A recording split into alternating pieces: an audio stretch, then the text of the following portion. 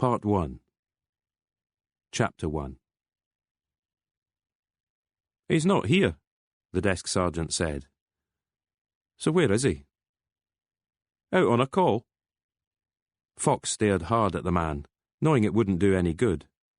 The sergeant was one of those old-timers who reckoned they'd seen it all and faced most of it down. Fox glanced at the next name on his list. Haldane? Sick leave. Michelson? Out on the call with D.I. Scholes.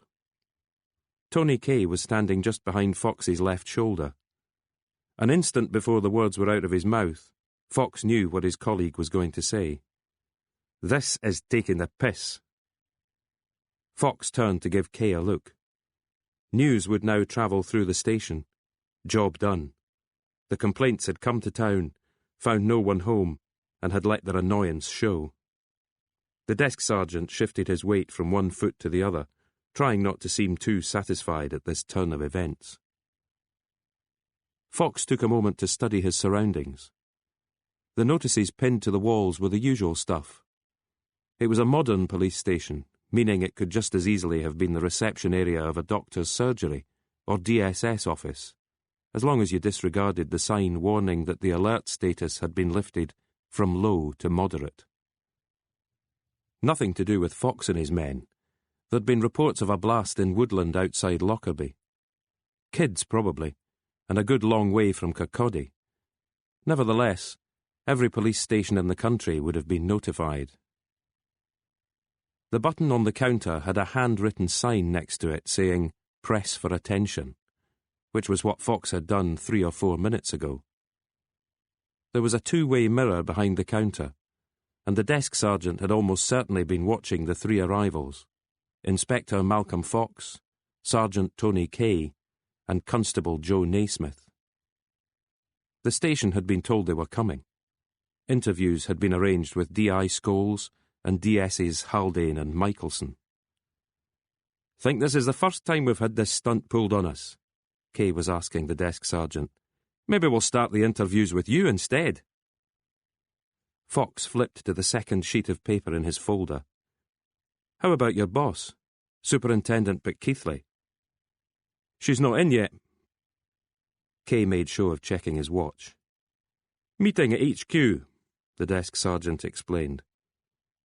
Joe Naismith, standing to Fox's right, seemed more interested in the leaflets on the counter. Fox liked that. It spoke of easy confidence, the confidence that these officers would be interviewed, that delaying tactics were nothing new to the complaints. The complaints. The term was already outdated, even though Fox and his team couldn't help using it, at least among themselves. Complaints and conduct had been their official title until recently. Now they were supposed to be professional ethics and standards. Next year they'd be something else again. The names standards and values had been mooted, to nobody's liking. They were the complaints, the cops who investigated other cops, which is why those other cops were never happy to see them, and seldom entirely cooperative. "HQ means Glenrothes," Fox checked with the desk sergeant. "That's right." "How long to drive there? 20 minutes? "Provided you don't get lost." The phone on the desk behind the sergeant started to ring. "You can always wait," he said, turning to lift the receiver, keeping his back to Fox as he started a muffled conversation. Joe Naismith was holding a pamphlet about home security. He plonked himself on one of the chairs by the window and started reading. Fox and Kay shared a look. "What do you reckon?" Kay asked at last. "Whole town's out there waiting to be explored." Kirkcaldy, a coastal town in Fife. Kay had driven them there in his car. 40 minutes from Edinburgh, most of them spent in the outside lane. As they had crossed the Forth Road Bridge, they'd discussed the long queue of traffic on the opposite carriageway, heading into the capital at the start of another working day. "Coming over here, stealing our jobs," Kay had joked, sounding his horn and giving a wave. Naismith seemed to be the one with the local knowledge. "Linoleum," he'd say, "used to be what Kirkcaldy was famous for. And Adam Smith." Who did he play for? Kay had asked. He was an economist. What about Gordon Brown? Fox had added. Kirkcaldy, Naismith had confirmed, nodding slowly. Now, standing in the police station's reception area, Fox weighed up his options. They could sit and wait, growing restless, or he could phone his boss in Edinburgh with a complaint of his own. His boss would then call Fife HQ, and eventually something would happen, the equivalent of a wee boy running to his daddy when the big kid's done something. Or... Fox looked at Kay again. Kay smiled and batted Naismith's leaflet with the back of his hand. "Break out the pith helmets, young Joe," he said. "We're heading into the wild." They parked the car on the seafront and stood for a few moments, staring out across the Firth of Forth towards Edinburgh. "Looks sunny over there," Kay complained, buttoning his coat. "Bet you wish you'd worn more than a donkey jacket."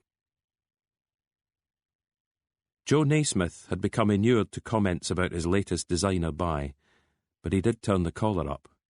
There was a fierce wind blowing in from the North Sea. The water was choppy, and puddles along the promenade offered evidence that the tide was prone to break over the sea wall. The gulls overhead looked to be working hard at staying airborne. There was something odd about the design of this waterfront. Almost no use had been made of it. Buildings tended to face away from the view and towards the town centre. Fox had noted this elsewhere in Scotland. From Fort William to Dundee, the planners seemed to deny the existence of any shoreline. He'd never understood it, but doubted Kay and Naismith would be able to help. Joe Naismith's suggestion had been a beach walk, but Tony Kay was already heading for one of the wynds leading uphill towards Kirkcaldy's shops and cafes, leaving Naismith to dig out 85 pence in change for the parking. The narrow main street had roadworks on it. Kay crossed to the other side and kept climbing. "Where's he going?" Naismith complained. "Tony has a nose," Fox explained. "Not just any old cafe will do." Kay had stopped at a doorway, made sure they could see him, then headed inside. The pancake place was light and spacious and not too busy. They took a corner table and tried to look like reg hat of low-fat spread. Fox had brought the folder with him. "Don't want you getting too comfortable," he said, emptying its contents onto the table. "While the tea's cooling, you can be refreshing your memories." "Is it worth the risk?" Tony Kay asked. "What risk?" "A smear of butter on the cover sheet. Won't look exactly professional when we're doing the interviews." "I'm feeling reckless today," Fox countered. "I'll take a chance." With a sigh from Kay, the three men started reading. Paul Carter was the reason they'd come to Fife. Carter held the rank of detective constable and had been a cop for 15 years. Of those newspaper reports in front of him, there were photos of Paul Carter leaving court at the end of a day's testimony. Pudding bowl haircut, face pitted by acne, giving the photographer a hard stare. It was 4 days since the guilty verdict had been delivered, along with the sheriff's comment that Detective Constable Carter's own colleagues seemed either willfully stupid or willfully complicit, meaning they'd known for years Carter was a bad cop, but they'd protected him, lied for him, maybe even attempted to falsify witness statements and put pressure on witnesses not to come forward. All of which had brought the complaints to town. Fife Constabulary needed to know, and in order to reassure the public, and, more importantly, the media, that the investigation would be rigorous, they had asked a neighbouring force to run the inquiry. Fox had been given a copy of Fife Constabulary's suspension policy and suspension process considerations, along with the Chief Constable's written report outlining why the 3 officers under investigation were still at work, this being in the best interests of the force. Fox took a sip of tea and skimmed another page of notes. Almost every sentence had been underlined or highlighted. The margins were filled with his own scribbled queries, concerns, and exclamation marks. He knew most of it by heart, could stand up and recite it to the cafe's customers. Maybe they were gossiping about it anyway. In a town this size, Sides would have been taken, opinions rigidly formed. Carter was a slimeball, a sleazebag, a predator, or he'd been stitched up by a low-life junkie on a couple of cheap dates. Where was the harm in anything he'd done? And what had he done anyway? Not much, except bring his police force into disrepute. "Reminds me a bit of Colin Balfour," Tony Kay said. "Remember him?" Fox nodded. Edinburgh cop who liked to visit the cells if women were being held overnight. The prosecution against him had faltered, but an internal inquiry had seen him kicked off the force anyway. "Interesting that the uncle's the one who spoke up," Naismith commented, drawing them back to the current case. "But only after he retired from the force," Fox added. "Even so, must have stirred up the family a bit." "Could be some history there," Kay offered. "Bad blood." "Could be," Naismith agreed. Kay slapped a hand down on the pile of papers in front of him. "So, where does any of this get us? How many days are we going to be shuttling backwards and forwards?"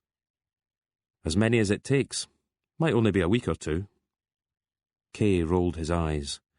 "Just so Fife Constabulary can say they've got one bad apple and not a whole cider factory." "Do they make cider in factories?" Naismith asked. "Where do you think they make it?" Fox didn't bother joining in. He was wondering again about the main player, Paul Carter. There was no use trying to interview the man, even though he was available. He'd been found guilty, held in custody, but had yet to receive a sentence. The sheriff was deliberating. Fox reckoned Carter would go to jail. Couple of years and maybe a listing on the sex offenders register. He was almost certainly talking to his lawyers about an appeal. Yes, he'd talked to his legal team, but not to the complaints. The man had nothing to gain by grassing up his mates at the station, the ones who'd stood by him. Fox couldn't offer him any kind of deal. The most they could hope for was that he would let something slip, if he talked at all, which he wouldn't. Fox doubted anyone would talk, or rather, they'd talk, but say nothing worth hearing. They'd had plenty of warning this day was coming. Scholes, Haldane, Michelson. The sheriff had singled them out for their conflicting or confused testimony, their muddying of the water, their memory lapses. Their immediate boss in CID, Detective Chief Inspector Laird, had escaped criticism, as had a detective constable called Forrester. "Forrester's the one we should be talking to," Kay said suddenly, breaking off from his argument with Naismith. "Why?" "Because her first name's Cheryl. My years of experience tell me that makes her a woman." "And?" "And if one of her colleagues was a sex pest, surely she'd have had an inkling. Surrounded by blokes circling the wagons when the rumours start flying, she's got to know something." Kay rose to his feet. "Who's for a refill?" "Let me check first." Fox took out his phone and found the number for the station. Did. Chapter 2. Detective Inspector Ray Scholes ran a hand through his short black hair. He was seated in the station's only interview room. Fox had offered him any location he liked, as long as it had a table and 4 chairs. And a socket, Joe Naismith had added. The socket was for the electrical adapter. Naismith had set up the video camera and was now just about finished with the audio recorder. There were 2 microphones, one pointed at Scholes and one centred between Fox and Tony Kay. Kay had his arms folded, a scowl on his face. He'd already told Scholes how much they'd enjoyed his little ruse. "I don't call official police business a ruse," Scholes had shot back at him. "On the other hand, this almost certainly qualifies as a waste of time." "Only almost," Malcolm Fox had responded, busying himself with the paperwork. "All set," Naismith was now telling them. "Happy to start?" Fox asked Scholes. Scholes was nodding when his phone sounded. He answered it by identifying himself as Ray Scholes, public enemy number 1. Sounded like his girlfriend on the other end, asking him to pick up something for dinner, but she knew about the complaints. "Yeah, they're here," Scholes drawled, eyes on Fox. Fox drew a finger across his throat. but Scholes was in no hurry. When he eventually ended the call, Fox asked if the phone could be switched off. Scholes shook his head. Never know when something important's going to crop up. How long before it rings again? Fox asked. Will it be her every time, or have you split the task between your friends? Fox looked towards Tony Kay. What is it usually? 5 minutes or 10? 10, Kay stated definitively. Fox turned his attention back to Ray Scholes. I doubt there's anything you can do that hasn't been tried 100 times. So why not just switch the phone off? Scholes managed a bit of a smile as he complied, Fox thanking him with a nod. Was D.C. Carter a good cop, in your opinion? Fox then asked. Still is. We both know he's not coming back. How come you hate cops so much? Fox stared at the man across the desk. Scholes was in his mid-30s, but looked younger. A freckled face and milky blue eyes. An odd image flashed up in Fox's memory, a big bag of marbles he'd owned as a boy. His favourite had been a pale blue one, its flaws only visible when you peered at it, turning it slowly between your fingers. That's an original question, Tony Kay was answering Scholes. I doubt we're asked that more than a few dozen times a month. I just don't know why you'd want to punish everyone who's ever worked with Paul. Not everyone, Fox corrected him. Just the names mentioned by the sheriff. Scholes snorted. Call that a sheriff? Ask anyone on the force. Colin Cardonald's just the man to stick the knife in. Number of cases where he's tried everything possible to swing it the defendant's way. There's always one, Kay conceded. Was there any history between Sheriff Cardonald and D.C. Carter? Fox asked. A bit. And between the judge and yourself? Fox waited, but no answer came. Are you saying that Sheriff Cardonald singled out certain names because of a grudge? No comment. A complaint was made about Paul Carter almost a year back, wasn't it? His own uncle said Carter had admitted taking advantage of a woman. The claim was investigated. Fox made show of looking for the relevant page in his notes. Nothing ever came of it, Scholes stated. Not straight away. Not until Teresa Collins decided she'd had enough. Fox paused. Did you know Carter's uncle? He was a cop. That's a yes, then. Why do you think he said what he said? Scholes shrugged. Yet another grudge? And the 3 women, the original complainant plus the 2 who came forward later. More grudges. Lot of grudges piling up against your friend, the good cop Paul Carter. Fox leaned back in his chair, feigning interest in some of the pages of text. The newspaper cuttings were in full view on the desk. Kay and Naismith knew that silence was useful sometimes, and that when Fox leaned back like that, it wasn't because he'd run out of questions. Naismith checked the equipment. Kay studied his wristwatch. Is that the starters finished then? Scholes asked eventually. Are we moving on to the meat and veg? Meat and veg? Where you try taking me down with Paul. Where you make out I lied in court. Tried putting the fear on the witnesses. Teresa Collins states that you were in the car with Carter when he pulled up beside her and told her he'd be coming to her house later that day for sex. I wasn't. When she made her complaint, you phoned her and tried to get her to withdraw it. No. Her mobile phone had your number in it.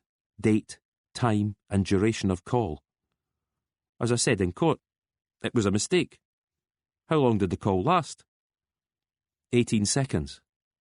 Right. Soon as I realised, I hung up. Why did you have her number? It was on a bit of paper on one of the desks in the office. You got curious, so you called the mystery number. That's it. Tony Kay was shaking his head slowly, making evident his disbelief. So you deny telling her to... Fox glanced at his notes again. Back the fuck off. Yes. Did you spend time with Carter when the 2 of you were off duty? Few beers now and then. And clubs. Away days to Edinburgh and Glasgow. It's no secret. That's right. It all came out in court. Scholes snorted. Cops stick together and like a drink now and then. Hold the front page. Carter was a DC, you're a DI. So? So, he'd never been promoted. Lowest rank in CID and he'd been a cop as long as you. Not everybody wants promotion. Not everybody merits it, Fox stated. Which was it with Paul Carter? Scholes was opening his mouth to answer when the interview room door opened. There was a uniformed woman there, with epaulettes at the shoulders, dark skirt falling to just above her knees. Ray behaving himself? She gave a nervous laugh, and Fox could see that the past few weeks had left their mark on her. She probably saw herself as captain of a tight ship, and now the structure had been damaged from within. We were only just getting started, Tony Kay said, not bothering to disguise the complaint. Funny, I thought we were on to cheese and biscuits, Scholes countered. D.I. Scholes does actually have to be at another meeting in 5 minutes, Pitkeithley said. Procurator Fiscal has a case to prepare. Scholes wasted no time getting to his feet. Gentlemen, it's been a pleasure. How soon can we have him back? Fox asked Pitkeithley. Mid-afternoon, probably. Unless the Fiscal has other ideas. Scholes had switched his phone back on and was checking for messages. Couple of missed calls? Scholes looked at Fox and smiled. How did you guess? Pitkeithley seemed to be wondering the same thing. Can I have a word in my office, Inspector Fox? I was about to suggest it, Fox answered. A minute later, Kay and Naismith were alone together in the interview room. Do I pack it all up? Naismith asked, his hand resting on the tripod. Better had. Can't trust Scholes and his crew not to come in here and wipe their cocks over everything. Sit down, Pitkeithley instructed from behind her desk.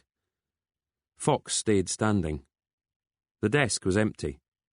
There was another at a right angle to it, and this second desk boasted a computer and busy-looking in tray. The window had a view onto the car park outside. There were no knick-knacks on the sill, no photos of loved ones. The walls were bare except for a no-smoking sign and a year planner. Been here long? Fox asked. Few months. And before that? He could see she was annoyed. Somehow he was the one getting to ask the questions. But politeness demanded an answer. Glenrothes. HQ. Wouldn't it be quicker just to look at my file?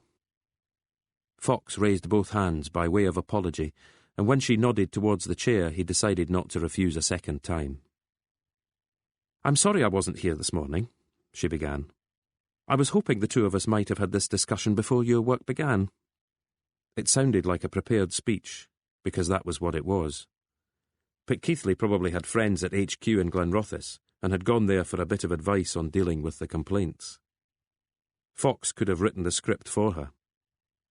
Most cases, someone up the chain of command would invite him to their office and tell him the same thing. This is a good crew here.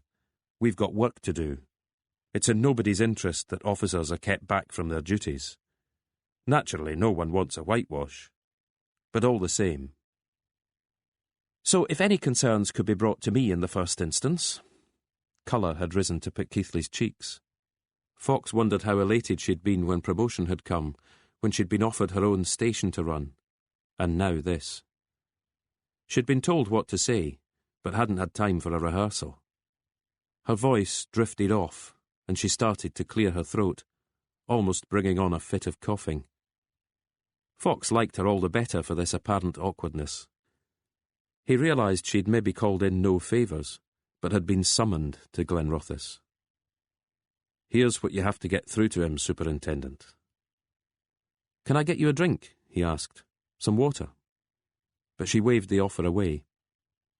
He leaned forward a little in his chair. For what it's worth, he said, we'll try to be discreet. And quick. That doesn't mean we'll be cutting corners. I promise you we'll be thorough. and we can't give you any tip-offs. Our report goes to your chief constable. It's up to him what he does with it." She had managed to compose herself. She was nodding, her eyes focused on his. "We're not in the business of making waves," he went on. This, too, was a speech he'd made many times, in rooms much like this. "We just want the truth. We want to know procedures were followed and no one thinks they're somehow above the law. If you can help us get that message across to your officers, that would be great. If there's a room we could use as a base, so much the better. It needs to be lockable, and I'll need all the keys. I'm hoping we'll be out of your hair in a week." He decided not to add, "or two." "A week," she echoed. He couldn't decide if this was coming as good or bad news to her. "None of the women working here?" he pressed. "What? Gossip in the toilets? Warnings of wandering hands?" "Nothing," she stated. "Never any doubts?" "None," she said firmly, crossing to the door and holding it open for him. Fox took his time, gave her a little smile as he passed her. Kay and Naismith were waiting for him at the end of the corridor. "Well?" Kay asked. "Much as expected. Michelson might be around. Want him next?" Fox shook his head. "Let's go back into town. Grab a bite. Drive around a bit." "Just to get a feel for the place," Kay guessed. "Just to get a feel for the place," Fox confirmed. Chapter 3. Kirkcaldy boasted a railway station, a football club, a museum and art gallery, and a college named after Adam Smith. There were streets of solid, prosperous-looking Victorian villas, some of which had been turned into offices and businesses. Further out were housing schemes, some of them so recent there were still plots waiting to be sold. A couple of parks, at least 2 high schools, and some 1960s high-rises. See people who should be at work this time of day. Scroungers and the walking wounded, coffin dodgers, jakies and asbos.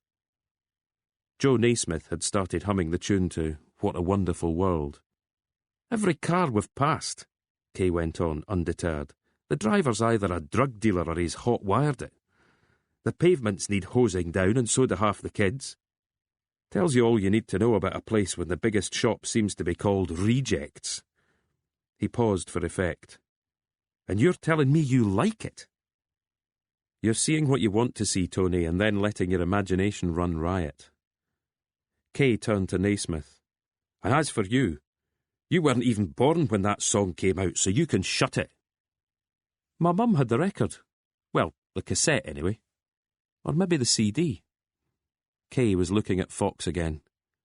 "Can we please go back and ask our questions, get whatever answers they want to dump on us, and then vamoose the hell out of here?" "When did CDs start appearing?" Naismith asked. Kay punched him on the shoulder. "What's that for?"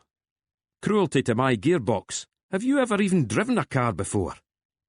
"OK," Fox said, "you win. Joe, take us back to the station." "Left or right at the next junction?" "Enough's enough," Tony Kay said, making to open the glove box. "I'm plugging in the sat-nav." Detective Sergeant Gary Michelson had grown up in Greenock, but lived in Fife since the age of 18. He'd attended Adam Smith College, then done his police training at Tullyallen. He was 3 years younger than Ray Scholes, married, and had 2 daughters. "School's here good?" Fox had asked him. "Not bad." Michelson was happy to talk about Fife and Greenock and family, but when the subject turned to Detective Constable Paul Carter, he offered as little as Scholes before him. "If I didn't know better, it suggests otherwise. Not much I can do about that." But there was a bit of personal history between Carter and Ms. Collins. You can't have been unaware of it. She says there was a history. Neighbours saw him coming and going. Half of them known to us, by the way. You're saying they're liars. What do you think? Doesn't really matter what I think. How about the missing page from your notebook? Spilled coffee on it. Pages underneath seem fine. Not much I can do about that. So you keep saying. Throughout the interview, Fox knew better than to make eye contact with Tony Kay. Kay's infrequent contributions to the questioning showed his growing irritation. They were getting nowhere, and would almost certainly continue to get nowhere. Scholes, Michelson, and the allegedly flu-ridden Haldane had not only had plenty of time to choreograph their answers, they'd also already premiered the routine in the courtroom. Teresa Collins was lying, the other two complainants were chancers. The judge had helped the prosecution at every available turn. "Thing is," Fox said slowly and quietly, making sure he had Michelson's attention, "when your own force's professional standards team looked into the allegations, they reckoned there might be something to them. And don't forget, it wasn't Ms. Collins who started the whole process." He let that sink in for a moment. Michelson's focus remained fixed to a portion of the wall over Fox's left shoulder. He was wiry and prematurely bald, and his nose had been broken at some point in his life. Plus there was an inch-long scar running across his chin. Fox wondered if he'd done any amateur boxing. "It was another police officer," he continued, "Paul Carter's uncle. Are you calling him a liar too?" "He's not a cop. He's an ex-cop." "What difference does it make?" Michelson offered a shrug and folded his arms. "Battery change," Naismith broke in, switching off the camera. Michelson stretched his back. Fox heard the clicking of vertebrae. Tony Kay was on his feet, shaking each leg as if trying to get the circulation going. "Much longer?" Michelson asked. "That's up to you," Fox told him. "Well, we all still get paid at the end of the day, eh? Not in a rush to get back to your desk? Doesn't really matter, does it? You tidy up one crime, another 2 or 3 are just around the corner."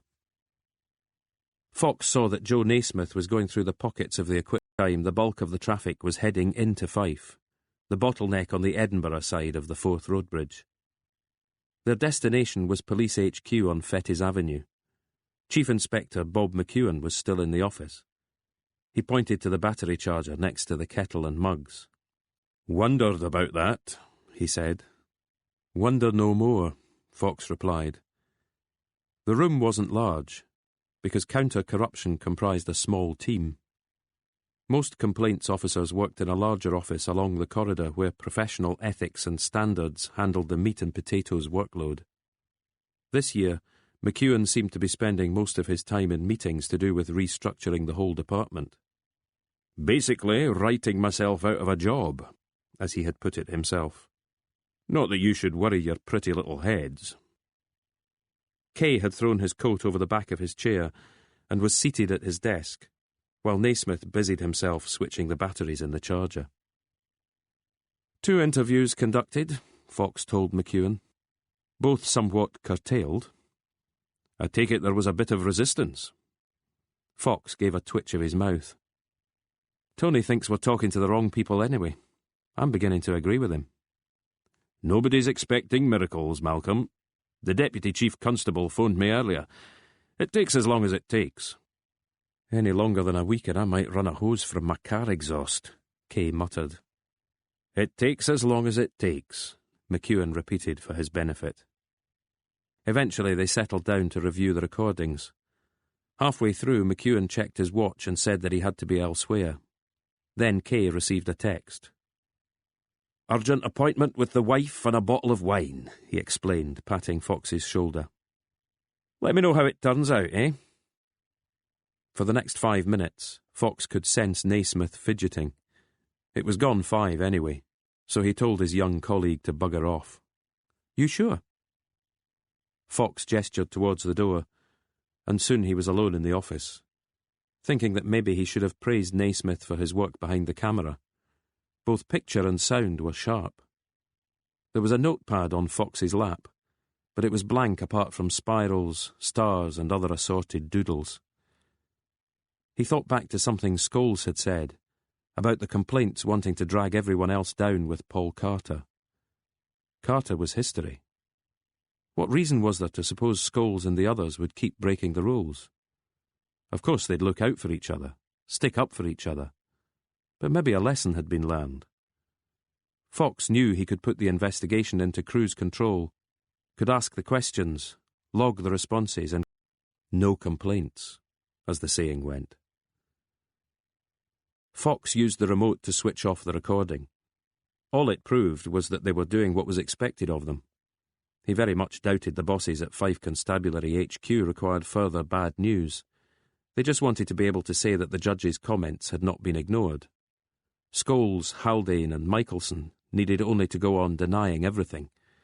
And that meant Tony Kay was right. It was the other CID officers they should be talking to, if they wanted to be thorough. And what about Carter's uncle? Shouldn't they also get his side of the story? Fox was intrigued about the man's motive. His evidence in court had been brief but effective. The way he told it, his nephew had paid him a visit one afternoon after a few drinks.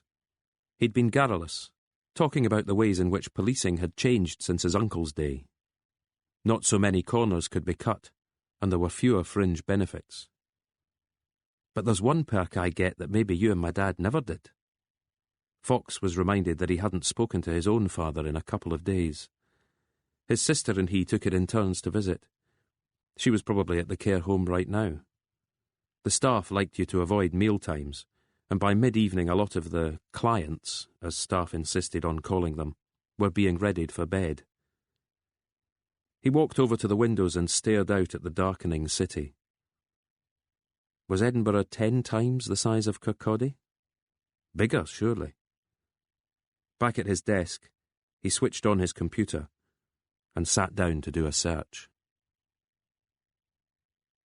Just under an hour later, he was in his car and heading for his home in Oxgangs.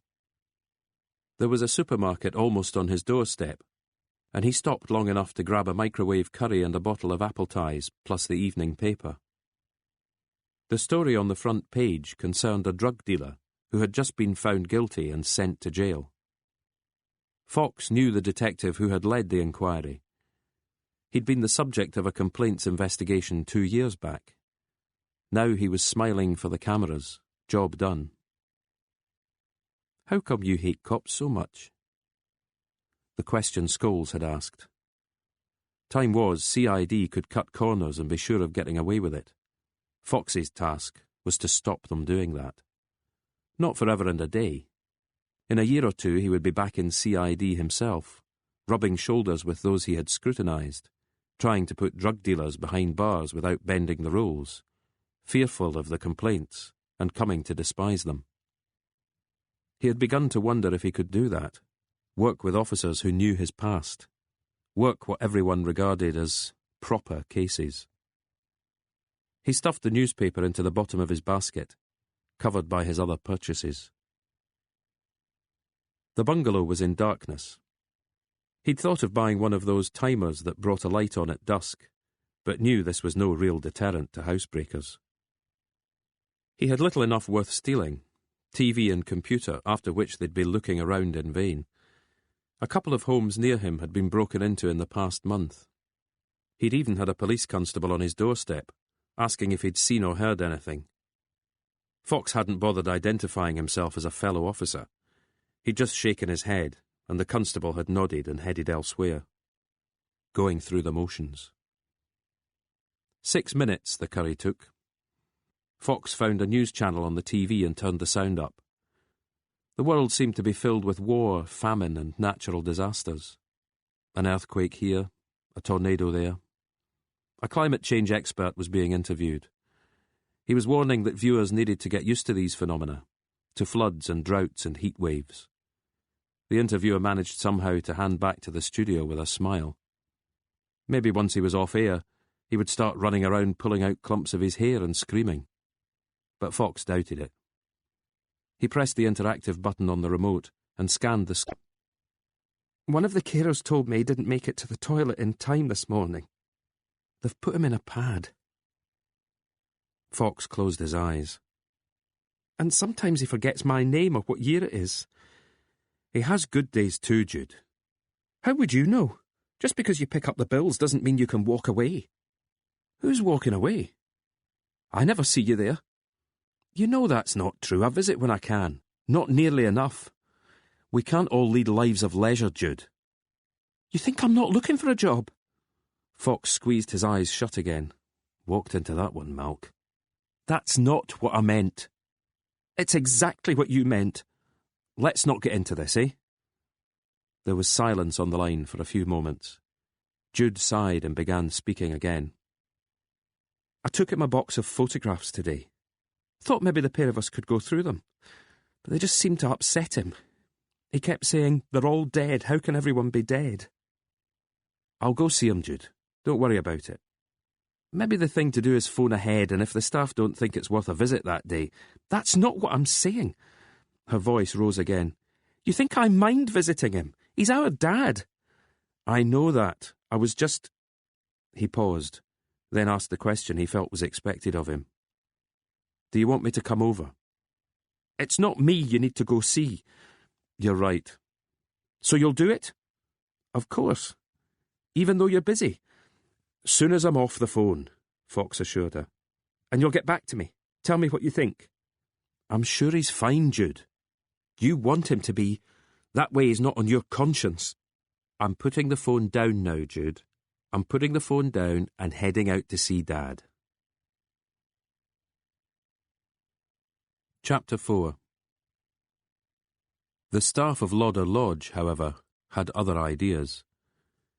It was 9:30 when Fox got there. He could hear a TV blaring in the lounge. Lots of people coming and going. Looked like a shift changeover. Your father's in bed, Fox was told. He'll be asleep. Then I won't wake him. I just want to see him for a minute. We try not to disturb clients once they're in bed. Didn't he used to stay up for the 10 o'clock news? That was then. Is he on any new medication? Anything I don't know about?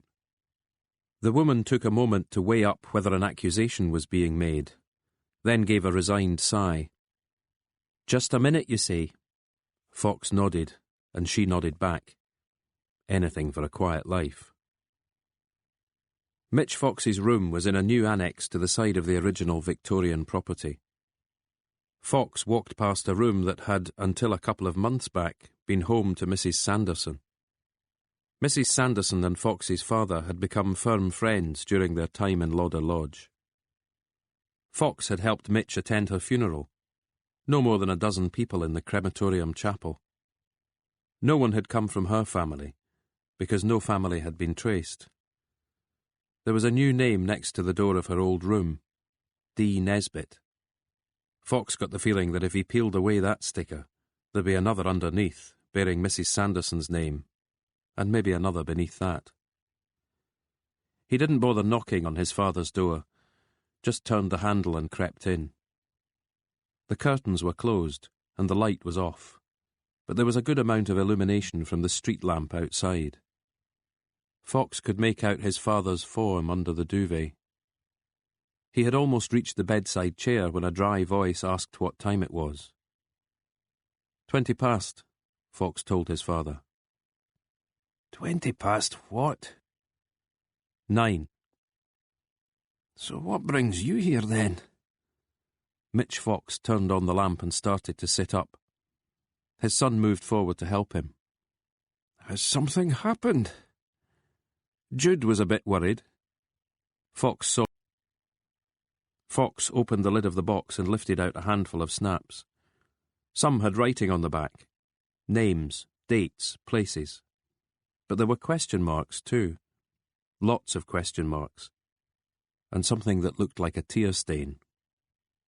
Fox rubbed a finger across it, then turned the photo over. His mother dandled a child on either knee. She was seated on the edge of a rockery. This one only goes back 30 years, Fox said, holding the photo up for his father to see. Mitch peered at it.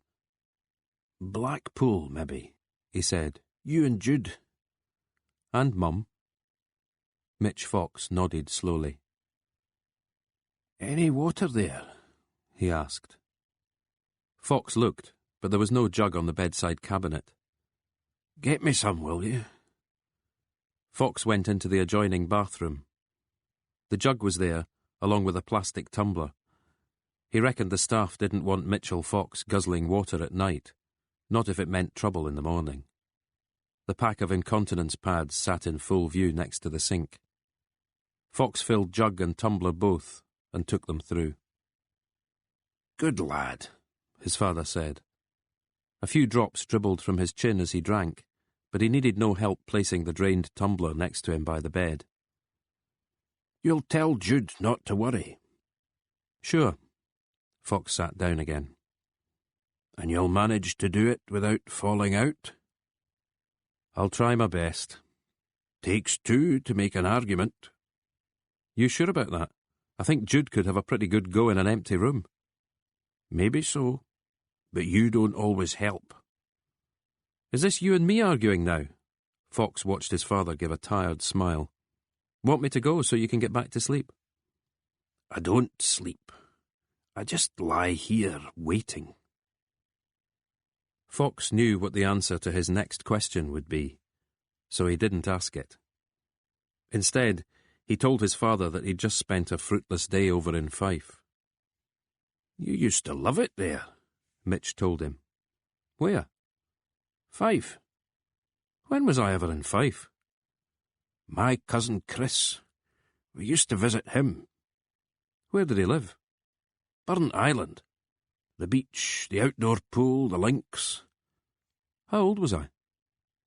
Chris died young. Take a look, it should be in there somewhere.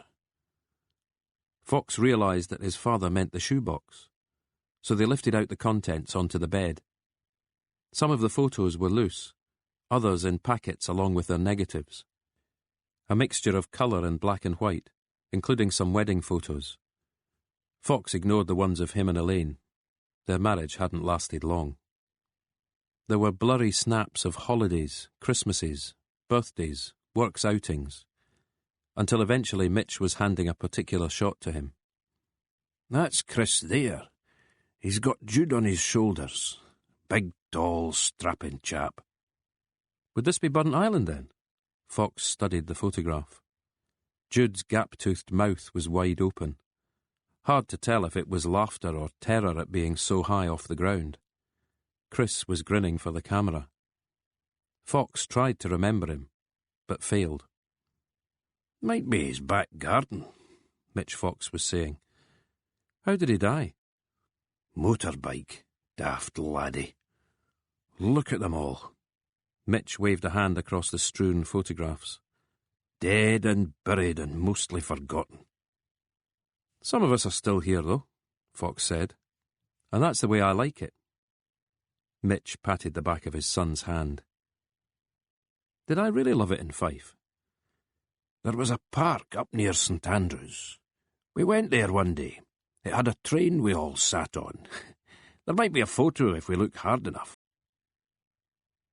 This is a joke, right? It's what's on offer, the desk sergeant said. He looked every bit as pleased with this morning's outcome as he had done the day before, when informing them that none of their interviewees were available. The door locks and the key's yours if you want it. It's a storeroom, Joe Naismith stated, switching on the light. 40-watt bulb, Tony Kay said. We might as well bring torches. Someone had placed 3 rickety-looking chairs in the centre of the small room, leaving no space for a desk of any kind. The shelves were filled with boxes, old cases identified by ugly smirks. No way I'm parking myself in there, Kay said with a slow shake of the head. I'd look like the bloody janitor. Joe's right, though. It's somewhere to store the gear between interviews. Any way we can speed the process, Malcolm? How do you mean? You and me. We could take an interview each, be done in half the time. The only people we need on tape are Scholes, Haldane and Michelson. The others are just chats, aren't they? Fox nodded. But there's only one interview room. Not everyone we're talking to is based at the station. Fox stared at Kay. You really do want this over and done with. Basic time management, Kay said with a glint in his eye. Better value for the hard-pressed taxpayer. So how do we split it? Fox folded his arms. Got any favourites? I fancy a word with the uncle. Kay considered this, then nodded slowly. Take my car. I'll try Cheryl Forrester. Fair enough. What do we do with Joe? They turned to watch as Joe Naismith pushed open the door at the end of the corridor, the heavy black bag slung over one shoulder. We toss a coin, Kay said, holding out a 50-pence piece. Loser keeps 'em. A few minutes later, Malcolm Fox was heading out to Kay's Ford Mondeo, minus Naismith. He adjusted the driver's seat and reached into the glove box for the sat-nav, plugging it in and fixing it to the dashboard. Alan Carter's postcode was in the file, and he found it after a bit of hunting. The sat-nav did a quick search before pointing him in the right direction. He soon found himself on the coast road, heading south towards a place called Kinghorn. Signposts told him the next town after this was Burnt Island. He thought again of his father's cousin Chris. Maybe the motorbike had crashed on this very stretch. It was the kind of drive he reckoned bikers would relish, winding gently and with the sea to one side, steep hillside to the other. Was that a seal's head bobbing in the water? He slowed the car a little. The driver behind flashed his lights, then overtook with a blast of his horn. Yeah, Fox muttered, glancing at the sat-nav. His destination was close by. He passed a caravan site and signalled to take the next road on the right. It was a steep track, rutted and throwing up clouds of dust behind him. He knew he daren't ding Kay's pride and joy, so ended up in first gear, doing 5 miles an hour. The climb continued. According to the sat-nav, he was nowhere, had passed his destination. He stopped the car and got out. He had a fine view down towards the shoreline, rows of caravans to his left, and a hotel to his right. He looked at the address he had for Alan Carter, Gallow Hill Cottage. The road was about to disappear into woodland. Something caught Fox's eye. A wisp of smoke from above the tree line. He got back behind the steering wheel and eased the gear lever forward. The cottage sat near the top of the rise, just as the track came to an end at a gate leading to fields. A few sheep were scattered around. Noiseless crows glided between the trees. The wind was biting, though the sun had broken from behind a bank of cloud. Smoke continued to drift up from the cottage's chimney. There was an olive-green Land Rover parked off to one side, next to a large, neat pile of split logs. The door of the cottage rattled open. The man who filled the doorway was almost a parody of the big, jolly policeman. Alan Carter's face was ruddy, cheeks and nose crisscrossed with thin red veins. His eyes sparkled, and his pale yellow cardigan was stretched to the limit of its buttons. The check shirt beneath was open at the collar, allowing copious grey chest hair to breathe. Though almost completely bald, he retained bushy sideburns, which almost met at one of his chins. "I knew I'd be getting a visit," Carter bellowed, one pudgy hand resting on the doorframe. "Should have made an appointment, though. I seem to be busier these days than ever." Fox was standing in front of him now, and the two men shook hands. "You're not in the craft, then?" Carter asked. "No. Time was most coppers you met were masons. In you come, then, lad." Inspector Fox. "Rubber Sole Brigade. That what they still call you?" "That or the complaints. And doubtless worse things too behind your back. Or to our faces." "Will it be a mug of tea or something stronger?" Carter nodded towards a bottle of whisky on a shelf. "Tea'll do the job." "Bit early in the day for the crater, maybe?" Carter agreed. "I won't be a minute." He headed for the kitchen. Fox could hear him pouring water into a kettle. His voice boomed down the hallway. "When I read Cardonnell's summing up, I knew there'd have to be an inquiry. You're not local, though. A local might have known the name Jimmy Nicol, on top of which, your car's from Edinburgh. Carter was back in the room now, looking pleased with himself. The registration, Fox guessed. The dealer's sticker in the back window, Carter corrected him. Take a seat, laddie. He gestured to one of the two armchairs. Milk and sugar? Just milk. Are you still in security, Mr. Carter? Is this you showing me you've done your research? Carter smiled. The company's still mine. What exactly does the company do? Doorman for bars and clubs, security guards, protection for visiting dignitaries. Do a lot of dignitaries pass through Kirkcaldy? They did when Gordon Brown was PM, and they still like to play golf at St Andrews. Carter left the room to fetch their drinks, and Fox crossed to the window. There was a dining table there, piled high with paperwork and magazines. The paperwork had been stuffed into folders. A map of Fife lay open, locations circled in black ink. The magazines seemed to date back to the 1980s, and when Fox lifted one of them, he saw that there was a newspaper beneath it. The date on the newspaper was Monday, 29th April, 1985. You'll have me pegged as a hoarder, Carter said, carrying a tray into the room. He placed it on a corner of the table and poured out tea for the both of them. Half a dozen shortbread fingers had been emptied onto a patterned plate. And a bachelor? Fox guessed. Your research has let you down. My wife ran off with somebody 2 decades back, the same number of years younger than me at the time. Making her a cradle snatcher? Carter wagged a finger. I'm 62. Jessica was 40, and the wee shitebag 21. Nobody else since? Christ, man, is this a complaint? Mine aren't much better.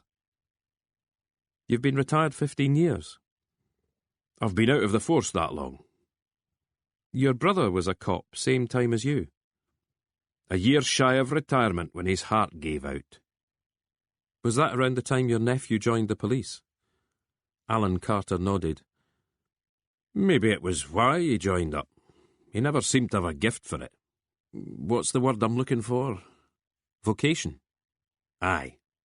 That's what Paul never had. You weren't keen on him following the family tradition? Alan Carter was silent for a moment. Then he leaned forward as best he could, resting the mug on one knee. Paul was never a good son. He ran his mother ragged until the cancer took her. After that it was his dad's turn. At the funeral, all he seemed interested in was how much the house was worth and how much effort it was going to take to get the place emptied. The two of you weren't exactly friendly then. Yet he came to see you. I think he'd been partying all night. It was just past noon. How he got the car up here without smashing it. Carter stared into the fire. He wanted to do a bit of bragging. But he was maudlin too. You know the way drink can sometimes take us. One of the reasons I don't do it. Fox took a swig of tea. It was dark and strong, coating his tongue and the back of his throat. He came here to show off. Said he was a better cop than any of us. He owned Kirkcaldy, and I needn't go thinking I did, even if I could hide behind an army of bouncers. I get the feeling this is verbatim. Got to have a good memory. Whenever I was called to give evidence, always knew it by heart. One way to impress a jury. So, eventually he told you about Teresa Collins? Aye. Carter nodded to himself, still watching the fire spit and crackle. Hers was the only name. But nothing about them bending the rules? No. And you hadn't heard rumours to that effect? I'd say you've got your work cut out there. Fox sounded as if he were in complete agreement.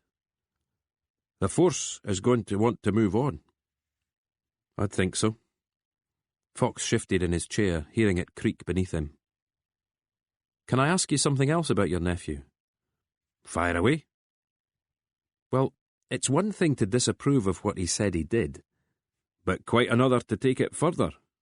Carter pursed his lips. I didn't do anything about it, not straight away. But lying in bed at night, I'd be thinking of Tommy, Paul's dad. A good man. A really good man. And Paul's mum, too. Such a lovely woman. I was wondering what they'd be thinking. Then there was Teresa Collins. I didn't know her, but I didn't like the way he'd talked about her. So I had a quiet word. And this quiet word was with? Superintendent Henderson. He's not there anymore. Retired, I seem to think. It's a woman called Pitkeithley nowadays. Carter nodded. It was Henderson who really started the ball rolling.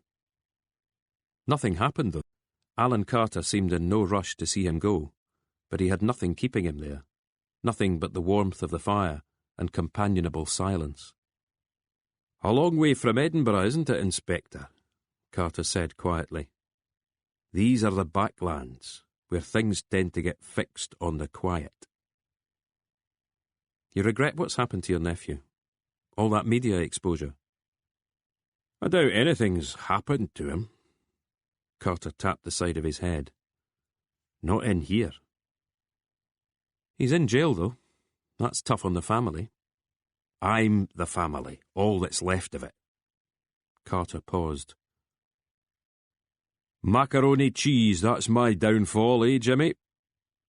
The dog's ears pricked up at mention of its name. Fox had paused next to the dining table. If I was to describe you, Fox began, I'd say you were orderly. Coats on the rack, boots laid out in a row. Biscuits need to go on a plate, not served straight from the packet. And that makes me wonder about this. He waved his hand across the table. It's not just hoarding, is it? There's some sort of pattern to it. A bit of historical research. 1985? There or thereabouts. Late April, maybe. Go on then. Tell me what happened. In April 85? Fox tried to think. In the end, he gave up. Dennis Taylor beat Steve Davis at the snooker, Alan Carter said, leading the way to the door.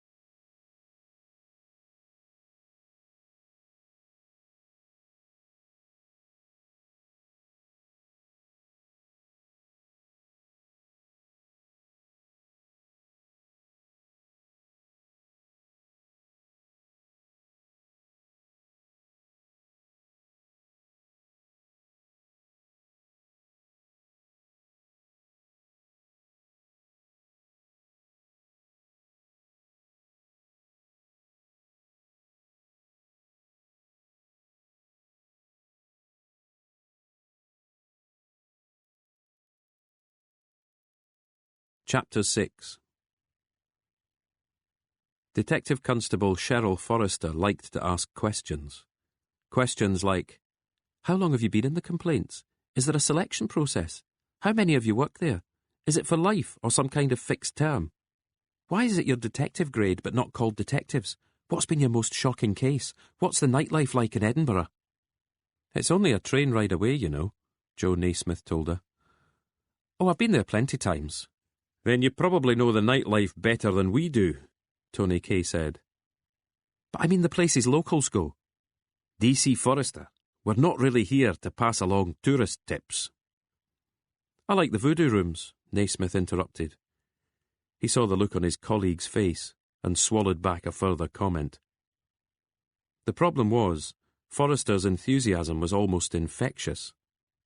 The description bubbly might have been coined for her. She had curly brown hair, tanned skin, and a rounded face with freckles and large brown eyes. She had been in the force for 6 years, the last 2 in CID. Right at the start, she'd told them she was too busy for a boyfriend. I'm sure plenty have tried, Kay had stated, intending to bring Paul Carter's name into play. But she had steered the conversation in another direction by asking Naismith if the complaints worked 9 to 5, to which he'd responded by telling her about their surveillance van and how an operation could last anything up to a year. A year of your life? Better be a result at the end of it. And so it went, until Kay finally rapped his knuckles against the table. They were in the interview room again, but without the recording equipment. Forrester, sensing she was somehow worthy of censure, set her mouth tight and clasped her hands together in front of her. As you know, Tony Kay began, certain allegations have been levelled at several of your colleagues. Would you care to tell us what you think of them? The allegations or the colleagues? Why not both? Forrester puffed out her cheeks. I was shocked when I heard. I think everyone was. I'd worked with DC Carter for almost 18 months and he'd never struck me as being like that. You've been out on calls with him? Yes. In the car with him? Yes. And he's never said anything? Never asked you to wait while he popped into a house or a flat? Not like that, no. Police stations are terrible places for gossip. I can't say I've ever heard anything. She stared at Kay with her wide, innocent-seeming eyes. Your colleagues in CID, Scholes, Haldane, Michelson. What about them? When the Carter investigation started, they must have talked about it. I suppose so. Did anything strike you? Maybe they went into a huddle. She gave a look of concentration, then shook her head slowly but with certainty. Did you ever feel left out? Maybe they headed off to the pub together. We have nights at the pub, yes. You must have discussed the case. Yes, but not how to tamper with evidence. The time Michelson spilled coffee on his notebook, did you see that? No. And you never saw Teresa Collins? Never heard Carter on the phone to her? No. How come you weren't called as a witness at the trial? Sounds to me like you could have done Carter a power of good. I don't really know. I mean, all I could have said is what I've just told you. Carter never came on to you. There was silence in the room. Forrester looked down at her hands and then up again. Never, she stated. And that's the truth, not just something you've been told to say. It's the truth. Bring me a Bible and I'll swear on it. If we can't find a Bible, Naismith interrupted, would a cocktail list suffice? Cheryl Forrester laughed, showing perfect pearly teeth. At the end of the interview, Naismith said he'd walk her back to CID. It's not like she's going to get mugged, Kay chided his colleague. But Naismith ignored him. Kay decided to wander outside for some air. In the car park, a hovering gull just missed him, splattering an MG's windscreen instead. There was no sign of the Mondeo, and no sign of Fox. Kay took out his mobile and checked for messages. He had 3, one of them from Malcolm. Back inside the station, he kept his finger on the bell until the desk sergeant arrived with the same welcoming black look as ever. "I'll take DCI Laird if he's around," Kay said. "I'm not sure he is." "OK, never mind." Kay headed for the corridor and climbed the stairs to the next floor. CID comprised several offices here. Cheryl Forrester was in one of them, while Naismith stood in the doorway, arms folded, one foot crossed over the other, talking to her. Kay gave him a dig in the back as he passed, then pushed open the door to the large open-plan office further on. Scholes and Michelson looked up from their desks. Scholes was on the phone, Michelson navigating his computer screen with a mouse. Another man, slightly older than the other two, stood in the centre of the room. He had dispensed with his suit jacket, and his shirt sleeves were rolled up. He had waxy olive skin, hair that was grey at the temples, and bags under his eyes. He was reading from a sheaf of papers. "Detective Chief Inspector Laird?" Kay held out his hand. Laird had yet to make eye contact. He added a couple of words to the margin of one sheet, then pocketed his pen. "You're Fox," he drawled. "Sergeant Kay," Kay corrected him, withdrawing his hand. "Where's Fox?" "Probably off getting a second opinion on Haldane's flu." "Well now." Laird deigned to meet Kay's eyes at last. "You're a cheeky little bastard, aren't you?" "Depends on the situation, sir." Kay sensed that he was standing in front of a man who believed in the troops under his command and would defend them to the bitter end. Forrester hadn't been helpful, because there was nothing for her to be helpful with. But Laird was another matter entirely. He would give them nothing, because that was all they deserved. It was there in his tone, his manner, his way of standing, feet planted widely apart. Kay had encountered the type plenty of times. They could be dismantled, but it took time and effort. Weeks of time. Unceasing effort. Fox's message had been, "Ask Laird why Pitkeithley was brought in." It was a reasonable question, and Kay knew why it was best not to ask Pitkeithley herself. Quite simply, she probably wouldn't know. She hadn't known the station at all until she was shipped there. Laird had served under the previous regime. He was an old hand. If there was a story worth telling, Laird might be the one to tell it. But a few seconds spent in the man's company told Kay this wasn't going to happen. "My boss," he said, "had something he wanted me to ask you." "Spit it out, then." But Kay just shook his head. "I don't think I will." Then he turned and walked away. Halfway down the corridor, he grabbed Naismith by the back of his collar and took him with him. Chapter 7. The Mondeo's parking space had been taken by an idling Astra. In fact, the only bay left was the one marked Superintendent, so that was where Fox ended up. As he made for the station entrance, he gave the Astra's driver a look. The face was familiar. "About bloody time," Tony Kay said, emerging from the station with Naismith in tow. "Got your text, but I didn't reckon I was going to get any joy from Laird." The two men watching as the car shot away, modified exhaust roaring. "You sure?" Fox gave him a cold stare. "OK," Kay conceded. "You're sure?" Fox took out his phone and called the Procurator Fiscal's office. He was passed between extensions and offices until he found someone with the answers he needed. Paul Carter had been released on bail at 8:15 a.m., pending the sheriff's decision on sentencing. "Cells are jam-packed," Fox was told. "Sheriff Cardonald reckoned he was one of the safer bets. Restricted movements. He's not allowed within range of the 3 women." "Who posted the bail?" "It wasn't a huge amount." "And this was the sheriff's idea, Colin Cardonald?" "I suppose so." "The judge who doesn't like cops?" "Steady on." But Fox had ended the call. "He's out," he confirmed, for Kay and Naismith's benefit. "Want to bring him in for a chat?" Naismith asked. Fox shook his head. Hell was he doing here? Kay added. Catching up with his pals, Fox guessed, turning to look at the station's first-floor windows. Ray Scholes stood in one of them, a mug in his hand. He toasted Fox with it before turning away. Doesn't change anything, Tony Kay stated. No, Fox agreed. And you still haven't told us how you got on with the uncle. Good guy, Fox paused. I liked him.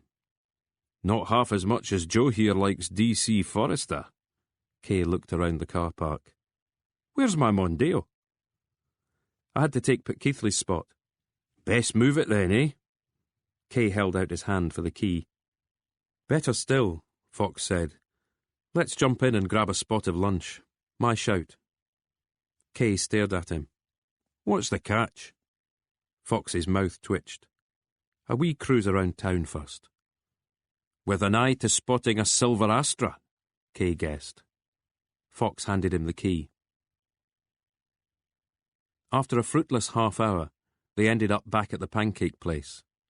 Since Fox was paying, Kay ordered soup and a fish mornay pancake. The same table as before was available, so they'd taken it. Where does Carter live? Joe Naismith asked. Dunakeer Estate, Fox told him. We drove through it yesterday. We drove through a lot of estates yesterday. Semis, Pebble Dash and satellite dishes. You're not narrowing it down. We could go there, Kay suggested. See how he likes having us parked outside for an hour or two. To what end? Fox asked. Getting his back up. Could we maybe set up the surveillance van, bug his phone and computer? Naismith looked interested. We'd need permission from HQ, Fox stated, and they won't give it. Why not? Naismith asked with a frown. Because we're here for Scholes, Haldane and Michelson. Carter's out with our remit. Well, what about bugging their phones? Naismith suggested. Fox looked at him. Surveillance is a whole new game, Joe. I doubt anyone at HQ thinks them big enough fish to merit it. Plus, we're not from here. It would have to be a Fife operation, local complaints. Naismith considered this for a moment, then went back to eating his Scotch broth. Fox's phone started ringing, and he answered. It was Superintendent Isabel Pitt-Keithley.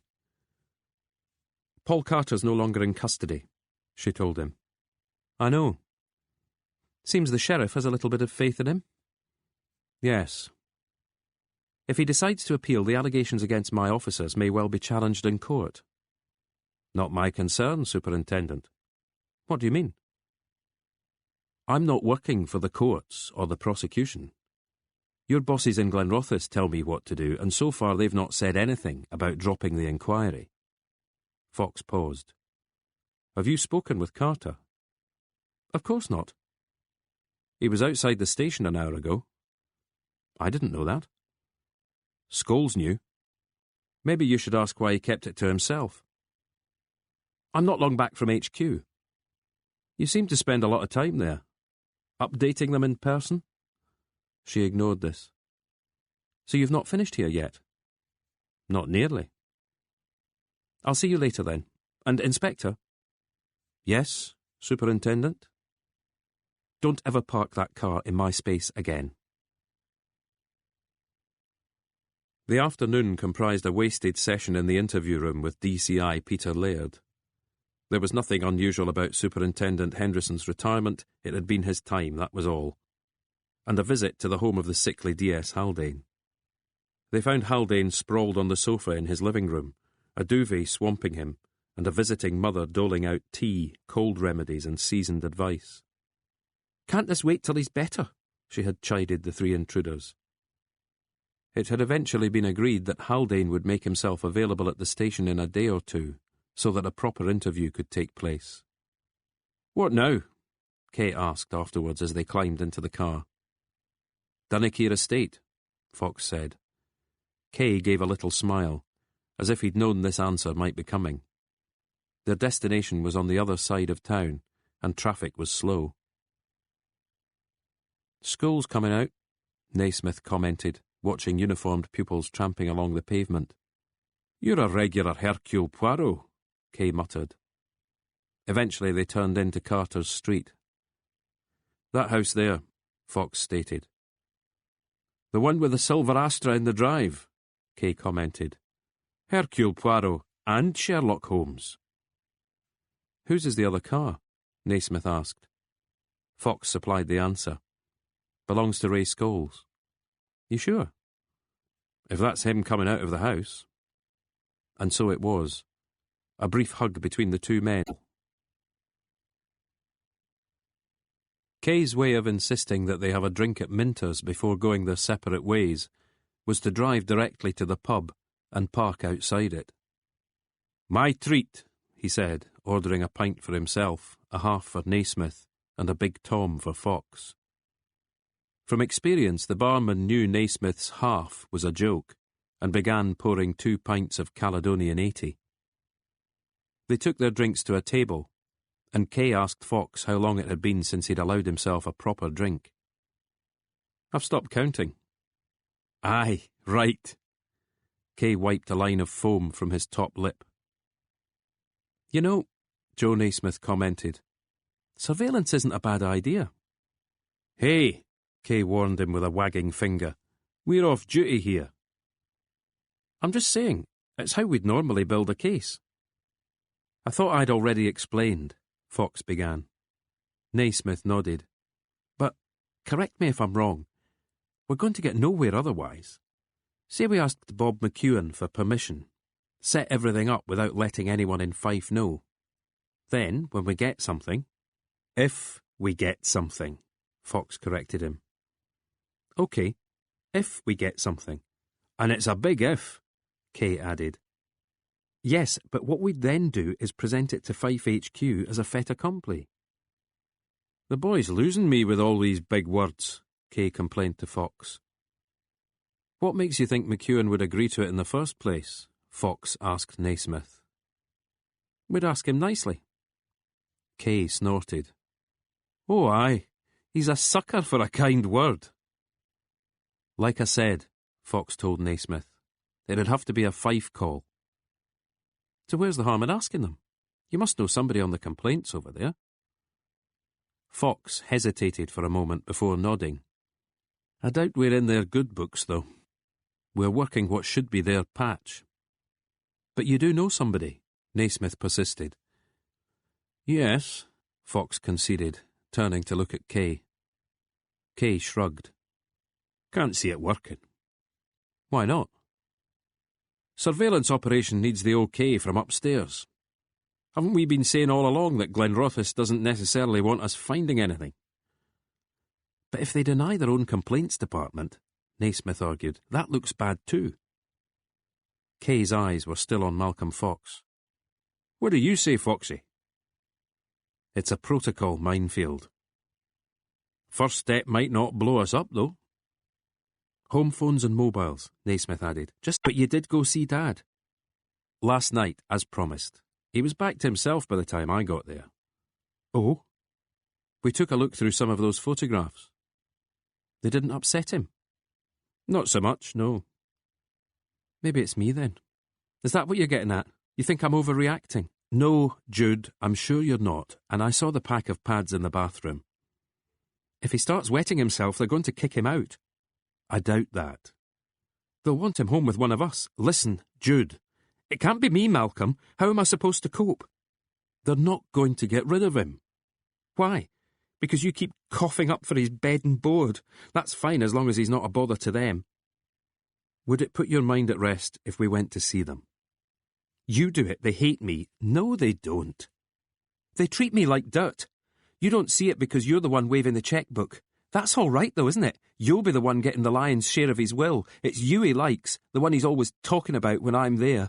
Never me. I just fetch and carry like one of the fucking staff." "Listen to yourself, Jude." But instead it was Fox who listened. Listened to his sister as her complaints lengthened and intensified. He pictured the photograph of her as a small girl, atop Chris's shoulders, bursting with carefree energy, now distilled to this: sometimes you have to draw a line. Fox watched himself lower the telephone receiver back onto its charger. As the connection was made, the line went dead. He drew in his bottom lip, staring at the machine, wondering if it would ring. Jude enraged on the other end. But it didn't, so he made himself some tea, considering whether there was anything he could have said to her to make things better, offered to visit his father more often, arranged for the three of them to go to lunch some weekend. It's you he likes, I just fetch and carry. With a sigh, he went over to his computer and switched it on. One stand at, of all things, a Standards of Conduct conference at Tullyallen Police College. Not quite 4. You look just the same. He took a step back, the better to judge the truth of this. Her name was Evelyn Mills, much the same age as Fox, but wearing the years lightly. She'd been married at the time of their fling, and by the ring on her left hand she still was. They were standing on the seafront in Kirkcaldy. There had been a heavy shower earlier, but it had blown over. Thick gobbets of cloud glided overhead. There were a couple of cargo ships on the horizon. Fox took it in, while waiting to see if she had any comment to make about his own appearance. "Still in the complaints, then?" she asked instead. He stuffed his hands into his pockets and gave a shrug. "And you too?" She seemed to be studying him intently. Then she linked arms with him and they started walking in silence. "Good result for you," Fox offered eventually. "Paul Carter, I mean." "Wasn't really us, though, was it? It was down to the witnesses. Even then, different day, different courtroom. Could have swung the other way." "All the same," he persisted. "All the same. We're so good at what we do, you have to be hauled here from the bustling metropolis." "Arm's length, Evelyn. This way no one can accuse you of looking out for your own." "You think we'd do that?" "It wouldn't be me pointing the finger." He paused. "If it's any consolation." "I'm not looking for consolation, Malcolm." With her free hand she gave his forearm a squeeze, and he knew she was offering herself as ally rather than foe. "Carter is walking the streets," Fox said. "Did you know that?" She nodded. They were making towards the dock at the Esplanade's northern end. There was a solitary fishing boat moored there, but no sign of life apart from some fierce-looking gulls. "We're thinking it might be nice to hear what he says to Scholes and the others." "Oh?" "Home and mobile phones." "Of 4 detectives?" 3. Carter's appeal, if he starts one, would have a field day if we eavesdropped on him." "I'm not sure we can stretch to it, Malcolm." "Manpower or resources?" She exhaled noisily. "Both, if I'm being honest. Basically, you're looking at Fife's complaints department. I'm it. I mean, I can always requisition a few bodies in an emergency." "Is that what you did when Alan Carter made the original complaint?" She nodded, pushing some hair back from her face. "Scholes is the one Carter's close to. If I was going to look at anybody, it would be him." "We saw him leaving Carter's house yesterday." "You mean the surveillance is up and running?" Fox shook his head again. "We were just passing." Her eyes narrowed. "Passing through the Dunakeer estate?" "In a manner of speaking." She scrutinised his face, then gave a short laugh. "God, the things we do," she said. He wasn't sure if she meant their job or was thinking back to that night in Tullyallen. Best, he felt, not to risk asking. "You know I'd need to go to my boss," she said after a moment's thought. "And he'd have to go to his boss." Fox nodded. "And I'm allowed to tell them it's your idea?" He nodded again. "All this, just to prove whether or not some colleagues stuck up for one of their own?" "Perjuring themselves in the process," Fox reminded her. She ran her finger down the bridge of her nose, a nose Fox suddenly remembered kissing. She'd had a lot to drink at the bar that night. He'd been the sober one, the one who should have seen her only as far as her bedroom door. but she'd had a kettle in her room, and sachets of instant coffee, and a narrow single bed. "What do you think?" he asked her now. "I think it's freezing out here." "Whatever your answer is, thanks for meeting with me." This time she patted his arm, and they turned to walk back to her car. Having reached it in silence, she asked him where he had parked. He nodded in the vague direction of the town centre. She unlocked her car and got in. It was an Alfa Romeo with a dark blue interior. Fox closed the door for her and watched her start the ignition. The window slid downwards and she peered up at him. "I was at Fetty's a few months back, running an errand. I considered knocking on your door." "You should have." She released the brake, gave him a wave, and was gone. Fox stayed where he was until he couldn't see the car any more, then crossed the street and headed for the cafe in the Market shopping centre. Kay and Naismith were waiting there, drinking coffee and reading their chosen newspapers. Guardian for Naismith, Daily Record for Kay. "Don't order anything," Kay warned Fox. "Not a patch on the other place." Closer to the car, though, Fox reminded him. Kay's eyes were fixed on him, awaiting his report. "It's a maybe," he obliged, squeezing into the booth. Kay's nostrils flared and he leaned over to sniff Fox's coat.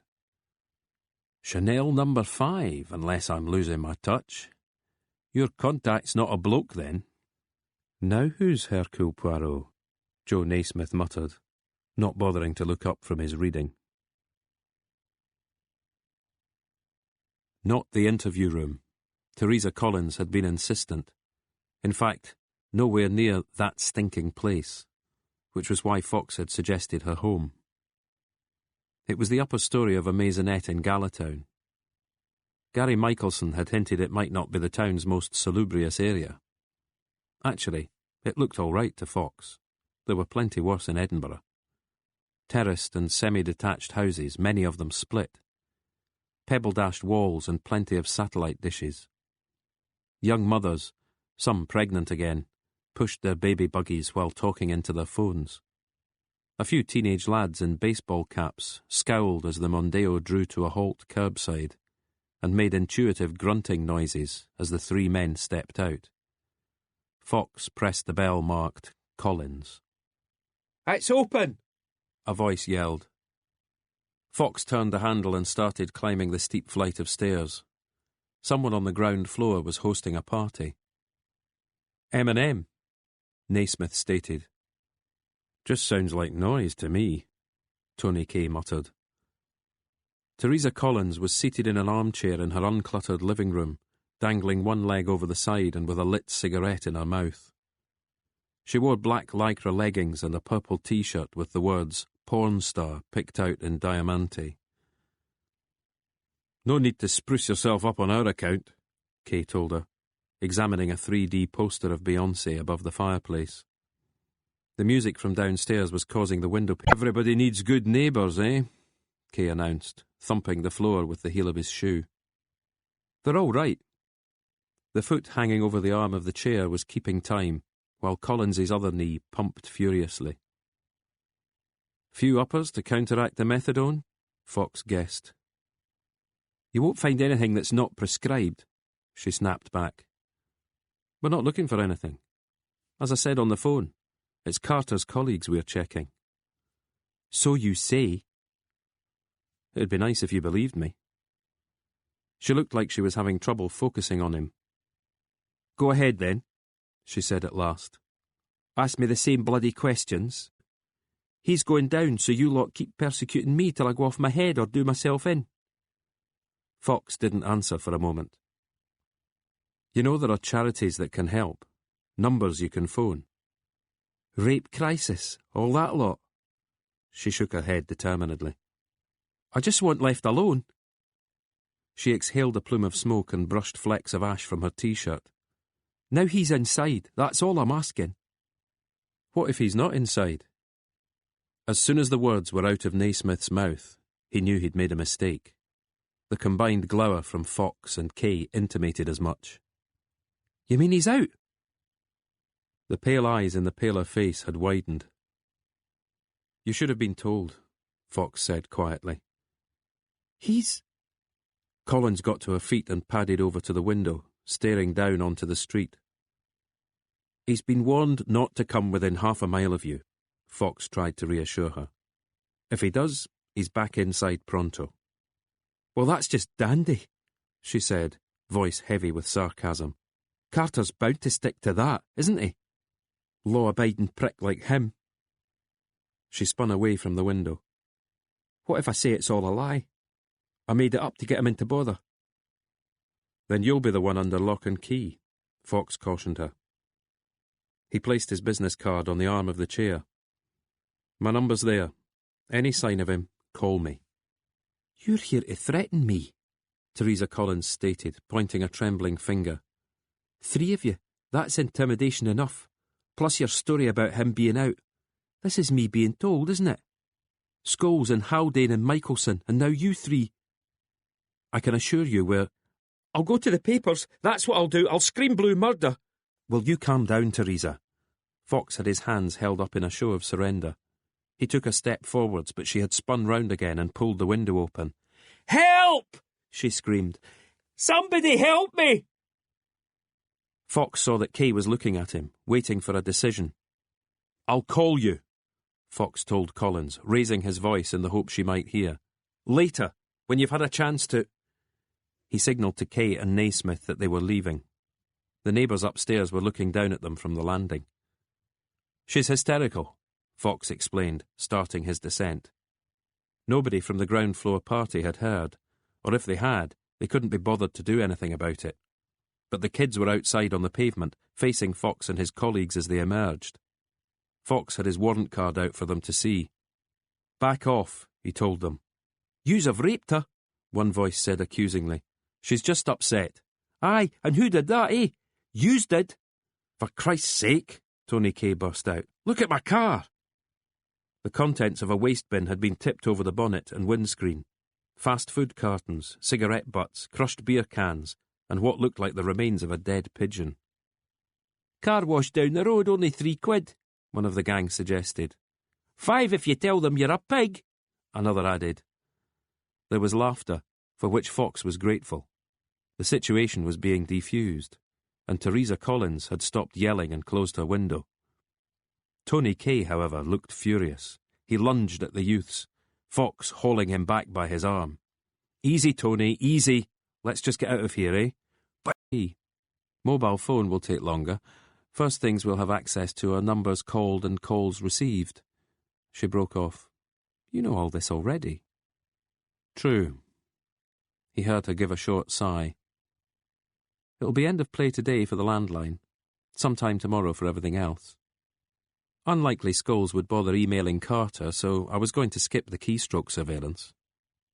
Fine by me. And thanks again, Evelyn.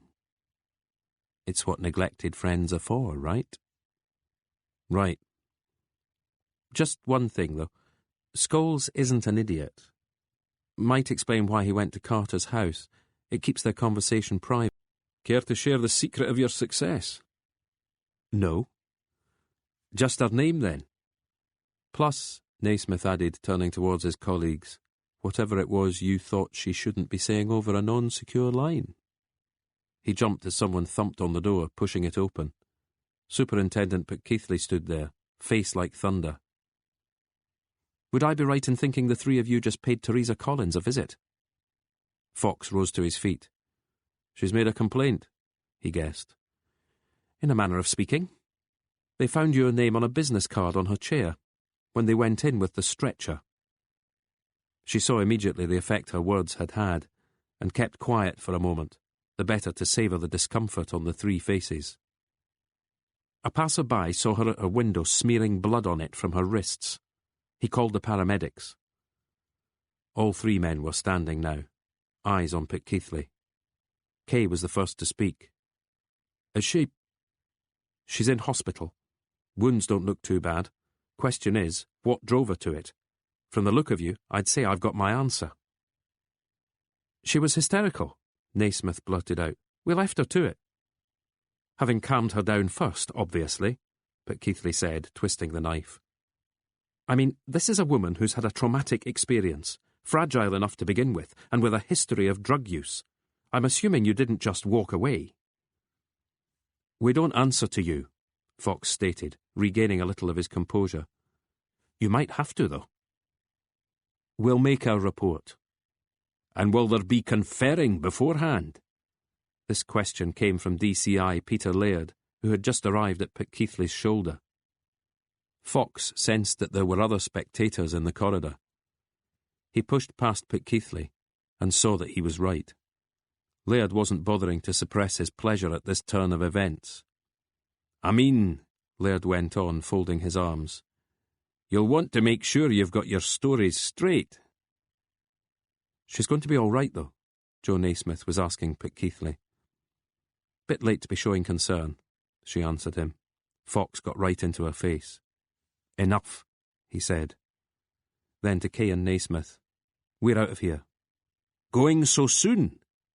Laird was waving with the fingers of one hand as they stalked down the corridor. I'll need those statements, Keithley called after them. As Fox pushed open the door to the outside world, he saw Scholes hurrying in from the car park. Looks like I missed the fun, he said with a grin. Fox ignored him, but Kay gave him a shoulder charge that almost felled him.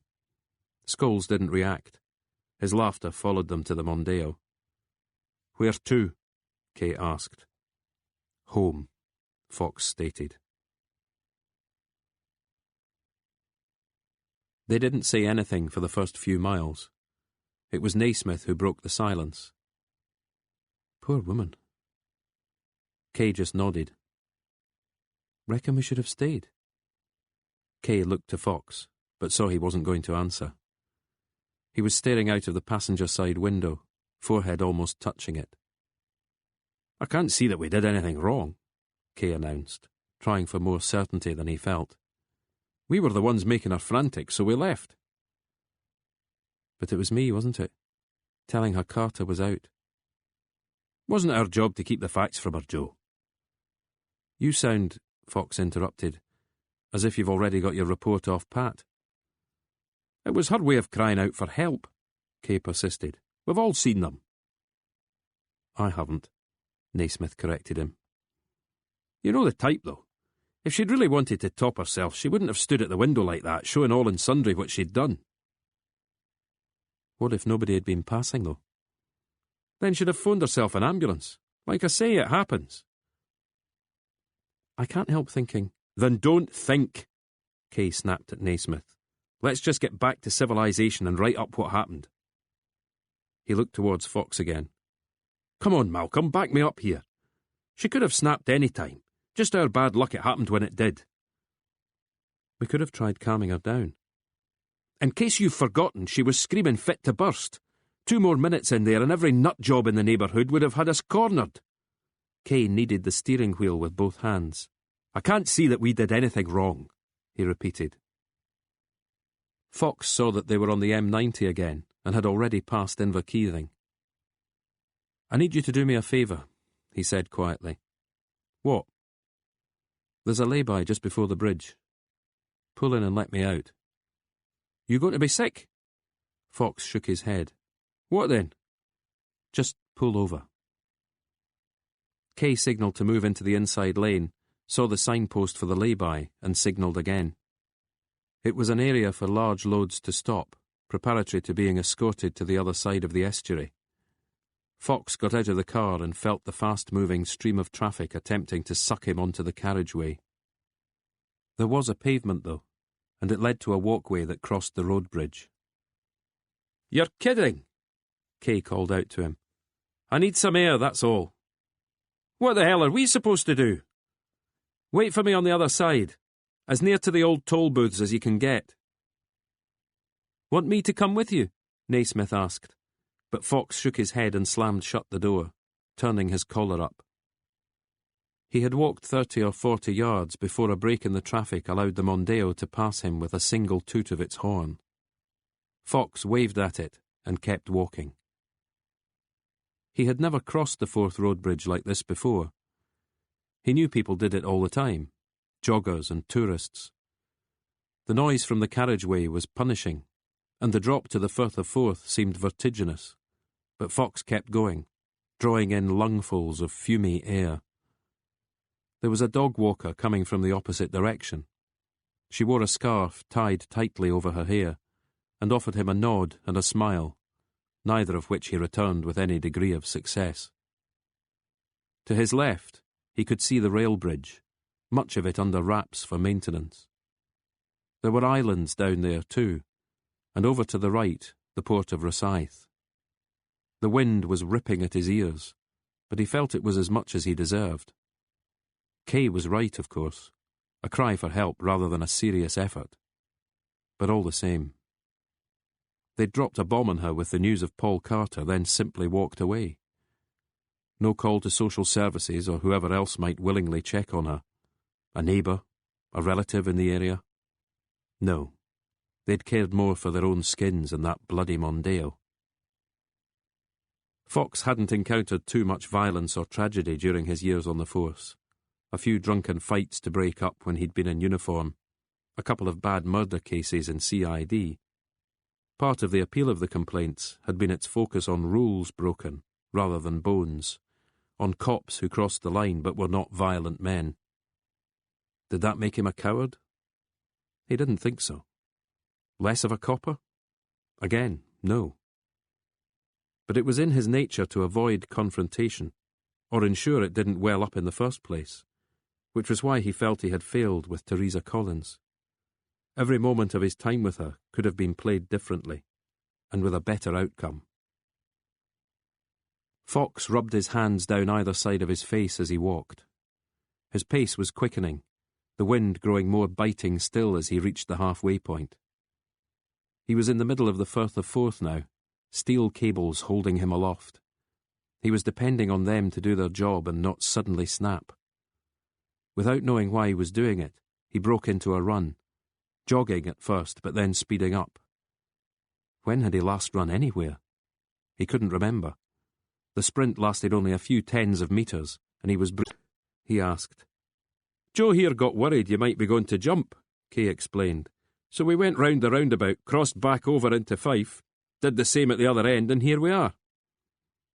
"Nice to know you care." "It was Joe, remember? I'd have left you to it." Fox smiled, got in and fastened his seatbelt. "Thanks anyway," he said. "Nice walk?" Naismith asked from the back seat. "Cleared my head a bit." "And?" Kay asked. "And I'm fine." "We could have sworn we saw you jogging." Fox gave Tony Kay a hard stare. "Do I look the type?" Kay smiled with half his mouth. "Wouldn't have said so." "Then I wasn't jogging, was I?" "That's your version of events, Inspector." Kay glanced at Joe Naismith in the rear-view mirror. "We'll always have ours. But in the meantime, can I assume we're headed back to base?" "Unless you want to visit a car wash first." Fox watched Kay shake his head. "OK then. Let's see if the news gets to Bob McEwen before we do." Chapter 10. "Well now," McEwen said as they walked into the office. He was leaning with the small of his back against Fox's desk, hands in his pockets. "You've heard then? Deputy Chief Constable of Fife Constabulary, the very man who asked for our help in the first place." "But he's pleased with the rest of our progress," Kay commented. "Not the place for wisecracks, Sergeant Kay," McEwen snapped back. "Suppose one of you tells me what in God's name happened." "We went to interview her at her home," Fox began. "She learned Carter was no longer in custody and threw a wobbly. We decided our presence wasn't helping," Kay added, "discretion being the better part of valour and all that." "What state was she in when you left?" "She was a bit shaky," Naismith decided to answer. "A bit shaky?" McEwen echoed. "Not the screaming abdabs neighbours claim to have heard." "She did do some shouting," Fox conceded. "About police intimidation?" "She misread the situation, sir." "Sounds to me like she wasn't the only one." McEwen pinched the bridge of his nose, screwing his eyes shut. He spoke without opening them, This gives them a bit of ammo. You know that. Does the deputy want us replaced? I think he's weighing it up. She wouldn't agree to be interviewed at the station, Bob, Fox explained calmly. We had to go to her. McEwen opened his eyes again, blinking as if to regain some focus. You told her Carter was out. That was my fault, Naismith admitted. McEwen gave a little nod of acknowledgement. Well, he said, best get your side of the story down on paper and we'll see what Glenrothes thinks. Anything else I should know? Fox and Kay exchanged a look. No, sir, Fox stated. News of the surveillance operation on Scholes could wait. One little bombshell at a time was probably enough for the boss. Later, Fox went to the canteen for coffee, and remembered when he got there that he'd not had anything since breakfast. Egg and cress sandwiches were all that remained of the lunch offerings, so he added one to his tray, along with a Kit Kat and a Golden Delicious. When his phone rang, he thought about not answering, but checked the display and recognised the caller. "Hiya, Evelyn," he said.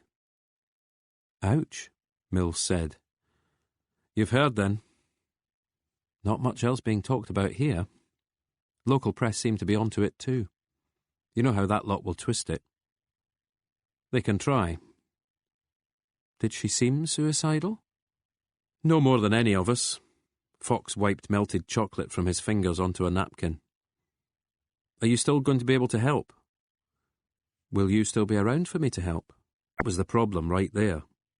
Every story had a number of sides. Your version might differ from everyone else's.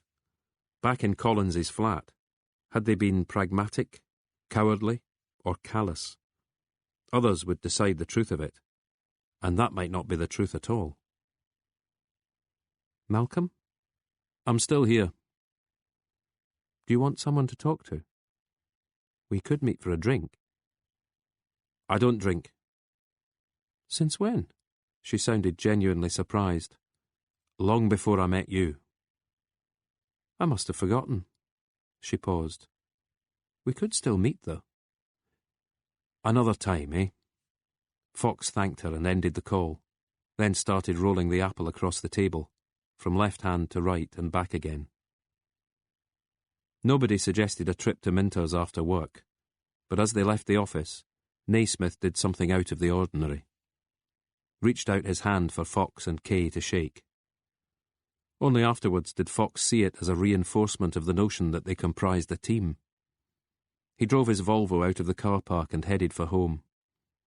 He'd almost reached Oxgangs when he found himself turning towards the ring road instead.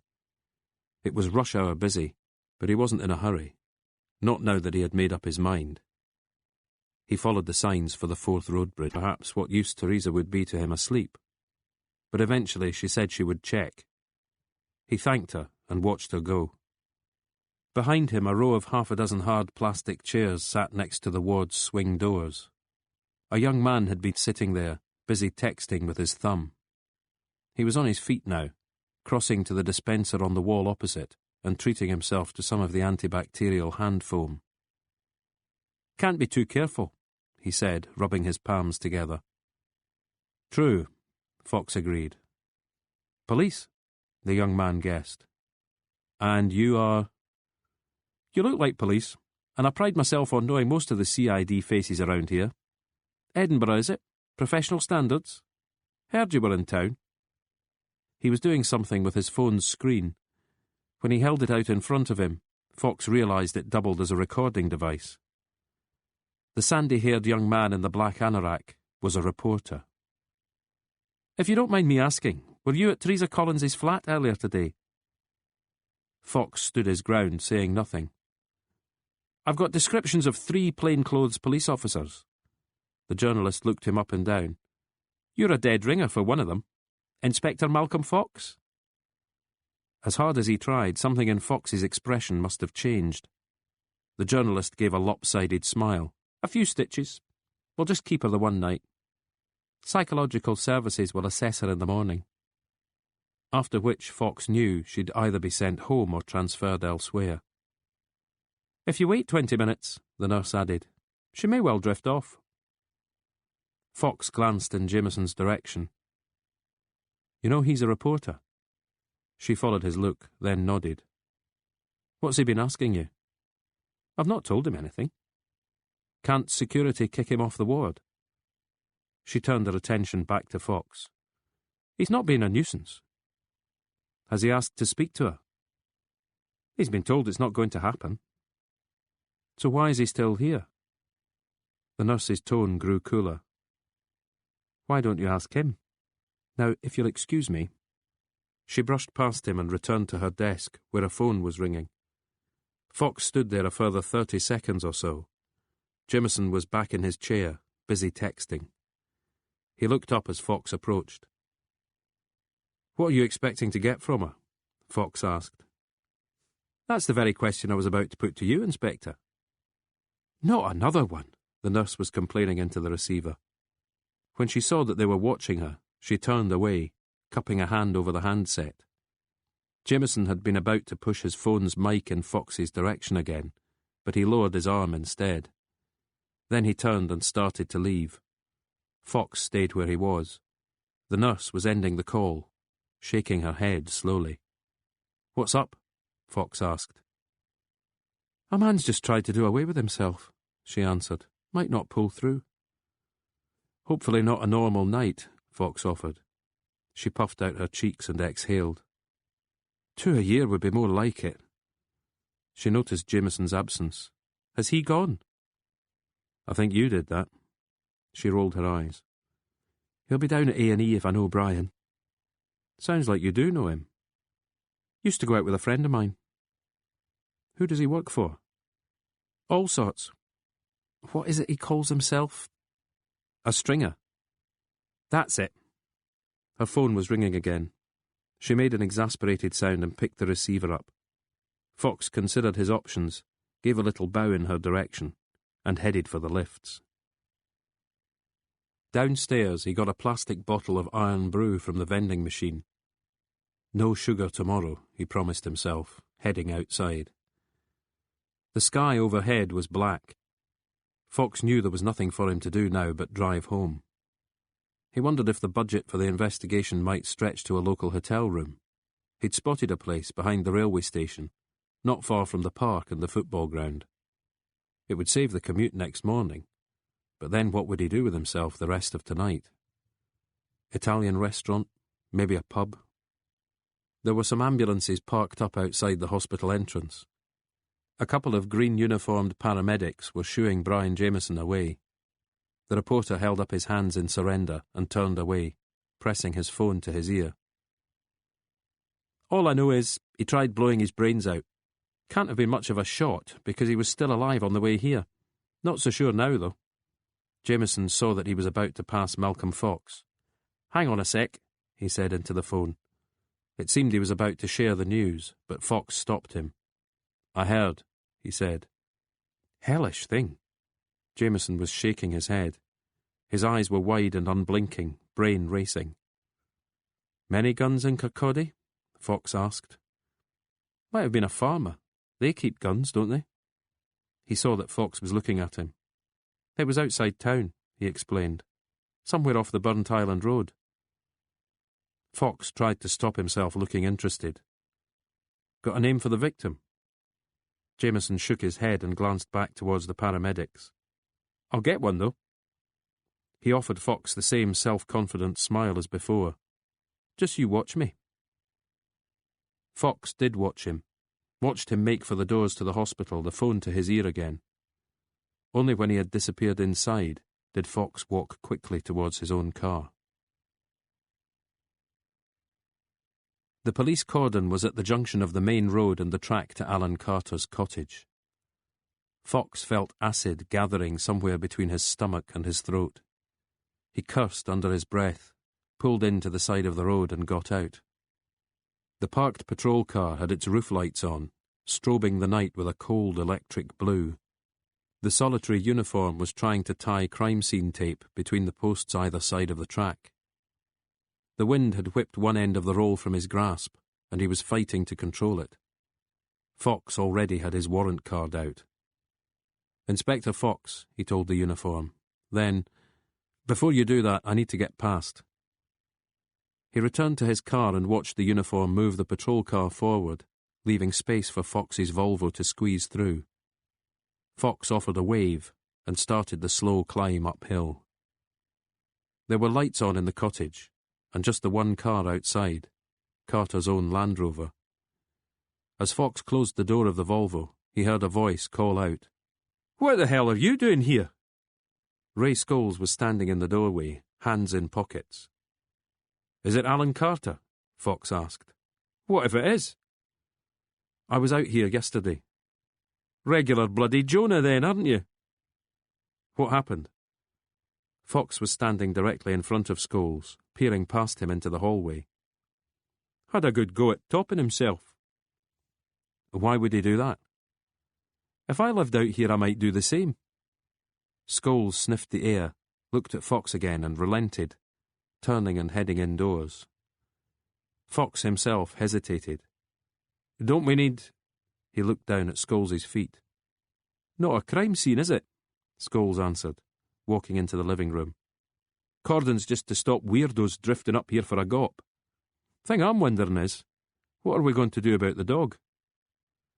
Fox had reached the doorway of the living room. The fire had been reduced to a few embers. To the left of it, Jimmy Nicol lay panting in his basket, eyes open just a fraction. Fox crouched down and stroked the old dog's head and back. "No note," Scholes commented, popping a strip of chewing gum into his mouth. "Not that I can see, anyway." He waved a hand across the dining table. "Hard to tell with all this mess." Mess. Papers strewn everywhere, removed from their folders. Crumpled, some torn into strips, others swept to the floor. Those left on the table were spotted with blood, a darker pool where Carter had been seated on his chair. "Gun?" Fox said quietly, his mouth dry. Scholes nodded towards the table. It was half hidden beneath a magazine. Looked to Fox's untrained eye like an old-style revolver. "How was he when you spoke to him?" Scholes asked. "He seemed fine." "Until you came calling, eh?" Fox ignored this. "Who found him?" "Pal of his. Makes the regular walk from Kinghorn. They neck a few glasses of whiskey and off he toddles. Only today he comes waltzing in and finds this. Poor old bastard." Fox wanted to sit down but couldn't. He didn't know why. It just felt wrong. Scholes' phone rang. He listened for a moment, gave a grunt, then ended the call. "Died in the ambulance," he said. The two men fell silent. The only sound was the dog's laboured breathing. "The pair of you talked about Paul?" Scholes asked eventually. Fox ignored the question. "Where's this pal now?" "Michelson's running him home." Scholes checked his watch. "Wish he'd hurry up. There's a beer waiting for me in the pub." "You knew Alan Carter. Doesn't it bother you?" Scholes continued chewing the gum as he met Fox's eyes. "It bothers me," he said. "What is it you want to see? Wailing and gnashing of teeth? Should I be waving my fist at the skies? He was a cop." He paused. "Then he wasn't. And now he's dead. Good luck to him, wherever he is." He was also Paul Carter's uncle. That he was. And the first complainant. Maybe that's why he did it. An overwhelming sense of guilt. We can play the amateur psychology game all night if you like. Except here's my lift. Fox heard it too. Engine noise as a car approached the cottage. "What are you going to do?" he asked. "Just shut the place up?" "I wasn't planning on bunking down. We've had a look and seen what's to be seen. Uniforms can take it from here." "And next of kin?" Scholes shrugged. "Might even be Paul." "Have you told him?" Scholes nodded. "He'll be here." "How did he sound when you told him?" There was silence in the room as Scholes stared at Fox. "Why don't you just piss off back to Edinburgh? Because if I were you, I wouldn't be here when Paul arrives." "But you're not staying. I thought he was your mate." Scholes cocked his head, having obviously just thought of something. "Hang on a sec. What are you doing here in the first place?" "That's none of your business." "Is that right?" Scholes raised an eyebrow. "I'll make sure to put that in the report." He paused. "Underlined. In bold." Gary Michelson was standing on the threshold of the room glaring at Fox. "Thought there was a bad smell," he said. Then to Scholes, "What are you doing letting him tramp all over a crime scene?" "A what?" "Carter's pal says he'd never have done himself in. Says they'd talked about it. What they'd do if they ever got cancer or something. Carter told the guy he'd cling on for dear life." "Something changed his mind," Scholes speculated. "And there's another thing. Pal says he'd have known if Carter owned a gun. Something else they talked about. Shooting the seagulls for the noise they made." Michelson looked towards the basket. "What are we doing about the dog?" "You want it?" Scholes asked. "Do we even know its name?" "Jimmy Nicol," Fox said. "He's called Jimmy Nicol." The dog's ears pricked up. "Jimmy Nicol," Scholes echoed, folding his arms. "Owner might have done the decent thing and taken you with him, eh, Jimmy?" Then to Michelson, "We ready for the off?" Fox was torn between staying and going, but Scholes was not going to give him the choice. "Out, out, out," he said. "The dog," Fox remonstrated. "You want it?" "No, but—" "Leave it to the professionals, then." They emerged to blue flashing lights, another patrol car with an unmarked van behind it. "It's all yours," Scholes called to the driver at the front. But there was manoeuvring to be done, too many vehicles in a tight space. Someone had the idea of unlocking the gate to the neighbouring field. A bit of reversing, a 3-point turn, and they were on their way. Scholes and Michelson had made sure Fox's Volvo was in front. As they approached the main road, the same constable as before undid the cordon to let them through. There was a white scooter parked next to his car. Brian Jameson sat astride it, 1 foot on the tarmac for the sake of balance. He was on his phone again, pausing as he recognised the driver of the Volvo. Fox kept his eyes on the road ahead, Scholes and Michelson tailing him for the first couple of miles, just to make sure.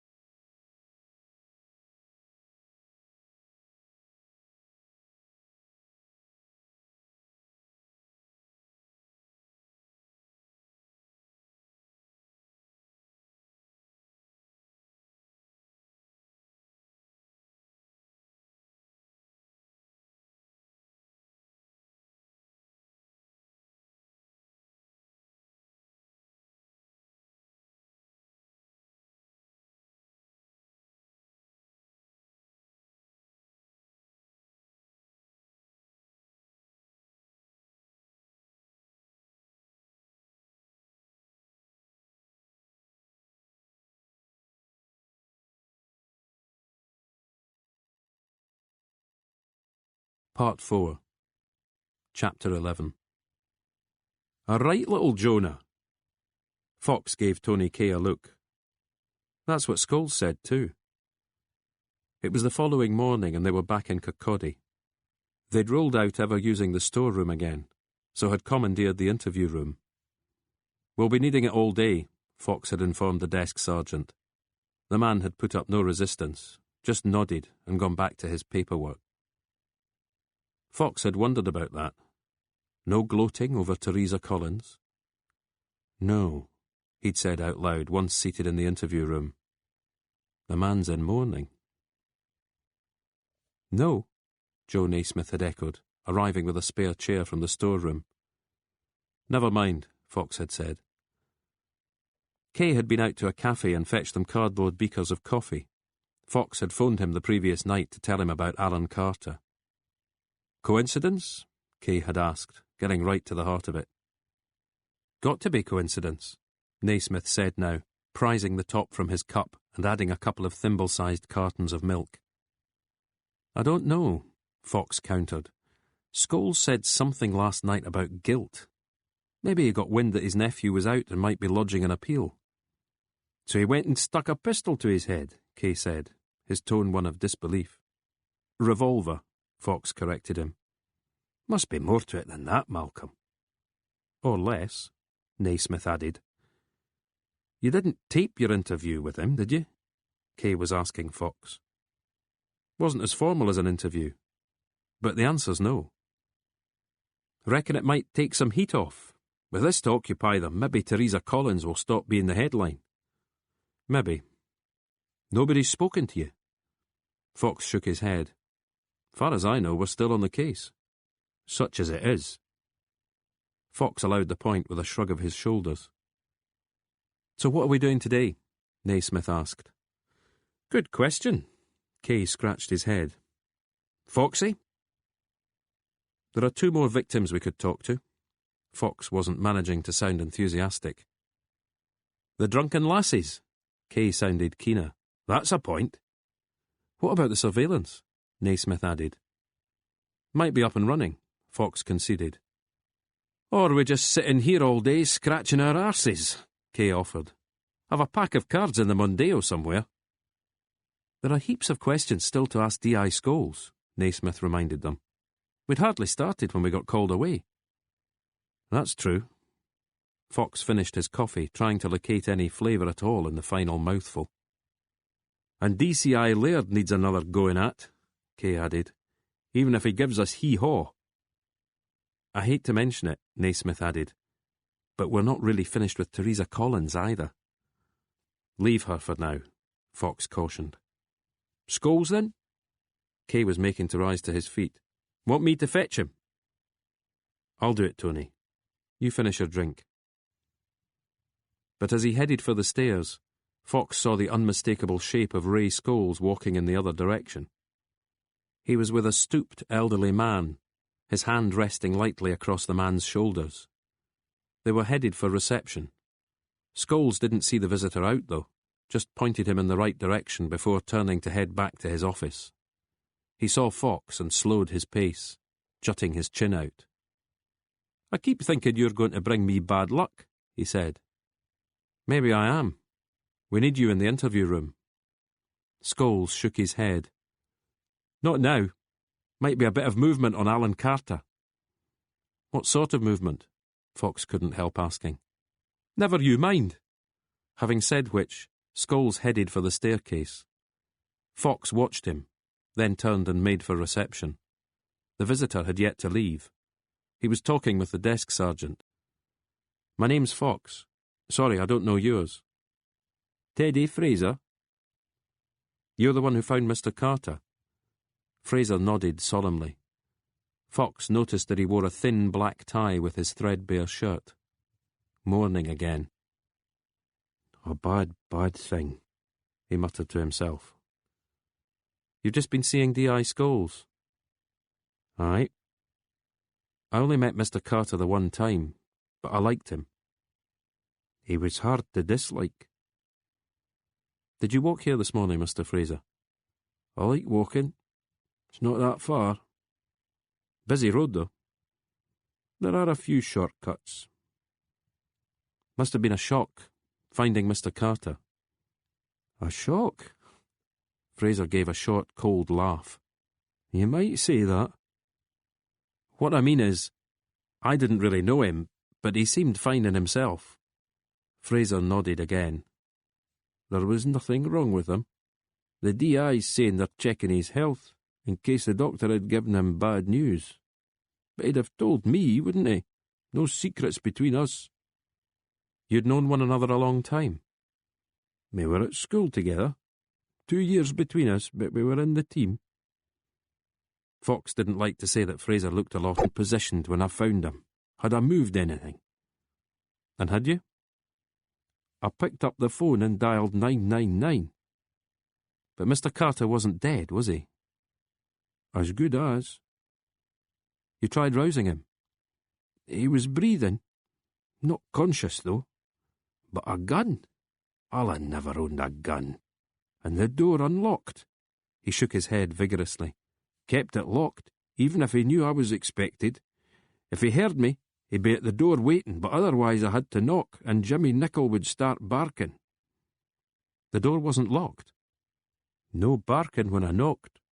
Thought they must be out on a walk, even though the dog could only manage a few yards at a time without its back legs giving way. So I was expecting the door to be locked. He seemed to remember something. In fact, it wasn't even closed properly. That's right. When I knocked, it opened a wee bit. I suppose, Fox said, playing devil's advocate, if he'd planned to do what he did, he might leave the door open so he could be found. Fraser considered this notion, but then dismissed it with a snort. You know I'm looking after Jimmy Nicol. It's the least I could do. Alan doted on that hound, and you're telling me he wouldn't have taken Jimmy to a vet's before doing away with himself? He screwed up his face. Can I ask you something else, Mr. Fraser? I'm Teddy, son. Everybody calls me Teddy. I was just wondering what he was working on. All those papers on his table. Ancient history. 1985's not that ancient. To some people it is. I'll prove it to you right here. Fraser paused, readying himself to gauge Fox's reaction. He clasped his hands together, then mentioned a name. You've got me, Fox conceded after a moment. Who's Francis Vernal? You'd do better finding out for yourself. Why was Mr. Back inside, the desk sergeant was lying in wait. Come here, you, he said from the other side of the desk. Fox walked up to him. You've not been pestering Teddy, I hope? He gave as good as he got. I take it you know him. Donkey's years. And you knew Alan Carter, too. Served with him. The desk sergeant puffed out his chest. One of the old school. I got the same feeling the one time we met. I'm sorry. The muscles in the sergeant's face twitched. I don't even know your name, Fox apologised further. Robinson. Alec Robinson. Fox held out his hand, and after the briefest of hesitations, Robinson took it. Pleased to meet you, Fox said, causing the man to smile. Sorry if I seemed to give you such a hard time, the sergeant responded. You know what it's like. I've had worse, trust me, Fox paused. But can I ask you this? Did you see much of Alan Carter in his later years? Not really. Maybe at the football or a reunion. He liked to keep busy though, eh? Built that company of his from scratch. Robinson sounded impressed, so Fox nodded his agreement. The day I saw him, he was still busy, he informed the sergeant. Oh? All that work he was doing on Francis Vernal. Robinson's face stiffened. Care to shed some light?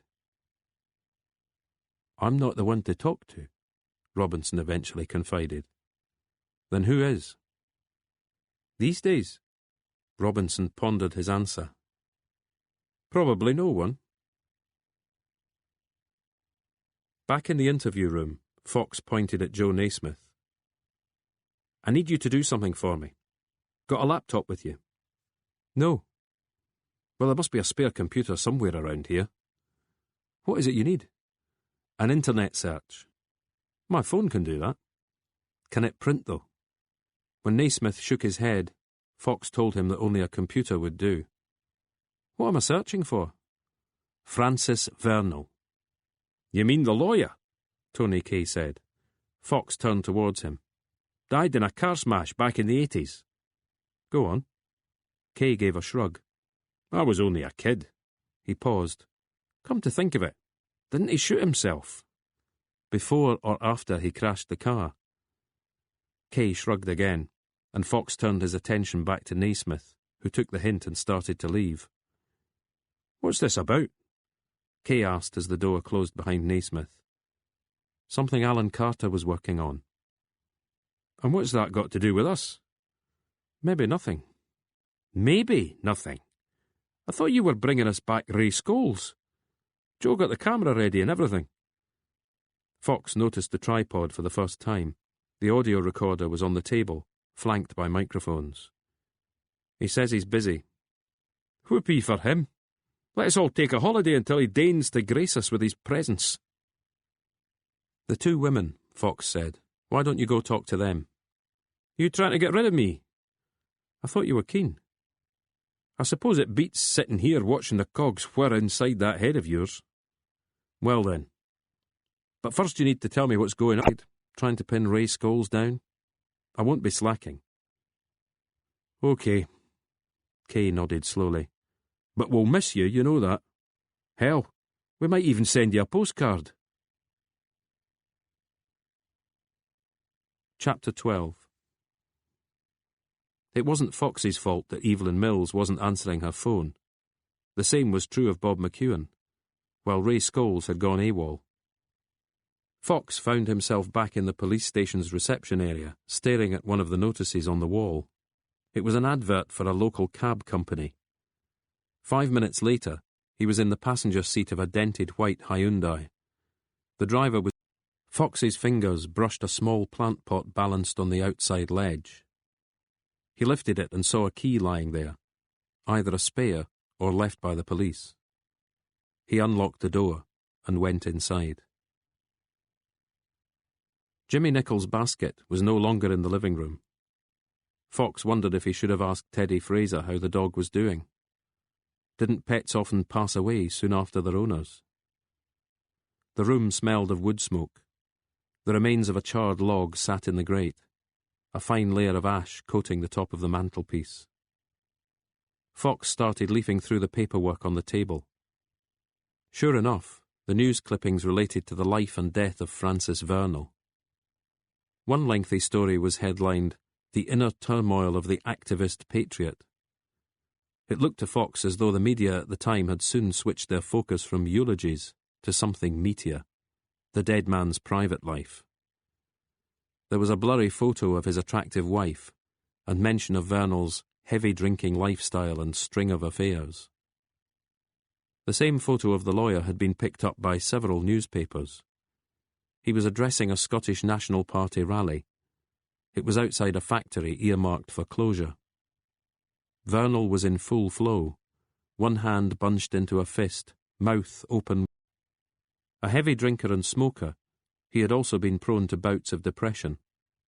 His beloved nationalists seemed to have stalled in the polls, and Vernal's dream of a socialist Scots republic looked destined to remain unrealised in his lifetime. Fox sifted through the newsprint. Some passages had been underlined. Alan Carter's handwritten notes were almost indecipherable. There were screeds of them. No sign of a computer or laptop, meaning nothing had been typed. Fox was wondering who had given him the job, and why. Suddenly, a photo caught his eye. Another rally, but taken longer ago. Vernal in his early 20s by the look of it. A bit more hair on his head, and slimmer around the chest and stomach, but still with mouth wide open and fist clenched. There was another young man standing next to him, and Fox was stunned to find he recognised him. It was Chris, his father's cousin Chris, looking just the same as in the photo where he was carrying Jude on his shoulders. Fox lifted this picture from the table and stared at it. It had been clipped from the Fife Free Press. There was no date, and only a few lines of explanation. An SNP picnic on the links at Burnt Island. The noted Edinburgh lawyer Francis Vernal gives the speech of the afternoon, with Chris Fox standing at his side, laughing and leading the applause. Fox paced the room a couple of times, the photo still in his hand. Then he folded it into his pocket, looking around him as if fearing someone might have noticed. There was a telephone on a chest of drawers behind the door, and he crossed over to it. An address book sat next to it. It was open and had been turned over. Fox lifted it and saw that it was open at the page for surnames beginning with C. Paul Carter's name was there, home and mobile numbers listed. Fox flipped through the book, not sure what he thought he would find. A few business cards fell out, and he stooped to pick them up. One was for an Indian restaurant, another for a garage. But the third belonged to a man called Charles Mangold. He was senior partner in a firm of solicitors called Mangold Bain, with an address in Edinburgh's New Town. Fox jotted the details into his notebook, then tapped his pen against the telephone receiver and stared at the C page again. 3 names there, one with a thick line through it, probably meaning the person was no longer part of Alan Carter's life, because they weren't close. Hadn't Alan said as much himself? But Paul, soon after his release from custody, had felt the need to phone his uncle. Fox wondered why. He looked around the room again. Where had the mess come from? Had something made Alan Carter angry so that he swept papers from the table onto the floor? Or had someone else done it? Fox flinched at the sound of tapping on the window. It was the cab driver. Fox gave him a nod to let him know he was just coming. The man lingered, taking in the scene. Fox replaced the address book, made sure he was leaving the room as he had found it, the one borrowed photograph aside, and went outside. His driver was apologising. "No skin off my nose, but the meter's up to 30 quid. "It's fine," Fox told him. He locked the front door of the cottage and slid the key under the flower pot. "Back to where we started?" the driver asked. "Back to where we started," Fox agreed, getting into the passenger seat. Calls to and from Ray Scholl's home phone were now being logged and recorded. The news came in a text message from Evelyn Mills. The network provider for his mobile phone had also been contacted, and they would soon have access to information about calls made and received. But no access to the app, he conceded. "And how do you know about this call anyway?" "I dialed 1471. "From the deceased's home? And what in hell took you there, Inspector?" Fox didn't really have an answer to that, so he stayed silent. "This is way past your remit," Pitkeithley said quietly.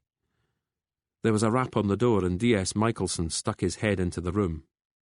He had his mouth open to say something, but stopped when he saw Pitkeithley had company. "I'll come back," he offered. "What is it, Gary?" Michelson seemed to be weighing up his options, but he was too excited not to spit it out. "The thing is, Alan Carter can't be dead, ma'am." Pitkeithley looked at him. "What?" "He can't be dead."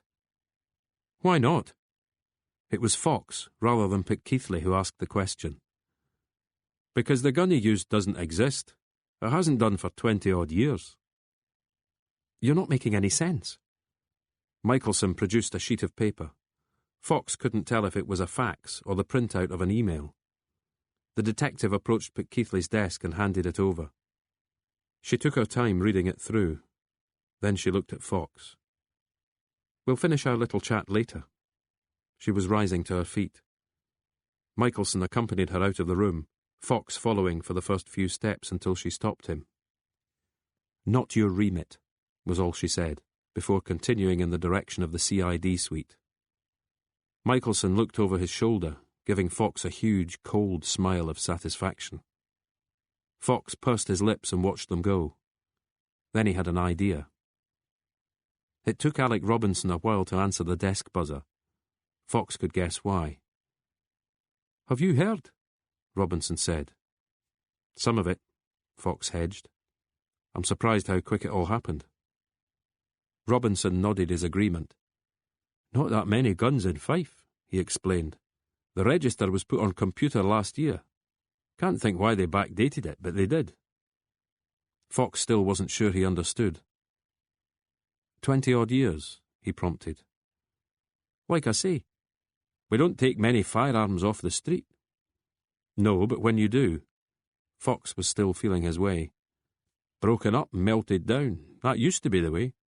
Once or twice a year, when there were enough to make it worthwhile." It was Fox's turn to nod. "And this gun's on record as having been disposed of?" Robinson stared at him. "I thought you knew." "Only some of it." Fox folded his arms. "So how come it suddenly turns up in Alan Carter's cottage?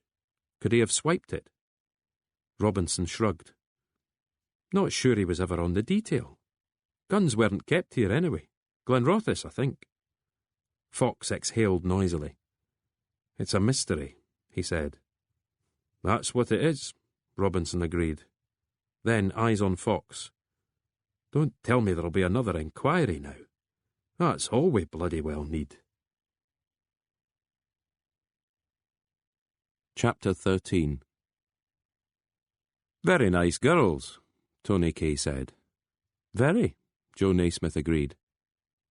They were back in the interview room, the three of them seated around the table with beakers of tea. "Hairdressers. Though Billy's a senior stylist and Becca's not quite got there yet. Lucky it was quiet in the salon. We were able to grab 20 minutes in the privacy of the tanning booth. Don't worry though, it wasn't switched on." "Becca looked like she'd spent some time in there," Naismith added. "Good figure on her too, if that's not being sexist." Fox could see his two colleagues had enjoyed themselves. "She'd like to give modelling a try," Naismith informed him. "Cut to the chase," Fox muttered. "Well," Naismith began, but Kay took over the story. "Night out. Started with the whole team from the salon. Few casualties after suddenly reappears and repeats the offer. Any and all charges dropped if they'll scratch his back. No dice." "Billy told him her boyfriend was a bouncer," Naismith got the chance to say. "As if that would cut any ice with Carter." Fox rubbed his chin. "Carter's uncle ran a security company," he commented. "So?" Fox shrugged. "Just wondering." "We can always visit the girls again and ask." Kay glanced at Naismith, who didn't look entirely opposed to the idea. "Anyway, that's about it. In the morning, they were released without charge. No sign of Carter." "But they didn't make a complaint?" "Not until they read about Teresa Collins." Kay paused. "How is she, by the way? Any news?" "I've not checked. Been some developments here." He filled them in. Naismith seemed the more interested of the two, asking questions and getting Fox to repeat bits, the better to understand them. Kay looked glum throughout. "What?" Fox eventually asked him. "I hate to side with Keithley, but she's got a point. What has any of this to do with us?" "Paul Carter comes riding back into town and a day later his uncle has topped himself. You don't think there's anything to that?" "Well, whether there is or there isn't. We're here to investigate 3 officers, none of whom happens to be Paul Carter. We report our findings and then we get to go home." "So the gun," Joe Naismith was saying to himself, "was meant to be destroyed but obviously wasn't. They must keep records of these things." Kay stretched out his arms in mock supplication. "This is not our case," he said, laying equal stress on each of the words. "It just isn't." "It might connect to our case," Fox told him. "Little bit of digging, you never know." "Did Alan Carter work on the disposal team?" Naismith asked. "I'm sure CID are looking into that," Kay said, "because that's the sort of thing CID do. We, on the other hand, are the complaints." The door opened. Fox was about to remonstrate, but saw that it was Superintendent Keithley. "I need a word," she said, pointing in Fox's direction. Then to Kay and Naismith. Either of you two see or speak to Alan Carter before he died? Nor after he died, Kay said, with a shake of his head. She gave him a hard look. Then it's just you, she told Fox. My office, unless you'd rather do it here. Fox told her he preferred her office. She turned away and he got up to follow. She was already seated behind her desk when he arrived.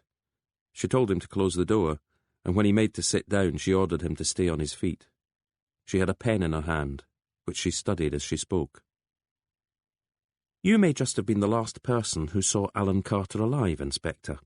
That means CID would like to ask a few questions.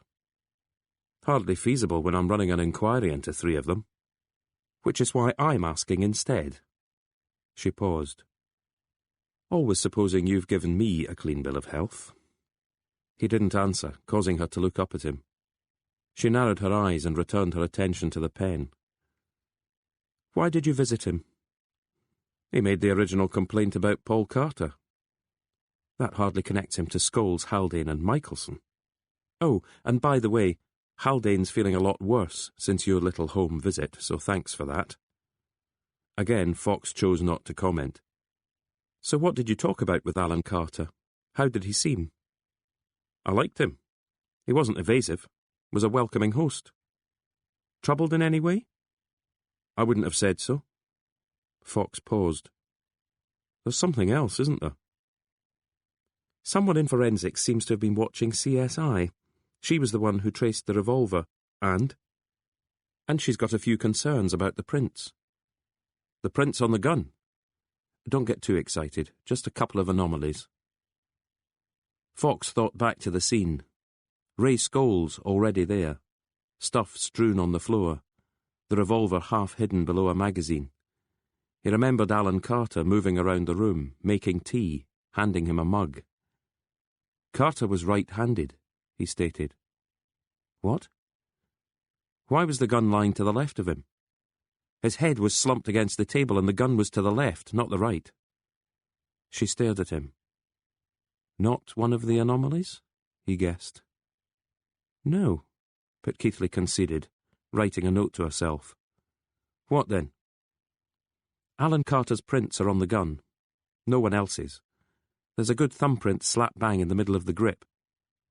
Fox made show of holding a revolver. His thumb was high up on the grip. He tried bringing it lower down, but it felt awkward. And a partial fingerprint halfway along the barrel, but Keithley added, tossing the pen onto the desk and folding her arms. No prints anywhere else. You're sure he didn't seem worried about anything? Fox shook his head. But then he probably didn't know at that point that his nephew had been released from custody. Let's not get carried away, Malcolm. The use of his first name came as a jolt to him. She needed him. She needed him on her side. You have to bring Paul Carter in, he said quietly. I can't do that. No, not to his own police station, not to be interviewed by his own friends.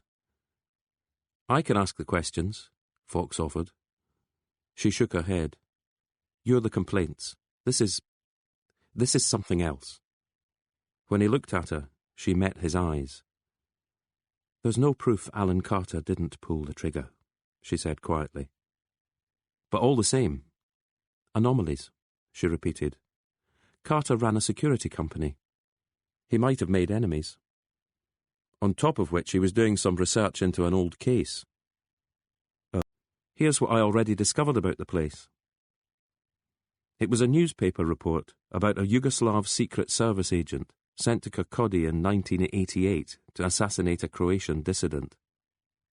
The story was back in the news because the assassination had failed, the gunman had been jailed, and he now claimed he had information about the murder of Swedish Prime Minister Olof Palme. Fox read the piece aloud for Tony Kay's benefit. Unbelievable, was Kay's only comment before turning the hi-fi on. Alex Harvey again, Naismith complained. The sensational Alex Harvey, Kay corrected him, drumming his fingers against the steering wheel. Part and parcel of your musical education, young Joseph. Terrorists and bampots, eh? Naismith offered, eyes fixed on Malcolm Fox. We never seem to be rid of them. We never do, Fox agreed, reading the article a second time. They decided to have one drink at Minter's. It was mid-afternoon and the place was dead. Fox went outside and called the offices of Mangold Bain. "I'm afraid Mr. Mangold's appointments diary is full," he was told. "My name's Fox. I'm an inspector with Lothian and Borders Police. If that doesn't clear me some space today, tell him it concerns Alan Carter." Quite four. He nodded, to let them know they were off the hook. "That calls for another drink," Kay said, draining his glass. "And it's your shout, Joseph." Naismith rose from the table and asked Fox if he wanted another Big Tom. Fox shook his head. "Somewhere else to go," he said, glancing at the TV above the bar. The local newsreader was telling viewers that there was no further information on the explosion in the woods outside Lockerbie. "Some sick-sod's idea of a practical joke," Kay muttered. "Unless you think the Yugoslavs are back, Joe." Half an hour later, Fox was at Lauder Lodge. When he opened the door to his father's room, he saw that Mitch had a visitor. There was a half bottle of Bell's open on the mantelpiece. "Hiya, Dad," Fox said. His father looked sprightly. He was dressed, and his eyes sparkled. "Malcolm," Mitch said with a nod towards the visitor. "You remember Sandy?" Malcolm shook Sandy Cameron's hand. The three of them had attended Hearts games together when Malcolm had been a boy.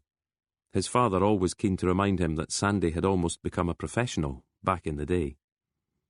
Years later, the two men had played indoor bowls for a team in the local league. "Decent measure," Fox noted, watching Cameron switch his tumbler to his left hand so he could shake with the right. "Whisky shandy," Cameron explained, angling his head towards a bottle of Bar's lemonade on the floor next to the chair. "Don't know how you can bear to dilute it," Mitch Fox said, draining his own glass. "Maybe you should learn, Dad," Malcolm chided him. He dragged another chair over and joined them. "How are you, Mr. Cameron?" "Can't complain, son." "Sandy was just reminiscing about the ice rink," Mitch confided. Fox reckoned they'd be stories he had heard half a dozen times or more. "A hell of a skater you were, Sandy. Could have turned pro." His father's voice rose a little in surprise. "It's Chris, isn't it?" "Looks like," Fox agreed. Mitch had handed the photo across to his old friend. "Francis Vernal," Cameron confirmed. "And who did you say the other fellow was?" "Cousin of mine," Mitch explained. "Chris, his name was. Died young in a bike crash." "How come he knew Vernal?" Fox asked. "Chris was a shop steward at the dockyard." "And an SNP man?" "That too. I saw Vernal speak once," Cameron added. "At a miners' institute somewhere. Lasswade, maybe. Firebrand is the word that springs to mind." "I don't really remember him," Fox admitted. "I was in my teens when he died." "There were rumours at the time," Cameron went on. "His wife—" "Bloody tittle-tattle," Mitch said dismissively. "Selling papers is all it's good for." He looked at his son. "Where did you find this?" "There's an ex-cop in Fife. He was interested in Vernal." "Why?" "I'm not sure." Fox thought for a moment. "What year did Chris die?" It was his father's turn to think. 75, 76. Late on in 70. The complaints isn't for life, then. I think Malcolm would like it better if it was." "What's that supposed to mean?" Fox couldn't keep the irritation out of his voice. "You were never happy there," his father told him. "Says who?" "You'll be a bit rusty then," Cameron chipped in, "when you have to go back to the detective work." "What I do now is detective work." "It's not the same, though, is it?" his father continued. "It's exactly the same." His father just shook his head slowly. Silence descended on the room for a moment. "Firebrand," Cameron eventually repeated. He seemed to be thinking back to Francis Vernal's speech. The hairs went up on your arms. If he'd been asking you to advance on the enemy lines, you'd have done it, armed or not. I saw him on the James Connolly march one year, Mitch added. Not something I usually paid attention to, but a pal wanted to go to the rally. Leith Links, I think it was. Francis Vernal got up to speak, and you're right, Sandy, he had the gift. Not saying I agreed with him, but I listened. People used to compare him to Jimmy Reed, Cameron mused. I thought he was better. There was none of the comrades stuff. It seemed a lost cause back then, though, didn't it? Fox added, relieved that he was no longer the focus of attention. Nationalism, I mean. They were strange times, Mitch said. A lot of anger. Things getting blown up. He had poured himself another whisky, the bottle pretty well empty now. I was always Labour, but I remember your mum getting on her high horse about the SNP. They used to recruit outside folk concerts. Same thing at the Picture House when Braveheart was playing, Cameron added. Malcolm was never political, though, Mitch Fox said. Maybe worried about sticking his head above the parapet, or at least above his homework books. Fox was staring at his father's whisky. Dash of water with that? He asked. Dash of water be damned. The new club was hard to find. The edifice Fox had always assumed it to be turned out to belong to the Royal Overseas League instead. A woman in reception pointed him back along Princes Street. The evening was turning blustery. A set of tram lines had been laid, but there was now yet another delay as the contractors bickered with the council about payment. Workers were queuing at bus stops, keen to get home. It didn't help Fox's cause that few of the shops on Princes Street had numbers. It was 86 that he was after, but he missed it again and had to retrace his steps.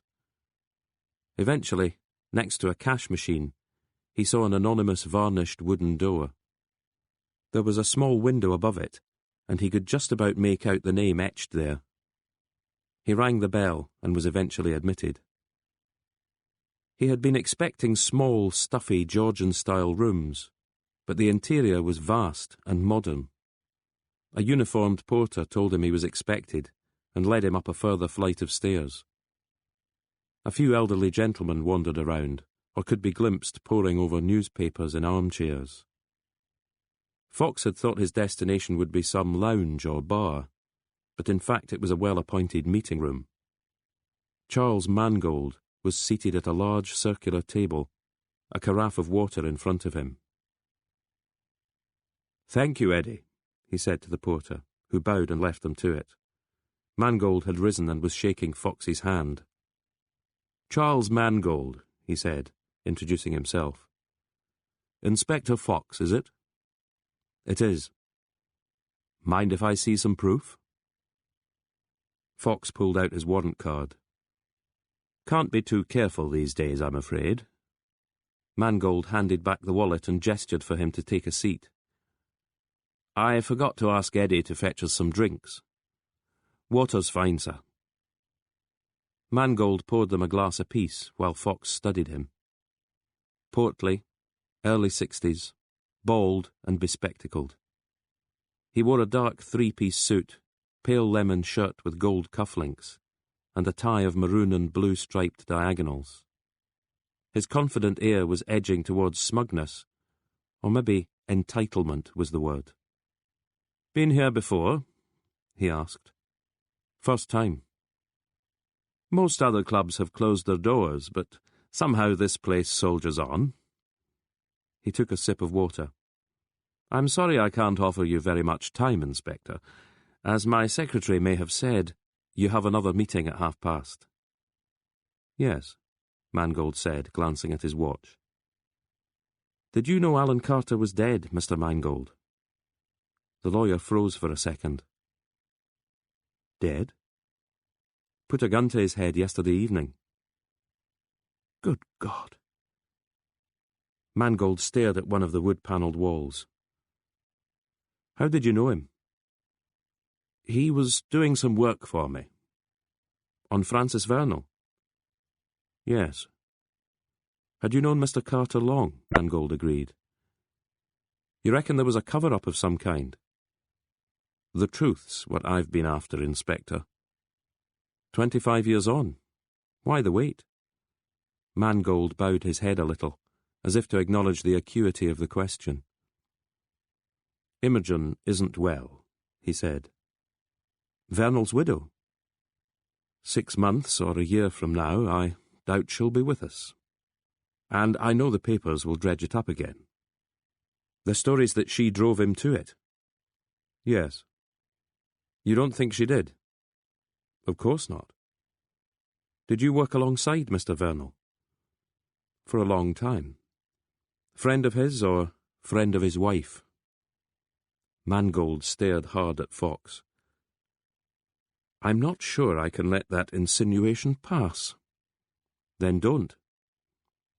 Look, I'm sorry Alan Carter's dead, but what precisely does it have to do with me? You'll be wanting to take charge of all his research material. Might have to get used to a few blood spatters, mind. Fox looked to be readying himself to rise from his chair and leave. Francis Vernal was murdered, Mangold blurted out. And no one's done anything about it. If I didn't know better, I'd say officers at the time went beyond willful negligence. Meaning? Meaning they were involved. By the time they found out he'd been shot, his car had been removed from the scene itself trampled over, obliterating any evidence. Took them a full day to find the gun. Did you know that? It was lying on the ground, 20 yards from where the car had stopped. Mangold was talking rapidly, as if needing to put the words out there. Francis didn't own a gun, by the way. Papers from his briefcase strewn around nearby. Car's back window smashed, but not the windscreen. Things missing. What things? Cigarettes, for one. He smoked 40 a day. And a £50 note he always carried, the fee from his first case. Mangold ran a hand across his head. Then he looked up at Fox. You're not what I expected. Not at all. In what way? I thought I was going to be warned off. But you're too young to have been part of it. And your warrant card says professional standards. That means police corruption, yes? It means complaints against the force. Mangold nodded slowly. Francis Vernal should be a story, Inspector. So many holes in the original investigation. Was Carter making any progress? A little. Mangold thought for a moment. Not much, he conceded. A lot of the players are no longer with us. I doubt he would have taken the job if Gavin Willis was still alive. Gavin Willis being Alan's mentor. He was a DI at the time Francis died, and he led the inquiry. Only 10 years or so older than Alan, but Alan definitely looked up to him. Mangold leaned forward a little, as if readying himself to share a confidence. Did Alan tell you about the cottage? No. It belonged to Gavin Willis. When he died, Alan bought it. That's how close the two men were. Fox gave the slightest of nods and allowed Eddie to show him back down the staircase. Just inside the front door, a new arrival was handing his overcoat to a porter while discussing the weather. He glanced towards Fox, as if to check whether he warranted some greeting. In the end, the curtest of nods was all Fox got. "Will you be in your usual spot, Sheriff Cardonald?" the porter was asking. "I'll bring you your drink." "Usual spot," Cardonald agreed. Fox paused to watch him head for the stairs. Sheriff Colin Cardonald, the man whose decision had put Paul Carter back on the streets.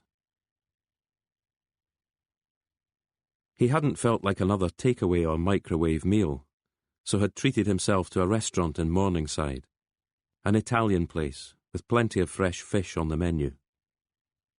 The evening paper kept him occupied for about 10 minutes, after which he tried not to look as if he was interested in the other diners. Really, he was thinking. Trying not to, but thinking all the same. About Ray Scholes and Paul Carter. About Paul Carter and his uncle. About Alan Carter and Charles Mangold. Charles Mangold and Francis Vernal, Vernal and Chris Fox, Chris and Mitch, Mitch and Fox himself. The complaints. He had been diligent and scrupulous, never a shirker. He had put in the hours, been commended for his error-free paperwork and ability to lead a team. No egos and no heroes. He hadn't been unhappy. He had learned much and kept out of trouble. If a problem arose, he either dealt with it or ensured it was moved elsewhere. Ideally suited to complaints and conduct, his reviews eventually started concluding. But was that altogether a good thing? Or was it CID's way of telling him he didn't fit in there? Too scrupulous, too willing to sidestep problems. When he caught his waiter's eye, he told him he was finished. Not as hungry as I thought, he offered by way of apology. Back at the house, he switched on the TV and found multiple channels of dross. The news was focusing on a royal engagement and not much else. Fox lasted 10 minutes, then went in search of his computer. He knew he could wait until morning. Joe Naismith would stick to his word, but all the same, he typed Francis Vernal's name into the search engine and clicked on the first of 17,250 links. Half an hour later, a text came in from Tony Kay. "Copycat blast, Peebles this time. Bloody kids." Fox couldn't think how to reply, so turned his attention back to the computer screen instead. Copycat, bloody kids. As usual, Tony Kay was seeing what he wanted to see. Fox wasn't so sure. Part 5. Chapter 15. There was a lay-by near the spot where Francis Vernal's car had left the road. A small cairn had been erected, with a plaque on it commemorating a patriot. Someone had even left a bouquet of flowers. The flowers were shriveled. Could be they dated back to the anniversary of the crash. Mangold's work, maybe, on behalf of himself and Vernal's widow. Fox had brought his own car over to Fife this morning, leaving the M90 and skirting Glenrothes, heading for what was known as the East Neuk. Little fishing villages popular with landscape painters and caravanners. London Links and Ely, St Monans and Pittenweem, then Anstruther, pronounced Ainster by locals. Francis Vernal had died on a stretch of the B9131, north of Anstruther. He didn't play golf, but had a weekend place on the outskirts of St Andrews. Nobody was sure why he hadn't stuck to the A915, a quicker route. The only theory was a picturesque detour. Once you headed away from the coast, it was all farmland and forestry. No way to tell which particular tree his car had collided with. Another theory, mud left on the roadway by tractors had caused the car to skid. Fine, Fox could accept that. But something had happened afterwards. Not everyone who smashed their car then felt compelled to reach for a handgun. Had Vernal's lifestyle caught up with him? Stress, a rocky marriage, too much drink? The drink makes him swerve off the road. Maybe he wants to end it all. But he's still alive afterwards, so he reaches into the glove box for the revolver. A revolver. Same sort of gun used by Alan Carter. By him, or on him. Fox ran his fingers over the memorial. Kids down the years had scratched their names into it. A couple of souped-up cars had flown past him a few miles back, stereos blaring, maybe driven by Cambo or Ali, Desi or Pug. Straightening up, he breathed deeply. Not a bad spot. Peaceful. The drone of distant farm machinery, the half-hearted cawing of a few crows. He could smell freshly turned earth. A trudge around the vicinity provided no further clues. No one had left a bouquet resting against any of the trees. None of the news reports had been able to provide a photo of the car in situ, and even the few monochrome pictures of the site were speculative, apparently. Mangold was right. The Volvo had been removed and taken to a local junkyard before any forensics could be done. The early newspaper reports didn't even mention suicide. It was a tragic accident, robbing the country of a bright political talent. The obituaries had been plentiful, but sticking to the same anodyne script. A book had been published a few years later, and half a chapter had been dedicated to the mystery death of political activist Francis Vernal. The book had been a short compendium of unsolved Scottish crimes, but it produced no new evidence. Instead, its author had posed questions, the same questions Fox had been asking himself throughout his online reading of the previous evening. He'd printed out quite a lot of it, finishing one ink cartridge and replacing it with a spare. Back at his car, he lifted the heavy folder from the passenger seat and considered opening it. But then his phone buzzed, meaning he had a text message. It was from Tony Kay, he ordered. Fox muttered an apology and closed the door again. Kay and Naismith were coming along the corridor towards him. "Might have warned me," Fox growled. "I just did," Kay responded. Sure enough, Fox had another text message. "I are a no-no." "Thanks," Fox said, stuffing the phone back into his pocket. "So, what's going on?" "You should see CID," Naismith interrupted. "They're going mental." "It would be nice if someone told me why." "Some spotty little reporter," Tony Kay obliged. "There's a petrol station on Kinghorn Road and he went there to fill up his putt-putt." "And," Naismith butted in again, "he asks the attendant if he saw anything the night Alan Carter died. Turns out the guy did." "Paul Carter," Kay added.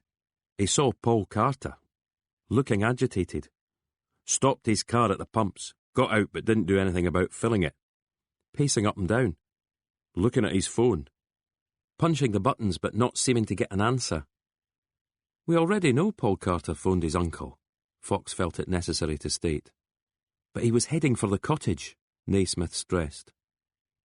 "So half an hour ago it was a clear case of suicide, and now the nephew's a murder suspect."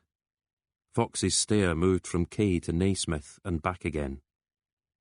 "He's going to go to jail," Kay argued, "in no small part because of his uncle."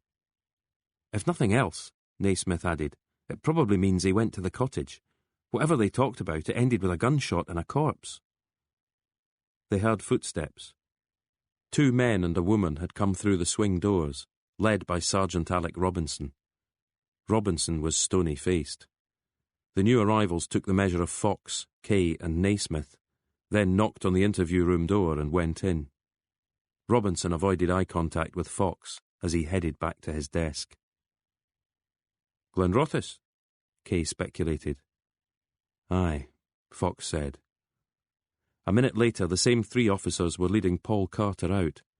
He saw Fox and his colleagues and came to a stop. "I'm being stitched up here," he snarled. "I never did nothing." The 2 male officers gripped him by either forearm and led him away. "Hands off me!"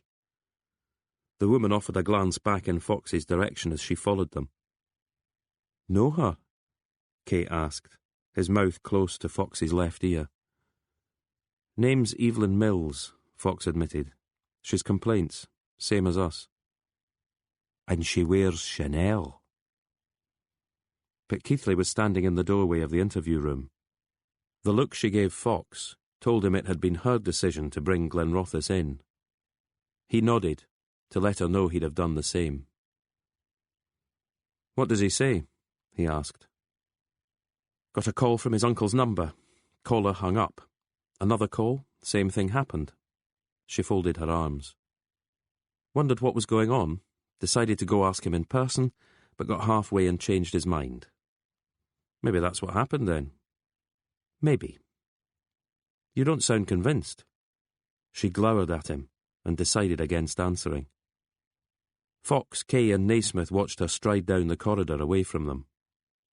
"Home sweet home," Kay said, making to enter the interview room. "I'm not sure what this means for the surveillance," she told him. "Me neither. If we catch Carter talking to Scholes and owning up to something." "Might be inadmissible," Fox concurred. "I've got the Procurator Fiscal's office working on the pros and cons, but knowing them it'll take a while." She paused. Might be safer just to pull the plug. On the other hand, Fox reasoned, the tap is on Scholes' phone, not Carter's, and Scholes isn't the one CID have in their sights. It was Fox's turn to pause. How's it looking for Carter? His superintendent tells us you were the one who came up with the left-hand, right-hand, told otherwise. Malcolm, you realise you're a witness. We'll need to ask you about Alan Carter. No problem. Scholes is already stirring things. Oh? Says you were on the scene pretty fast. Not half as fast as him and Michelson. Difference is, they'd been called to the cottage. I'm happy to answer any questions, Inspector Mills. See you soon then, she said, ending the call. Fox relayed everything to Kay and Naismith, then told them he was stepping outside for a breath of air. Across the other side of the car park, Brian Jameson was standing next to his scooter. There was a woman alongside him, with some sort of recorder slung over one shoulder and headphones clamped to her ears. She was holding a microphone in front of Jameson. Local radio was interviewing local stringer. Fox walked over. Jameson had already spotted him and was telling the woman who he was. The microphone swung towards him. I need a word, Fox told Jameson. Inspector, the young woman said, can I just ask you for a comment on the arrest of Paul Carter? Fox shook his head and then angled it into the car park, knowing Jameson would follow. That way he would look important, and Fox got the feeling he'd want to look important in front of his colleague-cum-competitor. We saw him being lifted, Jameson was saying as he caught up with Fox. Is that him off to Glenrothes? What made you go into the petrol station? Pit stop. After you left the scene, I was there the best part of 2 hours. Needed a caffeine hit. The attendant knew Paul Carter. Jameson shook his head. It was the car he described rather than the man. So you can't be sure it actually was Carter? Jameson stared at him. The forecourt's covered by CCTV. I had to wait for the garage owner to OK me seeing the playback. That's why I didn't come forward sooner. No doubt about it, Inspector. It's Paul Carter caught on camera. And he drives off afterwards. Yes. Still heading towards the cottage. Is he saying it's coincidence? He's saying he did a U-turn. Jameson was thoughtful. Camera only covers the pumps. He had moved ahead of Fox, so he was facing him. Funny, isn't it? What? Paul Carter. So close by his uncle's place the night the uncle decides to do away with himself. And who are the first two officers on the scene? Paul Carter's best buddies. Fox kept his face a blank. What made you think to ask the attendant if he'd seen anything suspicious? Jameson gave a twitch of the mouth. Maybe a hunch. Hunches have got me where I am today. You're a regular Quasimodo, Fox agreed, heading for the police station's back door. Waiting for him on the other side stood Ray Scholes, hands in pockets, feet apart. You know who he is? Scholes cautioned. Fox agreed that he did. Had you given him anything? No. Best keep it like that. Fox made to move past, but found his way blocked. I need to show you something, Scholes said. It was the screen of his phone. Fox took it from his hand and peered at the message. It was from Paul Carter. Get Fox for me, 5 minutes. The phone started vibrating. Fox looked at Scholes. That'll be for you, Scholes told him. I don't want it. Scholes said nothing and wouldn't take the phone back when Fox offered it to him. The call ended, the two men staring at one another. It rang again immediately. Point made, Scholes said. You can answer it now. Hello, said Fox. It's Carter. I know. Listen, I've pulled a few stunts in my time, I admit that, but not this, never this. What do you want me to do about it? Fuck's sake, Fox! I'm a cop, aren't I? You were. And someone's trying to frame me. So? So somebody's got to be on my side. There was anger in the voice, but fear too. Tell that to Teresa Collins. Fox's eyes were boring into Scholes's. "You want me to own up?" Paul Carter was saying. "Every time I crossed the line or even thought about it." "Why did Alan Carter die?" "How should I know?" "You didn't go to see him?" Fox's voice hardened. "If you try lying to me, I can't help you." "I swear I didn't." "Did you send anyone else?" He was still looking at Scholes, who stiffened and bunched his fists, to get back to Scholes. "Well?" Scholes asked. Fox seemed to be weighing up his options. Then he shook his head, squeezed past Scholes, and headed for the interview room. But Scholes wasn't giving up. "Alan Carter had enemies," he said. "Some he made on the force, others afterwards. The Shafiqs. They owned a string of shops and businesses. Had a run-in with some of Carter's boys. Bad blood there." Fox stopped and held up a hand. "You can't just go throwing names around." "Bombs going off in Lockerbie and Peebles. We could play the anti-terrorism card. Keep them in custody till they talk." Scholes saw the look on Fox's face. "Oh, aye," he said with a sneer. "I forgot. It's racist to lock up anyone with a funny name." Fox shook his head and moved off again. This time, Scholes didn't bother following. He called after him instead. "When he texted me wanting to speak to you, I sent a message straight back. Told him he was wasting his time. A real cop's what he needs, and that's not you, Fox. That's nothing like you." His voice dropped just a fraction. "A real cop's what he needs," he repeated, as Fox shoved open the swing doors.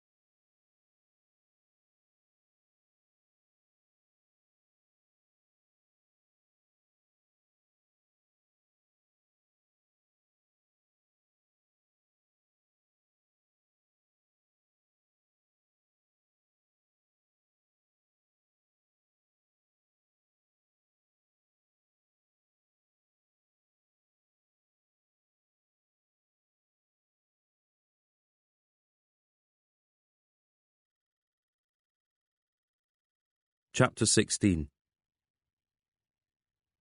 "Anyone else we should be talking to?" Tony Kay asked.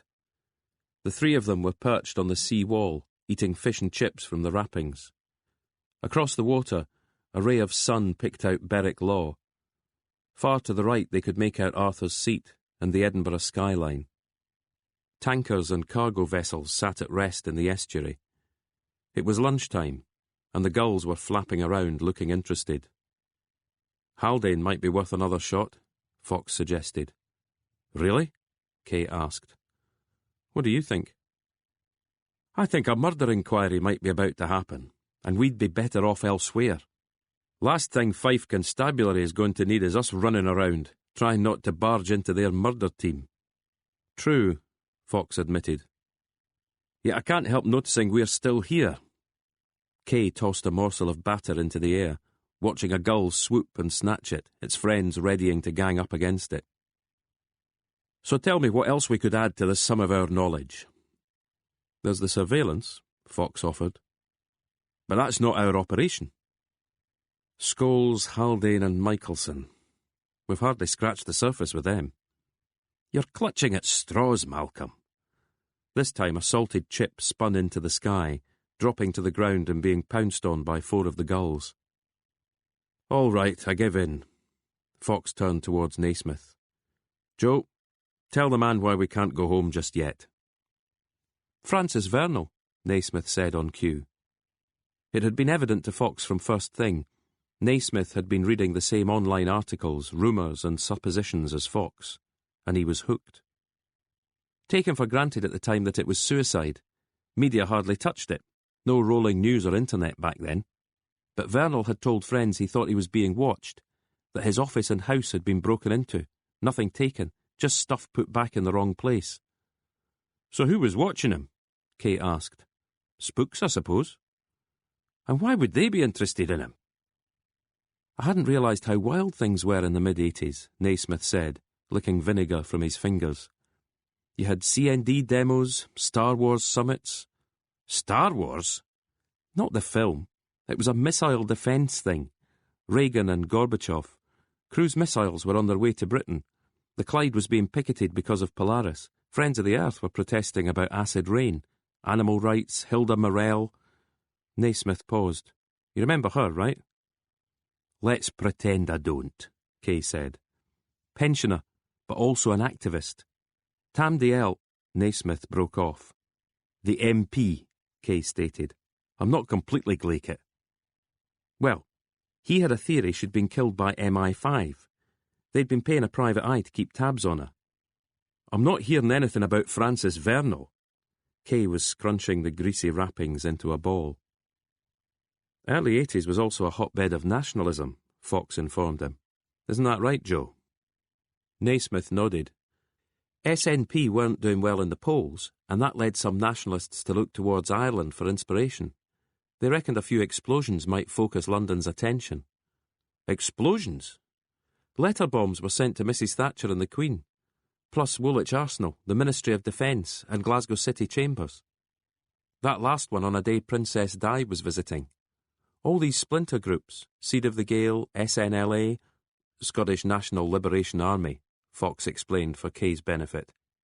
Scottish Citizen Army, Dark Harvest Commando. That last one, they took a wee trip to Gruniard. Naismith paused again. "Enlighten me," Kay muttered. "It's an island off the west coast, infected with anthrax in World War II. "Germans?" Kay speculated. Naismith shook his head. "We did it ourselves. Planned to drop anthrax over Germany but wanted to test it first. After which Gruniard was uninhabitable," Fox added. "They took it off the maps to stop people finding it. But the Dark Harvest Commando went there and lifted some of the soil, then started sending it to various government agencies." "Francis Vernal was involved," Kay speculated. "Few years after he died, one reporter filed a piece. He said Vernal had been paymaster for the Dark Harvest Commando." "Did he have proof?" "Information was harder to come by back then. Remember that book Spycatcher? These days it would be on the net. No way a government could stop people reading it." Naismith looked up at Fox, and Fox nodded to let him know he'd done well. Naismith smiled and pushed a hand through his hair. "I really got into it," he said, sounding almost embarrassed at his own enthusiasm. "Even found some clips of a TV show, Edge of Darkness." "I remember that," Kay broke in. "Big American CIA guy with a golf bag full of guns." "It was about the nuclear industry," Naismith elucidated. "Catches the paranoia of the time." He shrugged. "Seems to me, anyway." "How much did you find out about Dark Harvest Commando?" Fox asked him. "Virtually nothing." "Same here. For one thing, almost nobody ended up in court. For another, it just seemed to fade away." Fox nodded slowly. "Polaris and Acid Rain," Kay mused. "Seems like ancient history." He slid from the sea wall and held the ball of rubbish above a bin. "See what I'm doing here?" He tossed it in. "That's what we should be doing with all of this." He brushed his hands together. "You really think so?" Fox asked. "I know so. We're not CID, Malcolm. None of this adds up to anything we should be part of." "I'm not so sure." Kay rolled his eyes. "Did Alan Carter kill himself?" Fox asked quietly. "Maybe," Kay stated after a moment. "If he was murdered?" "His nephew's looking good for it."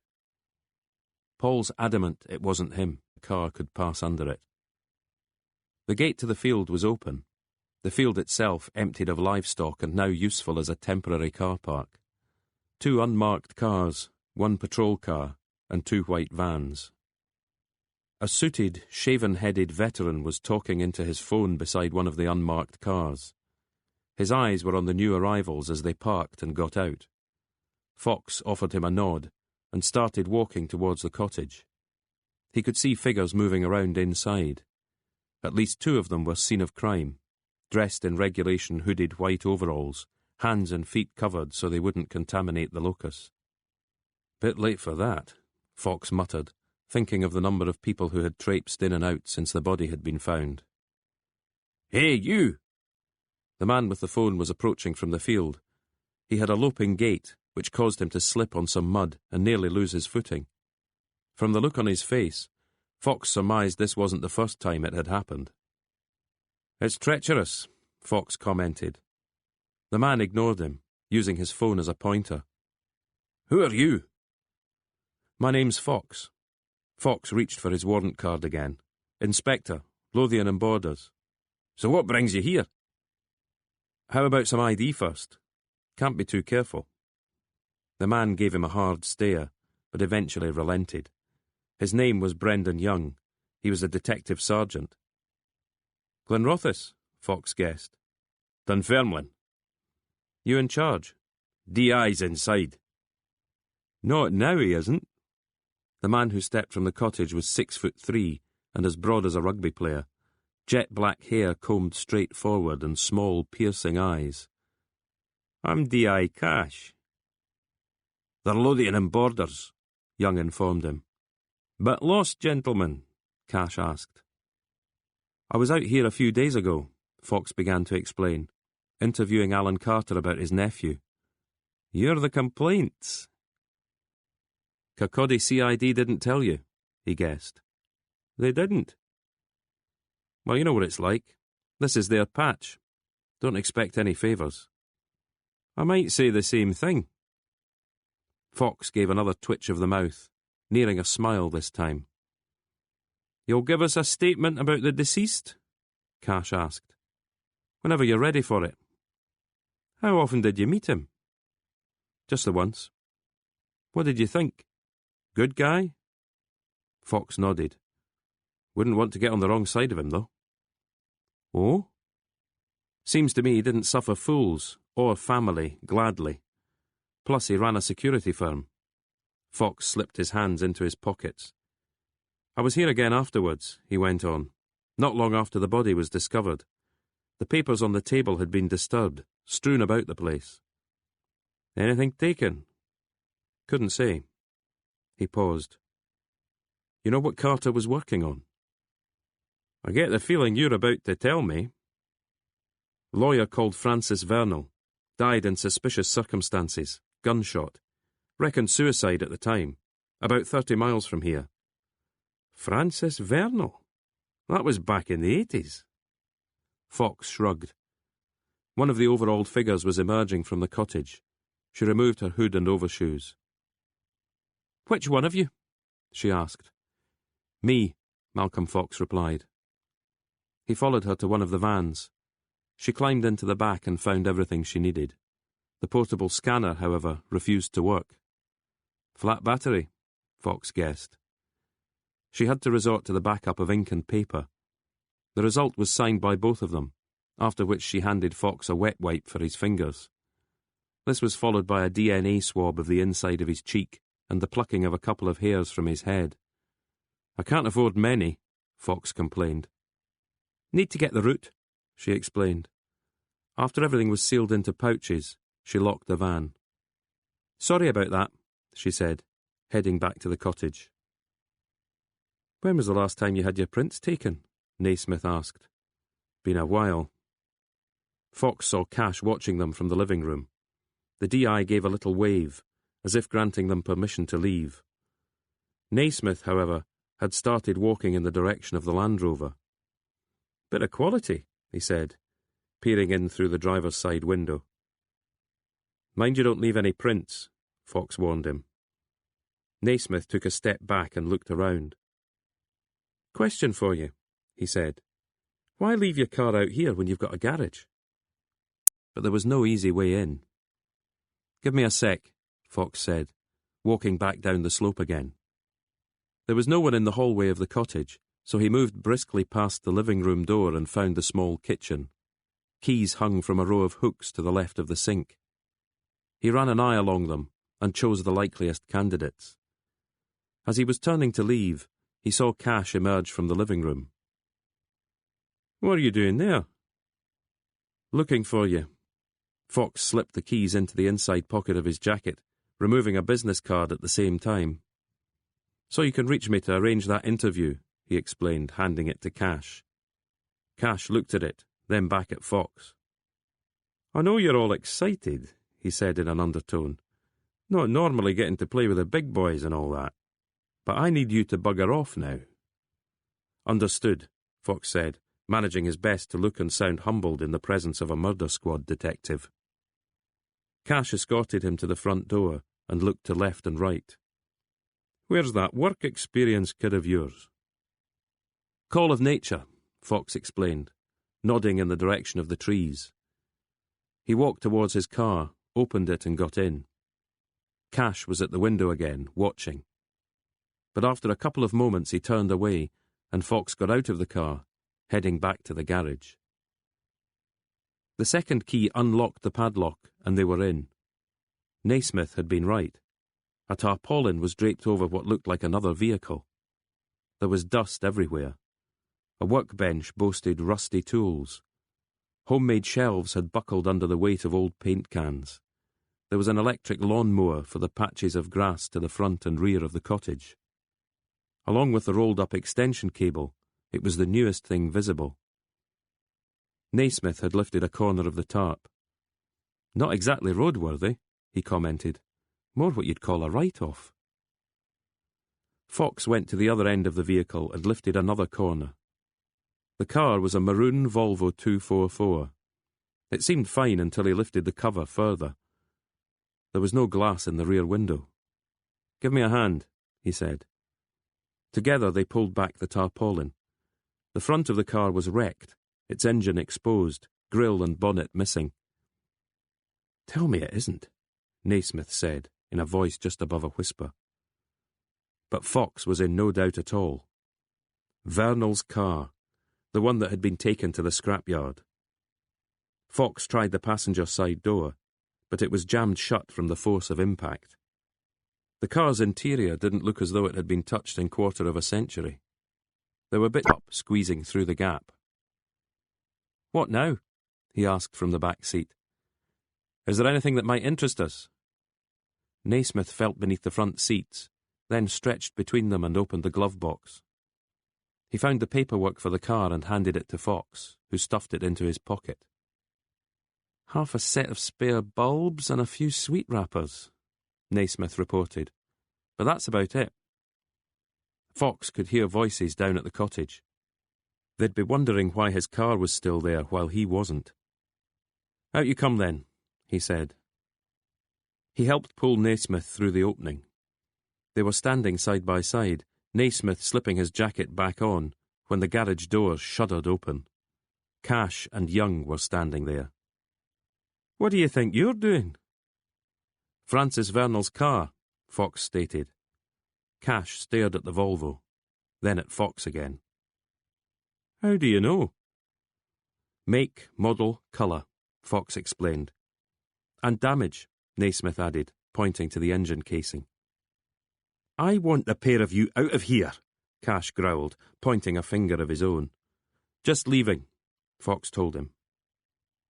Cash and Young stayed with them until they'd reached their own car, then watched as they did a 3-point turn and drove slowly back.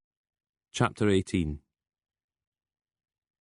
Having dropped Naismith outside the library, Fox headed for the police station. Rain had started gusting against the windscreen. He turned on the wipers. The drops were huge, sounding like sparks from a fire. He thought back to that day in Alan Carter's cottage, the two of them seated either side of the fireplace, mugs of tea and an old dog for company. What could have been cosier or more domestic? Yet Carter was a man who had built up a security company from nothing. That spoke to Fox of an inner toughness, maybe even ruthlessness. Then there was the evidence of his old friend Teddy Fripp. Some of the pages were stuck together. At the back were sections to be filled out after each regular service. The lawyer had owned the car from new by the look of things. 3 years he'd been driving it prior to the crash. 8,500 miles on the clock at the time of its last trip to the garage. The service centre's stamp was from a dealership on Seafield Road in Edinburgh, long since relocated. There were some loose folded sheets in a clear plastic pocket attached to the inside back cover of the book, dealing with work done to the car and parts replaced. Fox unlocked the driver's side door, tossed the logbook onto the passenger seat, and headed towards the station. He was halfway across the car park when his phone rang. It was Bob McEwen. "Sir," Fox said by way of introduction. "Malcolm?" McEwen's tone caused Fox to slow his pace. "What have I done this time?" "I've had Fife on the phone, the deputy chief." "He wants to pull us out." "He wants to pull you out." Fox stopped walking. "Kay and Naismith can keep doing their interviews and prepare the report." "But Bob, CID called his office, apparently furious with you." "Because I told them their job." "Because you went barging into a potential crime scene. Because instead of leaving when told, you found somewhere else to stick your nose in." "I went there to assist." McEwen was silent for a moment. "Would you swear to that in court, Malcolm?" Fox didn't answer. "And would you have Joe Naismith back you up?" "All right," Fox relented. "It's a fair point." "You know better than anyone. We have to stick to the rules." "Yes, sir." "And that's why you're coming home." "Is that an order or a request, Bob?" "It's an order." "Do I get to kiss the children goodbye first?" "They're not children, Malcolm. They'll do fine without you." Fox was staring at the station's back door. "I'll let them know what's happened," McEwen was saying. "You'll be back here in an hour, yes?" Fox switched his gaze to the sky above. The shower had passed, but another was on its way. "Yes," he told Bob McEwen. "I will, yes." When Fox walked into the complaints office, there was a note waiting for him from Bob McEwen. "Another bloody meeting. Keep your nose clean." Fox noticed a couple of supermarket carrier bags sitting on the floor next to his desk. They were heavy. He lifted a box file from one and opened it. A photograph of Francis Vernal in full oratorical flow stared up at him. Below it lay a sequence of stapled sheets, some half covered in scribbled post-it notes. The second box file seemed to comprise more of the same. There was no covering letter. Fox phoned down to reception and quizzed the officer there. "Gentleman dropped them in," he was told. "Give me a description." There was a thoughtful pause. "Just a gentleman." "And he gave my name." "He gave your name." Fox ended the call and made another, to Mangold Bain. The secretary put him through to Charles Mangold. He realised how similar the two scenes might eventually be. Alan Carter's table, piled high with paperwork, and now his. With a tightening of the mouth, he got to work. Alan Carter had, on the face of it, done a lot of work. He had sourced copies of The Scotsman for the whole of April and May 1985, really to prove only that almost no attention had been paid to the lawyer's death. Fox found himself lost in these newspapers. There was an advert for a computer shop he remembered visiting.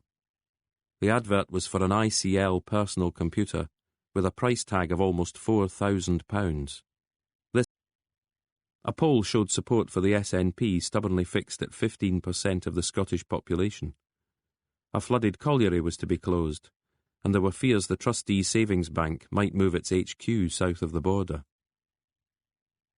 Joe Naismith had mentioned Hilda Morell, and though she had died the previous year, she made it into the newspaper too. The MP Tam Dael was insisting she had been killed by British intelligence, and Home Secretary Leon Britton was to be quizzed on the matter. Fox was surprised by how little of this he remembered. He would have been in his Hires year at Boroughmuir, confident that a university or college place awaited him. Rumours could be contained. Even news could be contained. Few enough Woodwards and Bernsteins in the Scottish media at the best of times. Fox could imagine a newspaper editor balking at reporting details of a suicide. There was the family to consider, and maybe you'd liked the guy, respected him. What good did it do tarnishing his name by letting strangers know how he'd died? A patriot. Opening the second box, Fox felt his eyebrows raise a little.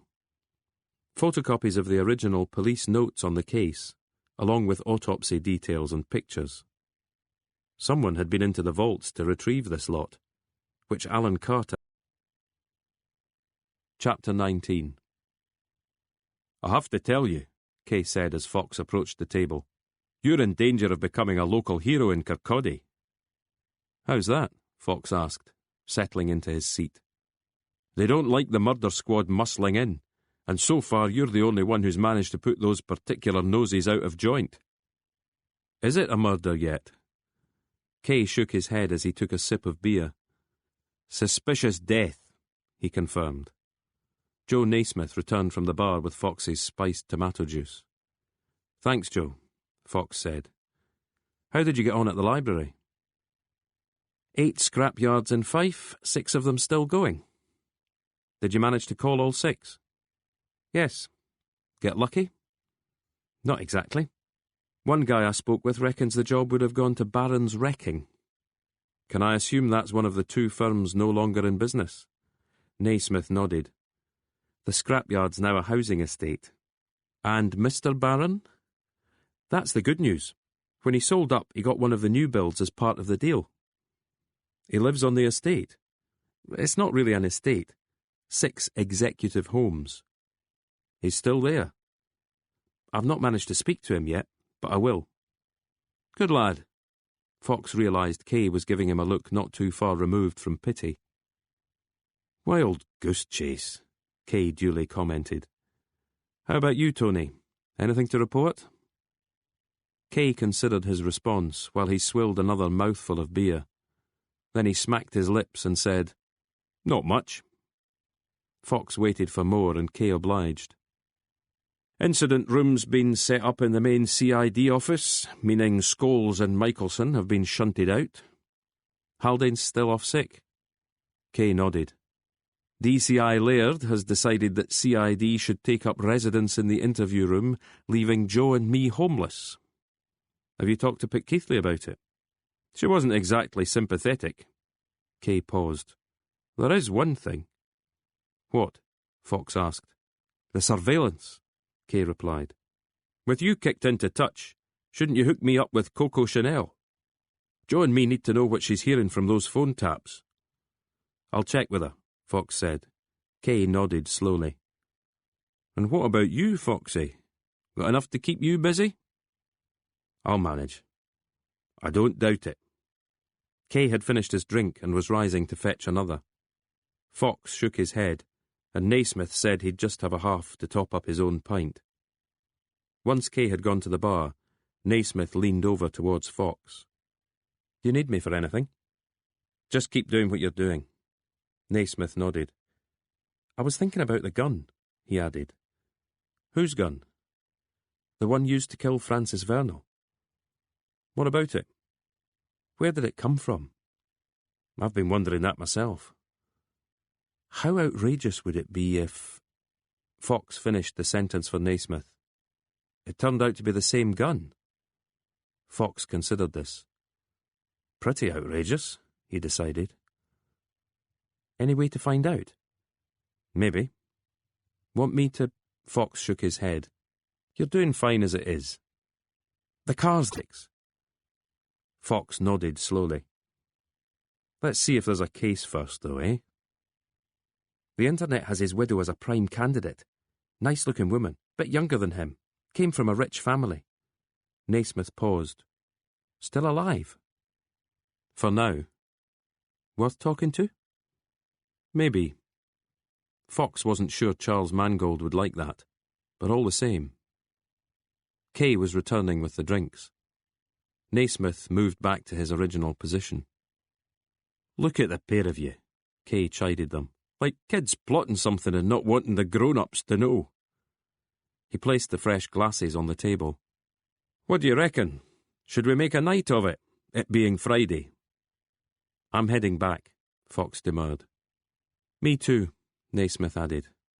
Kay sighed, shook his head more in sorrow than in anger, and lifted the pint to his mouth. Pair of sodding kids, he muttered to himself. Off you go then, and remember to do your homework. We will, Naismith said with a smile. One last thing, though, Kay added with a wag of his finger. Don't bother to wait up for Daddy. Once home, Fox sent a text to Evelyn Mills and sat down at the table again. There was some unopened mail on the windowsill. He hadn't opened it because it comprised a bank statement and a credit card bill, and neither would be good news. Fees at the care home had risen twice in the past year. Fox didn't begrudge them. Well, maybe just a bit. More than once he'd considered asking Jude if she couldn't look after their dad. It wasn't as if she had a job. He could pay her, make it worth her while, and he'd still be better off. He wasn't sure why he kept chickening out. Plenty of hints for her to take, or she could always make the offer herself. Instead, she just nagged at him.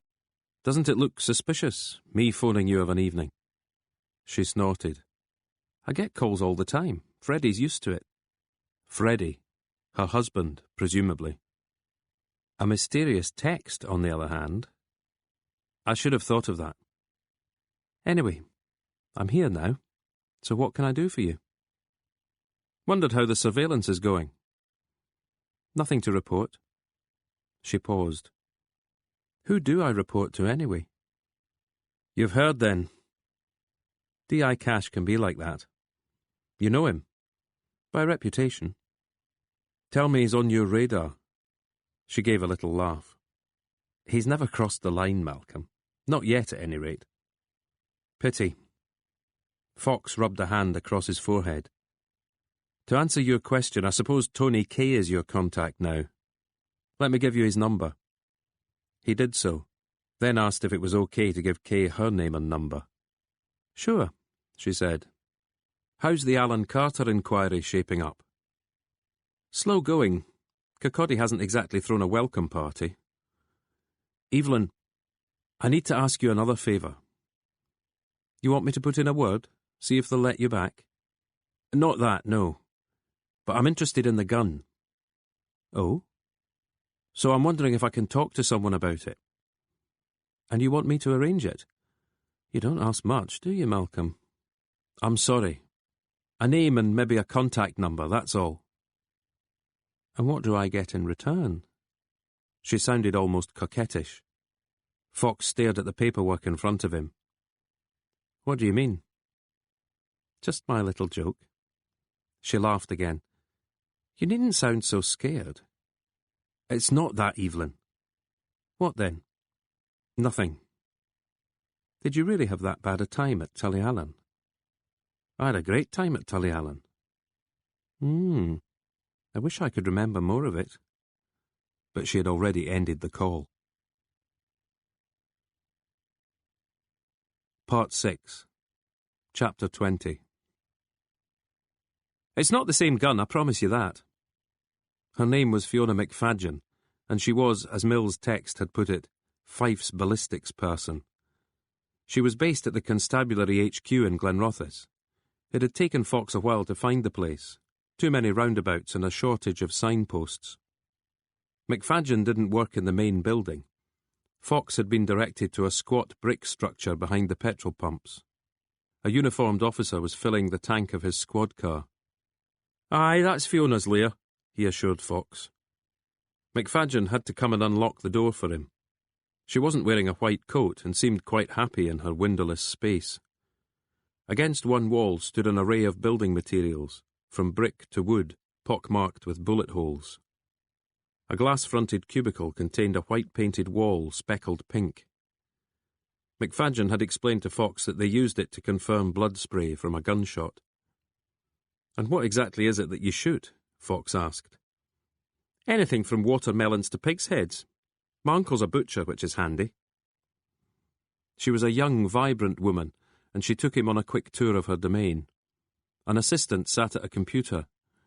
She introduced him as Paul, and he waved a greeting without looking up from the screen. Much gun crime in Fife? Fox asked. Not really. We were set up as a kind of experiment. Carpet's always about to be pulled from under us, budgets getting squeezed, etc. McFadgen had no desk as such. She seemed content to perch on a stool at a narrow counter which ran the length of one wall. There was a coffee pot, and she poured for both of them, while Fox tried to make himself comfortable on the spare stool before deciding to stand instead. Thanks again for seeing me, he said. She nodded her head once and lifted the mug to her lips, cupping it in both hands. How can you be so sure about the guns? Fox then asked. The coffee was too bitter, but he took another sip anyway, so as not to give offence. Serial numbers for a start, she said. Paul had some free time last year, so he computerised all the old records. She showed Fox the printout. This is the gun Francis Vernal used. 4-inch barrel rather than 6-inch. Same calibre bullet, but 6 chambers rather than 5. A second printed sheet was passed to Fox. The revolver used to kill Mr. Carter. Fox studied the details. Different gun, he agreed. Says here the gun from the Vernal shooting was destroyed. She nodded. Happens to all the weapons we confiscate. She handed him a third sheet. It was a detailed list of weapons from Fife and Tayside constabularies sent to be melted down. There weren't many. The revolver found on Alan Carter's table should have been destroyed in October 1984. The one found near Vernal's car had suffered the same fate a year later. Have you got a history for both guns? Fox asked. We can only do so much, McFadgen apologised, blowing across the surface of her coffee. Be in a file somewhere, Paul called out. Probably at the National Ballistics Lab in Glasgow, buried deep in the archives. So you don't know where they came from in the first place? McFadgen shook her head. The revolver found in Alan Carter's cottage. How do you think it got there? Somewhere between the lock-up and the furnace, it took a walk. Fox nodded his agreement. Has that happened before? Guidelines are pretty strict. Lots of checks and balances. Not a regular occurrence, then. Fox studied the sheets again. Someone pocketed it, he guessed. Seems likely. I mean, it could have been dropped or mislaid. She saw the look on his face. OK, that's not so likely, she admitted. Do we know who was on the detail? Whose job it was to dispose of the weapons? Over the page, she said, motioning for him to flip to the final sheet. Ah, he said, because there was a name there he recognised. Detective Inspector Gavin Willis. Yes? McFadden prompted. Fox tapped a finger against the paper. D.I. Willis, he explained. Alan Carter worked under him. Bought his house when Willis died. Might explain it, Paul said, swivelling round in his chair to face them. Gun was in the house. Carter found it and kept it. Making it more likely that he took his own life, McFadden added. Or at least that the revolver was lying around for someone else to use, Fox argued. Nothing so far, Paul interrupted. Nothing so far, McFadden confirmed. Fox blew air from his cheeks. What do you make of it? I'm not really sure, she confided. Paul's theory is that the gun had been taken to the cottage, used to kill the victim, and then his prints pressed to it in a half-baked attempt to make it look like suicide. She paused. But, Fox prompted. But, you've just given us reason to believe the gun may have been in the cottage all along. Alan Carter might have had cause to be fearful, Fox stated. Maybe he kept the revolver close by. That doesn't work, Paul said, rising from his chair and pouring himself more coffee. Victim was seated at the table. From the spray pattern, we know that's where he was when he was shot. If someone's taken your gun from you and is pointing it at you, you're not likely to stay seated with your back to them, Fox agreed. He thought for a moment. What if someone has the gun pointed at you and tells you to sit down? They want something from you, something that's already on the table. Paul considered this and nodded slowly. You find it for them, and they then shoot you. Or you refuse and they shoot you anyway, McFadden added. The room was silent for a moment. So, Fox asked, was the revolver there all along, or did someone bring it with them? I no see idea looking at the victim's nephew, McFadden commented. He would have known the cottage, and might have known where the revolver was kept. The two men weren't exactly close, Fox argued. If there was a gun on the premises, Carter kept it secret even from his oldest and closest friend. And what about the missing cloth? Killer took it with him, Paul suggested. If there was a killer, McFadden cautioned. If there was a killer, her assistant agreed. Then he turned towards Fox. One other thing. Fiona's quite right when she says not many guns go astray. These days, I'd say none at all. But back then, Fox prompted. A few of the guns that turned up in police custody began life with the army. Back in the 70s, a lot of stuff, explosives included, went AWOL from barracks up and down the land, most of it destined for the Troubles. Northern Ireland. The paramilitaries needed weapons. They were being stolen to order. What's your point? Paul shrugged. That revolver could have been destined for Belfast. Ulster wasn't the only place with terrorists, Fox informed him. We had our fair share on the mainland too. He was thinking of the Scottish National Liberation Army and letter bombs in Downing Street, the Dark Harvest Commando with their anthrax spores, and their possible paymaster, Francis Vernal. You've got a point, Paul said. He went to a filing cabinet, pulled open a drawer and started searching. McFadden gave Fox an indulgent smile. He nodded his agreement. Paul was good at his job. A minute later he'd found the relevant file and was handing a photograph to Fox. It showed a desk in a police station. Laid out for the media's attention was an array of firearms. The dozen or so rifles were tagged. The pistols, revolvers and ammunition were in sealed evidence bags. Fox read the label on the back. 1980 Scottish Republican Socialist League Trial. He nodded at Paul. Another splinter group to add to the list, he commented. Some of these would have come from the army. From break-ins at barracks. Fox looked at him. Inside jobs. All it takes is a few sympathisers, a blind eye turned, a key handed over. I'm seeing shotgun cartridges, but no shotguns, Fox said, handing the photograph to McFadgen. Par for the course, she explained. No one's saying these groups had high IQs. Not even the leadership. We caught them, didn't we? She brandished the photo as proof. While Paul placed the photograph back in its file, Fox rubbed at his jaw with the palm of his hand. Can I ask you something else? Fire away, if you'll pardon the expression. He gave her a smile. Do you have a theory about these explosions? McFadgen gestured towards Paul's computer. Paul's been doing a bit of work on that. Plastic containers filled with bits of metal. Screws, washers, stuff you can find in any DIY store. Detonation sent the whole lot flying a distance of 30 metres. Probably not kids, then. Not unless they've been reading the anarchist cookbook, Paul said. They've not perfected it yet, though, McFadgen added, folding her arms. But they're getting better, her colleague cautioned. McFadgen nodded her agreement, looking pensive. They're getting better, she said. And once they're satisfied, Fox asked. Then it won't be trees they'll be targeting, McFadgen said.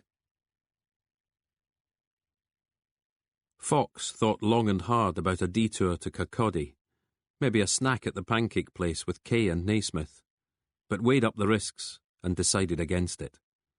Instead, he drove back to Edinburgh, stopping for petrol and a burger.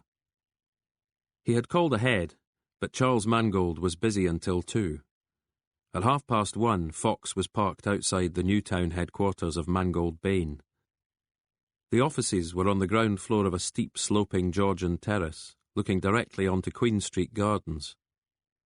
The receptionist smiled and asked him to take a seat. There was a copy of the Financial Times on the coffee table, along with the latest property guides and a golfing magazine.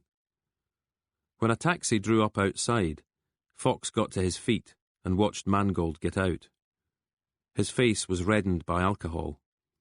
As he came inside, he spotted Fox immediately and offered his hand. Good weekend, Inspector? I did a lot of reading. Anything interesting? Actually, a bit of a page-turner.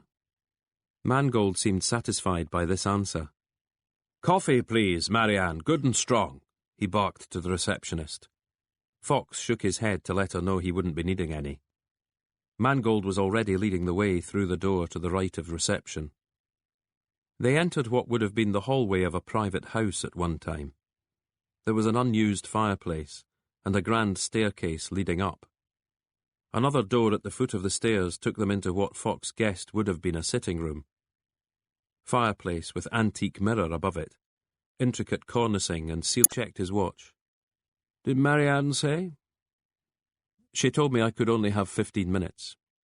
Fox followed Mangold's lead and seated himself at the polished oval table. But that only holds if I'm working for you, which I'm not. I'm a police officer, and this is a police matter, which means I take as long as I need. There was a knock, and the coffee arrived, along with a bottle of water and 2 glasses. The receptionist asked Mangold if he wanted her to pour. Yes, please, Marianne. They waited until she'd gone, closing the door behind her. Mangold was gulping at the coffee, eyes closed. Can't drink like I used to, he explained, and I do have a very full afternoon.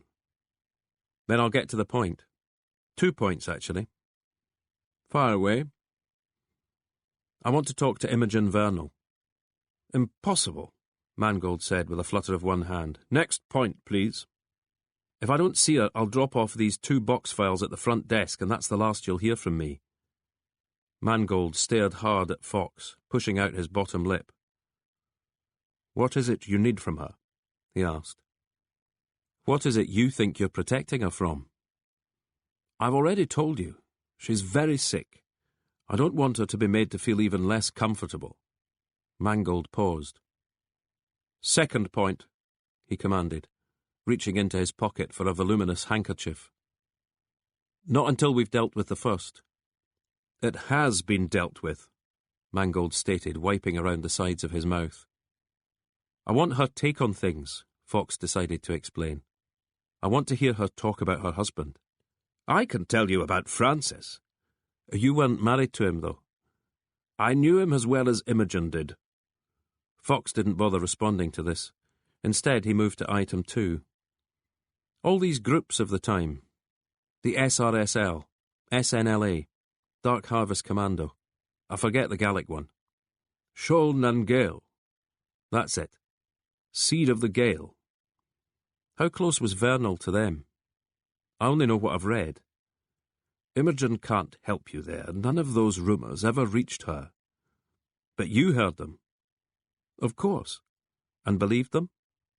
I asked Francis a few times. He would just dismiss the suggestion with one of his looks. What's your feeling, though? Mangold took a sip of coffee while he considered the question. Was he an active paramilitary? No, I doubt that.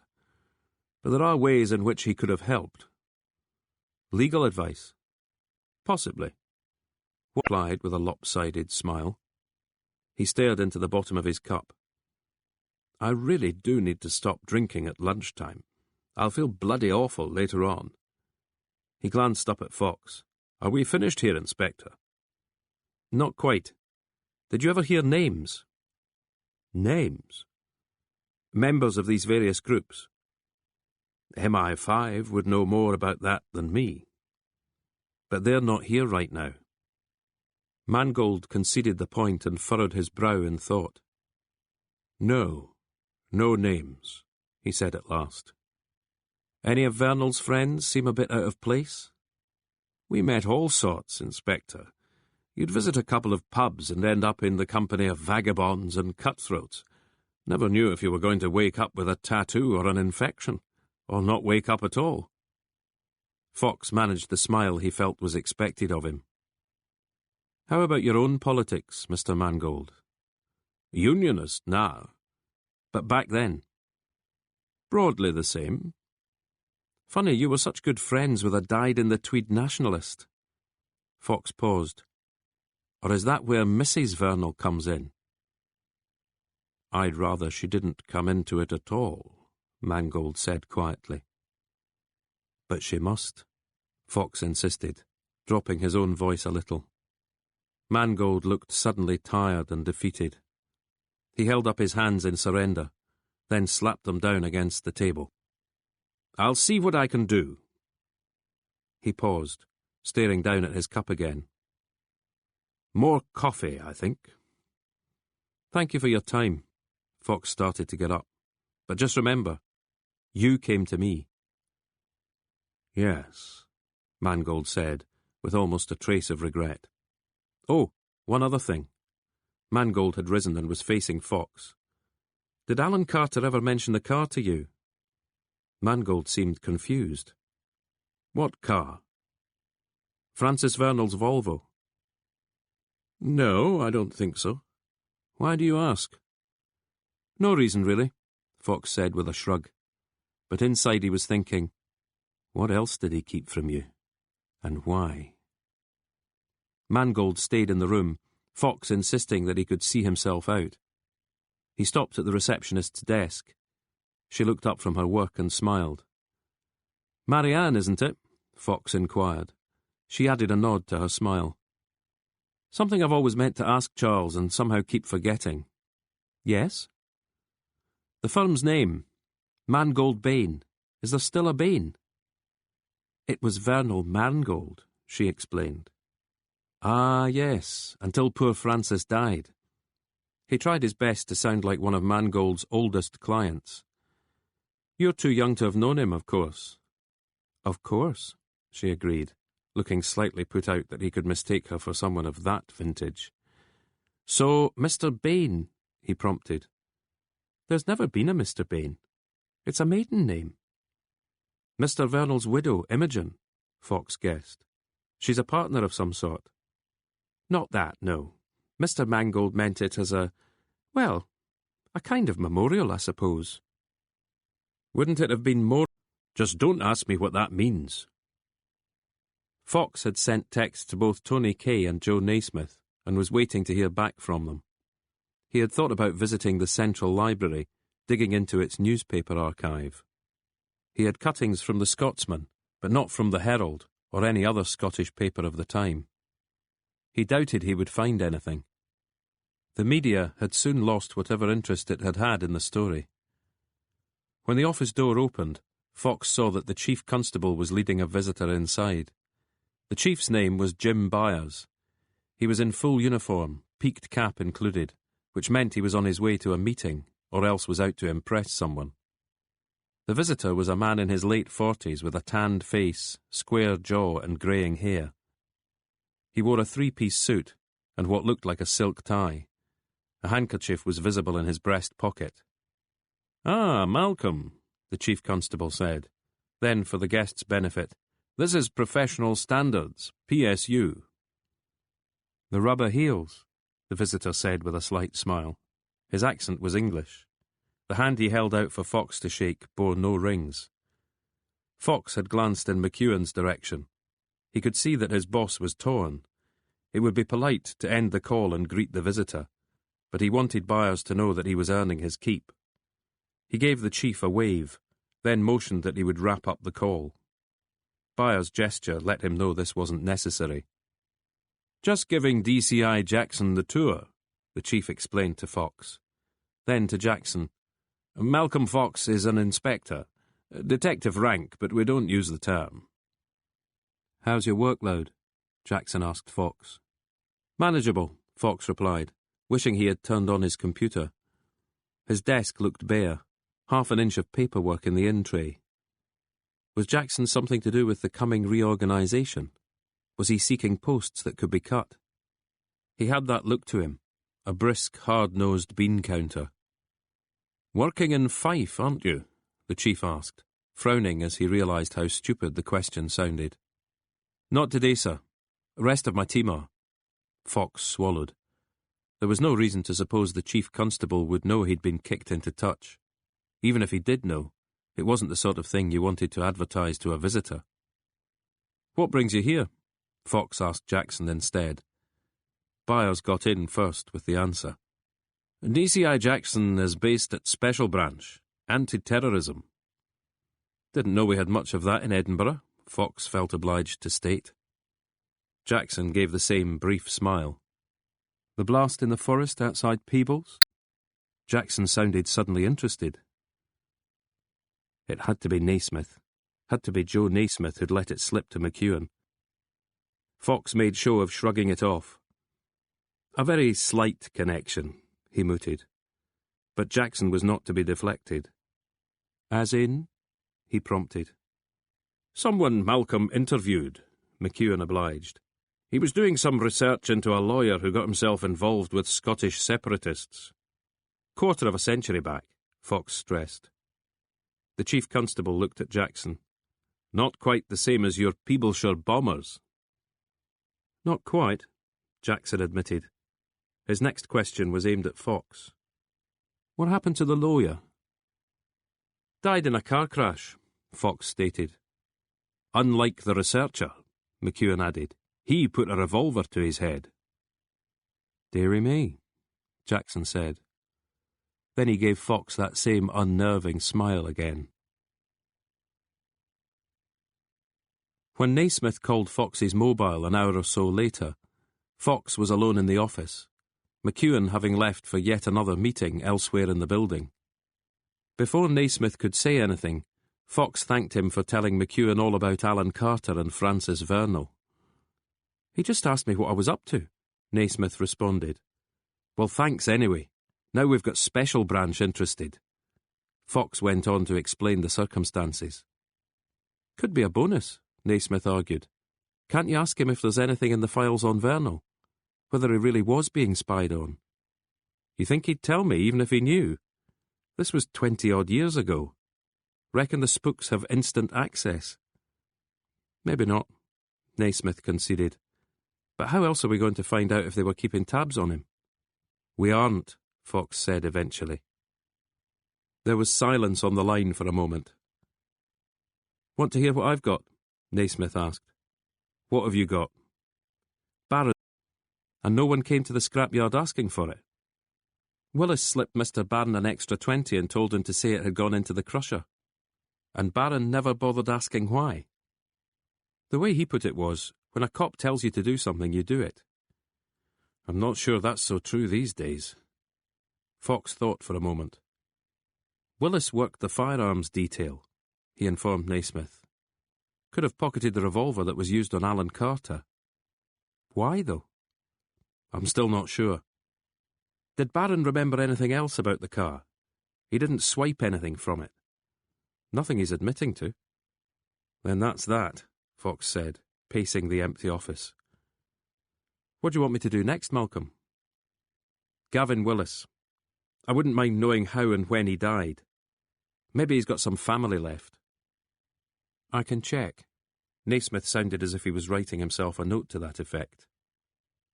Have you seen Tony? Fox asked. Told me he was taking Billy and Becca out for coffee. The hairdressers? Fox stopped by the window. He had a view towards the car park with Fettes College behind it. The pupils seemed to be heading home, a line of parental cars waiting to collect most of them. What's his thinking? Hormonal? Naismith guessed. Fox saw DCI Jackson being escorted to his car by the chief constable. Jackson had his own driver. Nice executive saloon, too. He got into the back, Byers closing the door for him. As the car pulled away, a window slid down.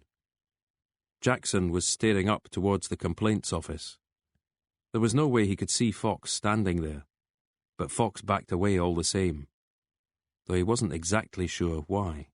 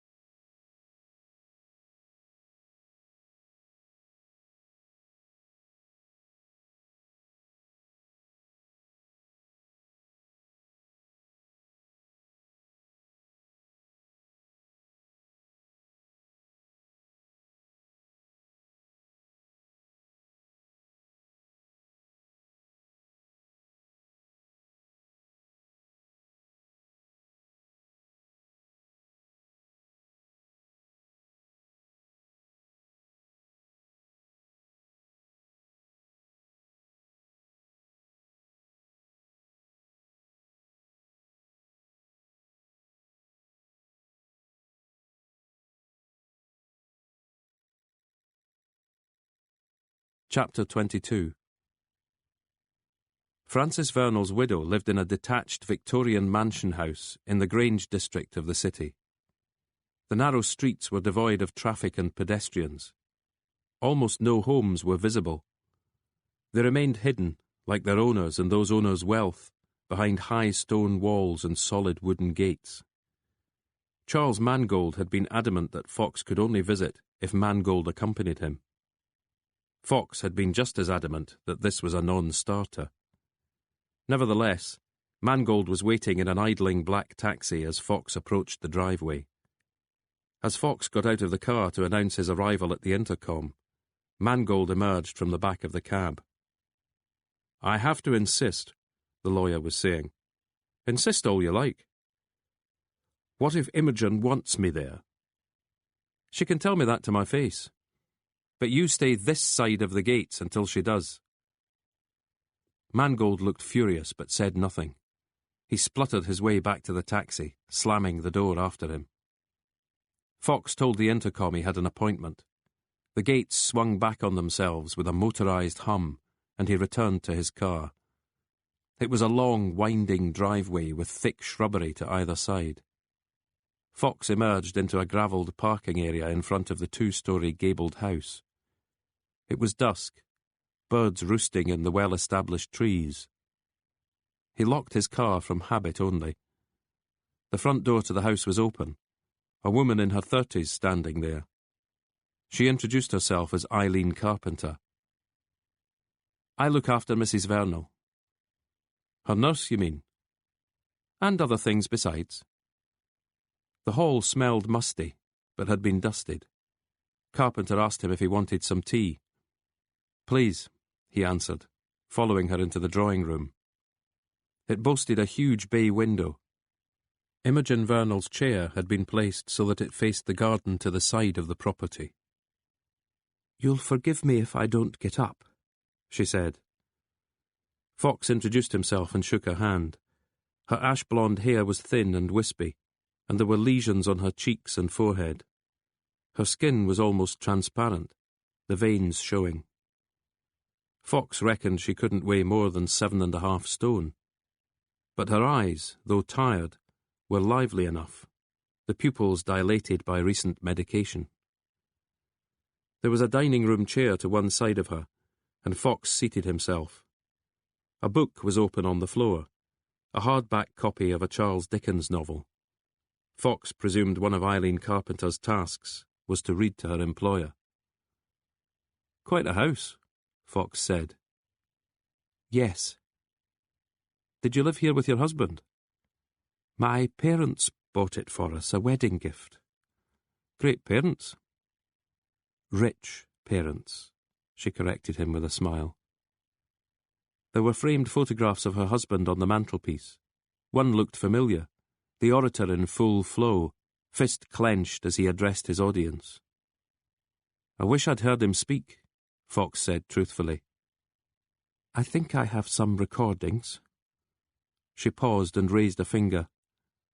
"No," she corrected herself. "I donated them to the National Library, along with his books and papers.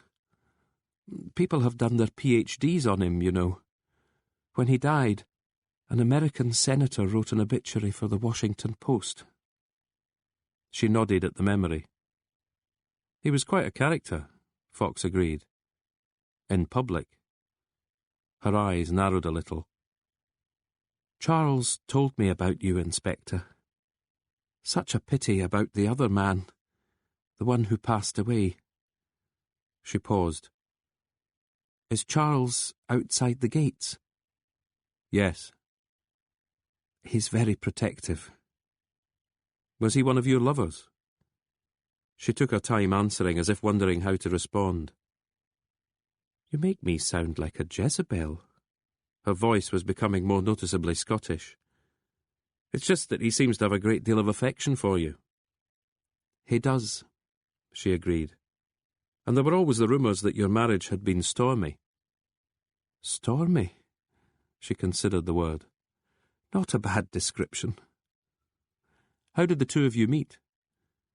"Manning the barricades." Not literally. Almost. A sit-in at the university. I think we were protesting against Vietnam. She seemed to be thinking back. Although it could have been apartheid or Rhodesia. He was already a lawyer, I was a student. We hit it off. Despite the age gap? My parents didn't approve at first, she conceded. Was Mr. Vernal a nationalist back then? He was a communist in his youth. Then it was the Labour Party. Nationalism came later. You shared his politics? She studied him.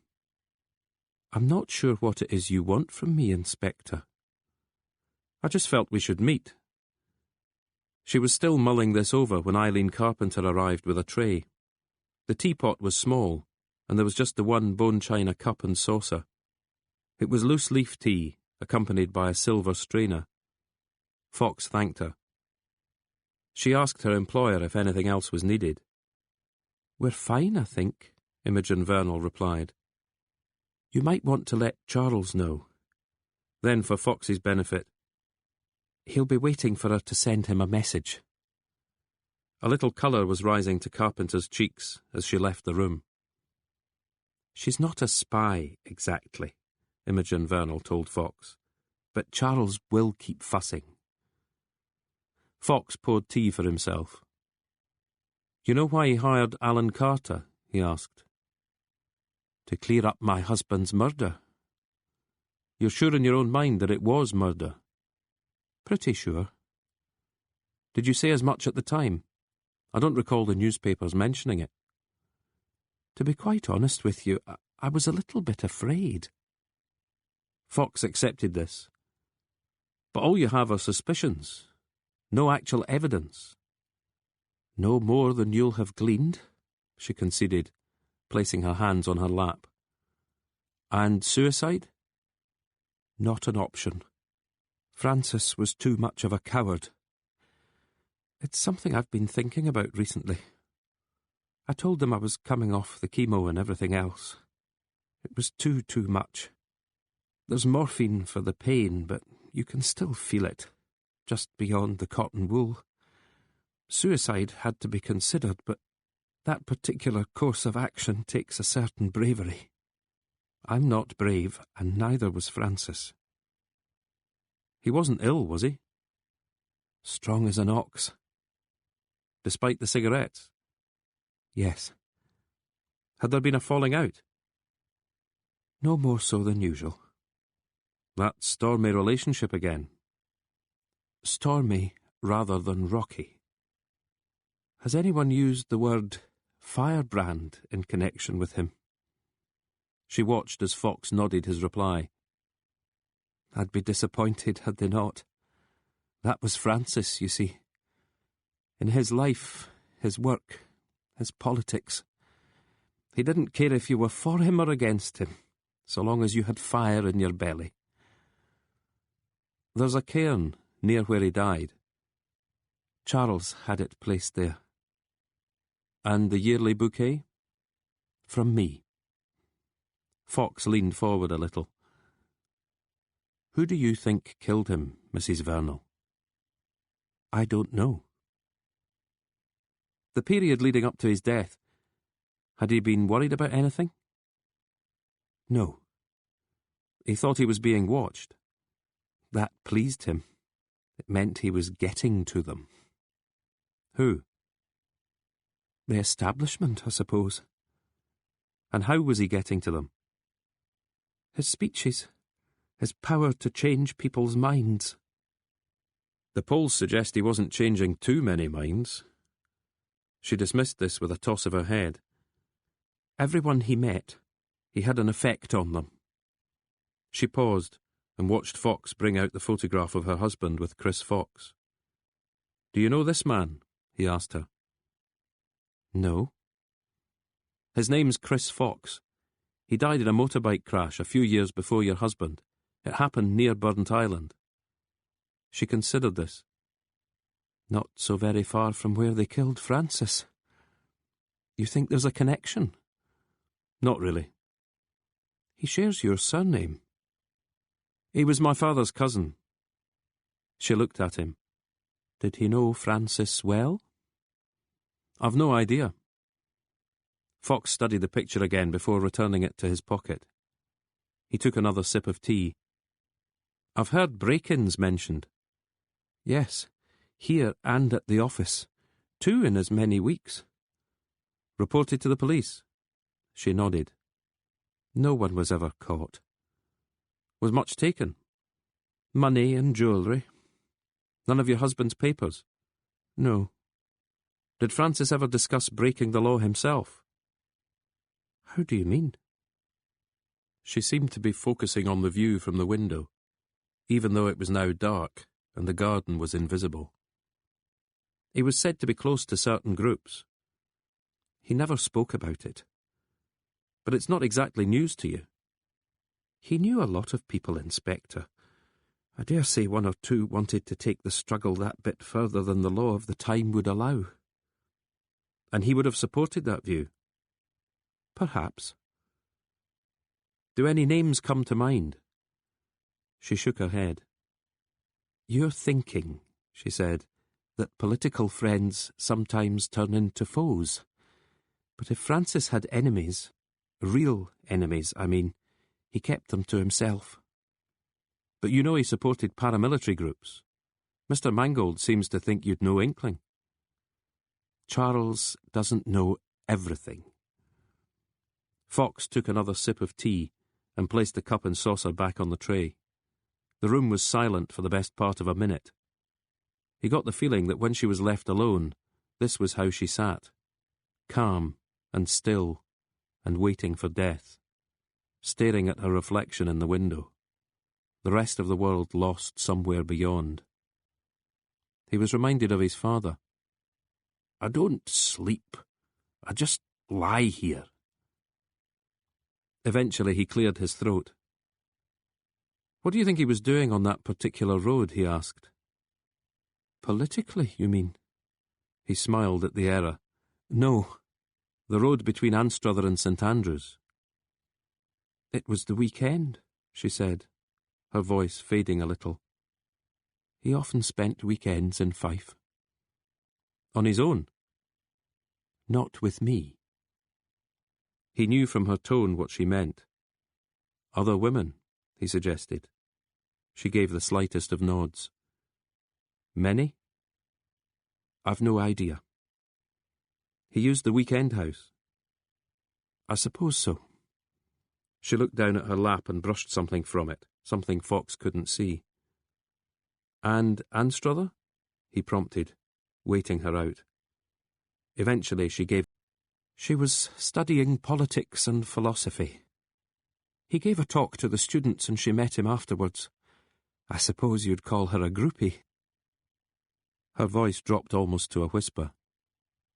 I've not told anyone about her. Charles Mangold? She shook her head. So Alan Carter wouldn't have known either? I suppose Charles might have known, she said.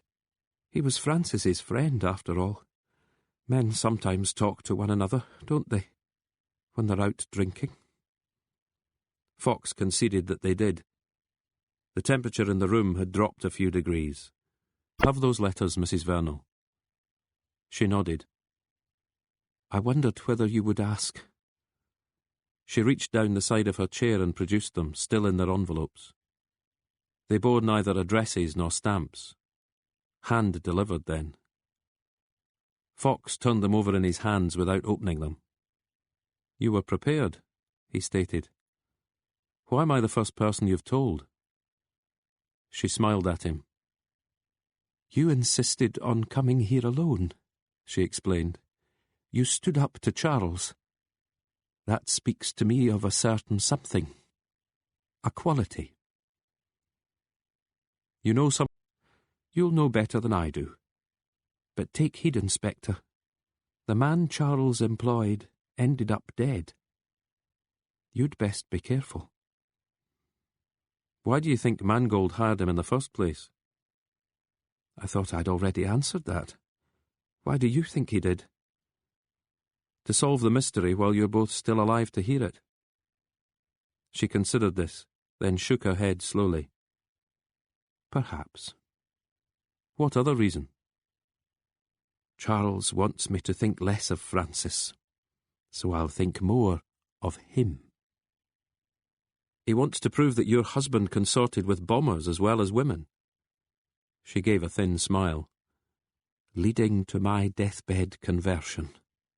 I recant and clasp Charles to my bosom, metaphorically speaking or otherwise. That sounds unlikely to me. Please don't misunderstand. Charles has been a good friend, loving and loyal, but not as reciprocal as he would like. No. And adding your maiden name to his law firm? Part of the wooing, she agreed. Should I feel flattered, do you think? Fox had no answer to that. As he left the vast and under-furnished drawing-room, he could see her reflection in the window, just as she could see his. Fox lay in bed that night, thinking of Imogen Vernal. She had given up on the chemo, but hadn't given up on life. She still loved her husband. She was loved, in turn, by Charles Mangold. He wondered whether the widow was rich, an inheritance from her parents, money left by her husband, or whether Mangold was paying for Eileen Carpenter and everything else. He thought of his own father, fighting hard against dementia, regular visits from son and daughter, trips to the seafront at Portobello, ice cream on his chin until a handkerchief could be produced. The letters from Alice Watts to Francis Vernal were more like essays, lengthy, discursive, political. There were moments of emotion too, but no purple prose, no drawings of hearts pierced by arrows, and no rows of kisses at the end. Fox couldn't tell if Vernal had ever written her letters of his own. It was obvious he was a regular visitor to Anstruther, but the letters were not dated. Judging by the few contemporary events she mentioned, they had to be from 1984 and 85. His phone was charging on the bedside cabinet. When it rang, he had to unplug it before answering.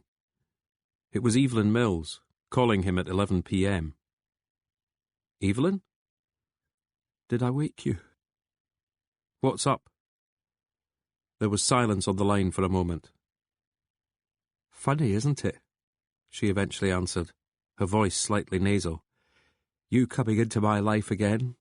Coming into my life right now, I mean. Fox realised she had been drinking. Things are a bit shaky at home. No, not really. She seemed to recall the lateness of the hour.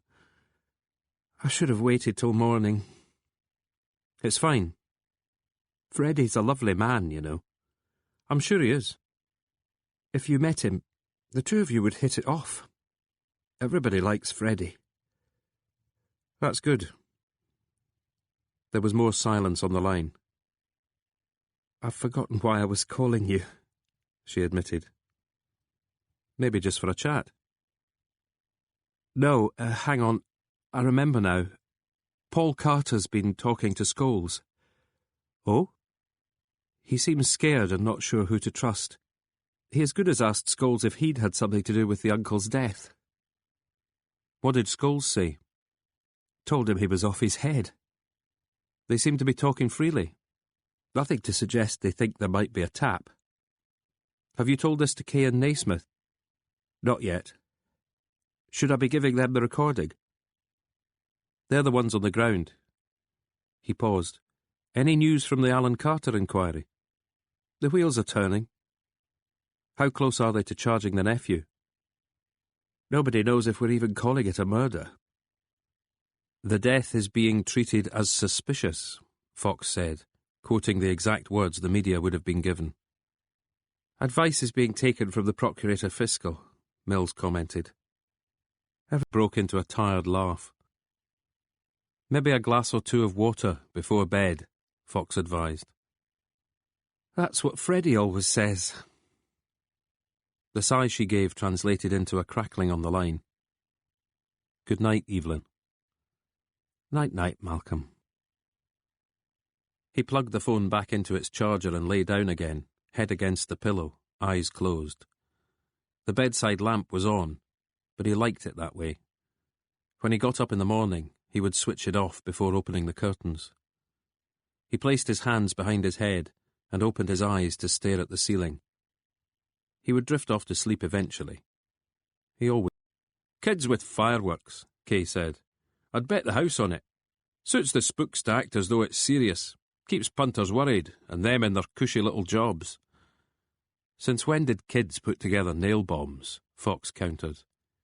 "You saying we've got to start watching out for a tartan jihad?" Kay rolled his eyes. "As if we didn't have enough on our plates."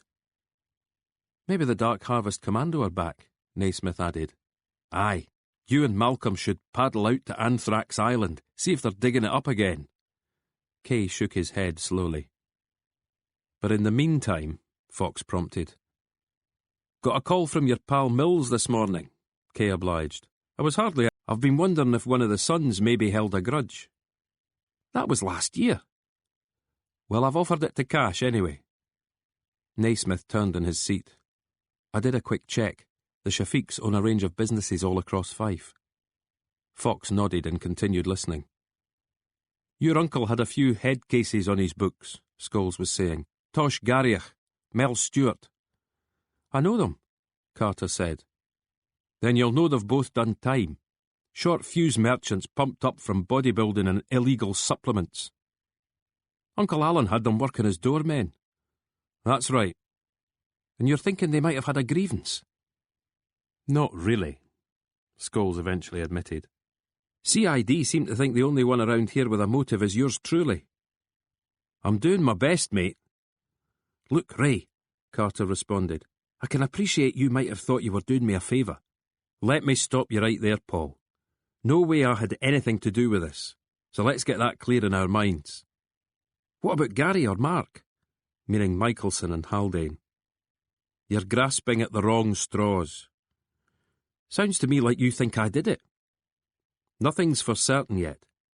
The crime scene might look a bit wonky, but it's suicide until proven otherwise." "I didn't kill him, Ray." "That's what I'm saying." "Maybe been nice," Naismith argued. "What do you think, Malcolm?" "He's pretty adamant he didn't top his uncle." "Aye," Kay retorted, "like he was adamant in court he didn't do anything to those women." "Speaking of which," Fox prompted. "I spoke to Billy and Becca again," Kay obliged. "Interesting that Scholes mentioned those two knuckle-draggers. Tosh Garriach happens to be Billy's current squeeze."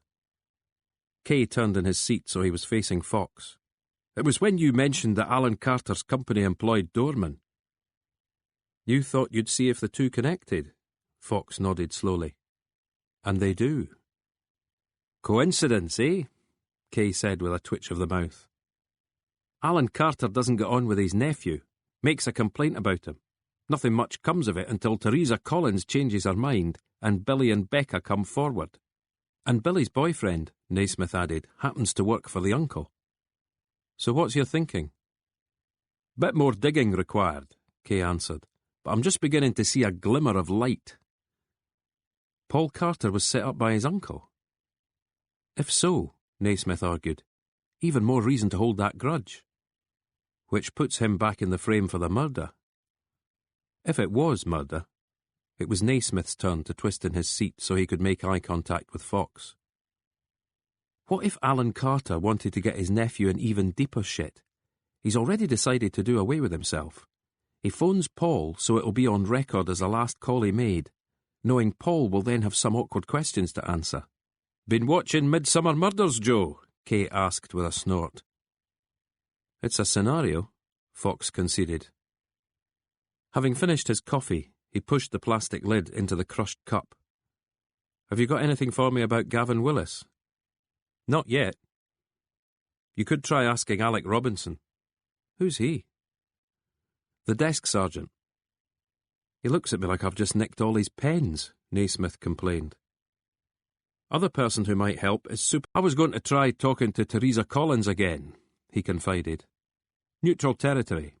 Maybe a cafe or a pub. You know she's out of hospital." "The shrink gave her the all clear." "All I know is she's back home." You'll be sure to go easy on her. I can do the empathy thing, Kay stated. A nation rejoices, Malcolm Fox said. The geography of St Andrews defeated Fox. On paper it looked fine. A road led you into the town, after which there were a couple of main shopping streets parallel to one another. But he had an hour to explore the place on foot, and kept finding new angles. Philosophy, 1985. Date of birth? He'd shaken his head. Home address? Another shake. Term time she stayed in Anstruther. Year of entry? I'm not sure. Sorry. So there he was, exploring the town and finding himself intrigued by the way its disparate elements somehow didn't drive everyone slightly mad. He compared it to Edinburgh. Students, tourists and residents all finding space and creating the place in their own image. He had passed up an elegant glass box of a restaurant on the seafront for a tuna melt panini in the cafe attached to the bar theatre. He had Sorry, the female assistant said, entering briskly by the same door as Fox. She returned to her own side of the desk, removing her coat and hanging it on a peg, then patting her hair back into place. Took quite a bit of digging. She had been carrying a large brown envelope. As Fox approached the counter, she pulled a few A4 sheets from it. This is what we have, she said. Alice Watts had been born in Glasgow in March 1965, making her 20 at the time of Vernal's death. She had enrolled at St Andrews in September 1983. There were 2 passport-sized matriculation photos of her, one from 1983 and the other from 84. She had changed dramatically inside a year, mousy and deferential-looking in the first, tousle-haired and determined in the second. In her first year, she had stayed in a hall of residence. By second year, she was renting the Anstruther address. Bit of a hike, Fox commented as he read. But Anstruther's lovely, the female assistant argued. Her home address was a street with a Glasgow postcode. There was a phone number too. Fox flicked to another sheet and saw that it listed her exam passes along with progress reports from relevant members of staff. He would have called these reports glowing to begin with, but then Alice had wanted nothing more to do with her university. Never heard from again, the assistant said, then leaning towards Fox and dropping her voice. Has she been murdered? Fox stared at her and shook his head. What then? Her eyes had widened, eager for details. Her male colleague had stopped typing and was paying close attention. Fox kept his counsel, holding up the sheets. I'm taking these with me, he informed the assistant. All right? The originals need to stay here, she said, failing to hide her disappointment in him. I'll have to make you copies of them. Will that take long? A couple of minutes.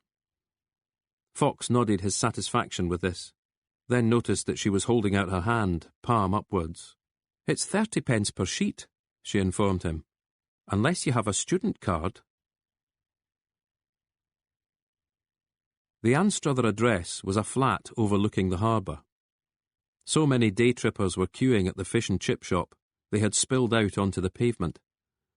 The woman who lived in the flat was an artist. She offered Fox some herbal tea but little else. She had bought the place from the previous owner, who had died of old age. Yes, it had been a rental property at one time, but she had no details. Mail sometimes arrived for people she'd never heard of, but she just threw it in the bin.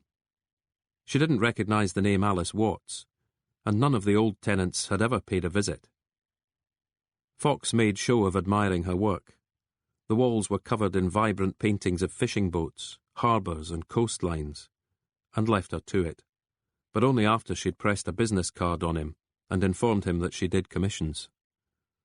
I'll bear that in mind, he said, making good his escape. He considered a trip to Glasgow. It would take maybe 90 minutes, but made a few calls from his car instead. Eventually, someone got back to him from Govan police station. The officer had driven out to the address himself. It's an office block, he informed Fox. Offices? Fox frowned as he stared at Alice Watts's university details. How long has it been like that? It was a warehouse until 1982, renovated in 83. 1983, the year Watts had arrived at St Andrews. I must have the wrong address. Reckon so, the officer agreed. No housing in that street at all. Far as I can tell. Never has been.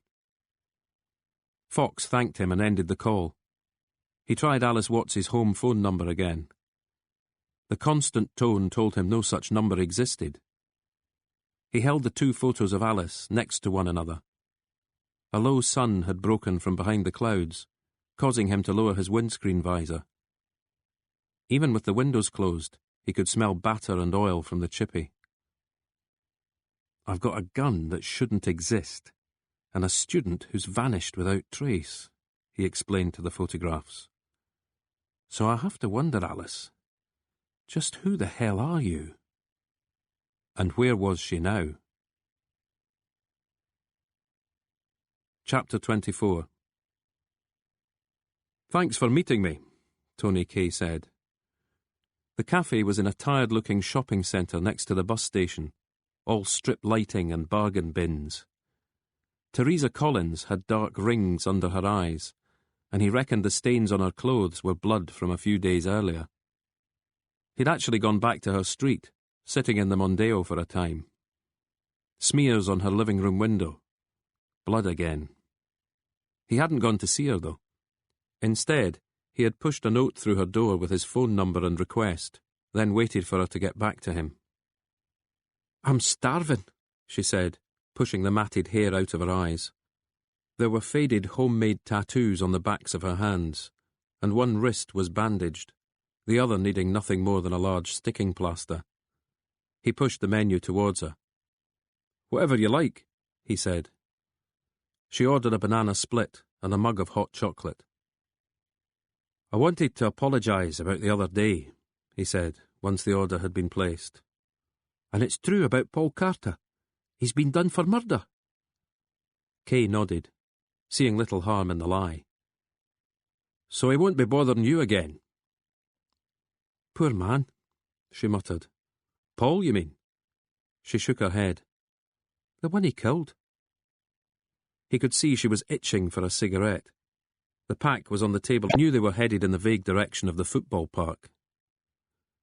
Town's seen better days, he speculated. Seen worse ones too. You've always lived here? I went to London once. Hated it. How long were you there for? Until the money ran out. Took me nearly 3 days to hitch home.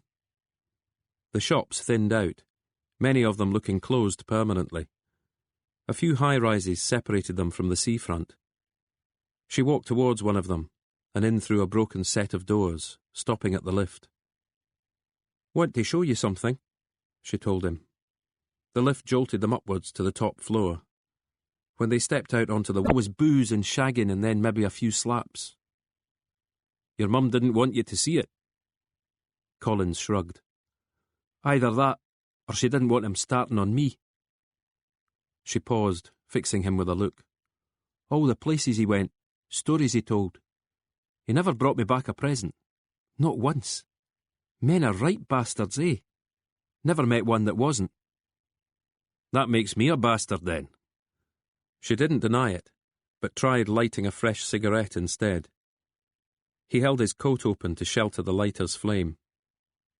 Thanks, she said, leaning over the wall of the walkway, exhaling a stream of smoke. What is it you want? She asked, struggling to push the hair out of her eyes. I'm just curious. She waited for him to go on. You didn't take your original complaint against Paul Carter very far, but then later on you did. What changed your mind? I couldn't let him get away with it. That line sounds rehearsed. So what? I've said it often enough. You think somebody paid me? Is that it? His eyes narrowed a little. Hadn't crossed my mind, he said quietly. She turned away from him, wrapping her arms around herself, cigarette tightly held between thumb and forefinger. Nobody needed to pay me, she said. I did it because it had to be done. But did you talk to anybody? Is that what you're getting at? He took a step closer, remembering what she'd said back in the cafe. Poor man. Paul's uncle, Alan Carter. She was staring up at the sky. The wind had caught her hair again, wrapping it around her face, so that it seemed to be muffling her. Alan Carter, Kay persisted. She pushed up onto her toes and flung out her arms again. For a second, he thought she was going to launch herself into the void. He went as far as stretching out a hand towards her. She had her eyes squeezed shut, a child readying to fly. They all say things like that, she told him. They all want to look after you. Kay wondered if it was just the breeze forcing a tear from her eye. But they all change, she said quietly, allowing him to lead her away from the dream of escape. Joe Naismith took one look at the desk sergeant and thought better of it. Ever since the murder squad had arrived, the man had looked ready to explode. His station, his fiefdom. Not anymore. Detectives in uniforms swarmed through reception, toting equipment or with questions and demands. They needed chairs, desks and electrical adapters for their incident room. They hardly acknowledged him, or gave him the time of day. No, Naismith doubted he'd get anything from Sergeant Robinson. But that didn't matter. He had another plan. The CID rooms were chaotic, but he found Cheryl Forrester in a corner, watching the activity with excited eyes. She saw him, and he gestured towards the corridor. By the time she reached him, he was loading coins into the drinks machine. "Buy you a can of something?" he offered. "Sprite," she said, squeezing closer to him as two detectives jogged past. "How are you bearing up?" he asked, handing her the chilled drink. "Great," she said. "Do you need me for more questions?" "Sort of." He realised they were going to get no peace in the corridor, so led her towards the stairwell. She asked him if he didn't want anything to drink for himself. "I ran out of change," he admitted. She smiled and offered him her opened can. He took a sip and handed it back. "All very mysterious," she said, studying her surroundings. "I'm after a favour," he conceded. "You won't remember a detective called Gavin Willis." "I've heard the name." "Died a long time back," Naismith told her. "But presumably you knew Superintendent Henderson." "Of course." She took a slurp from the rim of the can. "I was wondering if there was any way of contacting him." "He's retired." "Does he never look in?" She shook her head. "Bit of a hike from Portugal." "He moved to Portugal?" "I think it was his wife's idea. He sends us a postcard now and then. Always makes sure to mention how warm the sea is." "Someone must have an address then, eh?" Forrester stared at him. "What's this all about?" "No idea," he dissembled. "I'm just running an errand for my boss." "I know that feeling." She paused and tilted her head a little to the side. "You doing anything this evening?" "Why?" "Just thought you could buy me a drink. Dinner too, if you like. I might have something for you by then." Naismith thought for a moment. "I'm not sure, Cheryl." "Because you're the complaints?" "Yes." "But I'm not under investigation, am I?" "You'll still figure in the final report." "So?" "It's an ethical thing. We'll be eating dinner, that's all. And I'll be giving you the address your boss needs." Naismith pretended to be weighing up the options. "OK then," he told her. "If you're not too busy." She was teasing him now. "Somewhere local?" he guessed. She shook her head again. "Smashing wee place in North Queensferry." "Why there?" "It's where I live." "Is it now?" When she broke into a smile, he couldn't help smiling back. "Yeah," he said. "Yeah. Why the hell not?" Chapter 25. Professor John Martin, JDM to friends and colleagues, lived in a chic, new-build apartment block behind Edinburgh Zoo. Although the evening temperature had dropped, he was happy to allow Fox a few moments on the balcony. Cut. Classical music was playing, but just barely audible. It sounded modern and minimalist. The open-plan room boasted a wall of packed bookshelves and a cream leather suite. An archway led to a small kitchen of shining chrome and mahogany panelling. "Nice place," Fox commented. "Been here long?" "Couple of years." Martin had poured them both drinks, red wine for him, sparkling water for Fox. "We downsized when our offspring flew the nest." Martin swilled the wine around his glass and tested it with his nose. "I admit I'm intrigued. Tell me how you found me." Fox gave a shrug which he hoped looked modest. "I spent the weekend surfing online. Scottish militancy in the 1980s. Your name kept coming up. When I saw you'd written a book on the subject—" "Been out of print for years," Martin stressed. "It was my doctoral thesis." Fox reckoned that would be about right.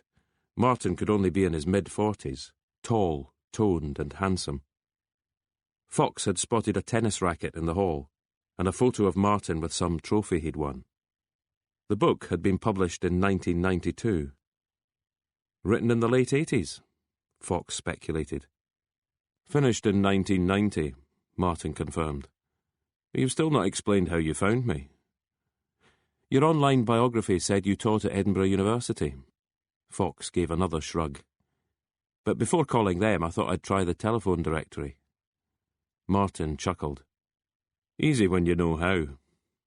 He raised his glass in a toast. "But I need to confess, I've probably forgotten a lot of that book. My specialism has shifted in the years since." "Scottish politics," Fox reeled off. "Constitutional procedure, Parliament and protocol." Martin offered up another toast. "Probably a wise move on your part," Fox concluded. "Not so many paramilitaries about these days." Martin smiled. "The lesson of Northern Ireland. Bring your terrorists into the fold. They end up wearing suits and running the country." "Does that hold for Scotland?" Martin considered this. "I'm not absolutely sure. The SNP polished up its act, got itself a leader with charisma to fit the rhetoric. Devolution provided a rostrum. No need for grievance." "Plenty of grievances in the 80s. "And in the 70s, Martin added, with roots stretching back much further." He paused. "I'm sure I can find you a spare copy of the magnum opus." "I've already ordered one," Fox confessed. "Ah, the internet again." "I think it's a review copy." "That gives it a certain rarity value. My publishers didn't do much in the way of promotion." Professor Martin paused. "Is it to do with the bombs?" "Sir?" "Peebles and Lockerbie. Surely no one thinks the SNLA and its ilk are back." "One of my colleagues asked much the same thing. But I doubt anyone's looking in that direction. It's certainly not the reason I'm here. I want to ask you about Francis Vernal." Martin took a sip of wine and was thoughtful. "A man I wish I'd met," he eventually commented. "She says the paper's made up all those stories about her being unfaithful." Martin's eyebrows lifted a little. "You've spoken to her?" He sounded intrigued and impressed. Another toast was made, this time with an empty glass. He went into the kitchen for a refill. Fox waited for him to return. "Did you turn up anything at all linking Vernal to these terrorist groups?" he asked. "He would doubtless have called them freedom fighters. Either that or the resistance." Martin went back to swirling his wine. "Anecdotal stuff only," he eventually admitted. "People would mention his name.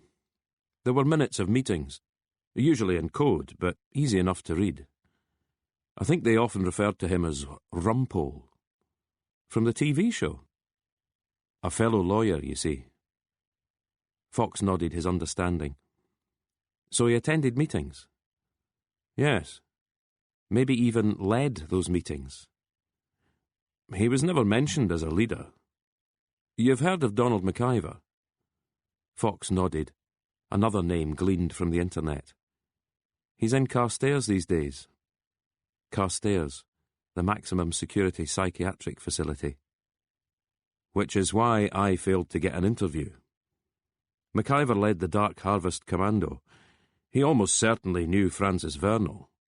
Martin paused. Are you suggesting Vernal was killed by one of the groups he supported? I don't know. Or by some shadowy establishment conspiracy? Fox shrugged. He reckoned his home and office had been broken into, and his widow confirms it. Maybe he was being watched. And now you've just told me you think people spied on your work too. It went further, actually. My first publisher went bust. A second decided all of a sudden he didn't want the book. Had to go to a small left-wing press in the end. Pretty slapdash job they made of it too. You're really whetting my appetite, Fox joked. I just hope you didn't pay over the odds for your copy. Worth every penny, I'm sure. No guarantees, Inspector. Martin leaned back in his chair, arms resting over either wing.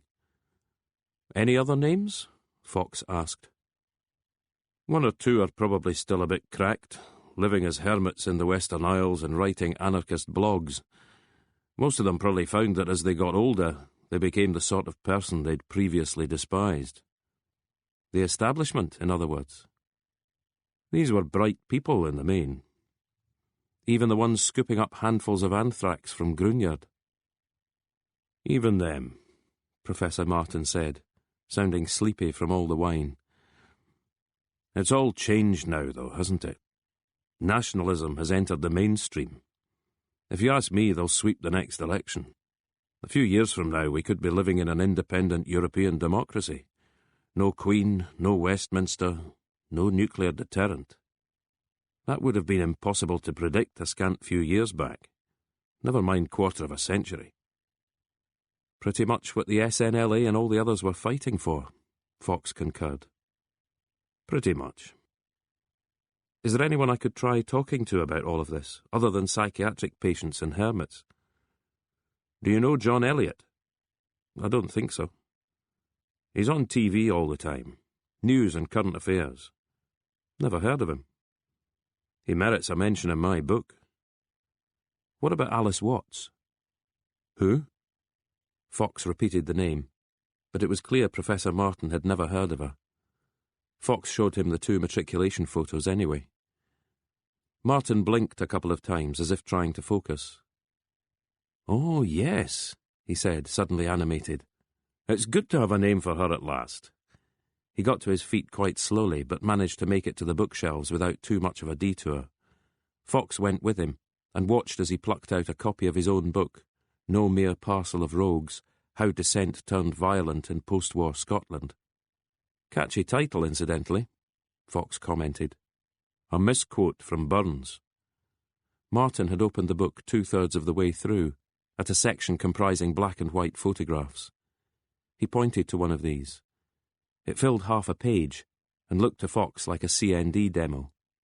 Coolport, Martin confirmed. It was the handling and maintenance depot for Polaris warheads. Every week, a nuclear convoy would set out from there on its way by road to the Royal Ordnance Factory near Reading. That's a fair few 100 miles. I know, and by road.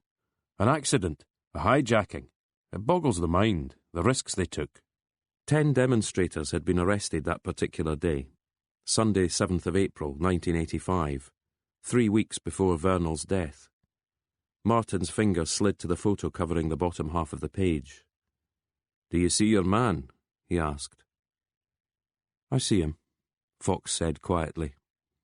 This second photo was of a protest outside a police station, inside which, presumably, were the 10 martyrs. One man, older than his neighbours, was at the centre of the shot, Francis Vernal. Next to him, in dungarees and a knitted hat, stood Alice Watts. Who's that she's linking arms with? Fox asked. He meant not Vernal, but the man to Alice's left. Tall, with long black hair, a bushy black beard and sunglasses. I wish I knew. What did you say the young lady's name was? Alice Watts, Fox repeated. Watts. Martin broke into a huge smile. Bravo, Inspector. 20 years too late, but bravo anyway. Enlighten me. Another of the code names, Martin explained. Steam. Fox held up a finger to interrupt the professor's flow. Which particular group are we talking about? He asked. The DHC. Dark Harvest Commando. Martin nodded. They were extreme even by extremist standards. The paramilitary wing of the Scottish Citizen Army. You've already mentioned the anthrax. And Alice Watts was a member. Fox studied the photograph again. I'd say so, yes. Martin paused. Is that important, Inspector? What if I told you she was also Francis Vernal's lover, and that she disappeared almost immediately after his death? The professor was silent for a moment. He closed the book and pressed it to his chest. I'd say, he said softly, that a new edition of my book might be in prospect. It gets better, Fox added, because as far as I can work out, Alice Watts was never alive in the first place. That night, Fox watched TV with the sound muted and ignored one call from his sister and 2 from Evelyn Mills. He was wondering what it would be like to live next to a zoo, hearing and smelling the animals without ever seeing them, and what it would be like to be a student, choosing to live in a small place like Anstruther, or work in television news and current affairs, or be incarcerated in Carstairs, or be suspected of murder. When the credits rolled, he realised a film had been playing. He couldn't remember the first thing about it. Jude had sent him a text. Go see Dad, it's your turn. She was right, of course. And it isn't as if you've got anything better to do, Foxy, he told himself. No mere parcel of rogues. A misquote from Burns, according to Professor Martin. Fox hadn't studied Burns since his school days. He reached for his laptop, fount of all knowledge, some of it even dependable. He would look up the line in question, and then maybe he'd also check a couple of names. Donald McIver, John Elliot. Bed straight after, he promised himself. Maybe with the window open an inch or 2, allowing in the noises and scents of the night.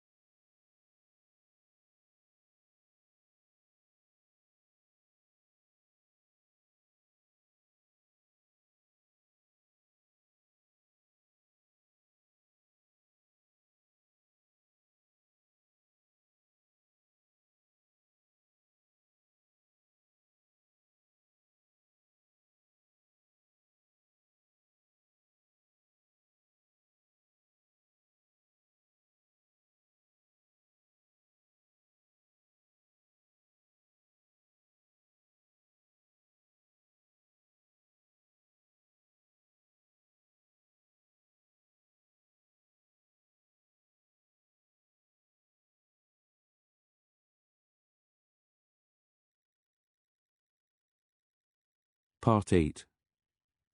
Chapter 26. Fox woke up early and went to see his father.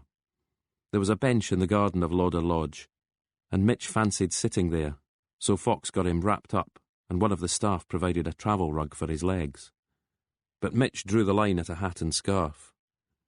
"Any more swaddling and I'll be fit for a pharaoh's tomb." The garden's high walls gave protection from the North Sea's gusts. The gardener looked like he'd be checking in as a guest sometime soon. He nodded a greeting, then carried on with his work. "I was never one for gardening," Mitch told his son. Mum had the green fingers, Fox agreed. "If I'd had my way, I'd have turned the whole lot into a patio." Remember that time I was hanging from the clothes rope? It snapped and I bounced off the nearest flagstone. "Your mum phoned me from the hospital. 3 stitches, was it?" Fox rubbed at the crown of his head. 5, he corrected his father. Mitch smiled. "Know what your mum said when she called? She told me she'd have a job getting the blood out." Fox remembered.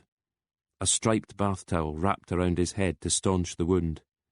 He hadn't seen it again afterwards. Mitch watched as his son tried stifling a yawn. "Late night?" "A bit." "Business or pleasure?" "Take a guess." "Work's all well and good, Malcolm, but there's got to be more to life. Still, it explains why I haven't seen you in a few days." "Jude's been visiting, though." "Saturday and Sunday. Your absence was noted." "I was busy." "Not just avoiding us, then?" "No." Fox shifted on the bench. "We always seem to end up fighting, though." "You and your sister?" Mitch nodded slowly. "I think she's annoyed that the money for this place is coming out of your pocket." "I don't begrudge it." "They've hiked the fees again, though, haven't they?" "It's not an issue." "Maybe Jude thinks it is." Fox offered nothing more than a shrug. "How's Fife?" Mitch asked after a lull. "I was in St Andrews." "Went to a caravan there once, when your mum and me were winching. Had to make sure her dad never found out." Mitch looked at his son. "What's so funny?" "I just don't hear people say winching these days." "What do they say?" "Dating, I suppose." Fox paused.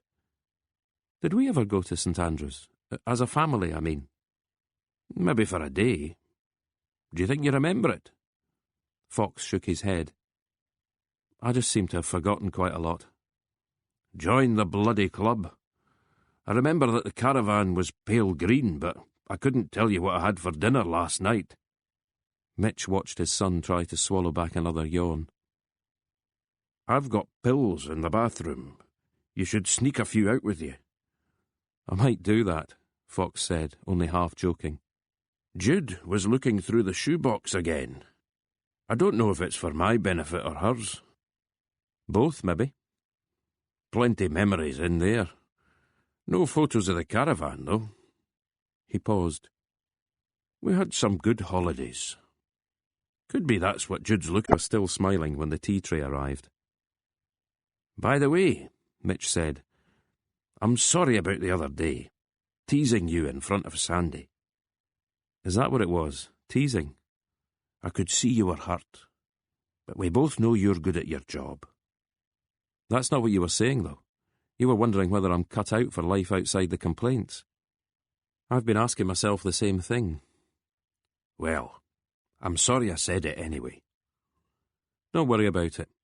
Gives me a bit of ammo next time Jude tells me I'm your favourite." "You are, though. You know that." Fox looked at his father. "Do you say the same to Jude when I'm not around?" "Off to Fife?" he guessed. Kay gestured in Fox's direction. "How soon till we get our pal back?" "Not my decision." "How near are you to being able to make a comprehensive report?"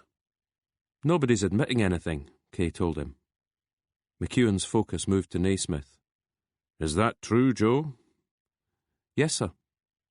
"You don't sound too sure." Nobody's admitting anything, Naismith echoed, and the tap hasn't... He stopped abruptly, winded by Kay's elbow finding his kidneys. What tap? McEwen asked quietly. We're about to lift it, Bob, Fox explained, walking towards his boss. I didn't authorise any surveillance.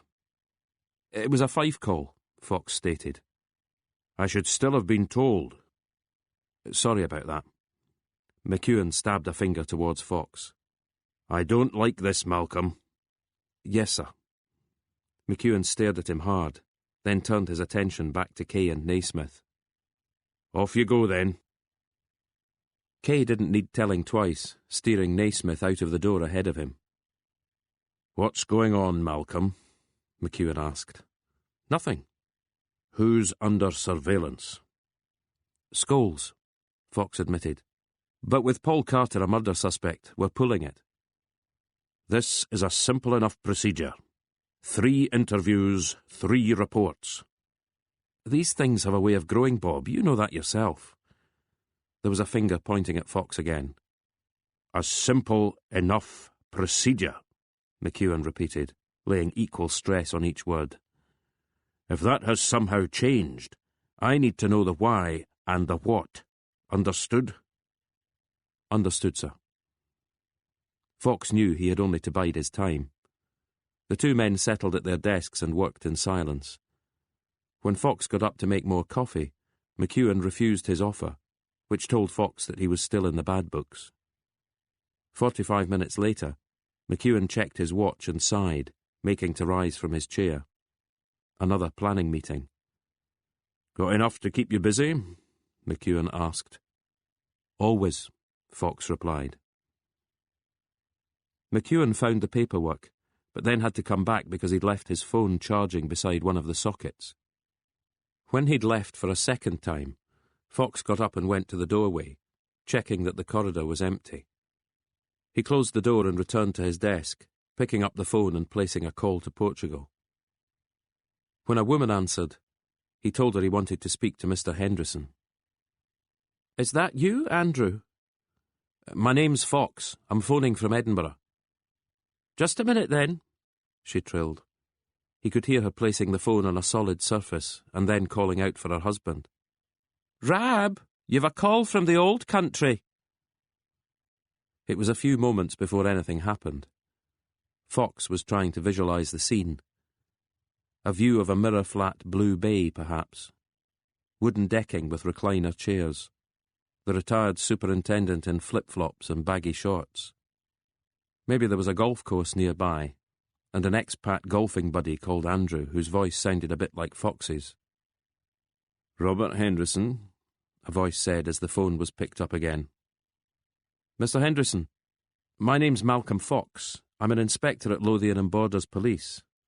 I know who you are. Oh? But Keithley told me.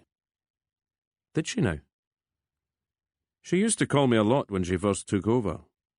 Finding her feet, but not always able to locate the key to a cupboard or some requisition form.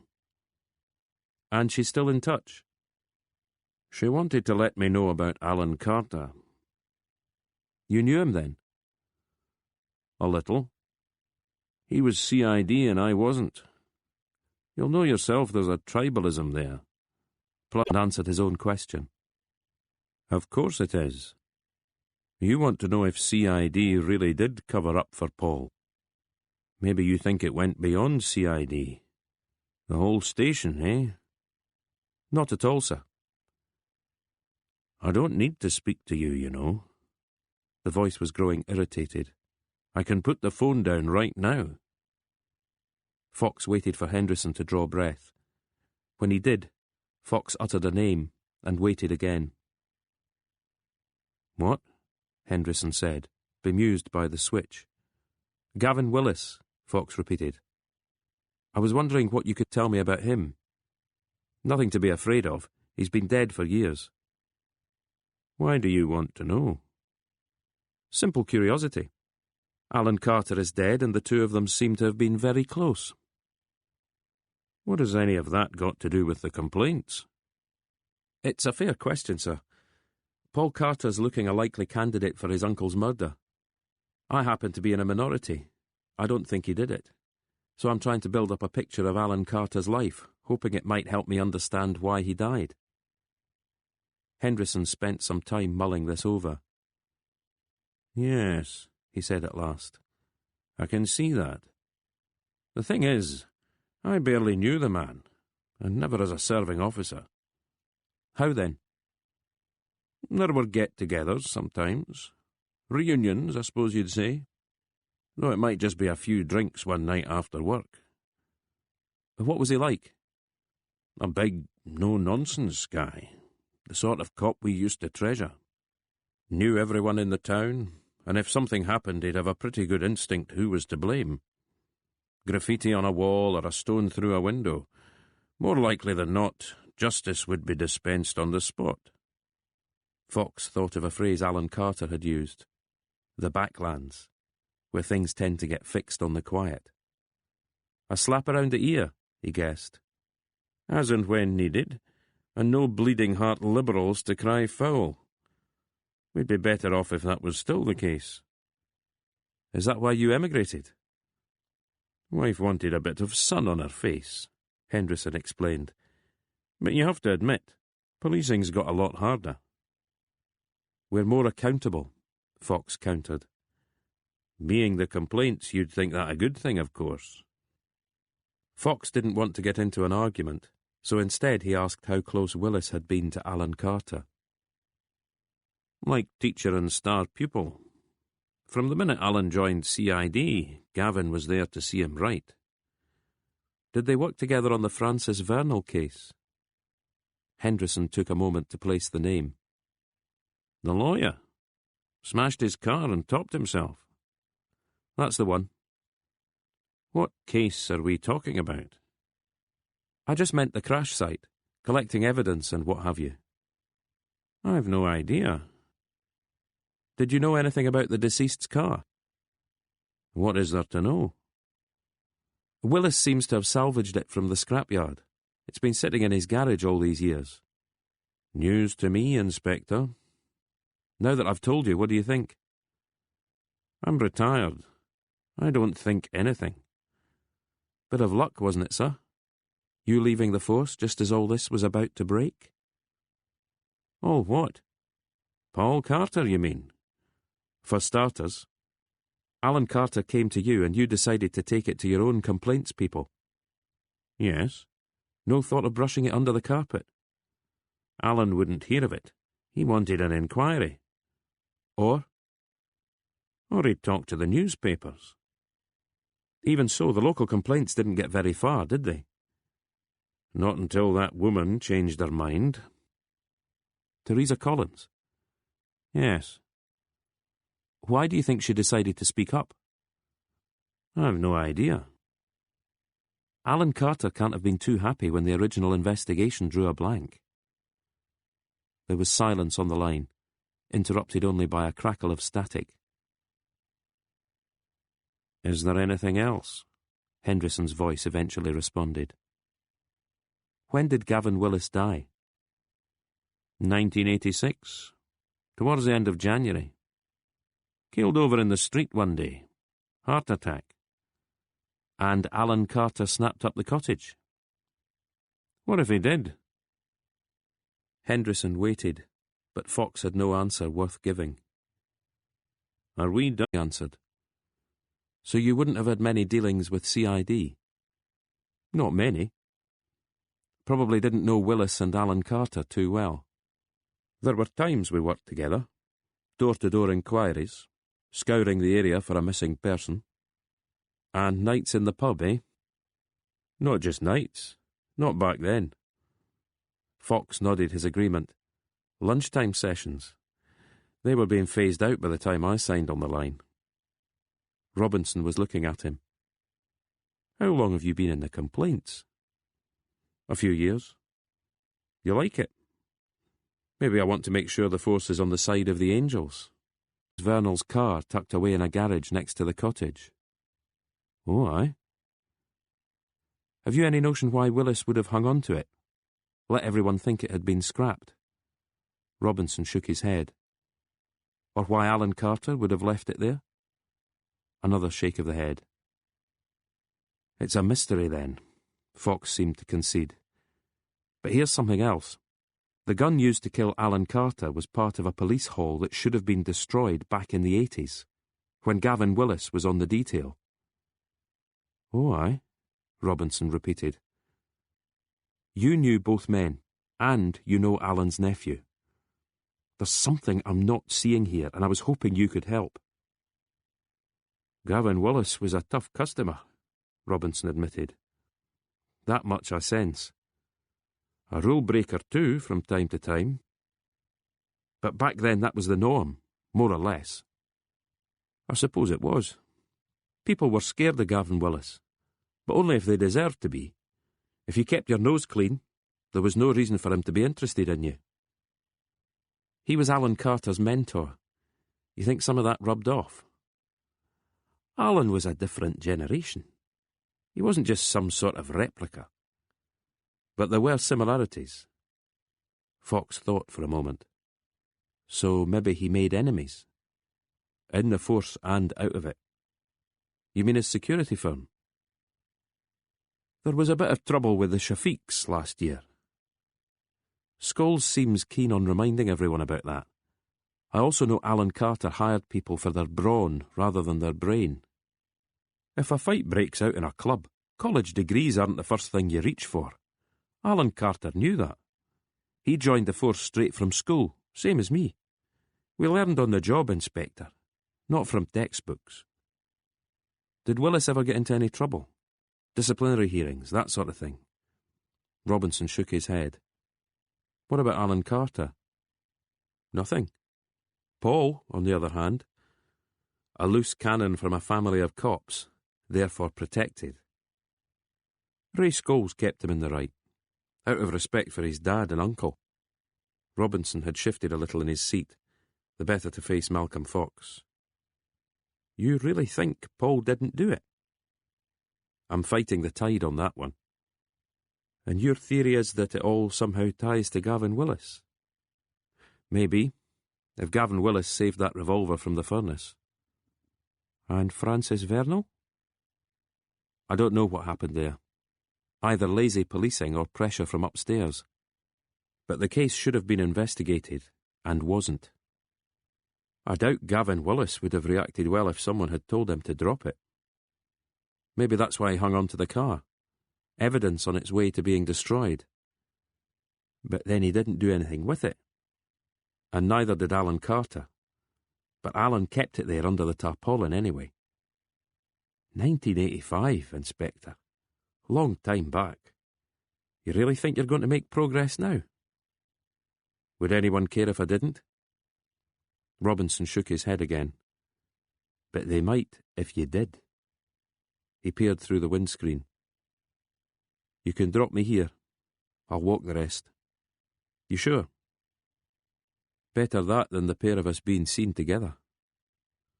Fox signalled and drew to a stop by the side of the road. Robinson undid his seatbelt and got out. Fox thought he might have some parting words, a helpful sentence or two, but he just closed the door and marched away, zipping up his jacket.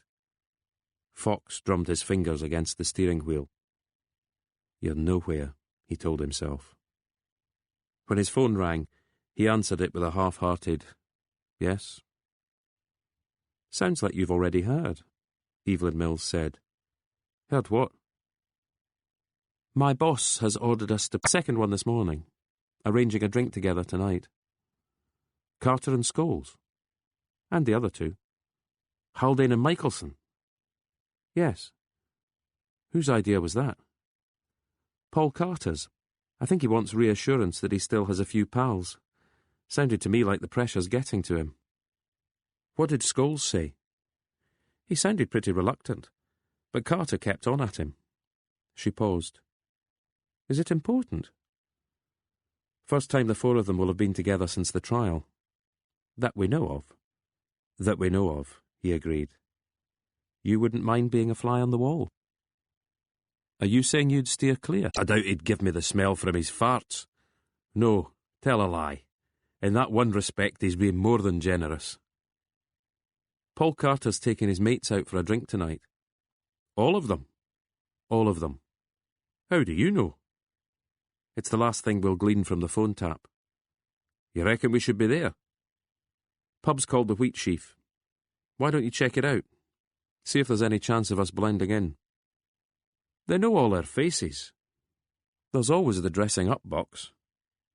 Hat and scarf and a pair of glasses. Kay sounded doubtful. Joe's always been in the background. You and me have done all the talking. True. Holding up the window of the living room to deter gawpers. Fox got out and checked, but the door was padlocked, and there was no key beneath the flower pot on the windowsill. He walked to the garage. Judging by the outline under the tarpaulin, Francis Vernal's car was still there. He was starting down the slope again when he heard another vehicle approaching. Paul Carter parked his silver Astra directly behind the Volvo, blocking Fox in. "What are you doing here?" Carter asked, slamming shut his driver's side door. "Just came for a look," was all Fox could come up with. Carter said nothing to this. He took... No one, however, had washed the fine spray of blood from the window. Carter opened a drawer. It, too, had been emptied of paperwork. All those neatly kept household bills and bank statements. Carter slid it shut again and stood in the middle of the room, running a hand through his hair, scratching at his scalp. "When was the last time you were here?" Fox asked. "Night he died, after Ray phoned me. He wanted to be the one to break the news." "And before that?" "Months, maybe a year." "He said you came here drunk one day, spouting off about stuff. My dad used to say he was cack-handed." He found a join in the paper and slid a finger underneath, tearing it. "Cack-handed's just about right." Without uttering another word, he left the room and started climbing the stairs. After a few moments, Fox followed.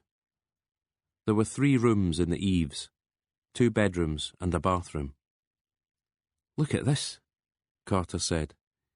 He was showing how wallpaper, badly fitted to the ceiling in the main bedroom, was falling off. Then he knocked against a skirting board with the heel of his shoe, showing that nails were missing. The door didn't close properly, and the knob was loose. Same thing your uncle presumably did when he got hold of it. Rip it up and start again. When he first bought it, my dad dragged me along a few times. Dad found it hilarious, the way Uncle Alan thought he was tarting the place up, when he was actually making it worse. Carter seemed caught for a moment in the memory, but shook it away. "Maybe I should torch the place and collect on any insurance." "Are you sure you should be telling me that?" Carter managed a smile. He looked washed out. The interviews had taken their toll. Maybe the whispers and stares around town had too. "Thing is, I liked him when I was a kid, and I thought he liked me." "I forget. What was his wife called?" "Aunt Jessica." You always had to get it right. If you tried Jess or Jessie, she'd be quick to correct you. Turned out she'd been seeing someone behind Uncle Alan's back. That was the end of that. "Did you really make your parents' lives a misery?" "Plenty of nippers do." "But after you'd stopped being a nipper?" Carter shrugged and moved from the bathroom to the small spare bedroom. This was used for storage, boxes and suitcases piled high.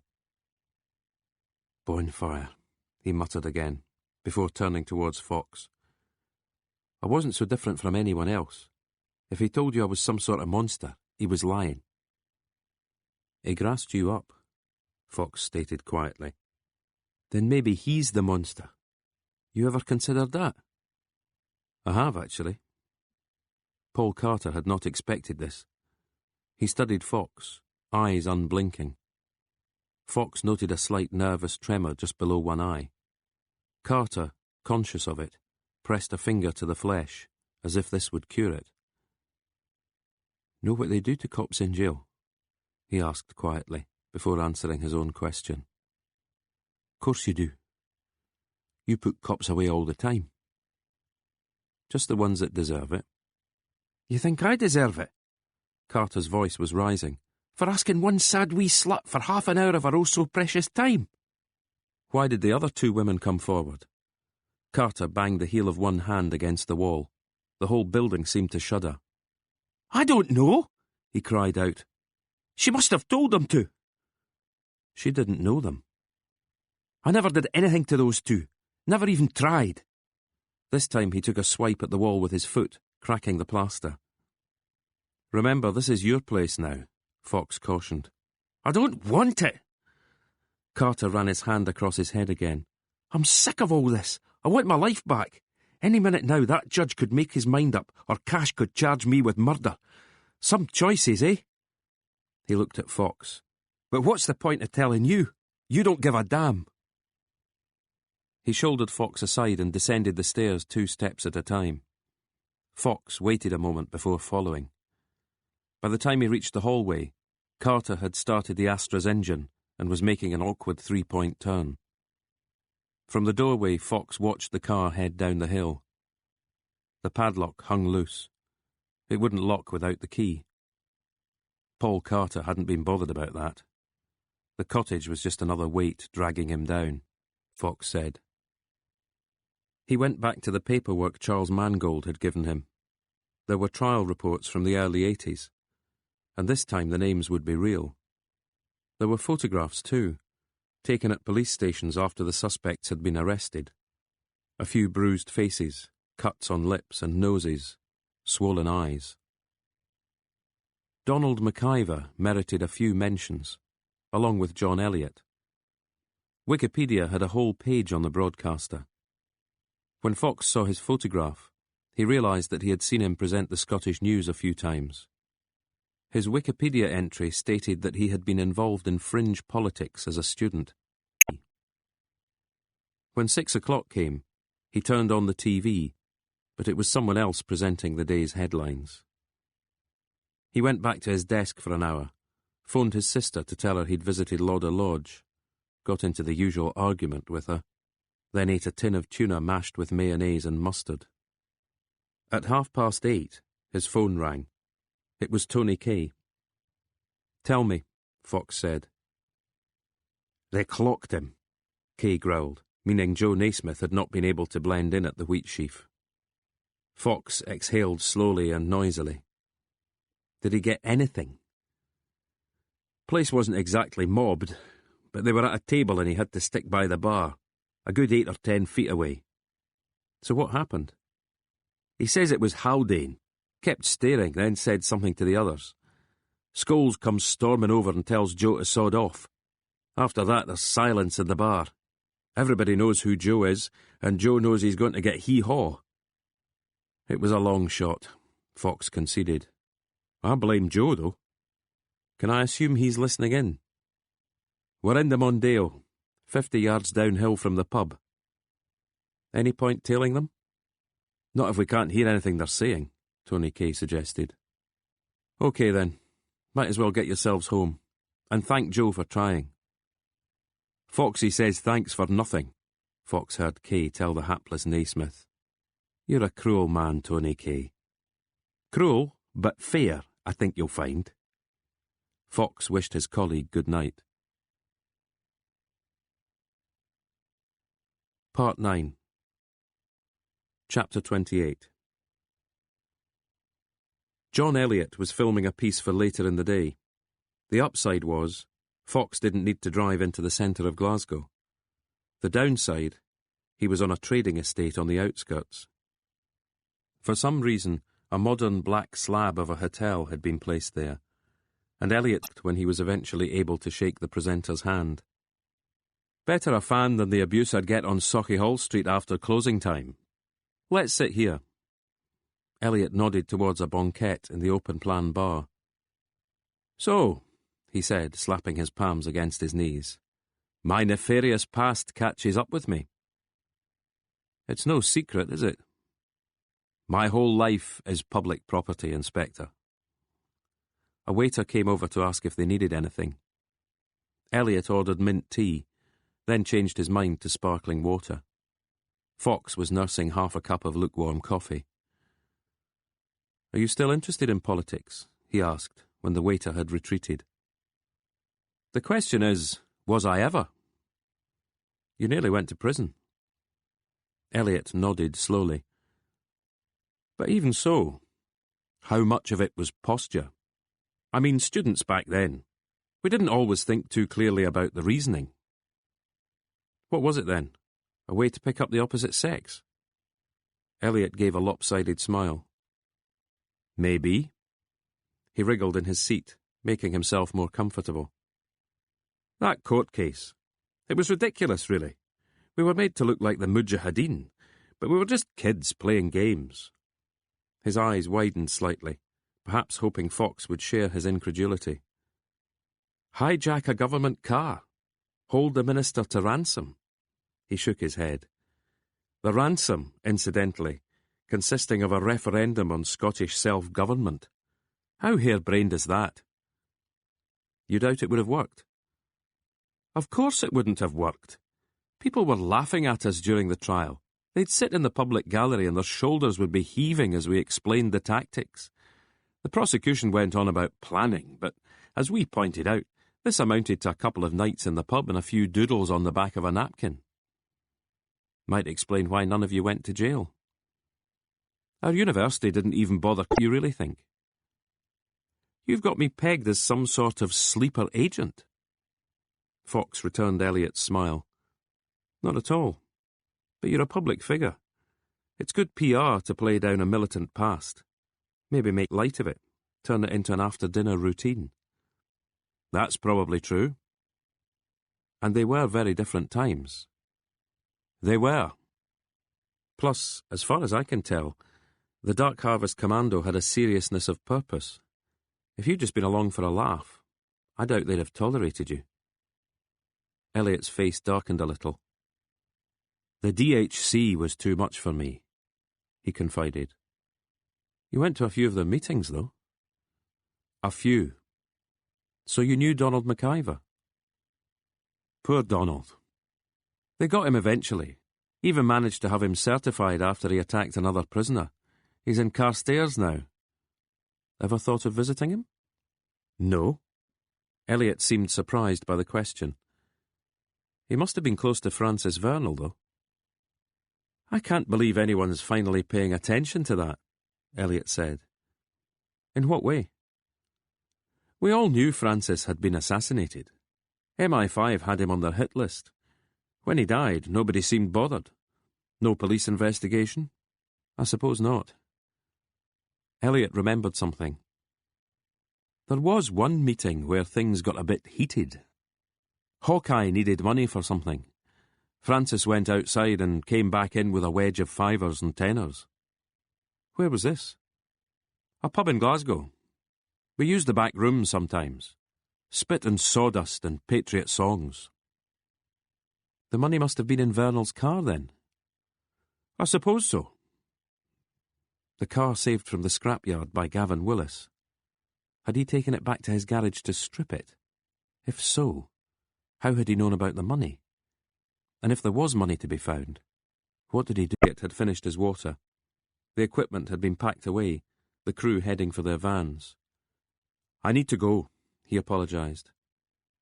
"You really think you can get to the truth after all this time?" "I'm not sure."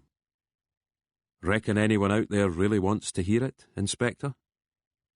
Fox didn't bother answering this. He reached into his pocket instead and produced Professor Martin's book. "Ever seen this?" he asked. "I've heard of it," Elliot stated, taking it from Fox and flipping through its pages. "You've never wanted to read it?"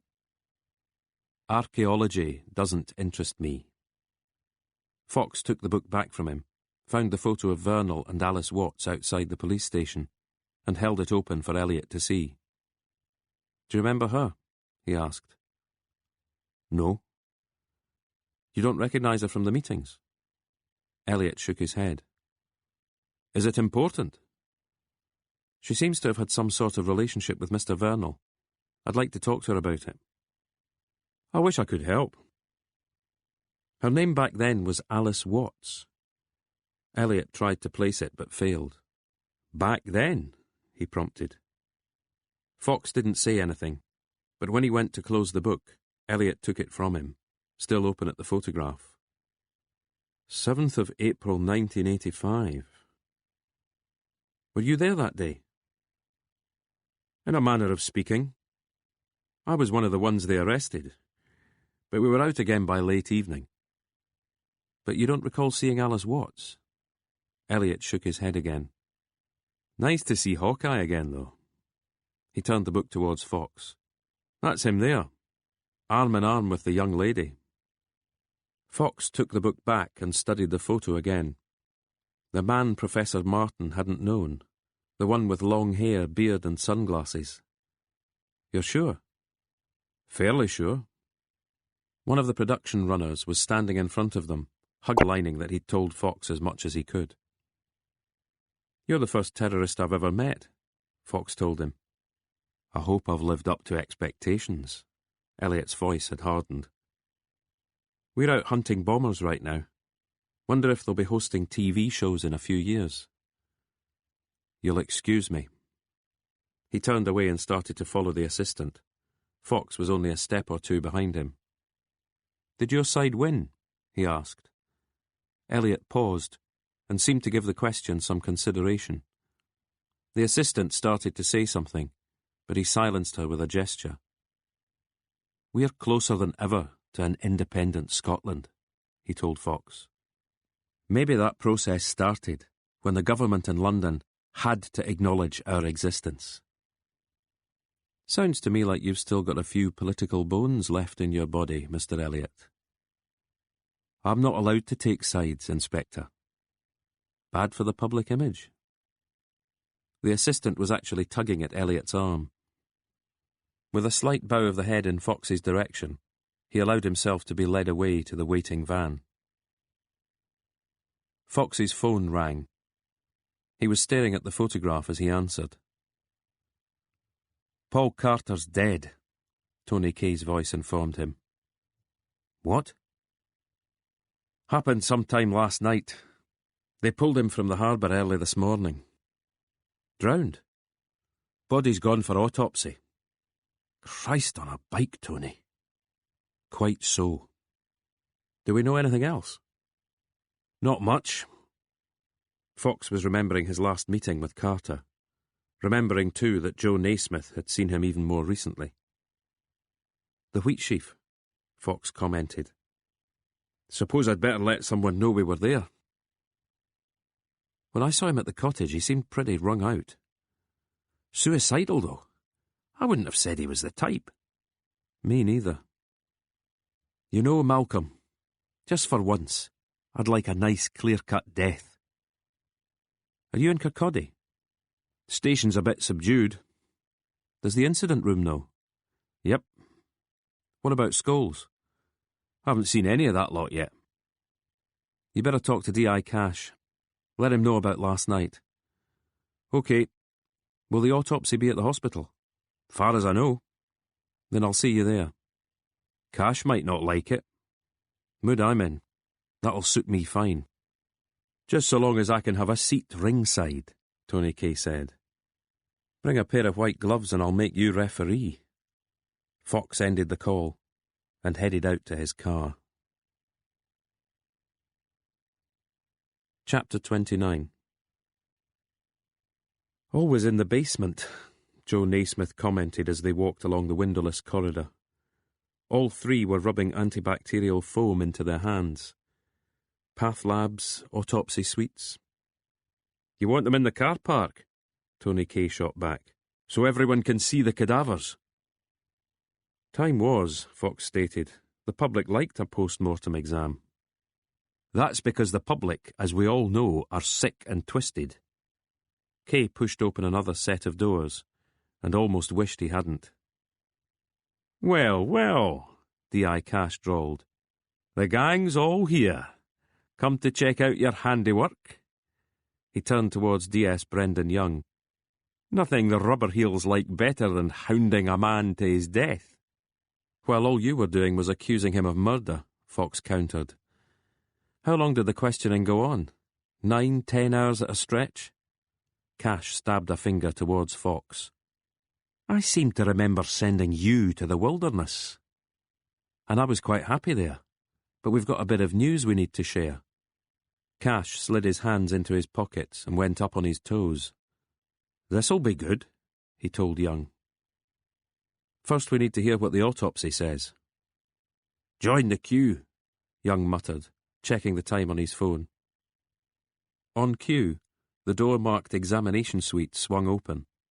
The pathologist was suited and booted and looked impatient.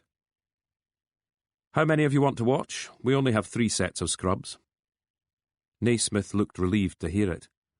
Kay stared dolefully at Fox, knowing rank was about to be pulled on him. 5 minutes later, Fox, Cash and Young were inside, listening to the hum of the extractor fan and the pathologist chivying his assistant. We're a man down, but it can't be helped, he told Cash. Fox knew that Scots law required corroboration, meaning 2 pathologists should have been present. We can always put him in the fridge until tomorrow. But Cash shook his head. Let's get on with it. Paul Carter was laid out on the metal table. Water was still seeping from him, being diverted to the table's drainage channels and from there into pails beneath. Fox could see that Carter's face was swollen. There was a brackish smell in the small, already claustrophobic room. Maybe he'd misjudged this. Fox hadn't been present at many autopsies. He was hoping he wouldn't keel over. Nor was Brendan Young looking too comfortable. The pathologist spoke into a microphone as the examination got underway. He pushed down on the chest, expelling a gurgling stream of water from the corpse's mouth. Fox's own mouth was dry, his heart pounding in his ears. The body had probably been in the water 8 to 10 hours, putting time of death at somewhere between 11 p.m. and 1 a.m. Core temperature was tested, and the eyeballs checked. Once the Y incision had been made and the rib cage prized open, the pathologist was able to examine the contents of the lungs. No doubt in my mind that he drowned, he said, whether he fell in or jumped. He made a gesture that could have been a shrug. As the examination continued, organs removed and weighed, Brendan Young shuffled back until he was resting against the wall, eyes all but closed. Fox stood his ground, though he was concentrating with his ears rather than his eyes. Nose is broken, the pathologist said, almost to himself, as he peered closely at the face. Maybe the body took a pounding against the sea wall, Cash offered. Not much wind last night. Doubtful there was enough of a swell to cause an injury like that. The pathologist moved to Carter's hands and arms. Tissue on the knuckles is scraped. Same goes for the tips of the fingers. He was in a fight, Fox speculated. Or fell to the ground, put his hands down instinctively and grazed them. Eventually the stomach was opened. Smell that? The pathologist asked, turning his attention to his audience. Booze, Cash said. Lager, I think. And spirits of some kind. The man bent down over the body and sniffed. Whiskey. So he's drunk and he goes walking down by the harbour. It's one scenario. Another would be a tussle of some kind. But he was alive when he went in the water, Fox asked. Almost definitely, the pathologist stated. Quarter of an hour later, they had taken off the protective clothing, splashed water on their hands and faces, and were back in the corridor, leaving the pathologist and his assistant to finish up. Spit it out, Cash told Fox. An unfortunate choice of words, since D.S. Young had just spent several minutes bent over the sink, attempting to hack some residual taste from the back of his throat. He looked pale and was still perspiring. When Naismith offered him a stick of gum, he snatched at it. Carter had a meeting in a local bar last night, Fox said. But before I tell you who with, I want a promise that me and my team won't be kept out in the cold. No promises, Cash said. Fox took his time considering this. He even turned his head to make eye contact with Kay. I need to know what you know first, Cash went on, his tone softening a little. The meeting was with Scholes, Haldane and Michelson, Fox conceded. Cash slid his hands into his pockets again. The habit was beginning to annoy Fox. It was as if the detective inspector had learned most of his moves from old gangster films. "How do you know that?" he asked. "We sent Naismith in to eavesdrop." "And how did you know about the meeting in the first place?" "Does it matter? The thing is, the four of them were out together last night. You're going to want to talk to them, and I want to hear what they've got to say." Cash was looking at Naismith. "What sort of time?" "It was just before 8 when they sat down with their drinks," Naismith obliged. "And when did they leave?" Naismith looked towards Tony Kay for help. "They clocked him," Kay told Cash. "By 10 past the hour we were on our way." Cash didn't say anything for a few moments, happy to bask in the complaint's inefficiency. "So your undercover surveillance lasted a maximum of 15 minutes. He turned his attention to Fox and offered a gloating smile. "All right, you've had your fun," Fox said coldly. "The thing is, they'll know what sort of state Paul Carter was in and what time the session broke up." "That they will," Cash acknowledged with a nod. "So we need to talk to them." Cash stared at him. "No promises, remember?" Fox had had enough. He got right into Cash's face. "One thing you're forgetting. My report goes straight to your chief constable. That report's already going to make pretty interesting reading. The whole reason we're here is so your boss can show everyone how spick and span everything is. Last thing he wants is the media getting wind that obstacles were put in our way. Names will be named, Detective Inspector Cash." Fox paused. "I never did catch your first name. Better spell it out for me, just to be on the safe side." Cash made Fox wait, which was fine by Fox. He knew the man would climb down eventually. Eventually he held his hands up in a show of surrender. "Cooperation has always been my byword," he said, with a humourless half-smile. "We're all on the same side, after all, aren't we?" Fox maintained eye contact, their faces only inches apart. "Duly noted," he told the CID man. There was further news waiting for them at the station, news that changed everything. Cash mulled it over and decided he wanted all three of Paul Carter's colleagues in the same room at the same time. The interview room was too cramped, so he cleared the CID office. D.S. Young had been sent to fetch Scholes, Haldane and Michelson. "We've got recording equipment," Fox told Cash. The DI nodded his agreement, and Joe Naismith started setting everything up, video as well as audio. The three others, Cash, Fox and Kay, started moving desks, making a decent-sized space. 8 chairs were needed, 5 facing 3. Phones rang but went unanswered. Cash wiped sweat from his forehead with a voluminous white handkerchief. "You three," he explained to Fox, "are here to listen." "Until advised otherwise," Fox agreed. The door opened and 4 figures trooped in. Haldane and Michelson looked dazed, Scholes wary. D.S. Young pointed towards the 3 chairs. "What is this?" Scholes asked. "Got a few questions for you," Cash stated. Scholes took in the 3 complaints officers and nodded his understanding. "Next time you try a stunt like that," he said, eyes on Fox, but gesturing towards Naismith, "use someone old enough not to be asked for proof of age by the landlord." The colour rose to Joe Naismith's cheeks as he checked the gear. Scholes had turned to his colleagues. "It's because we were out with him last night," he told them. Then he sat down. There was silence in the room, until Naismith said, "OK." Cash took a deep breath and folded the wheat sheaf together. There wasn't an immediate answer. Haldane glanced in Scholes' direction. "Yes, D.S. Haldane?" Cash prompted him. We'd had a few words, Scholes admitted, preempting his colleague. Bit unsettling to find you're being tailed. He gave Naismith a hard stare. Paul was on his high horse about it. And after a few drinks, he did have a bit of a temper. It wasn't that, Haldane blurted out. It was just such a bloody headache listening to him drone on. Droning on, was he? The complaints, the court case hanging over him, then his uncle and the finger of blame.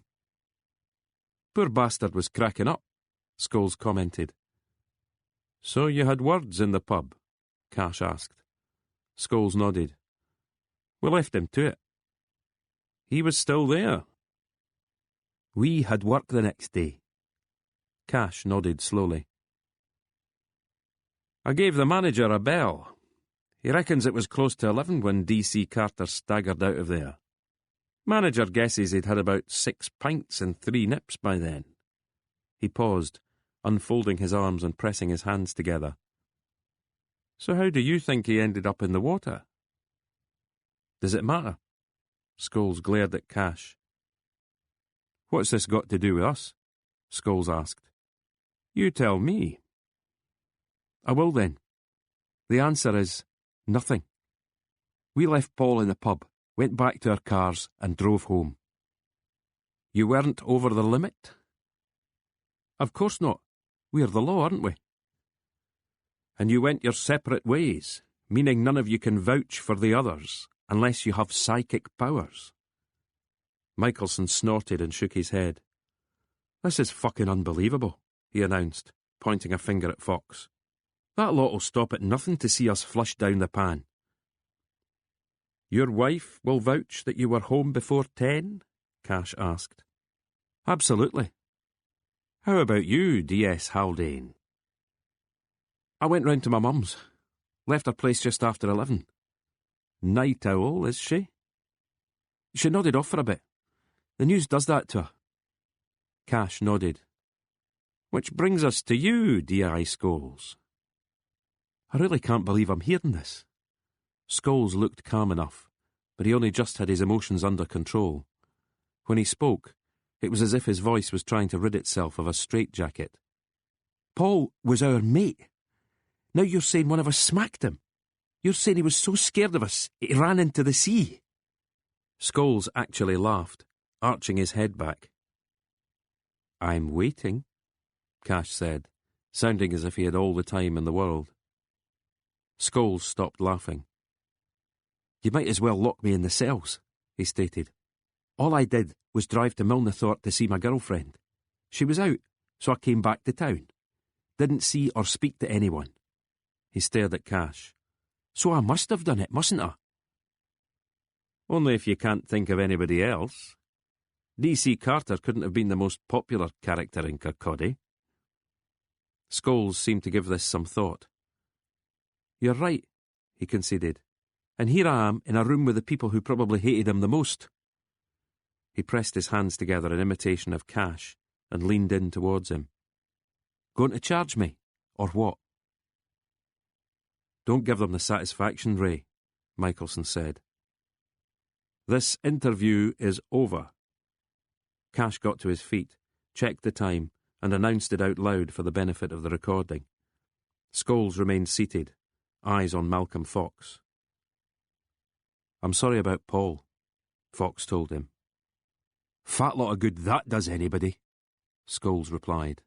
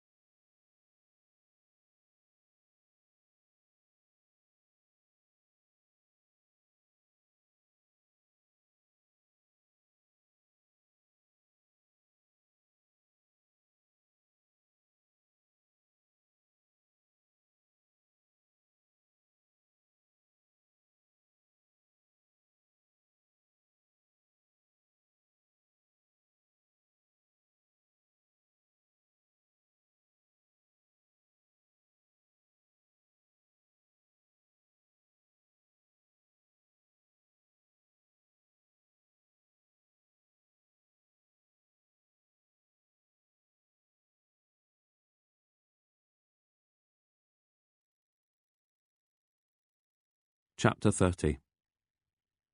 What about a line-up? Tony Kay asked Cash, once Scholes, Michelson and Haldane had departed. Maybe the witness got a good look. That's not the message we received, D.S. Young countered. Just two figures. He only marked them out as male because of their size and the way they moved. So we're only guessing that Paul Carter was the one being chased, Fox added. Cash gave him a look. Muddying the water seems to be your particular party trick, Fox. I call it keeping an open mind. Cash turned back to Brendan Young. Let's bring the witness in anyway. Need to get a proper statement from him. Not until your chief constable tells us that's what he wants us to do. You're not even supposed to be here. Cash jabbed a finger into Fox's unyielding chest. We handed you those three on a plate. Am I supposed to kiss your feet for that? A simple thank you would suffice. 6, Young broke in. You handed us 6 on a plate. That's right, Cash said with a nod. I forgot you 3 were there last night. Just Naismith and me, Kay corrected him. That true?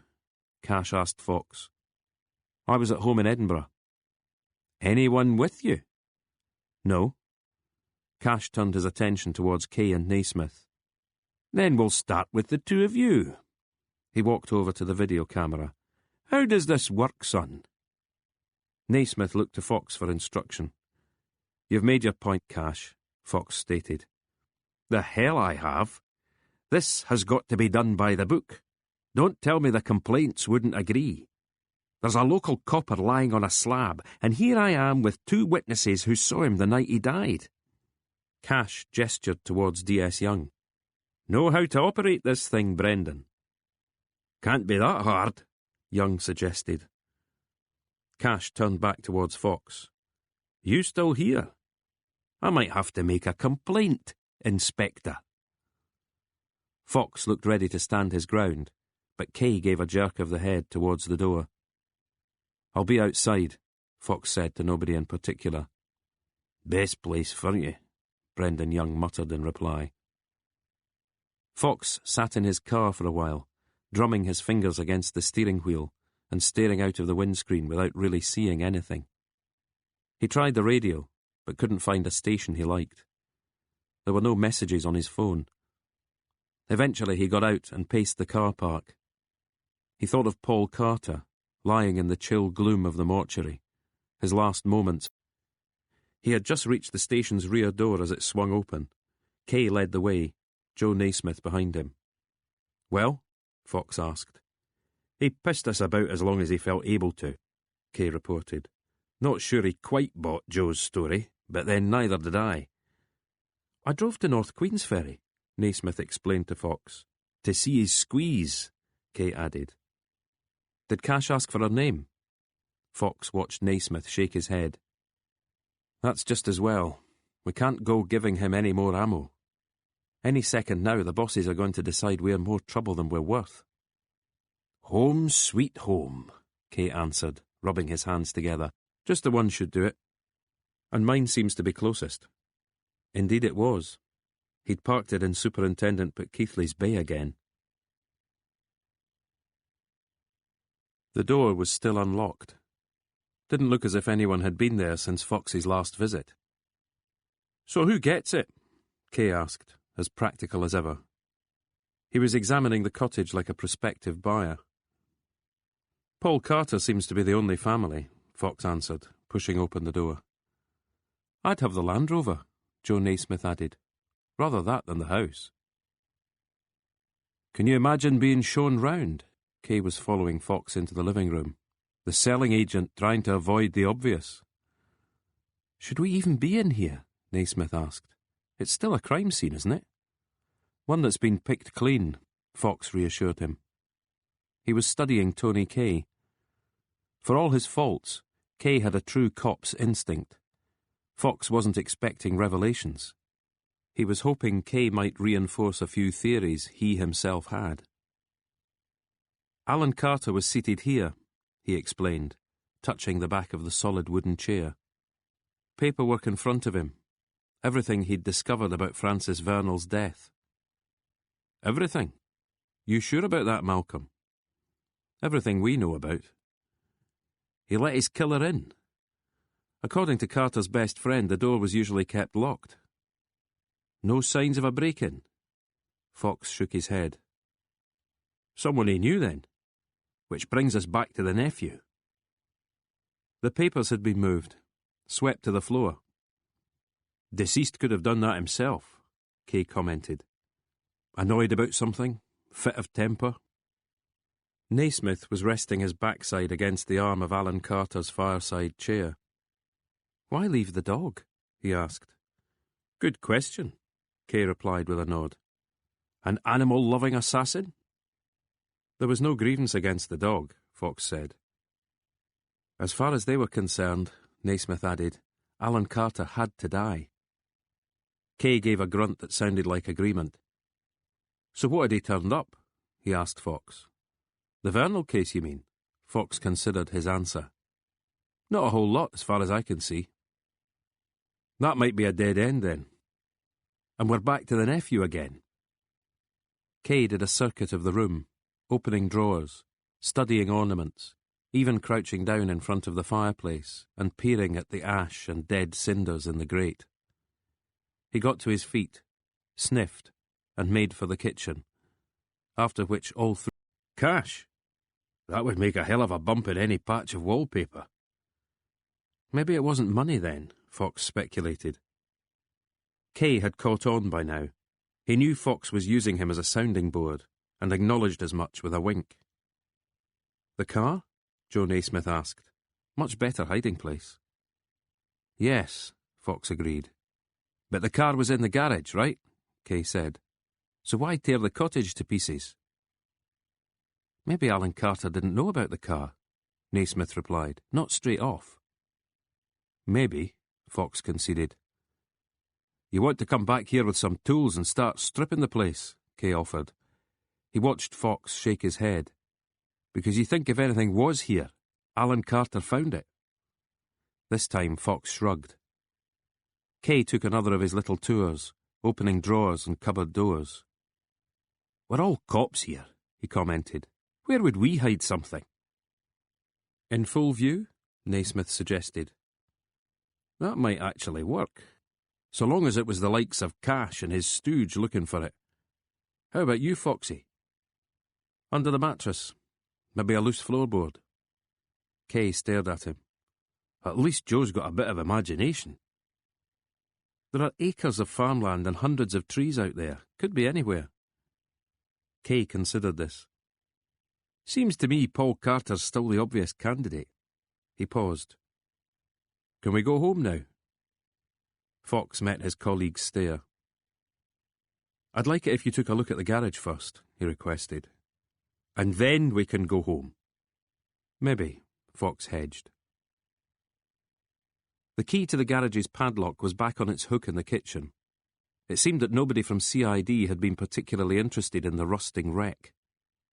Naismith and Fox removed the tarpaulin, while Kay looked at the tools and paint cans on the cobwebbed shelves. Removed from the crash site before anyone could really examine it. Fox hesitated for only a moment. Spooks, he said. Vernal was being followed, office and home broken into. His friends in the Dark Harvest Commando were scaring the powers that be. They assassinated him. Why? He was a threat? Naismith offered. Was he, though? Kay asked Fox. Fox considered the question. At most, he handled the money. Nobody seems to think he led any group. Then who did? Donald McIver. Have you spoken to him? He's in Carstairs. Fox paused. You think I should go see him? Your call, not mine. Kay walked around the Volvo. You've checked it out? I did, Naismith replied. Climbed in and had a rummage. Find anything? No. The logbook, Fox corrected him. Look in the boot? When Fox shook his head, Kay lifted a chisel from the workbench and started prising at the metal. Naismith joined in with a screwdriver. Eventually the lock gave way. There was straw inside, all that remained of a nest of some kind. The spare tyre was flat, the rubber perished. Kay lifted it and checked beneath. When he tried moving the felt flooring, it crumbled. There was a jack, but nothing else. Fox realised he'd been holding his breath, half expecting the money to be there. Kay made a non-committal noise and walked to the other end of the vehicle, examining the crumpled frame. "I thought these things were built of bricks. Must have been doing a fair lick." Vernal had been visiting his lover, Fox informed him. Was he in a hurry to get away? Someone could have been on his tail. "Spooks again, eh? Reckon they'd open their files to us." Doubtful. Kay placed the tarpaulin on the ground and lay down on it, shuffling underneath the car.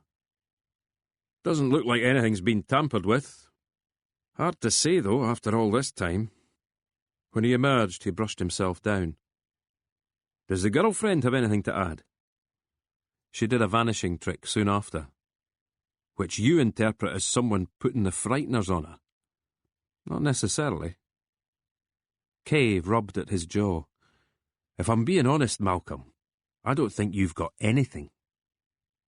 "But is that because there's nothing there to get?" Kay narrowed his eyes and thought this over. "I wouldn't go quite that far." "Would you keep at it, though?" "Me, personally?" Kay shook his head slowly. "Simple life's what I'm after. You, on the other hand—" He didn't feel the need to finish the sentence. Fox stared at the car, then grabbed a corner of the tarpaulin. Joe Naismith helped him cover it up again. Fox dropped them back at the car park behind the police station. "What's next?" he asked. Kay looked at Naismith. "I'd say we're ready to prep a final report." "I might have a couple of supplementary questions," Naismith countered. "And would those be for the fragrant DC Forester?" Naismith tried his hardest not to let the colour rise to his face. Kay chuckled and slapped him on the back. "How about you?" he asked Fox. "Cash doesn't want me anywhere near here. The perfect excuse to go back to your archaeological dig?" "Something like that." Kay nodded, then slung an arm around Naismith's shoulders. He was offering dating advice as the two of them headed for the station's rear door. Fox sat in his car with the engine idling, thinking of the smashed-up maroon 244. Willis had wanted it for a reason. He must have thought that it represented evidence of something, a little insurance policy of some kind. If he had removed the money, why hang on to the car? And how could he have known about the money in the first place? Unless he had ties to the Dark Harvest Commando. Close ties. A member? A sympathiser? Fox looked down at the floor in front of the passenger seat. The 244's logbook was lying there. He reached down and picked it up. What was it Naismith had said? In full view. And Tony Kay. That might actually work. A lot of the pages had stuck together.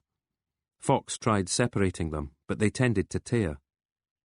He ran his fingers over them, feeling for anything hidden inside. At the back was the clear plastic pocket containing MOTs and service invoices. These weren't in the best of health either, called Hawk, presumably short for Hawkeye. The sums added up to almost £1,200. Looked to Fox as though there had been 3 or 4 different deliveries, totalling 12 weapons and numberless rounds of ammo, 2 revolvers, 2 pistols, a shotgun and 7 rifles. Fox ran a finger across the word Hawk. Whether member or sympathiser, here was evidence that Gavin Willis had definitely been a supplier, dealing with the man called Hawkeye, who would then use the guns in his armed robberies. Willis must have told Alan Carter, and Carter didn't want his mentor's reputation sullied. Nobody could ever know. Even he have destroyed it? Come to that, wouldn't he also have rid himself of any gun he found? Yes, ripping up the cottage and destroying whatever he deemed incriminating. Willis's reputation had to be upheld. Tony Kay's words rang in his head. I don't think you've got anything. Not strictly true, compadre, Fox said determinedly. Part 10. Chapter 31. Nothing happened for a few days. The complaints were back in their office in Edinburgh. Kay and Naismith were writing up their report for Fife Constabulary. The message had come through. With the death of Paul Carter, no further action was to be taken. Just give the bosses in Fife whatever you've got, Bob McEwen had explained. Alan Carter's body had been released, but not his nephew's. Carter's wish had been for cremation, ashes scattered on the rose beds outside the crematorium building. Fox attended the ceremony. Teddy Fraser led the tributes, and sure enough, when the minister failed to mention Alan's football prowess, Teddy put him right with mention of the 29-goal season. Jimmy Nicholl was there too, Teddy carrying the compliant dog with him to the podium, refusing offers of help. The chapel was packed. Fox wondered if there'd be half as many at Paul Carter's funeral. Somehow he doubted it. The Fife Constabulary brass might feel they had to show willing, but a lot of the townsfolk would stay away. They knew the rumours. Alan Carter's body had been released, only because his killer was also deceased. As they waited for the coffin to arrive, retired cops shook hands with each other, patted backs, slapped shoulders and reminisced. Robinson was there in his sergeant's uniform, its silver buttons gleaming. Half the town seemed to have known Alan Carter. There were scowls and mutterings concerning the presence of the Shafiq family, the ones Carter's firm had butted heads with. Father and two sons, the sons with their hair slicked back, sharply suited, Ray-Bans a fixture throughout. Fox had asked Teddy Fraser about the history. "Storm in a whisky glass," he explained, "except that the dad's teetotal." Scholes, Haldane and Michelson were in attendance too, but kept clear of Fox and the Shafiqs. Evelyn Mills went for a drink with Fox afterwards. "Case goes on," she told him. "Just because the major suspect's also dead doesn't mean we brush it under the carpet." She paused. "On the other hand, no one's going to be busting a gut," Fox guessed. He had suspected as much from the look of D.I. Cash and D.S. Young as they sat in their pew, faces relaxed, job done. "Thing is, Evelyn, if Paul didn't do it, the killer's still out there." "Give me another name, then. Give me something concrete." Charles Mangold had asked much the same of him a night later. "Imogen is slipping away from us, Inspector. She may not be here much longer." "Sorry to hear that," Fox had said. "Time is pressing. I'm doing what I can." Except that he had done almost nothing. Mostly he'd been preparing to give evidence in court. A case dating back almost a year and a half had finally come to trial. Reading back through the notes, he realised there were a couple of gaps, little holes in proper procedure, which a good counsel would spot and then jab away at, like a boxer spying a nick above their opponent's eye. Fox had worked on his defence, honing 2 or 3 counter-arguments, only for the trial to be postponed at the last minute. So now he sat in the office at Fetty's, offering occasional help to Kay and Naismith as they prepared the report, and providing a sympathetic ear to McEwen as he muttered darkly about the latest meetings and proposals for cost-cutting. "Are we police or accountants? If I'd wanted to spend all my time on a calculator, I'd have paid more attention during Mr. Gentry's maths lessons." When the phone rang on Fox's desk, it was reception, telling him he had a visitor. Detective Chief Inspector Jackson. Fox narrowed his eyes. "You sure it's me he wants?" Jackson, the tourist from Special Branch in London. "You're the only Fox we've got," the officer on the front desk said. "Want me to fob him off?"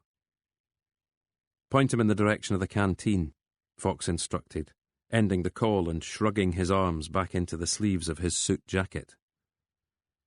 Jackson was queuing at the counter, nothing on his tray as yet. Fox caught up with him as he stood in front of the till. "What can I get you?"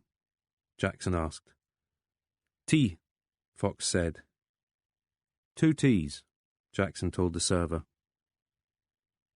Pot and 2 tea bags, she suggested. Perfect, Jackson responded with a smile. They went to a table by the window, sitting down so that they faced one another. What brings you here? Fox asked. Just passing. Jackson saw the look on Fox's face and gave another smile.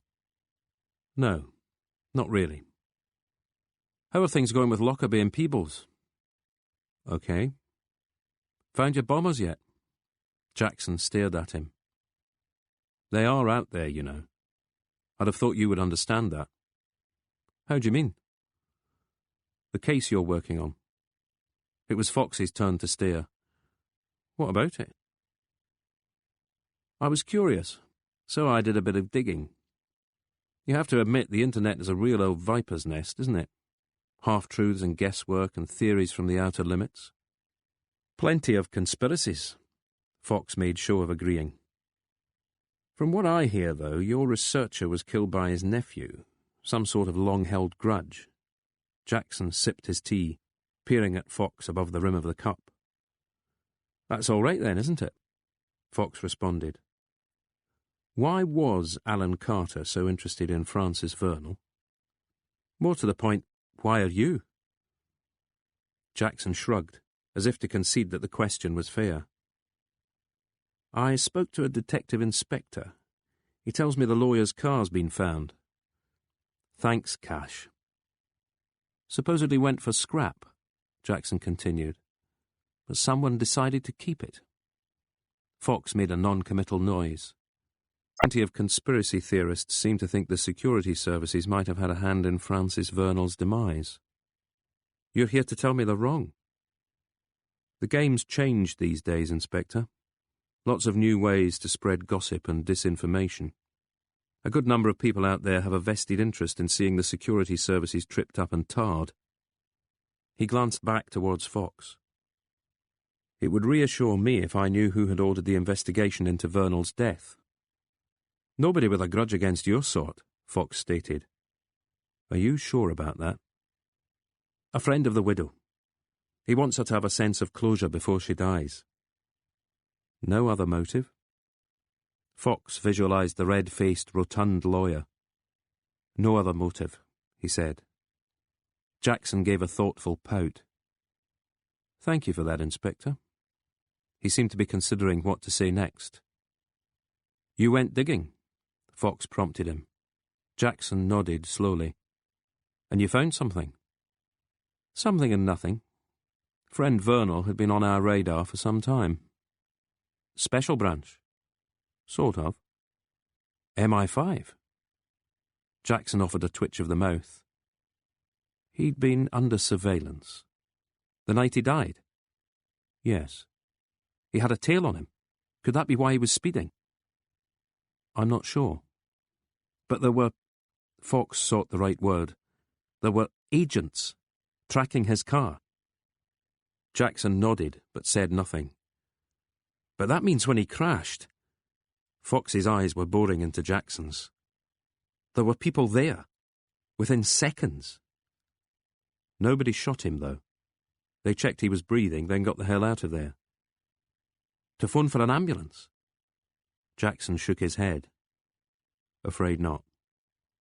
Why? Couldn't risk it. Any involvement, the operation would have been jeopardized. They just left him there. Breathing. Not looking too bad at all. This is all in the files. Reading between the lines. Fox thought for a moment. Reading between the lines, was he also assassinated? No. How can you be so sure? They were watchers, not an armed detail. And no orders to kill him? Absolutely not. But they did break into his house, his office. Jackson looked ready to concede as much. There were rogue elements on both sides back then, Inspector. Let's remember that Vernal's friends were nothing short of terrorists. Bombs, guns and bank raids, those were his creed. He paused. I'm telling you this because we're on the same side, you and me. Fox stared at him. A car crash, an injured victim, and they just walked away. Jackson didn't respond to this. What? Fox persisted. They took a quick look first. Rifled the car, you mean? Fox saw he was right. Bloody hell! There was stuff missing. His cigarettes, a lucky £50 note. They were questioned about that. They didn't take anything. Did they turn up a revolver? Fox asked eventually. No. That was only found later. Yes, at some distance from the car. Fox thought for a moment. And you got all this from the files? Jackson nodded. Fox was wondering about the DHC funds, secreted somewhere in Vernal's car. The agents hadn't found the cash, had they? There was silence at the table for a few moments. Vernal and his friends wanted to bring us to our knees, Jackson stated quietly. Who killed him? Fox asked. We don't know. Can I talk to the men who tailed him? No. So much for being on the same side. What do you think they could add? Hard to say without speaking to them. Jackson leaned back in his chair. Do I get the name of the man who employed Alan Carter? Not from me, you don't. Many of these men went unpunished, Inspector. I dare say they're still out there, warmed by their past antics. He paused. They had plenty of help at the time, too. Fox wondered if Gavin Willis, supplier of guns, had been on the security service's radar. There was no way to ask Jackson without giving quite a lot away, so Fox concentrated on the beverage in front of him. Jackson's phone was switched to silent mode. It was vibrating as he lifted it from his pocket and studied the screen. I have to take this, he said, rising from the table. He walked towards the entrance to the cafeteria, his back to Fox. Fox watched the man's head dip as he listened to whatever the caller was telling him. His face looked grim as he ended the call and turned back towards Fox. I have to go, he said. Peebles? Fox guessed. Jackson shook his head. How long will it take me to drive to Stirling? This time of day, maybe an hour, a bit less if you're lucky. Another explosion, Jackson explained. His phone was vibrating again. I really have to go. He started walking away, answering the call. Mad buggers with bombs, Fox muttered to himself. Why did there seem no end to them? His own phone started to ring. When he answered, and the caller identified herself, he knew he had a journey of his own to make. Chapter 32. Organising this visit had taken several days and more than a few phone calls, but now Fox was driving through the gates of Carstairs State Hospital, and there seemed to be a random sampling of mobile phones, a swab identifying traces of illicit substances. The queue shuffled forward. The faces were docile, if strained. One woman had brought her young daughter. The kid clung to her mother and sucked on a dummy she was probably a year or two too old for. Inspector? A woman was pushing past the queue. She shook Fox's hand and introduced herself as Gretchen Hughes. It's Dutch, she explained, as if to intercept a question she was always being asked. Thanks for getting back to me, Fox said. No problem. She went to a window and retrieved an ID badge for him. Fox reckoned the drill would be the same as at any prison, so handed over his phone at the same time. Donald doesn't get many visitors, Hughes was telling him. He gets some, though. Not in the past year. And before that? She studied him. She had short blonde hair and pale blue eyes. There was a plain gold band on her wedding finger, indicating the existence of a Mr. Hughes. That sort of information probably requires a formal request. Probably, Fox agreed as she led him past the queue. All he had asked for was a meeting with Donald McIver. But would Donald tell me? I doubt you could trust his answer. Is he a fantasist? She looked at him again and gave a wide smile. Have you been reading up on the subject? Fox was not about to admit that he had. No, not a fantasist, she decided to answer. But he has good days and bad. The medication keeps him on a fairly even keel. Any subjects I should avoid? Just be sure to call him Mr. McIver. I worked with him almost 2 years before we were on first-name terms. How many inmates do you have? She made a tutting sound. Patience, Inspector. Please remember. A few moments later they arrived at the open doorway. Hughes tapped on the jamb with her knuckles. Donald? This is the visitor I was telling you about. She took a step back so that Fox could walk past her into the room. McIver was seated at a table. There was space for a single bed and some shelves. An antique map of Scotland had been blue-tacked to the wall. McIver was reading a newspaper. He had a stack of them on the floor next to him. He was marking words and phrases with a thick blue crayon. So far, he seemed to have underlined almost every paragraph of the page under scrutiny. There was a chair opposite him, so Fox eased himself down onto it. Do you want anything? Hughes asked. Fox started to shake his head, until he realised the question had been aimed at McIver. Nothing, the man muttered, still intent on his task. I'll just be outside, she said, moving away but leaving the door open. Fox studied McIver, trying to think of him as patient rather than inmate. The man was tall, maybe 6'3" or 4, and broad-shouldered. He had long grey hair reaching halfway down his back, and a grey beard that would have made a wizard proud. The eyes behind the SNP did when they got into power was... Call that power? McIver interrupted. The voice sounded as if it was being drawn from the bottom of a well. Power's exactly what that isn't. Fox waited for more, but McIver was back at work. What is power, then? He decided to ask. It's something you hold in both hands like a weapon, something you can choose to use to strike at your enemies' hearts. When you bring light to the deserving and cold darkness to everyone else, that's power. Fox was scanning the books piled on one shelf. Some names he recognised, some he didn't. I remember reading MacDiarmid's poetry at school, he commented.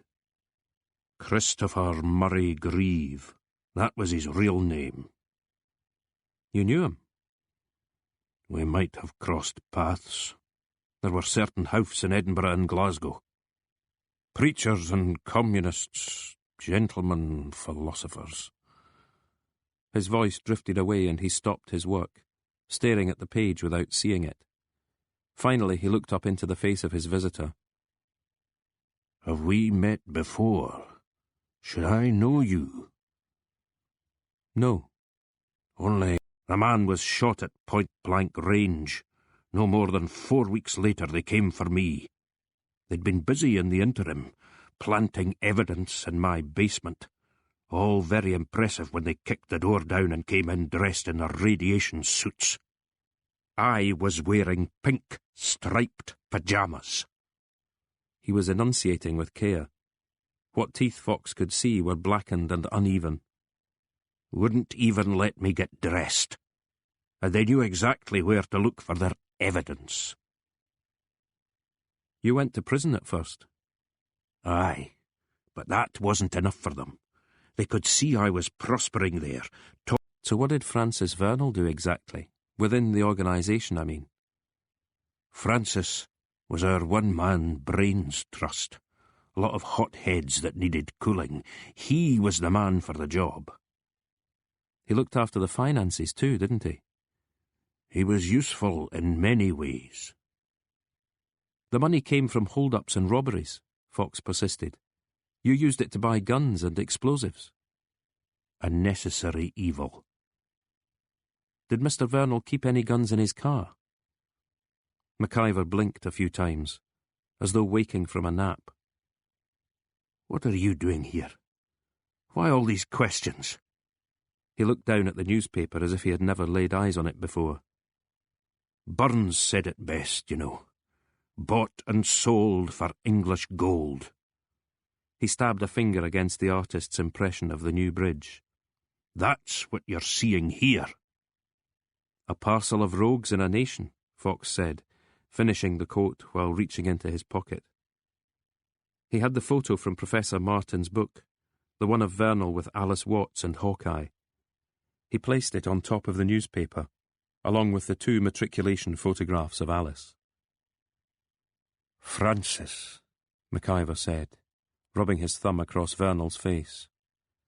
And Alice. His eyes widened, and he lifted one of the snaps, holding it up and studying it. Any idea what happened to her? Fox asked. The old man shook his head. He was stroking his beard with his free hand. He seemed transfixed by the picture. Youth, energy, beauty, everything a movement needs. She was sleeping with Vernal. Alice had many admirers. Including yourself.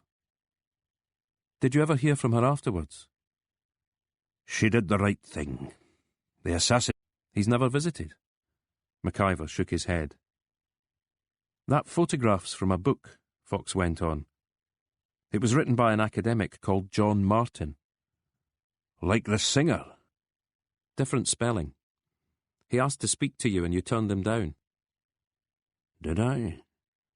That's what he says. McIver shrugged. I don't remember him. Fox thought for a moment. Does the name Gavin Willis mean anything to you? Gavin Willis. McIver rolled the words around his mouth. Gallow Hill Cottage. Yes. Beautiful spot. Somewhere over in Fife. Near Burnt Island. Gavin was a policeman when you knew him. McIver nodded. And a sympathiser? Fox paused. More than a sympathiser. Never an active member. He got guns for you, though, didn't he? Maybe kept them at the cottage until you needed them. And I suppose he could get rid of them for you too when occasion demanded. After a bank job, say, who was going to notice an extra handgun going into the furnace? Evidence destroyed. Gavin held on to Francis Vernal's car, Mr. McIver. Why would he do that? Clever man, McIver said quietly. I always wondered. Wondered what? Whether anyone found the money. The money from the armed robberies? A few thousand, wasn't it? That's what they said. They didn't want the public to know. Know what? We were good at what we did. We sent anthrax to the highest in the land, raised government buildings, held up banks and armoured cars. He smiled at the memory. We were several hundred strong, and I'm the only one they ever locked up. How much money was in the car, Mr. McIver? 30 or 40,000. McIver paused to think. More or less. Did he keep it in the boot? McIver nodded. Below the spare tyre. Fox remembered Tony Kay crowbarring open the boot and lifting the perished tyre. Nothing underneath. You're sure about that figure? 30 or 40? A lot of money back then. Fox nodded in agreement, recalling the price of an Edinburgh flat in 1985. 35,000. Was it money worth killing for? Of course it was. People had died for far less. There are bombs going off right now in Scotland, he told McIver. You think the bombers are justified? Justified is an interesting word. We could spend a year and a day debating it. McIver fixed Fox with a stare. They have a cause. They have passion and commitment. They have seen the systems around them fail, yet the status quo remains. Frustration turns to anger, and anger to a sense of injustice. That's how you felt back in the day? We all felt it. McIvor's voice was rising as his agitation grew. Suddenly, Gretchen Hughes was in the doorway, flanked by a couple of orderlies. "Is everything all right?" she asked. McIvor was on his feet. He stared down at the newspaper with all its underlined paragraphs, then snatched at it and began tearing it to shreds. The orderlies moved forward, Fox making room for them. "Betrayed and given trinkets," McIvor was spluttering. "Call that power. Why not call it what it is?" Hughes's hand was on Fox's arm. "Time for us to leave," she said. Fox stood his ground. "What is it?" he asked McIvor. The hand on his arm tightened. "I think that's quite enough, Inspector." "It's a kind of death," McIvor stated, voice shaking. "And we're paying for it. Mark my words, we're..." McIvor had lost little of his zeal. He wasn't an orator like Francis Vernal, perhaps, but Fox could imagine him filled with passionate argument, sounding heated but rational. He could well imagine young people hanging on his every word. He would have sounded like a man with justifiable grievances, if few answers, other than insurrection. Fox stopped at a service station, filled the car's tank, and stayed parked while he ate a sandwich and drank a bottle of iron brew. When he got back on the road and started to see signs to Kippen, he found himself part of a convoy, tucking in behind a van with a satellite dish on its roof. The TV crews were on their way to cover the bomb blast. The van eventually signalled to enter a country park at the foot of a range of hills. Paths led into the woods, and there was a muddy car park filled with police patrol cars. Fox hauled his Volvo onto the closest verge and got out. Journalists were talking into their phones or to each other. Uniformed officers were trying to stop them wandering off. Bemused ramblers were returning to their cars, only to find them blocked in. Fox could see no sign of Jackson. He showed his ID to a uniform and was pointed in the direction of the right-hand path. On another day, it would have been a pleasant enough hike, though Fox would have chosen different footwear. He slipped on leaves a few times, just about staying upright. As he walked further into the forest, it grew eerily quiet, and he stopped and listened, breathing deeply. He was reminded of the hermitage of Braid, near where he'd grown up in Edinburgh. As a kid, he'd gone there with Jude, playing games of hide-and-seek and chasing sticks down the narrow, fast-flowing stream. Right up until the day she started finding other boys more interesting than her brother. He took out his phone, tempted to call her and share the memory, but hesitated. A couple of uniformed officers emerged from the path ahead. They asked to check his ID. "I'm not a reporter," he assured them, but they took a good look anyway. The one who handed the warrant card back looked like he had a question to ask. What's this got to do with the complaints?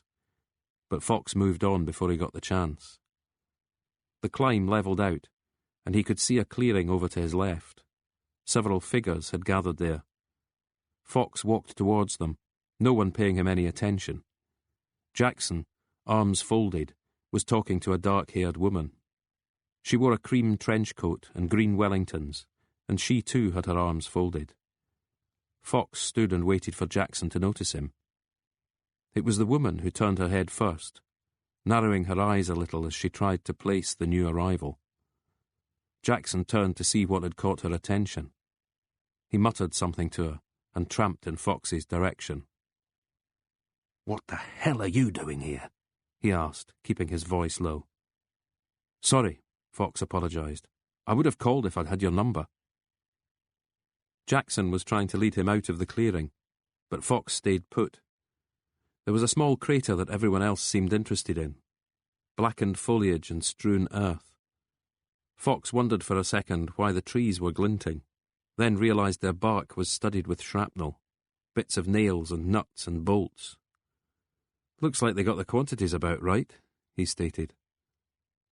Jackson had placed himself between Fox and the scene. "Look, I'll give you my number, we can talk later."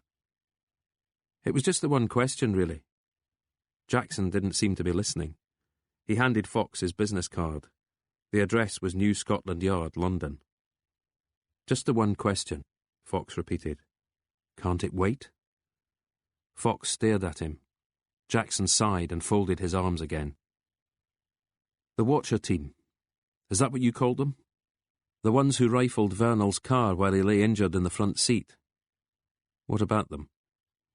Did they leave their jobs soon after? Or maybe start buying flash watches and Italian suits? What are you talking about? I've just heard that there was 30 or 40 grand in that car. You think they stole it? Fox shrugged. It's a theory, and that means I may have to write it up.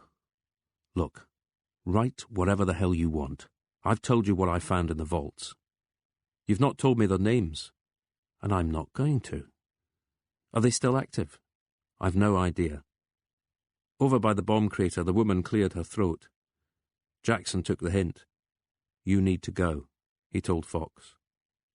Who is she? She's the Chief Constable of Central Scotland, and right now I'm keeping her waiting. Didn't recognise her without her uniform, Fox said. I'll let you get back to it then. Jackson didn't need a second invitation.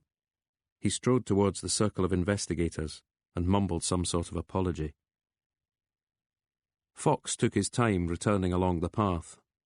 Another forensics team passed him, lugging heavy boxes of equipment. The TV vans had got their satellite dishes properly positioned. One reporter was doing a piece to camera. Fox recognised the face. He worked on the same show as John Elliott. Somehow Elliott himself, one-time dabbler in terrorism, was stuck doing pieces about restaurant menus. No word from the authorities as yet, the reporter was telling the audience at home. But a press conference will take place in an hour or so's time. The sound recordist wasn't happy. A dog was barking in the back of a nearby car. The dog's owner was remonstrating that he was boxed in by the reporter's own van. Middle of bloody nowhere, the cameraman complained, and there's still always something.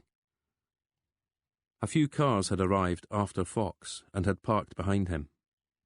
Locals, it looked like, curious to see what was going on. Fox manoeuvred past them and headed in the direction of the M90. Then he switched the radio on, turning the music up, trying to drown out his own thoughts. You shouldn't have come all this way, McFadgen said when she opened the door to him. Paul was seated at his computer and offered a wave by way of greeting. Fox nodded back. I was actually in the vicinity, he lied. I've been hearing about Kippen. Just gets grimmer and grimmer, doesn't it? Fox made a non-committal sound. What was it you wanted to tell me? McFadgen gestured towards Paul, who twitched his head, meaning he wanted Fox to approach the computer. Remember you asked about those revolvers? Specifically Provenance? Yes, confirmed. Conflict kicked off that month. A lot of equipment was handed out but not handed back. There was list after list to confirm this. He kept clicking on the mouse, so fast Fox couldn't keep up. But then that was the whole point. So how did the guns end up here? Fox asked. Servicemen probably smuggled them back, McFadgen joined in. Either as keepsakes, or so they could sell them on. Definitely the latter in this case, Paul added. A few other firearms from the conflict, pistols rather than revolvers, turned up on the streets of Britain in the mid-80s. The police reports appeared on the screen. London, Manchester, Nottingham. Birmingham, Newcastle, Glasgow, McFadgen added.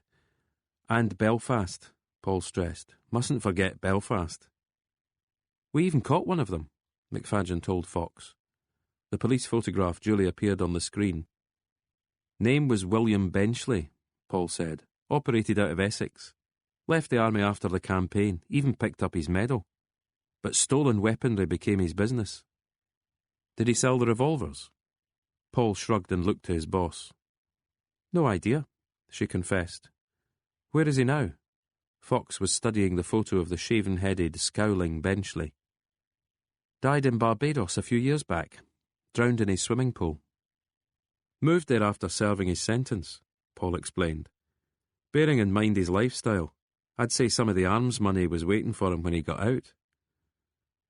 Much good it did him, Fox said quietly, reading the news report of Benchley's death. Anyway, Paul cautioned, We've no reason to suppose he sold those particular guns. But someone did. Someone did, the young man agreed. The one found at the scene of the Vernal car smash. I've got nothing else for you on that. Fox took the hint. Go on, he said. Took a bit of tracking down. Paul paused. The internet was no use. A lot of stuff in the Fife constabulary vaults hasn't been digitised. Paul had to actually spend time poring over something other than a screen. Paul stuck his tongue out in response to McFadgen's sarcasm. Then he handed Fox a set of stapled photocopied sheets. The revolver found next to Alan Carter had been handed in to police in October 1984. It was found in a hedge in Tayport. Near Dundee? Fox asked. The Fife side of the Tay Bridge. Police at the time wondered if it might have been used in a robbery. There'd been a bookmaker in Dundee relieved of the week's takings by a masked man toting a handgun. This was 3 days before the revolver was discovered. So the gun had gone from the Falklands to Dundee? Paul shrugged. Could have ended up there after being passed along a chain of owners. Was the gunman ever caught? But Fox could see well enough from the printout that the case had never been solved. The profit from a week's betting, just shy of £900. Would that have been enough to tempt the likes of the Dark Harvest Commando? It was hardly a bank heist.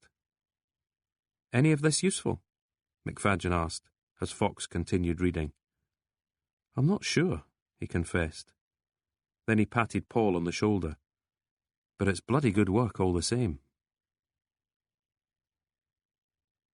Once home, Fox called Tony Kay. How's the report going?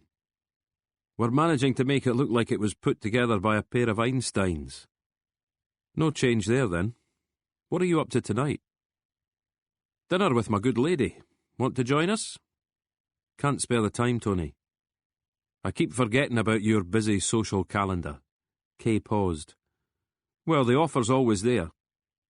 Thanks, but I'm sorted. Any news from the kid? He's headed back over to Fife. Been to the barber and everything. Cheryl Forrester again. He's smitten. Warn him off, will you? We don't know what tidbits she might be collecting for... This is Vernal, isn't it? You're still digging. And I think I'm hitting a few worms, too. According to Jackson, the spooks had nothing to do with Vernal's death. But Donald McIver says there was a chunk of cash hidden in the car boot. 30 to 40 grand's worth. Who the hell's Donald McIver? He led one of the splinter groups at the time. And where is he now? Fox hesitated before answering. Carstairs. You've been to Carstairs? Had to be done, Tony. Was he in a straitjacket? Bit high-strung, but coherent with it. And you believe him, about the money? Yes. Kay seemed to think for a moment. Then Gavin Willis got it, he surmised. And did what with it, Fox countered. Plus, how would he have known it was there? But of course there was every chance Willis might have known. Guns exchanged for cash, maybe at dead of night in a deserted car park. More questions than answers, Malcolm, Tony Kay was saying. Mind if I give you a word of advice? You're going to tell me to drop it. Something like that, yes. Hand the whole lot over to CID. Not Fife, necessarily. There's got to be someone in Edinburgh you can give it to. Just when I'm starting to enjoy myself. Is that what you're doing? Kay gave a sigh. You've not got anything to prove, Malcolm. To me or the High Hegians, or anyone else. He paused for a moment. At least take a night off. Go see a film or something. I should visit Mitch. Except that's not exactly a night off, is it? Bound to be a Jason Statham playing somewhere. Lots of explosions and cars getting wrecked. Those'll help me feel the benefit, will they? Don't just sit there stewing. That's all I'm saying. Fox thanked Kay and ended the call. He didn't fancy going out for dinner. Not on his own again. He looked online and saw that the film house was showing the Maltese Falcon. For 5 minutes, he told himself he would go. Then he drove to Lauder Lodge to see his father instead. Mitch was drowsy. There was whisky on his breath. and though seated in his chair, he was already in his pyjamas. Fox checked his watch. It wasn't even 8 o'clock. He sat opposite his father for over an hour, sifting through the photographs from the shoebox, concentrating on cousin Chris, Jude as a toddler, and Fox's own mother. He would glance at his sleeping father from time to time, the mouth slightly open, chest rising and falling. "We played football, you and me. You wanted me to be a goalie. Less chance of injury, you said. And you sat with me night after night as I tried learning my times tables. You laughed at bad TV sitcoms and shouted at refereeing mistakes, as if they could hear you from behind the glass screen. On Remembrance Sunday, you stood to attention for the minute's silence. You were never much good in the kitchen, but always made Mum a cup of tea before bed.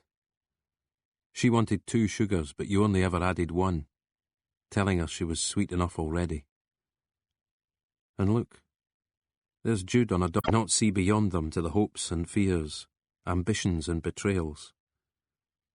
When a member of staff opened the door, it took Fox a moment to realise anyone was there. "We should be getting your father into bed," she said. Fox nodded his agreement. "I'll give you a hand," he said quietly. But she shook her head. "Regulations," she explained. "Got to stick to the script, or they'll have my head on a block." "Yes, of course," Fox replied, starting to put the photographs away. On his way home, he stopped at a fish and chip shop and bought a haggis supper, while he waited for a fresh batch things up.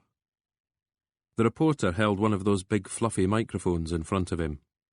It was starting to drizzle, rainwater dotting the camera lens.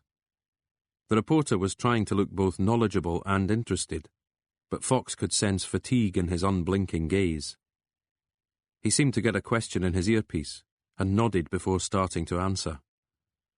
The director cut to a blurry photo of the bomb crater.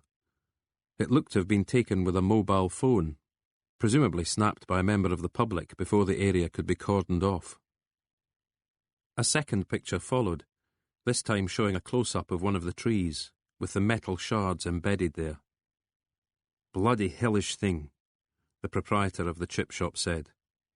He sounded Polish to Fox, but it could have been Bosnian, Romanian, just about anywhere, really. Fox was not exactly an expert. On another night, he might have asked, just out of curiosity. But not tonight. Back home, he ate on the sofa and caught the press conference again. When it cut to the studio, the presenter had some news. "Police confirmed just a short time ago that they are working on a definite line of inquiry, and will keep you up to date as that story progresses. Now all the latest sport with Angela." Fox must have dozed off at some point, because he woke up stretched along the sofa with his shoes still on and the half-empty plate resting on his chest. The food was cold and unappetizing. He could smell sauce on his fingers and went to the kitchen to dump the remnants of the meal into the pedal bin and wash his hands in the sink. He returned to the sofa with a mug of tea and found himself face to face with Chief Constable Pearse again. They had gone to her live as she stood on what he guessed were the steps of Central Scotland Force HQ, presumably in Stirling itself. She had to push the hair out of her face as the wind gusted around her. She had no statement this time, but still sounded coolly keeping the straitened financial sector afloat in Scotland. He found photos of the couple. Had to admit, the Chief Constable scrubbed up well, and filled a little black dress with easy glamour. On the TV, however, she was fighting the elements and dressed in the same uniform as before. The rain was coming at her near horizontally. The ticker tape along the bottom of the screen read, 3 arrests in bomb scare. "Fast work," Fox said, toasting her with his mug. Then he got to work himself, finding as much of her curriculum vitae as he could, while failing to locate any historical photos of her. Nevertheless, he was fairly sure. Very fairly sure. In 1985, she'd been a recent graduate of the Scottish Police College at Tullyallen. Not peers back then. She was yet to meet her husband and take his name. Alison Watson, born in Fraserburgh in 1962. Not such a jump, really, from Alison Watson to Alice Watts. He reached for the photo in Professor Martin's book and the 2 matriculation snaps. There was the slightly jutting chin. It was evident in some of the online photos too, at a film premiere, an awards dinner, a graduation ceremony, hand in hand with her husband. Fox pushed the computer aside and slumped back against the sofa, head arched towards the ceiling. What the hell do I do with this? He asked himself. And what exactly did it mean?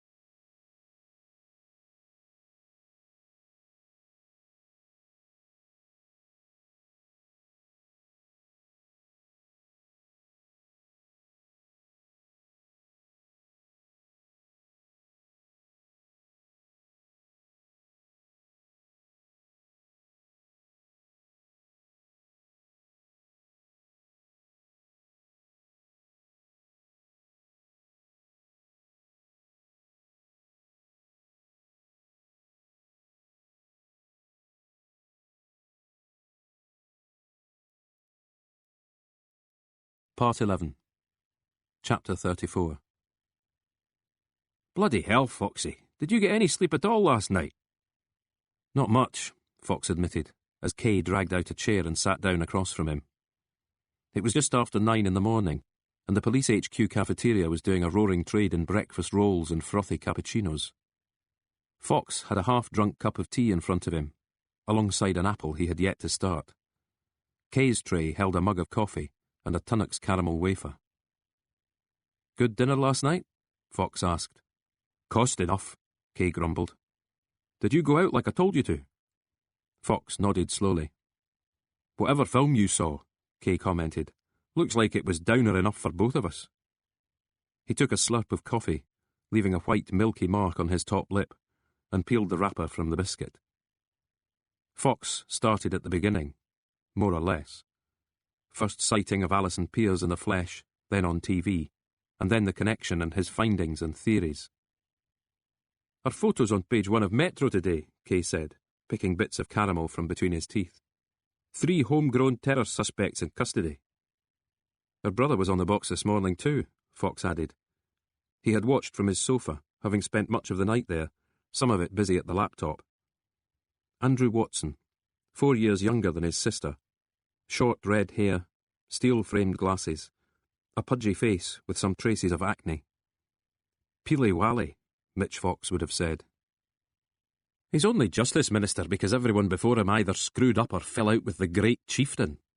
By which, Fox knew, Tony Kay meant the First Minister. Handy to have him on your side, though, if you're a chief constable. Kay managed a rueful smile. You're really going to stand up and accuse her of being a terrorist? No.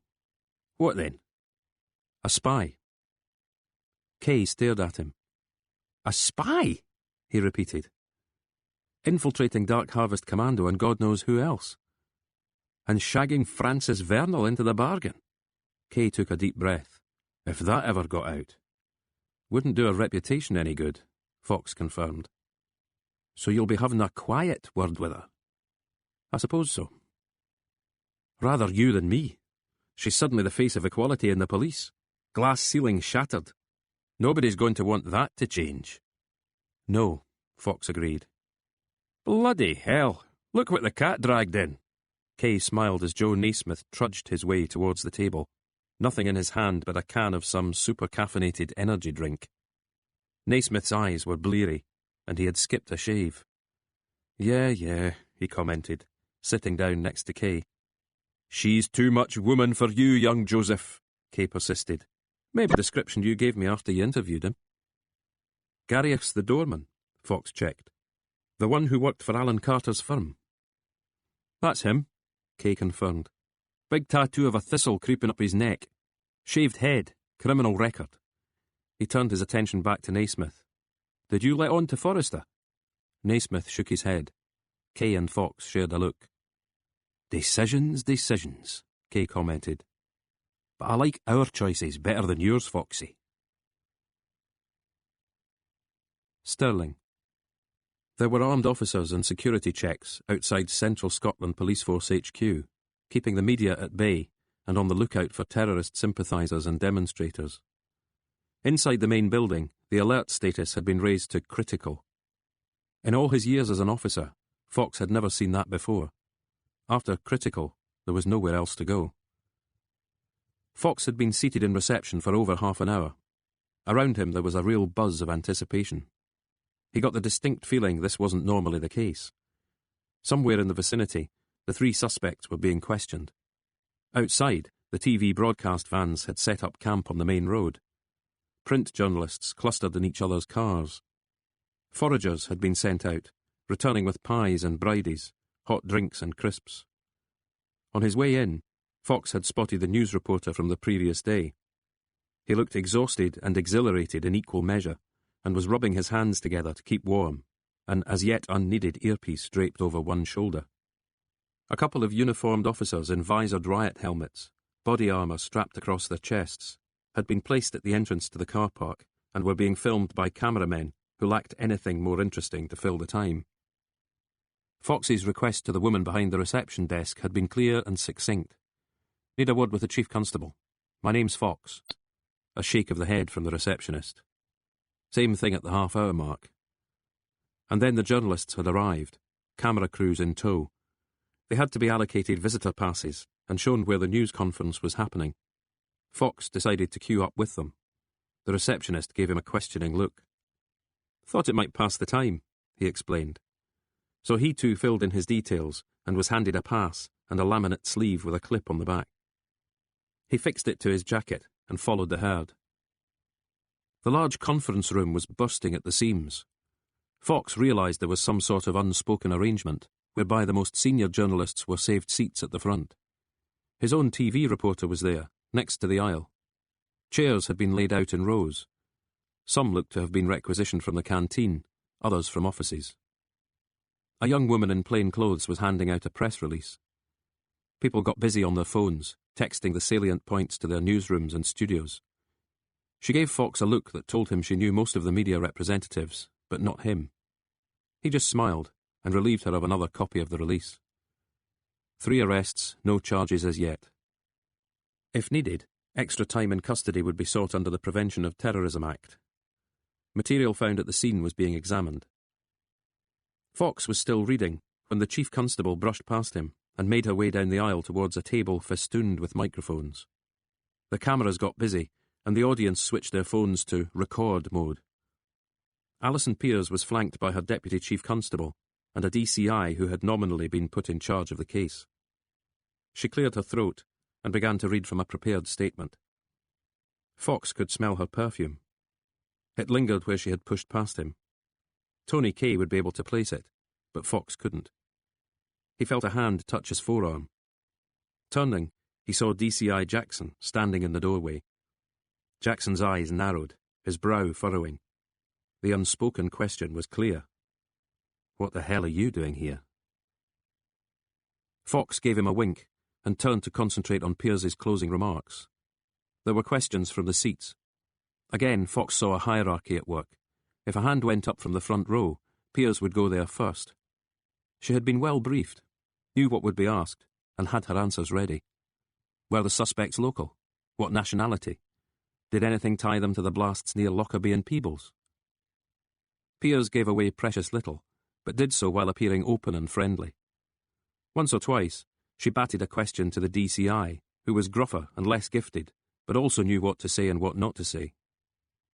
Jackson was tugging at Fox's arm again, gesturing towards the corridor, but Fox shook his head.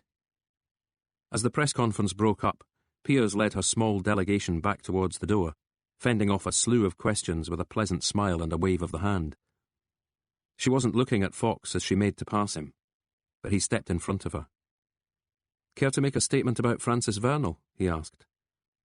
Her eyes drilled into him, face frozen. "Who?" "Nice try, Alice," he responded. The DCI placed a hand on Fox's chest, clearing the route. Fox took a step back, apologising to the cub reporter whose toes he managed to squash. Pears was out of the room, stalking down the corridor. Jackson had caught up with her, but she was saying something to her own DCI. He peeled off and approached Fox, handing him a card. "Put your mobile number on there," he growled. "I've already been waiting a while." "Shall get back to you." Fox scribbled down his number, and the DCI snatched the card back. As the man left, it seemed to be Jackson's turn. "What are you trying to do?" he muttered, his mouth close to Fox's ear so no one else could hear. "You've got your case, I've got mine. You're the complaints, not some fucking Simon Sharma."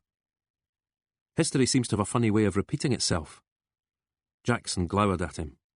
The journalists were comparing notes, or on their phones, or preparing themselves for their pieces to camera, but they kept glancing over towards the 2 men, too, recognising at least one of them from the site of the Kippen explosion. "Leave it be," Jackson urged in a fierce undertone. "I need some time with her." "Why?" Fox shook his head slowly. "Maybe afterwards," he offered. "You're a bastard, Fox, really and truly." "Coming from you, I'll take that as a compliment." "Trust me, it's not meant as one, not in the slightest." Jackson turned and headed back down the corridor. The young woman who had handed out the press releases was ushering everyone from the room. She had been joined by an assistant, ensuring that no one wandered off on their own. Linda says she's not seen you before, the assistant informed Fox. Temporary assignment, he explained. Me too. I'm usually community liaison. She looked around her. Makes a change, I suppose. Fox nodded his agreement and followed everyone else back to reception. Alison Pears had his number. All he could do was wait. He drove into Stirling and started seeing signs pointing him towards the Wallace Monument. He could see it in the distance, a single Gothic-looking tower atop a hill. He tried to remember what he knew about Wallace. Like every other Scot, he'd watched Braveheart, won over by it. Stirling Bridge was the battle Wallace had won against the English invaders. Having no other plan, Fox kept following the signposts, eventually turning into a car park. A couple of single-decker buses sat idling, awaiting the return of their tour parties. Fox got out of the Volvo and wandered into the Legends Cafe. He was recalling more snippets of information about Wallace, mostly about his life's excruciating end. There was an information desk, and the woman behind it told him it cost £7.75 to visit the monument. £7.75? He queried. There's an audio-visual presentation, and Wallace's sword. Anything else? Well, you can climb to the top of the tower. The hill looks pretty steep. There's a free bus to the top. Free if I pay £7.75. Fox pretended to be thinking about it. Is the statue still there? The one that looks like Mel Gibson? It's been moved to Brechin, she replied, a little coolness entering her voice. Fox smiled to let her know he wasn't going to become a customer. Instead, he saved £5 by settling for peppermint tea in Legends, where he had a good view of the hillside and the memorial above it. Wallace was reckoned a patriot. Could the same really be said of Francis Vernal? Had he been justified, that word MacIver had wanted to debate, in his stance and his actions? And what would either of them make of the Scotland where Fox found himself? Was this the same country they had fought for and lost their lives for? There were visitors in the shop next to the reception desk. They were debating the purchase of beach towels made to look like kilts. Theirs was probably a romantic Scotland of glens and castles, Speyside malts and eightsome reels. Other Scotlands were available, if you cared to check, and at least as many people these days favoured looking forward to the longing glance back at the nation left behind. The tables around him were filling up. He didn't bother pouring a second cup from the teapot. As he was returning to his car, his phone rang. But it wasn't Alison Pears. Mr. Fox, this is the nurse at Lauder Lodge. I'm afraid your father's been taken ill. He drove back to Edinburgh in a daze. It was only when he reached the Royal Infirmary that he realised the car radio had been switched on throughout. He couldn't remember listening to any of it. He'd been told to try A&E first. Mitch had been found on the floor of his room. Could just be a fall, the nurse had told Fox, her tone of voice indicating that she didn't believe her own words. Was he conscious? Not really. Fox parked on a double yellow line in the ambulance's drop-off zone and headed inside. Someone was being served by the receptionist, so he waited his turn, then asked another member of the team, who nodded and approached Fox. Are you a relative? I'm his son. Mr. Fox has gone for an X-ray. After that it'll be straight to the day ward. Is he all right? Well, no more in a little while. There's a waiting area just... Can I see him? The receptionist will let you know. Fox was pointed back in the direction of reception. By the time he got there was no queue, so he gave his name and was told to take a seat. He slumped as best he could on the hard plastic chair and stared at the ceiling. No one was watching the TV anymore. They were busy peering at the screens of their phones. Placed it with a 10-pence piece of his own. This one worked, but the young man looked no happier. You're welcome, Fox told him, returning to his seat. One member of staff seemed to have the job of emptying the waste bin and removing any newspapers that had been left lying around. The bin bag wasn't even half full when he replaced it. 10 minutes later, he was back, checking to see how full the new bag was, then moving the bin across to the other side of the room. Fox managed to stop himself asking why. On the TV, a man was telling another man how little a small ornament was worth. It then went for auction and failed to sell. Was it an heirloom? Fox wondered. When first purchased, had the buyer had any inkling that it would one day feature on a daytime programme and sorely disappoint its current owner. The waiting area's resident smoker returned from another cigarette break, her hacking cough heralding her arrival. Then the doors shuddered open again as the woman with the bandaged arm wandered past them. Fox turned in his seat to face her. "Will you bloody well stop that?" he shouted. She looked surprised. So did the receptionist, who followed this with a frowned warning. Fox held up a hand in capitulation and went back to staring at the ceiling. It wasn't just his dad, he realised. It was everything else too. The questions that seemed to whirl all around him, the characters whose lives were suddenly connected to his own, the hours of sleep he was lacking, the sense of utter, abject futility. And then his phone interrupted with a text. It was from a number he didn't recognise, and when he opened the message, it was an address, postcode and time. The postcode was FK9, the time 7:15 p.m. Fox copied the postcode into his phone's map.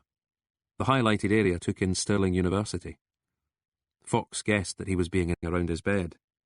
A machine was monitoring his heart rate. It gave a regular beep, creating a rhythm with the other machines nearby. "How is he?" Fox asked. "A doctor will be along soon."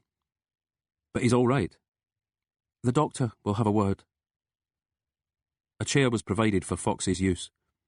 His father's eyes were closed, the bottom half of his face covered by a translucent oxygen mask.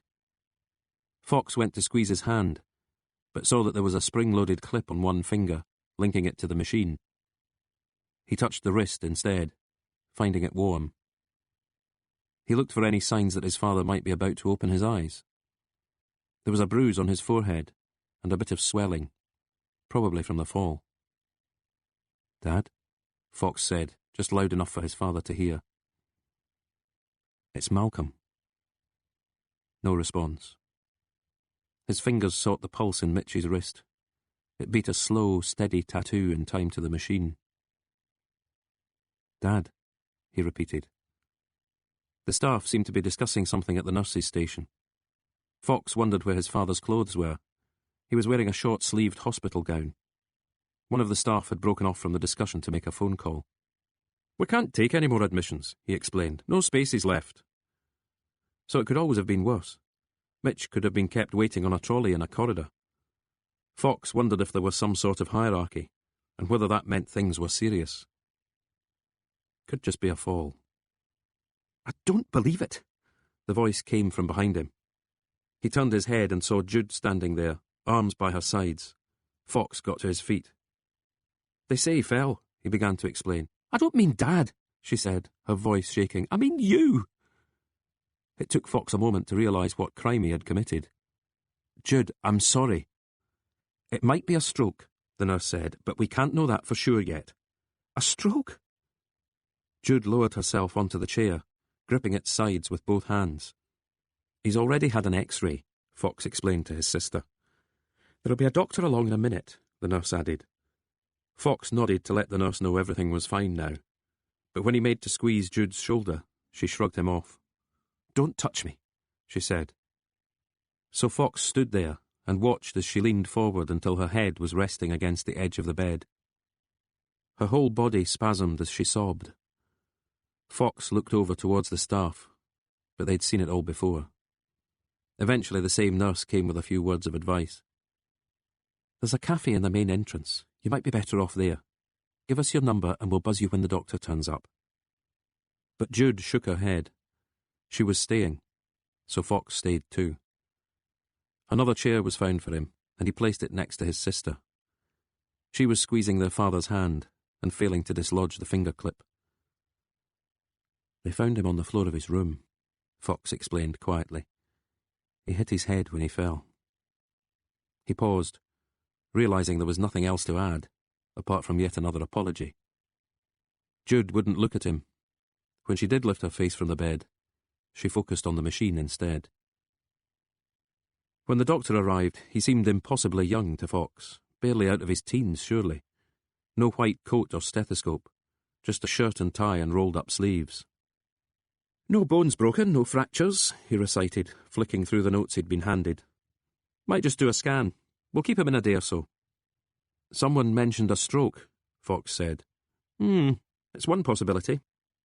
Fox had been expecting the doctor to shine a light in Mitch's eyes, or take his blood pressure and pulse, something like that. And both drinks duly arrived. Fox said sorry again, and this time Jude looked at him. You never think of me, either of you, she said. Not now, Jude. Leave it for later. Fox nodded towards Mitch. He might be able to hear. Maybe I want him to hear. Even so. She took a sip of water from the plastic glass, cupping it in both hands. Fox's tea was too strong. The only way to make it drinkable was to add both sachets of sugar. Look, he told his sister. I was in the middle of something when they phoned me. I wasn't thinking straight, even when I got here. No room in that head of yours for me, eh? Can we cut the martyr crap, Jude, just this once? He managed to hold her gaze, but only for a few seconds. You're some piece of work, Malcolm, she said, slowly and steadily.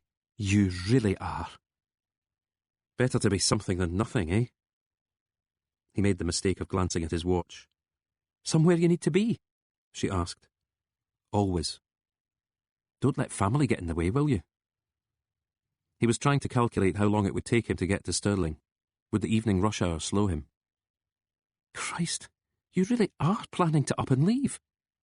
Jude's mouth stayed open. Whatever it is, it can't be more important than this. Just because you don't understand doesn't mean Dad wouldn't.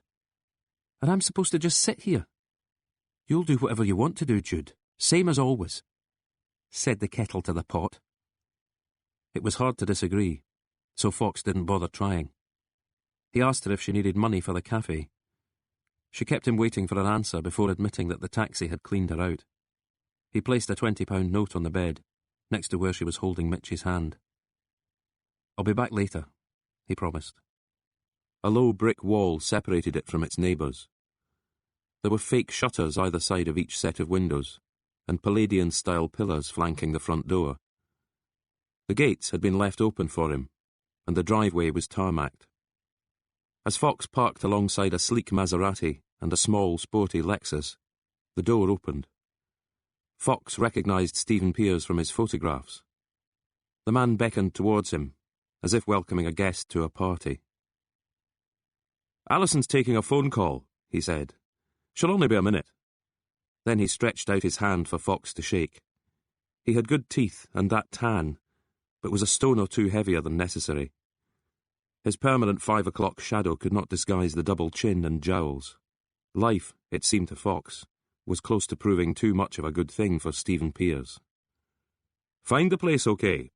He asked as he led Fox into a double-height hallway. Yes, thanks.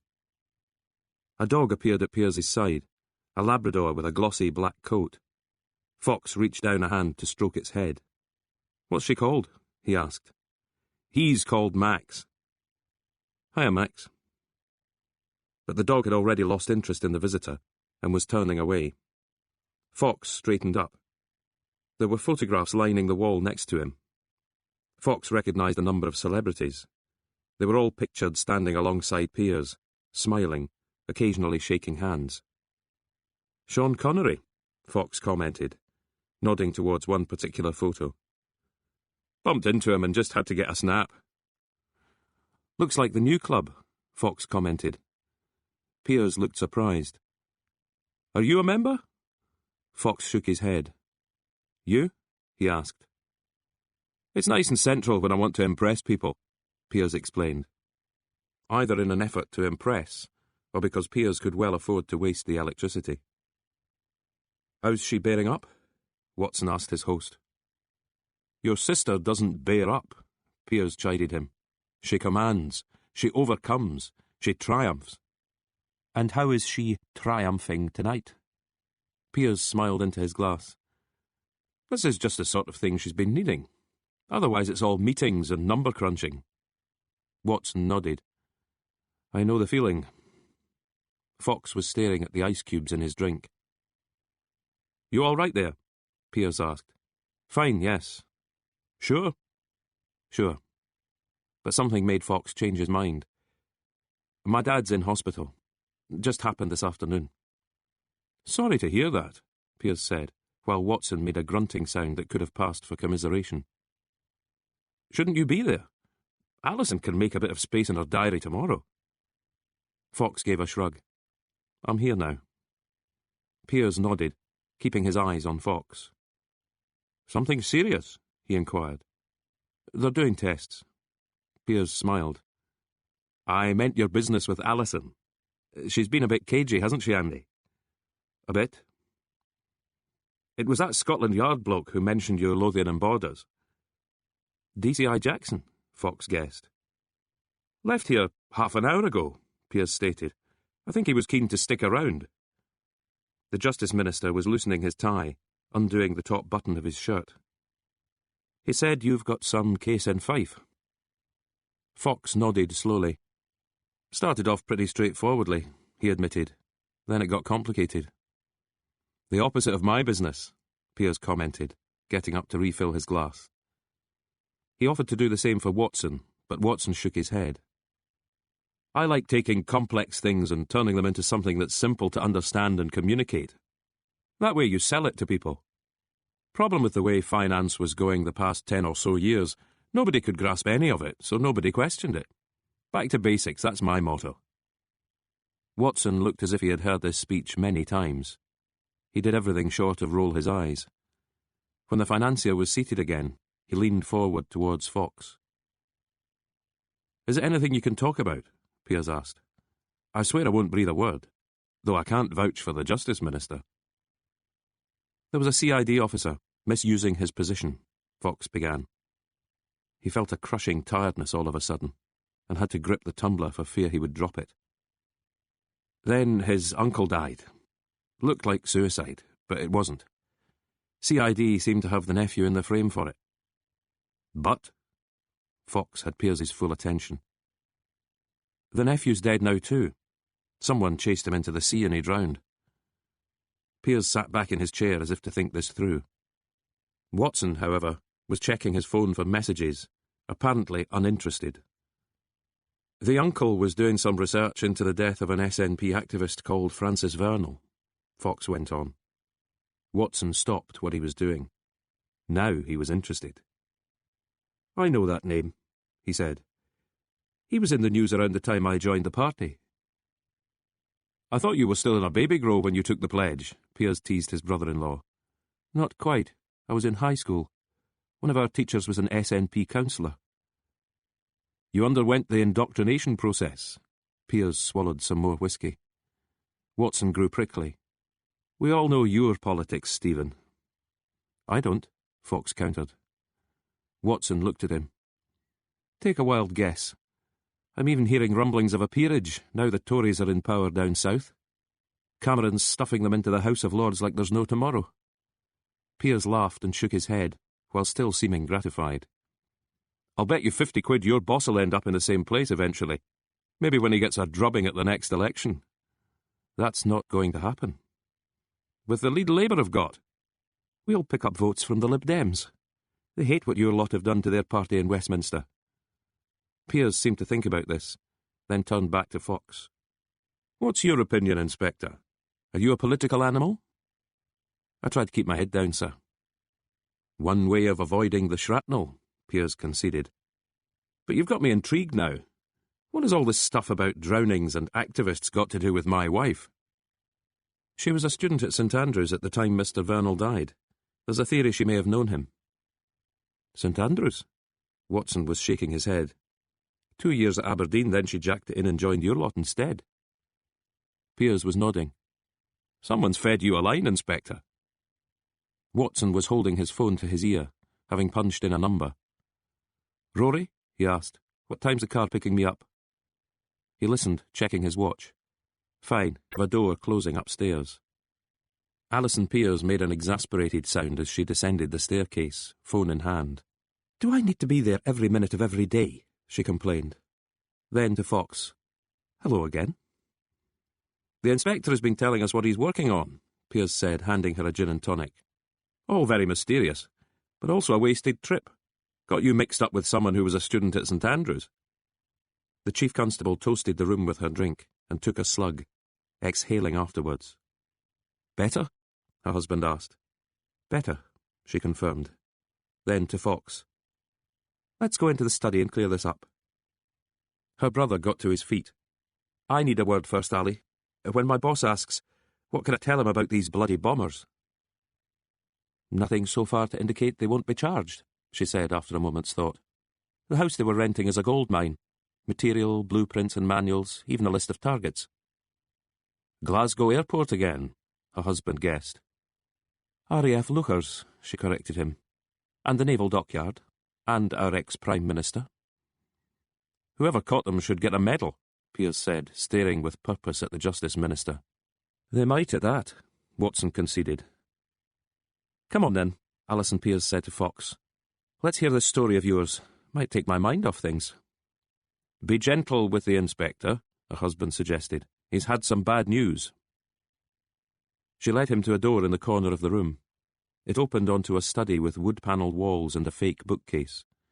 A small brass telescope stood on a tripod by the window. There was a two-seater brown hide sofa and a swivel chair in front of the desk. Piers took the chair and signalled that Fox should take the sofa. The leather creaked as he settled. She was dressed casually. Baggy pink t-shirt, black joggers, Nike trainers. Fox wondered if there was a gym somewhere on the property. "Bad news?" she said, echoing her husband's words. Fox shrugged the question aside, ready with one of his own. He doesn't know. She considered the range of answers and evasions open to her. "Know what?" Fox gave her a look that said, "Let's not do this." "Neither of them do," he persisted, bringing out the matriculation photographs. "Wonder what they'll say when I show them these. You've changed, but not quite enough to be unrecognisable." She studied the photos, saying nothing for a moment. "Andy knows I did some undercover work in my early years on the force," she eventually conceded. "But not that you posed as a St Andrews University student for 2 years." "No," she admitted, though he may be wondering about it now. She was using her feet against the floor to swivel gently in the chair. There was a slice of lime in her glass, and she extracted it, placing it on a corner of the desk. "DCI Jackson filled you in," Fox surmised. "Some, maybe not all." She squeezed the bridge of her nose as if trying to ward off a headache. "What's this bad news you've had?" She nodded slowly. The whole bloody edifice just crumbled after that. Some were too scared to go on. They thought MI5 were out to assassinate the lot of them. And were they? I wasn't MI5. You were recruited by Special Branch. They needed someone on the inside. A pretty face usually does the trick. But it couldn't be a pretty face from south of the border, could it? The English were supposed to be the enemy. Well, you were fresh out of Tullyallen and looked younger than your years. So Special Branch managed to get you into St Andrews, where you could become political, burrow ever deeper and feed information back. He was being tailed. She gave a slow nod. Did you know about the money he kept in the car? He usually had some. Every meeting the DHC held, someone needed a bit of cash. For buying weapons. All sorts of reasons. According to Donald McIver, there could have been as much as 40 grand hidden in the boot. That was a chunk of money back then. Donald McIver. She gave a wistful smile. He lives in a fantasy world, Inspector. He always did. He remembers you fondly. It's Alice he remembers, she corrected him. How about John Elliot? You're telling me you never loved him? She squeezed shut her eyes, then blinked them open again. I'm telling you it's ancient history, and also none of your business. You're a complaints officer. This is not a complaints matter. You're right. Maybe I should just hand everything over to CID. Don't be crass. Fox waited a beat before continuing. There was a cop called Gavin Willis. He led the inquiry, such as it was, when Vernal died. But you'd vanished by then. Special Branch didn't want me sticking around. The questions could have been awkward. Besides, the DHC had scattered. So you said. For some reason, Willis held on to Vernal's car. Her eyes widened a little. Why did he do that? I'm not sure. One thing I do know, he was selling guns to groups like the DHC, specifically to a man called Hawkeye. Fox handed her the photograph. She took her time studying it. I haven't seen this in years. The man you've linked arms with? Fox prompted. Hawkeye, yes. He looks a bit awkward, doesn't he? The arm thing would have been my idea. He wasn't much of one for socialising, or for the ladies. Never went to the pub after meetings. Most people, that was what they looked forward to. Not the political theory, but the booze-up. After Vernal's death, you never spoke to any of them again? She shook her head and folded her arms across her chest, as if suddenly chilled. I was another person, she stated quietly. How do you think Francis Vernal died? I think he shot himself. Why? The drink? His marriage? The fear of discovery? He knew we were monitoring him. The two of you didn't argue that night? Not really. I think it annoyed him that all I ever wanted to talk about was the group. He said it was a madness in me. She unfolded her arms and studied the photograph again. He never twigged you were undercover? I don't think so. If he had? It might have led him to do something, I suppose. Did you ever see a gun in his car? Doesn't mean one wasn't there. That's a no, then. Fox paused for a moment. DCI Jackson doesn't know? About Francis and me? She considered this. I don't think so. Why should he? He's been digging in the files. Why? Wondering why I was interested. He told me something. What? The agents tailing Francis Vernal took a look at him after the crash. Fox was studying her reaction. He was still alive. No headshot at that point. What did they do? The blood had drained from her face. Her voice was pitched just above a whisper. If Jackson's to be believed, they didn't kill him. They just walked away and left him there. No call to the emergency services. Nothing. She seemed to wrap her arms more closely around herself. That's awful, she said. I'm glad we agree. There was silence in the room for almost a full minute. They could have shot him, Alison Pearce eventually conceded. Shot him and taken the money. They could, Fox agreed. Tell me, was Vernal really just a job to you? Her look hardened a little. How often do I need to say it? That's something I'm not willing to discuss. It might be the one thing I can take back to Charles Mangold for him to give to the widow. I think this has gone far enough. Alan Carter really never Her phone rang and she answered it, relinquishing the photo at the same time. Speak to me, she said. As she listened, Fox watched her turn into a chief constable again. It was as if her talk with him had been slotted into a filing cabinet somewhere. No, she was stating. Govan can't bloody well have them. They're my suspects. Govan, the high-security police station in Glasgow. It was where terrorist suspects usually ended up, but Pearce was fighting her corner. As the argument continued, Fox realised she craved the media attention because it gave her the chance to shine. What was it her husband had said? Something about her needing this case? By the time she ended the call, she had made her determination clear to the other participant. She looked at Fox, and he knew what she was telling him. I'm a fighter. I'm used to winning. Just remember that. He nodded and opened the door for her. She marched out ahead of him, making for the stairs again. Stephen Pearce was watching TV, but rose to greet Fox. Everything cleared up? He asked, watching his wife disappear from view. I'm fairly satisfied, Fox decided to answer. He noted that Andrew Watson seemed to have left. The lights by the tennis court had been switched off. A case of mistaken identity, then, the financier was stating. It happens, Fox concurred. Pearce patted him on the back and said he would show him out. In fact, it's such a lovely evening, I might take Max for a walk. Thank you again, Mr. Pearce, Fox said, shaking the man's hand. Pearce applied his free hand to Fox's wrist. Sorry again about your father. I hope he's all right. He paused, still grasping Fox's wrist. And if you ever need anything, Inspector. Fox could see he meant nothing by it.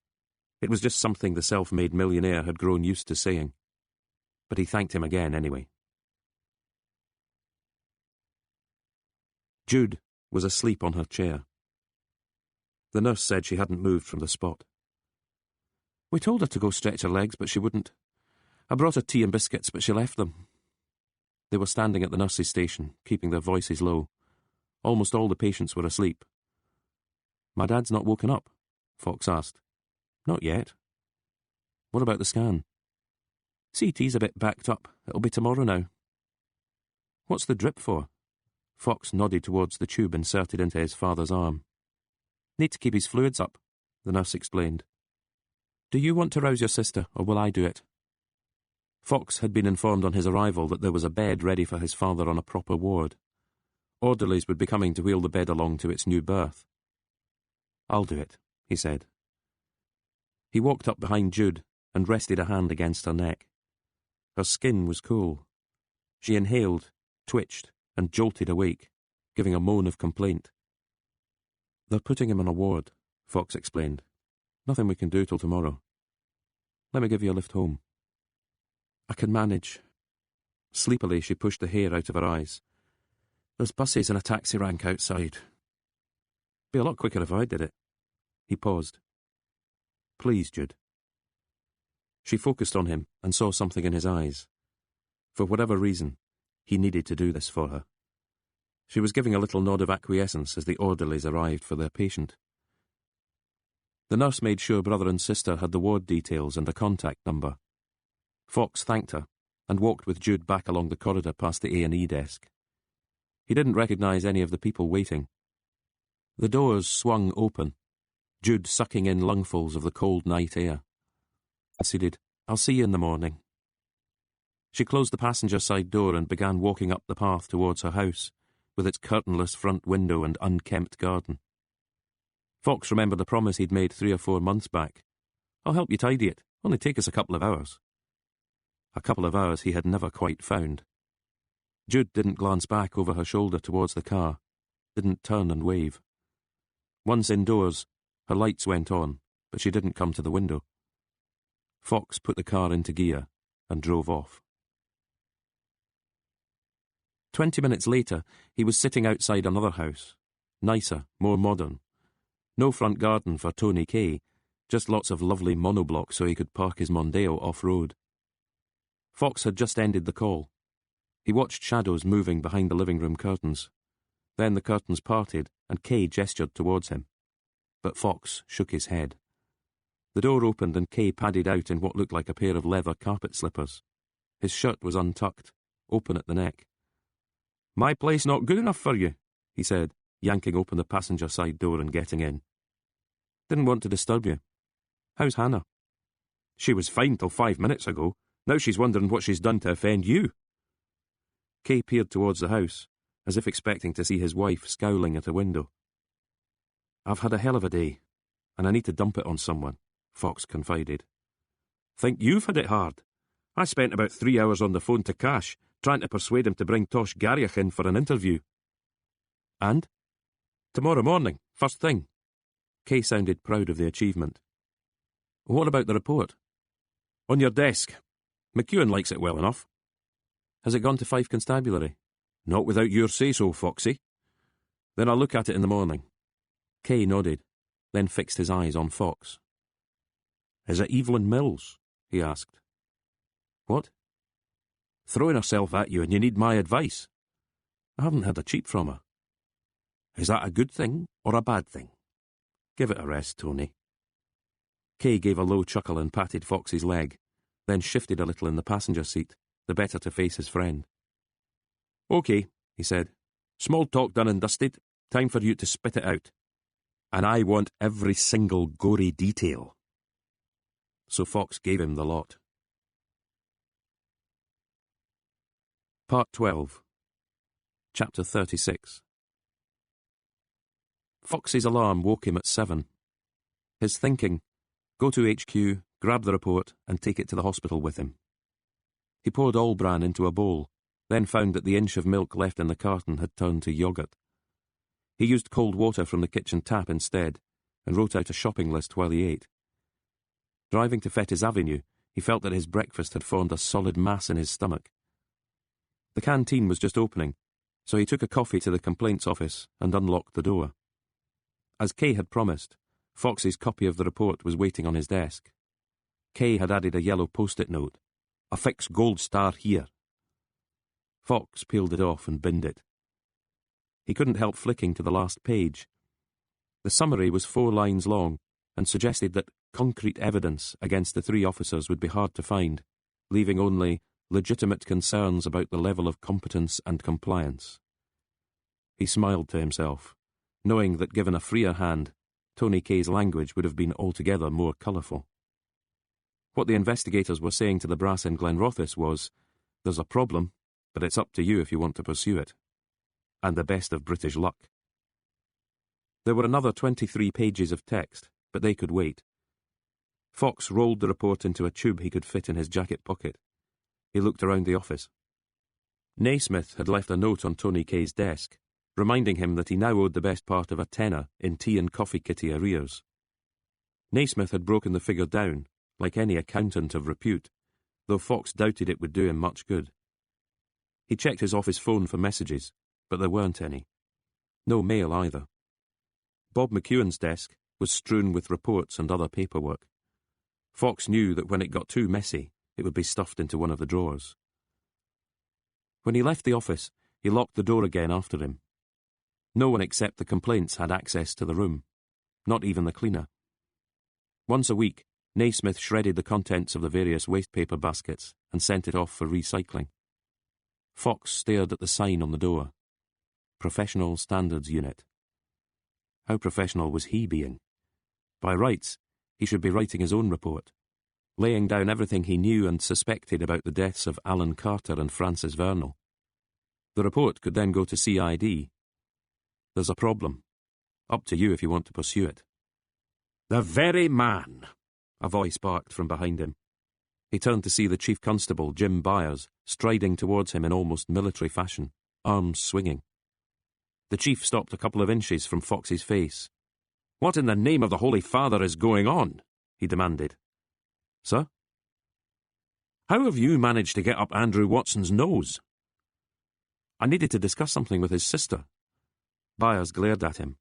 "I take it you mean Alison Pearse, Chief Constable of Central Scotland Constabulary?"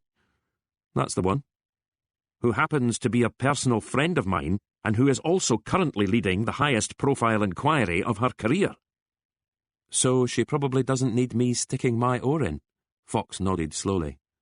"Well, she answered my questions, so that's that." "What was it you were asking in the first place?" "Just a tenuous link to the death of Alan Carter." Byers rolled his eyes. "As tenuous as your connection to the whole bloody thing?" "Hard to disagree, sir," Fox conceded. "Well then." Fox removed the report from his pocket. "I've got our conclusions right here. Just need to check a few details before it goes to Fife Constabulary." "And that'll be the end of it?" "That'll be the end of it," Fox stated. "I can put Andrew Watson's mind at rest?" "Absolutely." Fox paused. "You can also remind him that his job title includes the word justice." "What's that supposed to mean?" the Chief Constable was asking, as Fox began to walk away. He drove to Jude's house. She wasn't answering her phone. He wondered if she'd maybe knocked herself out with some tablets or a few slugs of vodka. When he rang her doorbell, there was no response. He put his face to the living room window, but the place seemed deserted. He bent down at the letterbox and yelled her name. Nothing. No sign of life at her neighbour's house either, so he got back in his car and headed for the hospital. He was hitting the rush hour, and the traffic crawled. Then it took him a few minutes to find a bay in the car park. He entered the main concourse. The cafe and shop were doing good business, not just staff and visitors, but patients too, identifiable by name tags on their wrists. Fox was gasping for a coffee, but took one look at the queue and kept walking. As he'd suspected, Jude was seated by Mitch's bedside. "Thought I was collecting you," he complained. "Woke up early." She was holding her father's hand again. "He's still not come round?" She shook her head. There were 3 other beds in the ward, one of them vacant. Eldest sister was scowling at him. "What?" he asked. "Can't you throw some weight around?" she hissed. "What sort of weight?" "You're a cop, aren't you? Have a word with them. See if there's any way of jumping the queue. They're not the enemy, Jude. Not exactly putting themselves out either, though, are they?" She had barely finished when 2 attendants arrived. The nurse brought them over to the bed. "CT scan," she announced. "Thank you," Fox said again. "Can we go with him?" Jude asked, getting to her feet. "Best stay here," one attendant stated. "We'll have him back in no time." The man faces around him. He pushed it away. "I had a text from Cash first thing," Kay was saying. "Joe and me both get to sit in on the interview. We're supposed to keep our traps shut, but if there's something we think he's missed, we give him a sign and discuss it outside the door. You okay with that?" "You know me, Malcolm." Fox smiled to himself. "That's why I'm asking." "Nothing I like better than obeying an order, especially when there's a complete prick on the other end of it." Naismith made a comment from the car's passenger seat. "What's Joe saying?" Fox asked. "He's accusing me of getting too close to the beamer in front." "Outside lane," Fox guessed. 75, 80. "And?" "And making a phone call." "Just jump-starting young Joe's heart, so he's on his mettle in Kirkcaldy." "Let me know how it goes." "Just you focus on your old man." Kay paused. "How's Jude coping?" "Not brilliantly." "What about you?" "I'm all right." "Nothing's more important than family, Malcolm." "So you told me last night." "Because it's true. Paul Carter and his uncle, Francis Vernal, none of them are coming back. Flesh and blood sometimes has to take priority." Fox watched Jude re-enter the building. She saw him, and he gestured towards the roll and coffee waiting for her. She shook her head and pointed in the direction of the ward, then moved off that way, quickly disappearing from view. "Let me know how it goes," Fox repeated into the phone. Then, "Are you playing Alex Harvey again?" "Got to keep reminding Joe that there's more to life than Lady Gaga," Kay explained, ending the call.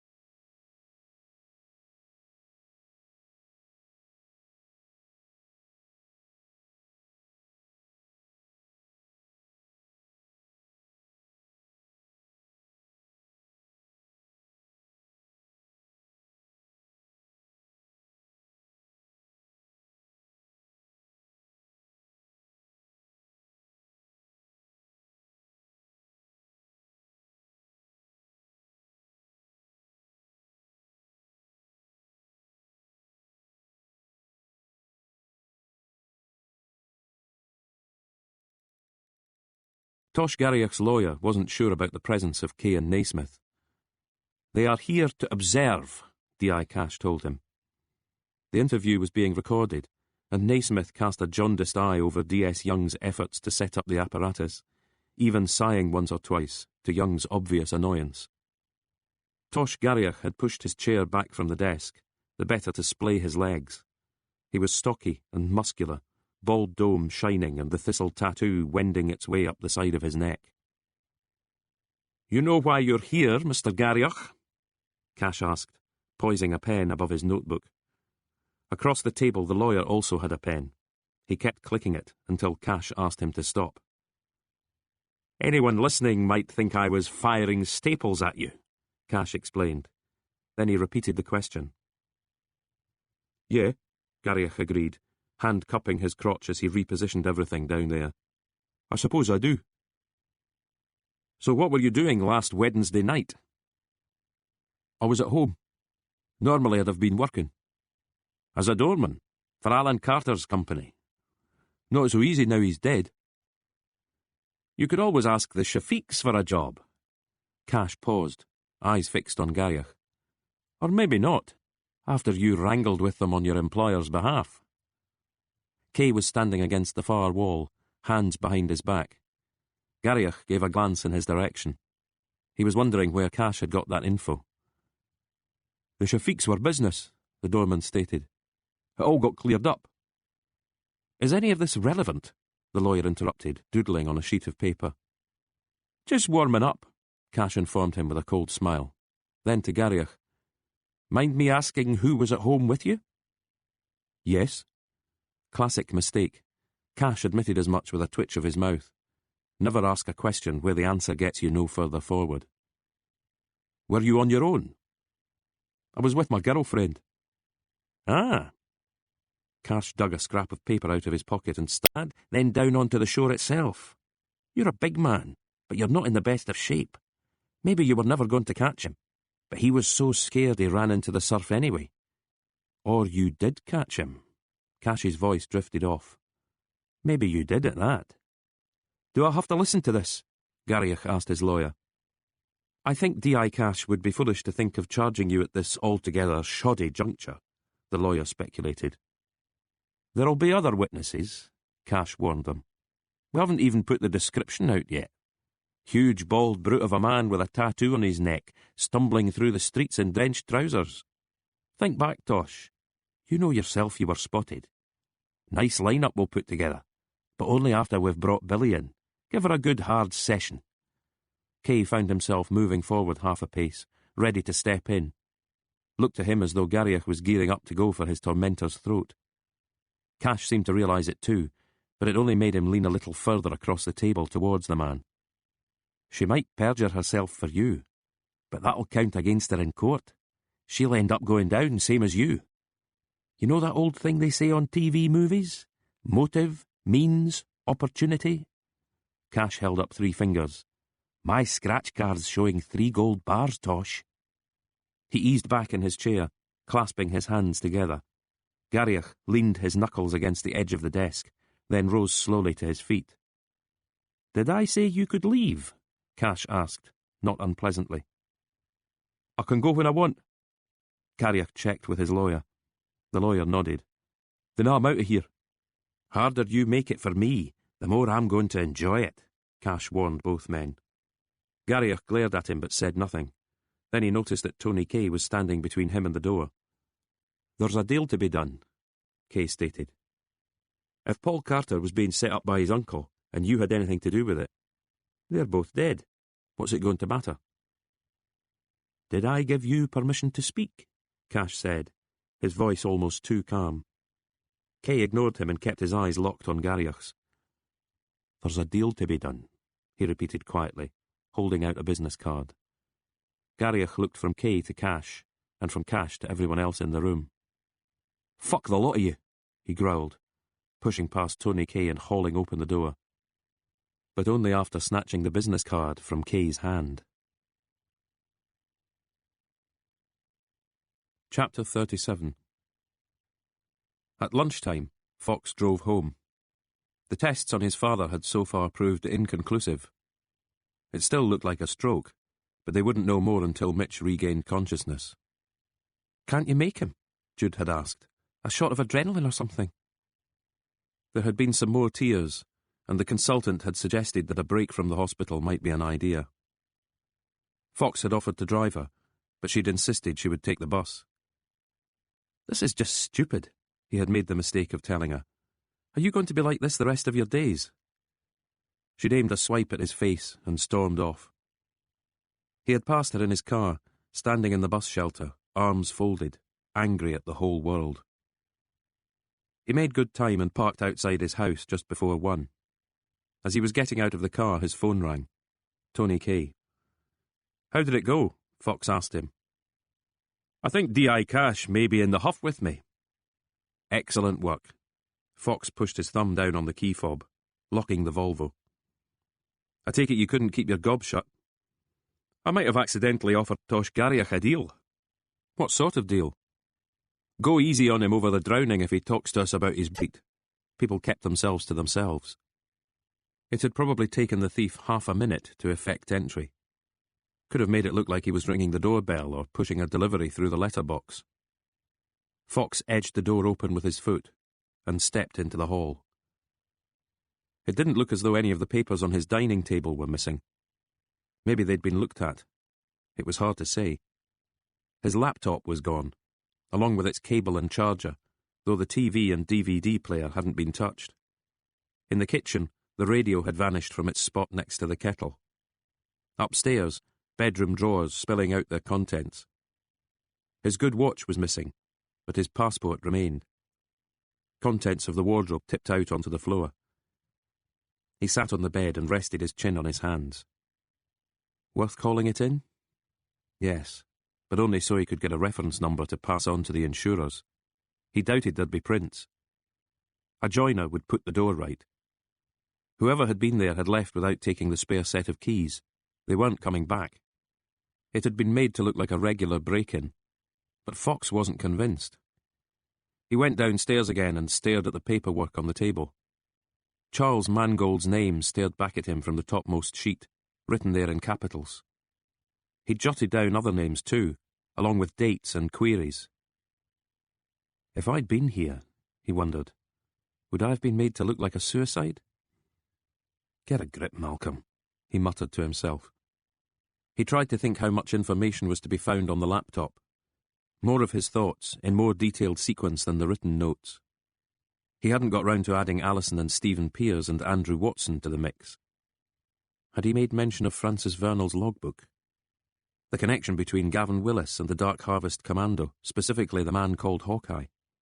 He thought so.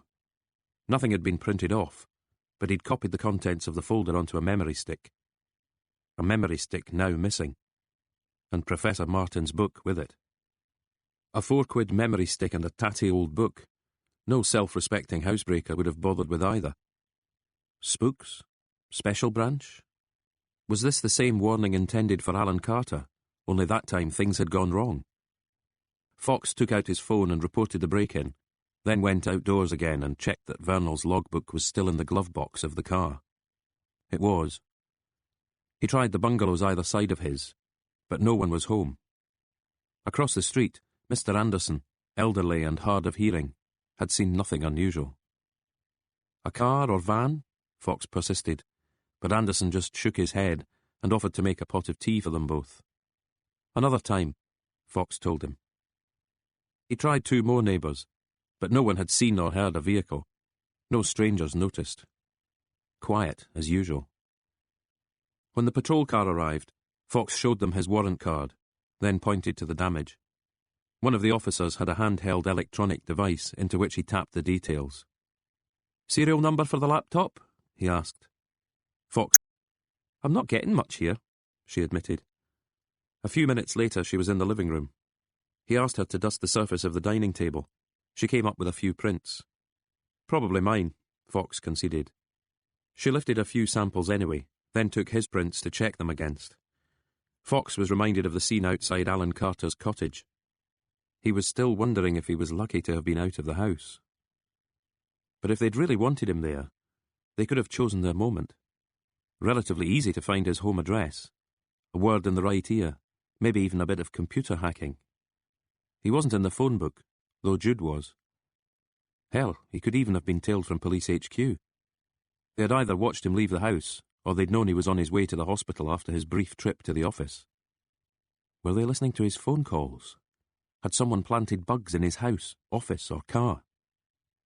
He tried to snort the thought away, but knew it would bother him for the rest of the day. The woolly suits gave you a reference number? The forensics officer was asking, having finished with the upstairs bedroom. Woolly suits?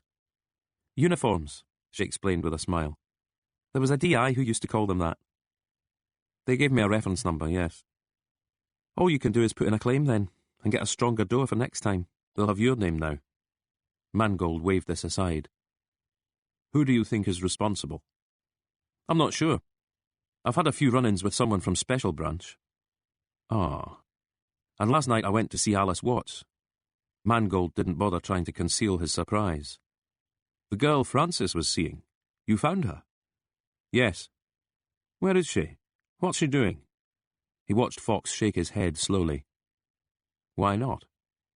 I have my reasons. Mangold seemed to be considering pressing the point, but Fox's look told him it would be futile. Did she talk to you about Francis? He asked instead. Fox nodded. Well? The lawyer demanded. She didn't love him. Mangold stared at him. You're sure of that? He watched Fox nod again.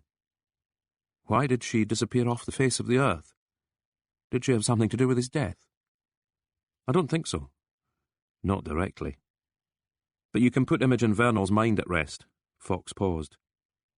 Though I'm not sure that's ever been your intention. The two men locked eyes. I think what you really want is for the scales to fall from her eyes. Is that so? It galls you that all these years she's held fast to an image of her husband, the crusader, the patriot. No matter what you've done for her, including adding her name to the law firm, she's never given you your due, has she? I don't see that this outburst serves any purpose, Inspector. Fox shrugged the complaint aside. Why did you choose Alan Carter to be your bloodhound? You'd had years to look into Vernal's death, and my guess is that's what you did. It didn't get you very far. But you knew Gavin Willis had led the original inquiry, and you probably discovered that he'd been a mentor to Alan Carter. Fox's eyes narrowed. You weren't interested in what he found. You wondered how much he would try to conceal. That way you'd have a better understanding of the role Gavin Willis played. And you had a point. Carter didn't tell you about Vernal's car, for example, tucked away all these years in a garage behind Gallow Hill Cottage. See? It works both ways. There was stuff he didn't want you to know. That's probably why he took the job on. He could control the investigation and make sure no mud stuck to Gavin Willis's name. I don't see, Mangold repeated, his voice quiet but trembling with anger, that this gets us any further. Fox sat in silence for a few seconds, then shrugged. A couple more names have come up, he stated. Andrew Watson, for one. Our current Justice Minister? The same. Do you know him? No. He was a lawyer, though, before becoming an MSP. A different generation from me. And he practiced in Aberdeen. Criminal law. It was Mangold's turn to nod. What has he got to do with Francis's death? An eyebrow shot up. You're after him to reopen the investigation. Would you like that? It would be a nightmare for Imogen. She might reach out for someone to hold her hand. The look Mangold gave told Fox the lawyer reckoned this a very cheap shot. What's the other name? Mangold asked. Fox shook his head slowly, as if to indicate that it wasn't at all important. Just that I saw a photo of his brother-in-law. Stephen Pears, taken in the new club. He's a member. I thought it was mostly lawyers and judges. A fairly wide spectrum, Mangold corrected him. Is the Justice Minister a member too? Mangold thought for a moment. Do you know, I don't think he is. Would Vernal have known Andrew Watson? Fox asked. Both lawyers, both keen nationalists. Wouldn't Watson still have been at school when Frank died? Mangold did the arithmetic in his head. Couldn't have been much more than 16 or 17. The age of idealism, Fox stated. Sort of age when you're open to ideas, too. Though not, perhaps, the idea that your sister was sleeping with a man twice her age, a married man, a man called Francis Vernal. Lacking a computer at home, Fox returned to Fettes, hoping he wouldn't bump into the chief constable. The car radio news told him that the 3 Kippen suspects were likely to be charged by the end of the day, but would remain in custody in any event, extra time for questioning having been granted. Fox knew that after the McGrahy case, the Scottish government would feel the spotlight was on them, and on the justice system. Next to the reception desk, the status was still critical. Even with the bad guys detained, Fox asked the desk officer. "We don't know how many more are out there," the man replied, "and maybe wanting revenge." Fear. Fox had noticed the same thing when skimming the news reports from 1985. Fear was ever present. When you'd stop needing to fear a US-Soviet conflagration or an impending ice age, something else came along in its place. Fear of crime always seemed to outpace the actual statistics. Right now, people were fearing for their jobs and pensions, fearing global warming and dwindling resources. If these problems were ever resolved, new worries would fill the vacuum. He stared at the word critical, then moved past the sign and headed for the stairs. Joe Naismith was in the complaints office. He gave Fox a wave. "Done and dusted in Fife?" Fox asked him. Naismith nodded. "So where's Tony?" Naismith shrugged and asked Fox if he wanted a coffee. "Sure," Fox said, sitting down at his computer. He took a £20 note from his pocket, folded it to make a paper plane, and launched it in Naismith's direction. The young man looked at him. "I'm paying off the kitty debts," Fox explained. "Does that cover it?" "With room to spare." "Good," Fox said. Then he got to work, doing a search on Andrew Watson. As Mangold had suggested, the current Justice Minister would just have been starting at Aberdeen University when Francis Vernal died. Fox looked carefully, but could see no sign that Watson had ever been a hard-liner or especially radical. He'd graduated with a first in law, then joined a practice. SNP councillor by the age of 27, and an MSP at 31. The party leader seemed to like and respect him. As a backroom boy, Watson was credited with helping the SNP canvass its way into government. The £20 note seemed to have cheered Joe Naismith up. He sat with Fox and let Fox bounce ideas off him, then got up and made more coffee, while Fox texted Tony Kay to ask him where he was. When his phone rang, he reckoned it would be Kay, but it was Jude, phoning from the hospital. "He's awake," she said, "but he's not right." Fox drove out to the infirmary and found himself entering the car park just behind a slow-moving Rover. He sounded his horn in irritation and gestured for the driver to put his foot down. After a couple of circuits, he found an empty bay. It was at the very furthest corner, and he had to walk past the Rover as he made for the hospital entrance. The driver was Fox's father's age, and looked fearful as Fox stalked towards him. The critical sign flashed in Fox's head, and he paused for a moment, muttering the word, "sorry," before carrying on. When he reached his father's bedside, Mitchie's eyes were closed, hands clasped on his chest. Jude was talking to a woman who introduced herself as May Ross. "Mrs. Ross works at Lauder Lodge," Jude explained. "We were just wondering how he's doing," Mrs. Ross added. "And I was apologising for not getting in touch sooner." Fox just nodded. "You said he was awake," he commented. "He is, sort of." Fox leaned over his father and watched the eyelids flutter, then open. The eyes took a moment to focus. "Chris," his father said, voice slurred. "It's Malcolm." Fox laid a palm against his father's hands. "Malcolm." The word was barely recognisable. "Strokes do that," Mrs. Ross stated. Then to the patient, in the sort of sing-song voice usually reserved for children, "We're all looking forward to seeing our favourite client back at Lauder Lodge." Her wide smile disappeared as Fox turned to face her. "He's not a client," he growled. "He's my father." She looked shocked. I didn't mean anything, Mr. Fox. Jude seemed stunned by the outburst. She placed a hand on Fox's forearm. Chris, Mitch Fox was repeating. Not Chris, Malcolm, his son informed him. Cousin Chris, Jude guessed. Burnt Island Chris. Chris is dead, Fox was telling his father. He fell off his motorbike, remember? Fox took the photograph from his pocket, the one showing Chris Fox cheering Francis Vernal. He unfolded it and thrust it into his father's face. See, he said, that's Chris. He pointed to the face. That's Chris, and I'm Malcolm. It's okay, Malcolm, Jude was telling him, while Mrs. Ross looked at him as if he were mad. The hospital staff were taking an interest too. Fox lowered the photograph and watched his father's face clear. Chris was always so careful on that bike of his, Mitch Fox said. Not careful enough, though.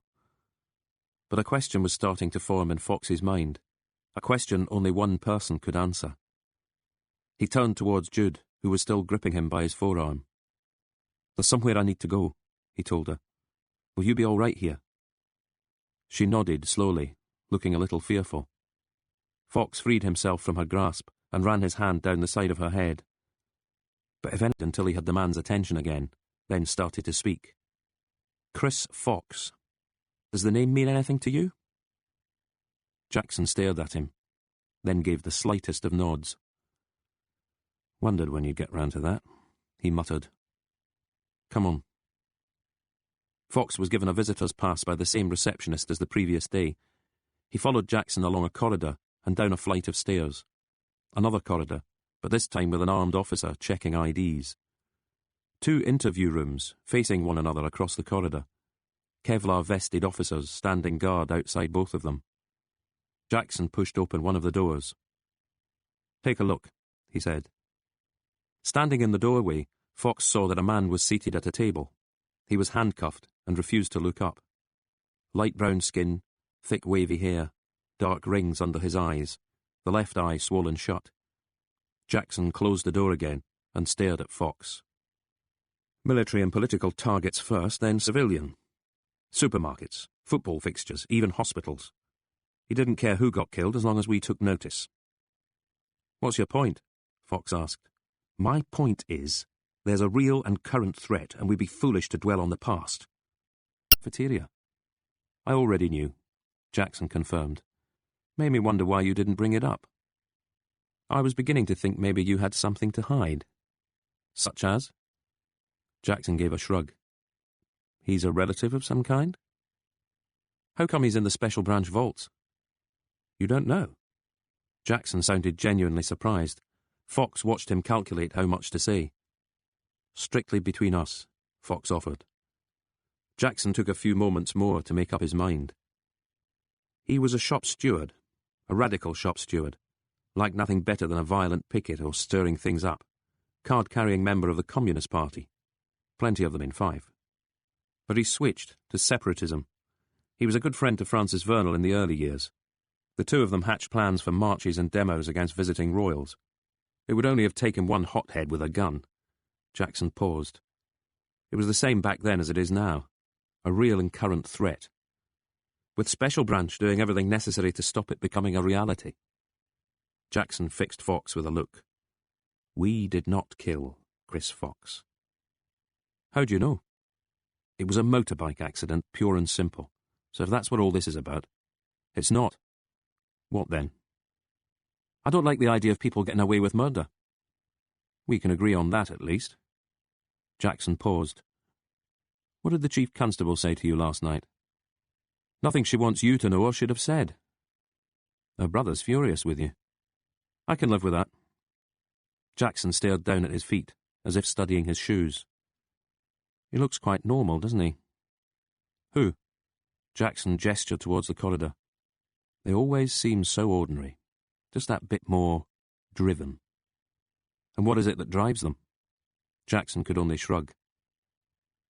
What happened to him? Fox asked. The black eye, I mean. Punched himself in the face. That way, when the media eventually get their photo, it looks as if he's been roughed up. Jackson looked at Fox again. Don't worry. Local complaints have been informed. Statements taken. That's all right, then. Your cousin Chris. We were keeping tabs on him, but nothing serious. We didn't see him as the real threat. Who was the real threat? Vernal? Donald McIver? Or the foot soldiers like Hawkeye? Who's Hawkeye when he's at home? You didn't come across his name?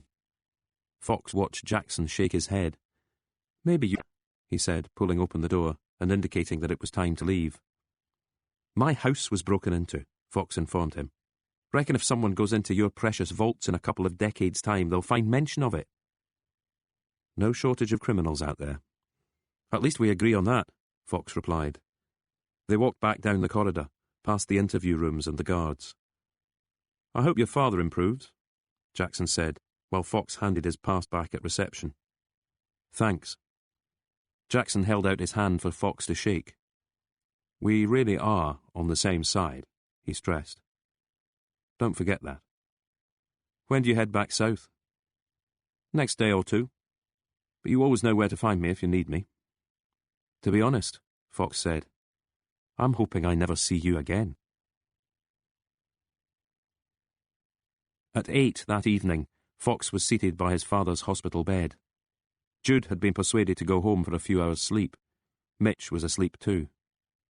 Fox had stopped off at Lauder Lodge for some bits and pieces, and had ended up bringing the shoebox full of photographs with him. He had looked at every single one of them, wondering what sort of story they were trying to tell him. A 20th century family, not very different from any other. A roof over their heads and food in their bellies. Trips to the seaside and Christmas mornings. There was Malcolm, dressed in his favourite T-shirt, hair longer than his father liked, tearing the wrapping from a present. Jude, posing with her mother in a theatre auditorium. It would have been a musical. Their mother had a passion for them. Father and son would always stay home to watch American cop shows on TV. Burnt Island again. Chris Fox with Jude up on his shoulders, and one of him showing off his motorbike, a polishing rag in one hand. Radical, violent picket, stirrer. Fox would have liked to have known the man. If his father wasn't sleeping, he'd maybe have tried asking a few questions. Mitch's breathing was ragged. Every now and then he would seem to choke, coughing a few times without waking. His cheeks seemed sunken to Malcolm.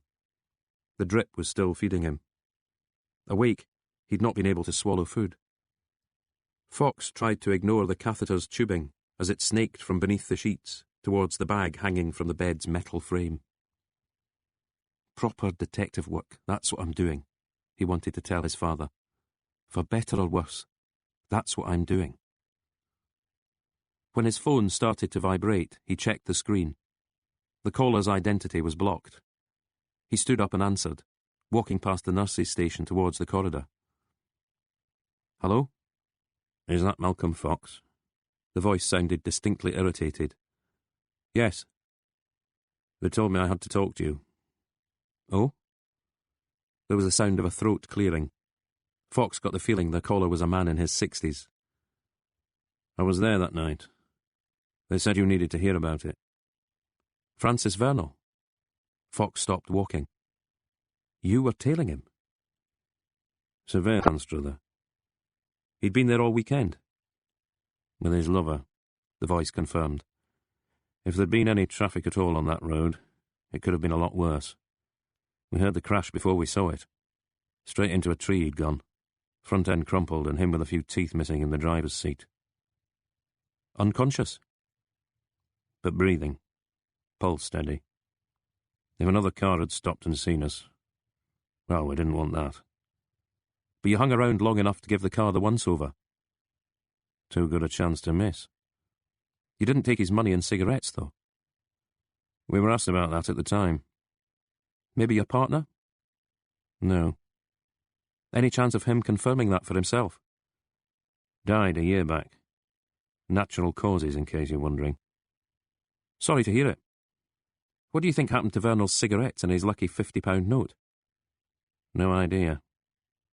And there wasn't a gun in the car when you searched it? Plenty of places he could have hidden one.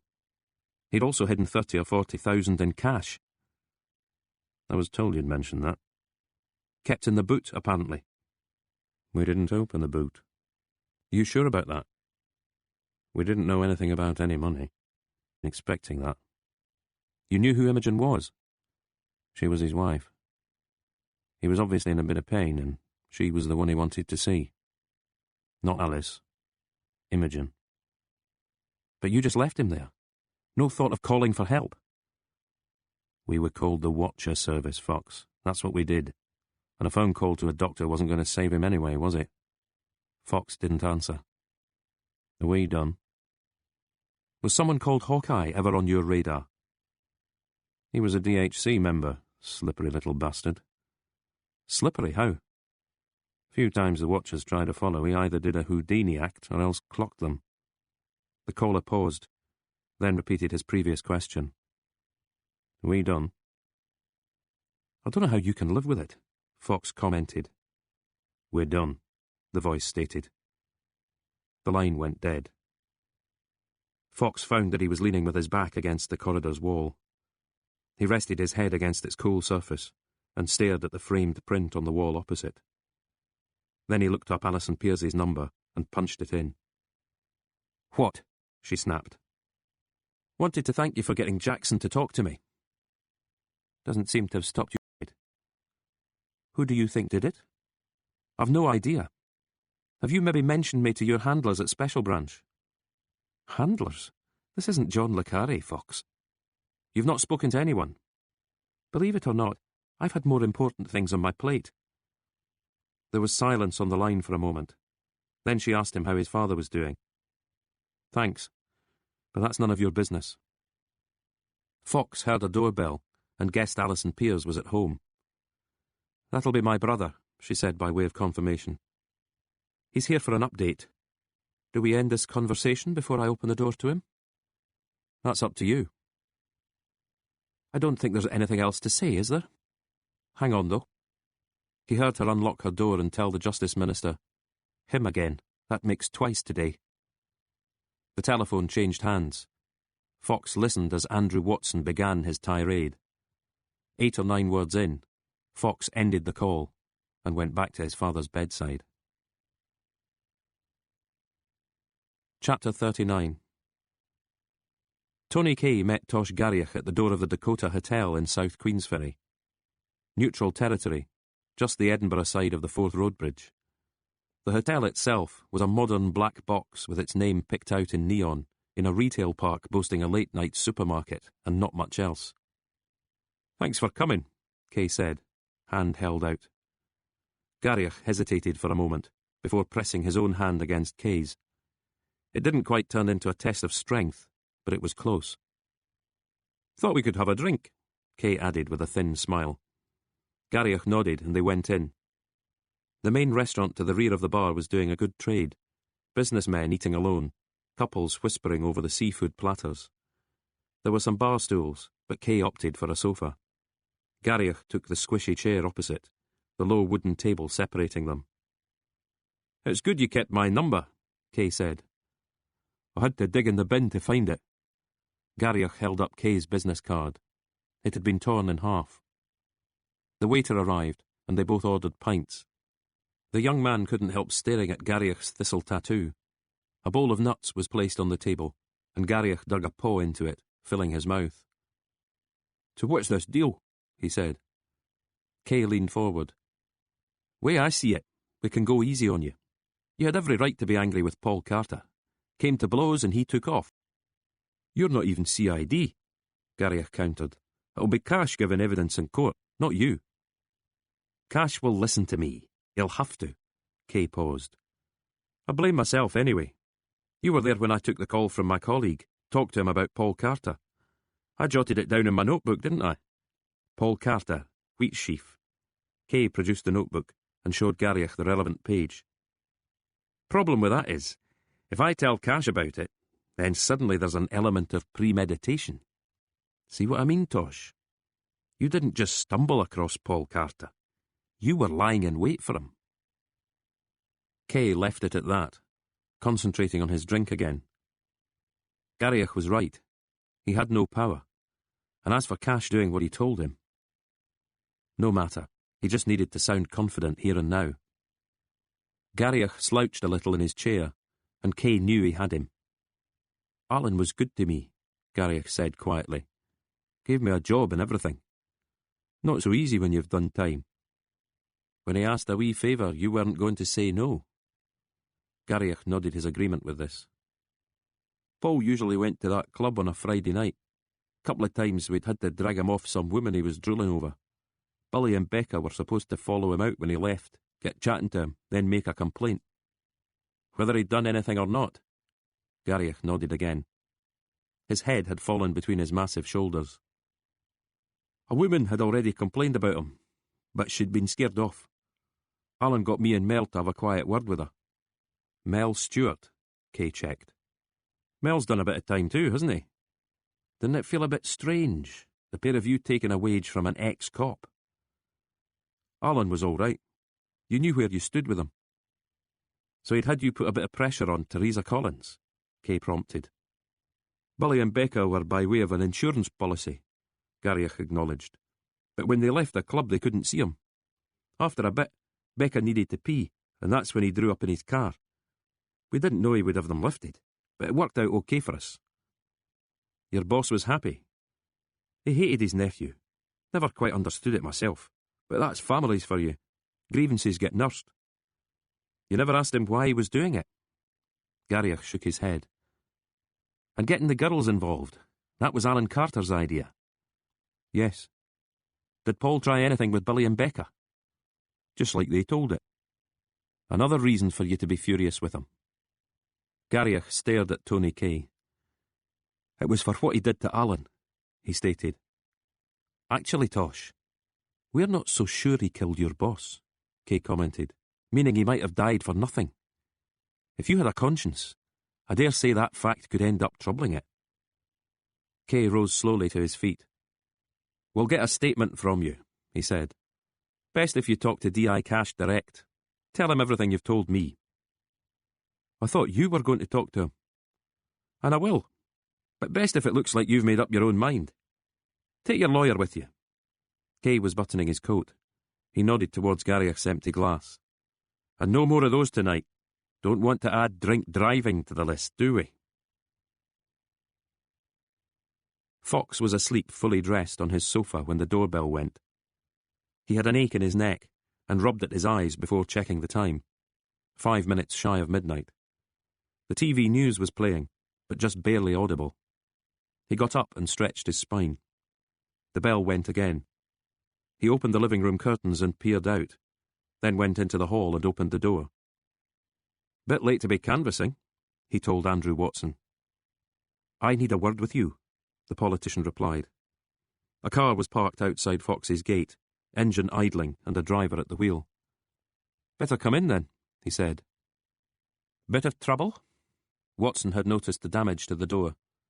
Break in. Watson didn't seem interested. He followed Fox into the house. I'm not used to people hanging up on me, he said, as if reading from a script. But Fox wasn't about to apologise. Instead, he was pouring the dregs from a bottle of fruit juice into a glass and gulping it down. There was no offer of anything for the Justice Minister. Fox sat down. See to it that you don't come within 10 miles of her. Fox was rubbing at his eyes again. He blinked them back into focus, sighed, and motioned for Watson to sit down. I prefer to stand.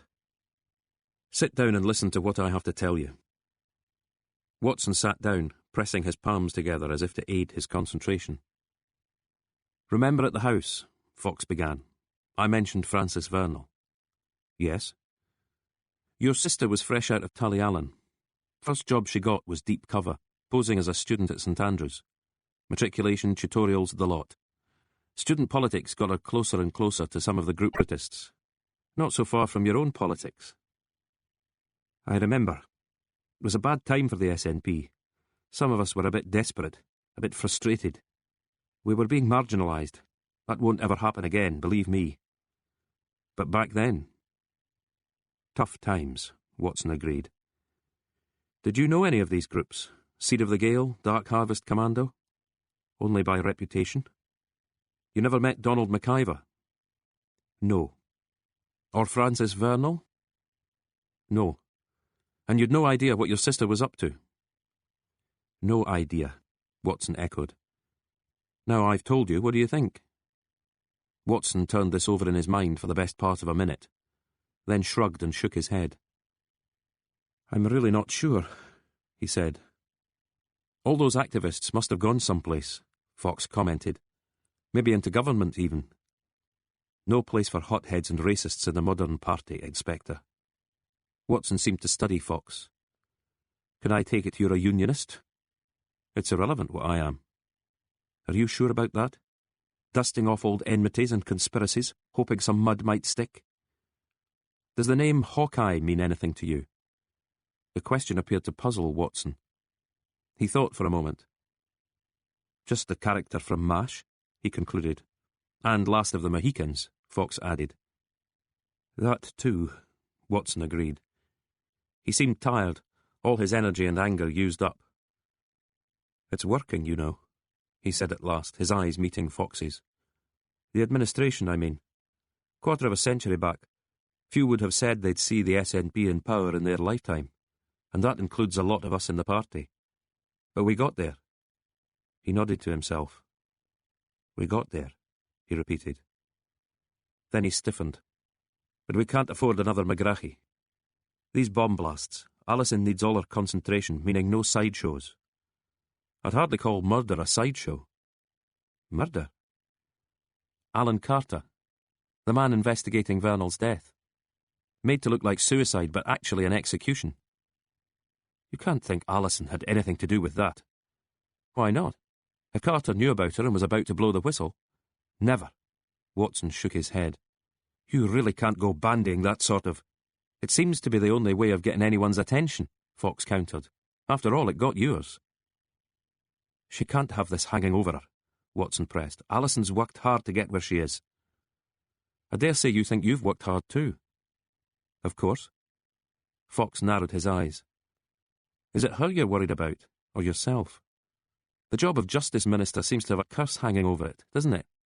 Bit of a fillip to have a chief constable you can depend on, especially if she can also deliver a few extra column inches." "What do you mean?" "How about if I hang fire? Do nothing till after your terrorists are sentenced. You get your moment of glory, and afterwards I start asking my questions again." Watson stared at him. "What would you want in return?" he asked, his tone softening. "Nothing." Fox paused. "Because it's not going to happen. I just wanted to see if you'd bite." Watson flew to his feet. "For Christ's sake," he spluttered. Fox ignored the outburst. "By the way, I meant to ask, how did you get my address?" "What?" "My address." "Jackson," Watson snapped. Fox nodded to himself. So the Special Branch man knew where he lived. Watson had paced to the window and back again. "Is there any point trying to reason with you?" Fox shrugged. "Then I'll have to take this up with your chief constable." "What will you do? Have me suspended? Remember to fill him in on your sister's history." "What is it you think she's done wrong exactly?" "I'm still trying to figure that out." Fox met Watson's gaze. "Care to help me?" "Help you?" "By reopening the Vernal investigation. Properly this time. Set up a public inquiry. He was being spied on by MI5 and an undercover police officer. Did that play any part in his death? Was there a cover-up afterwards? And does it connect to the murder of Alan Carter?" Fox rose slowly to his feet, keeping his eyes fixed on Watson. "Could be a real feather in your cap if you started to get some answers to those questions." But the Justice Minister was shaking his head. "Dark Harvest Commando, the SNLA. Nobody wants those corpses resurrected." "Nobody in your party," Fox corrected him. "Nobody, period." "You might be surprised." Watson kept on shaking his head. "Just me, then?" The question was rhetorical, but Watson answered it anyway. "Just you." 3 minutes later, Fox was watching from his window as the car pulled away. The interior light was on, the minister mulling over documents. Fox's phone let him know he had a text. It was from Jude. "You awake?" He called her back. "What's wrong?" he asked. "Nothing. Didn't want to bother you if you were asleep. Speaking of which, I can't stop tossing and turning. she confessed with a sigh. I keep thinking about Dad. What are we going to do with him, Malcolm? I'm not sure. He can't stay in hospital forever. No. But unless he improves... Lauder Lodge isn't much use to him either, he agreed, finishing the thought for her. I'll put my thinking cap on, Jude. Me too.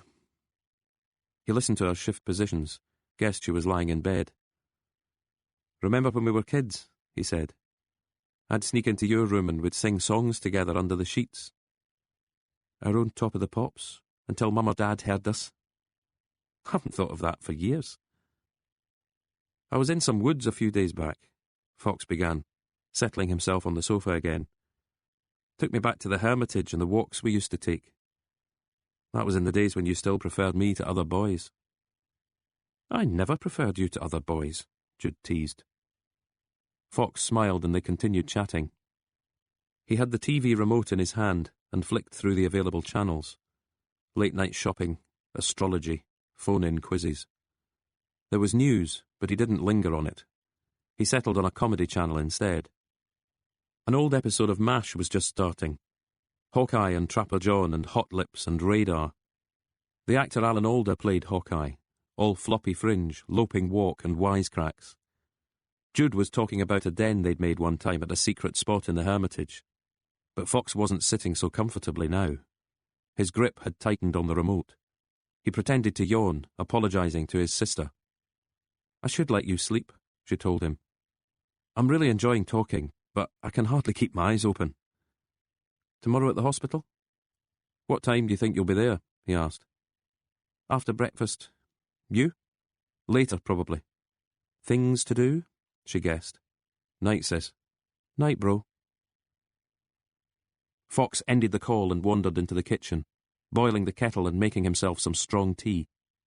On another night, he might have spent time reflecting on the thawing in his relationship with his sister, but that would have to wait. He took the mug back through to the living room and tried using his mobile phone to access the internet. It was hopeless, though, slow, and the screen too small. After peering at it for a while, he decided he needed to go to Fetty's and use one of the computers in the complaints office. As he was readying to leave, his phone trilled. According to the display, it was Evelyn Mills. He let it keep ringing. 2 minutes later there was a text. Need someone to talk to. He stared at the message, undecided. He had his jacket on, car key in his free hand. The phone went again and he answered. Evelyn? But it was a man's voice. Whoever you are, just bugger off. She doesn't need you. The line went dead. Fox stared at the handset. Her partner, Freddie, presumably. Fine then, Fox said to himself, heading for the door. Chapter 40. It's Stephen Pearce, Fox repeated. It was just shy of 5 a.m, and he was seated at the breakfast bar in Tony Kay's kitchen. He had spent the best part of an hour trying to supposed to have spent a couple of years drifting. He's always been vague about it. Says he did a variety of jobs all over the world and came back to Scotland with a chunk of money. First anyone heard of him in the finance sector was mid-1986, and he had almost 30k to invest.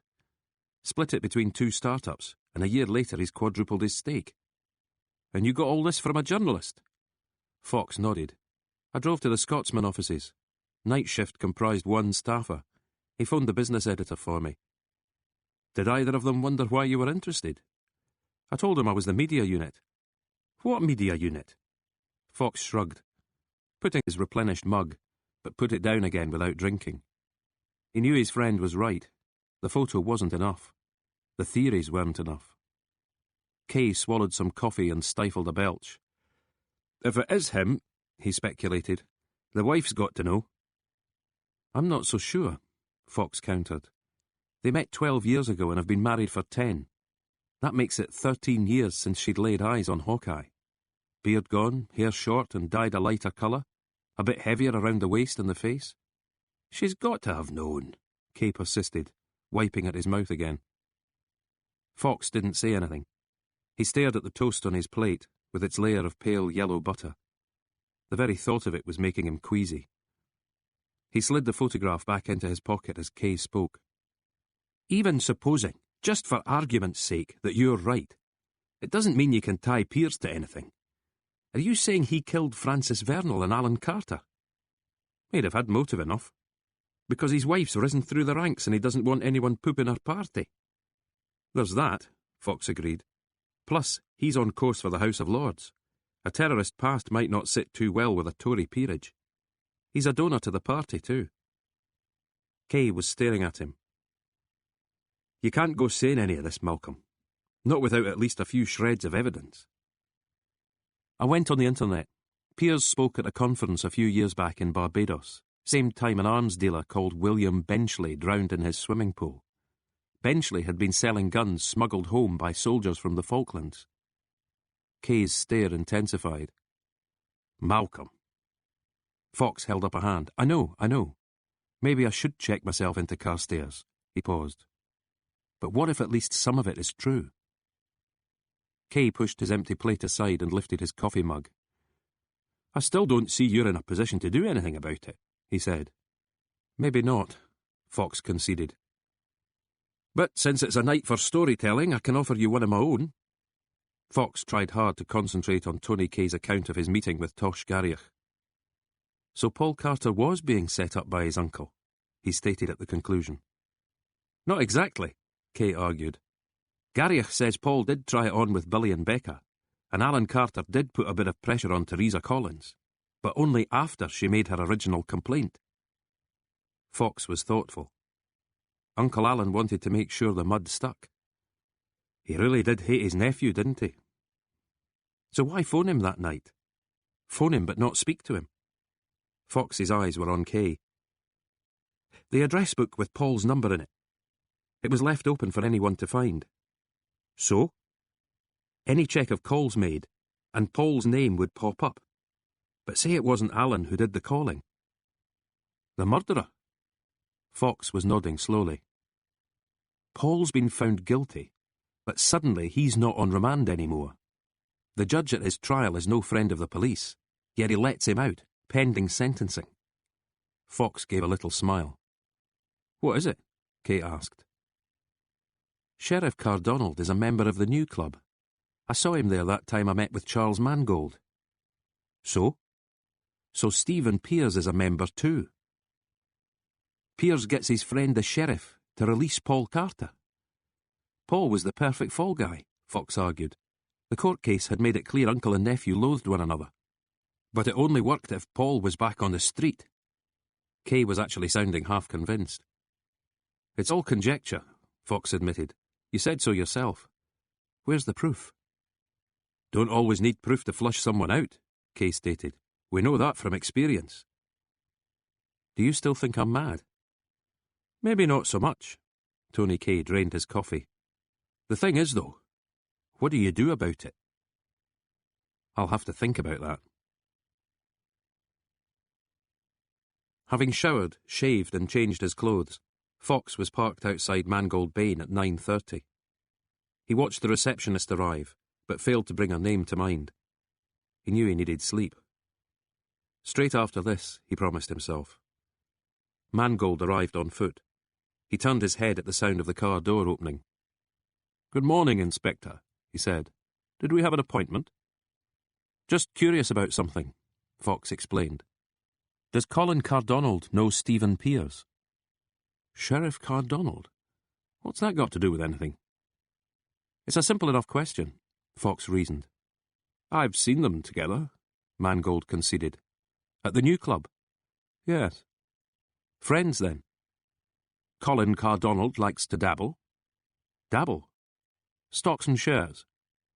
Handy to have someone like Piers to offer advice, Fox surmised. I'd say so. Mangold paused. Does this reached out and gripped Fox's forearm. What is it? He hissed. Tell me what it is you've found. But Fox shook his head slowly and got back into the car. Mangold stood by the driver's side window, peering in. When Fox turned the key in the ignition, the lawyer thumped on the Volvo's roof with both hands. He was still standing in the road as Fox drove away, decreasing in size and importance in the rear-view mirror.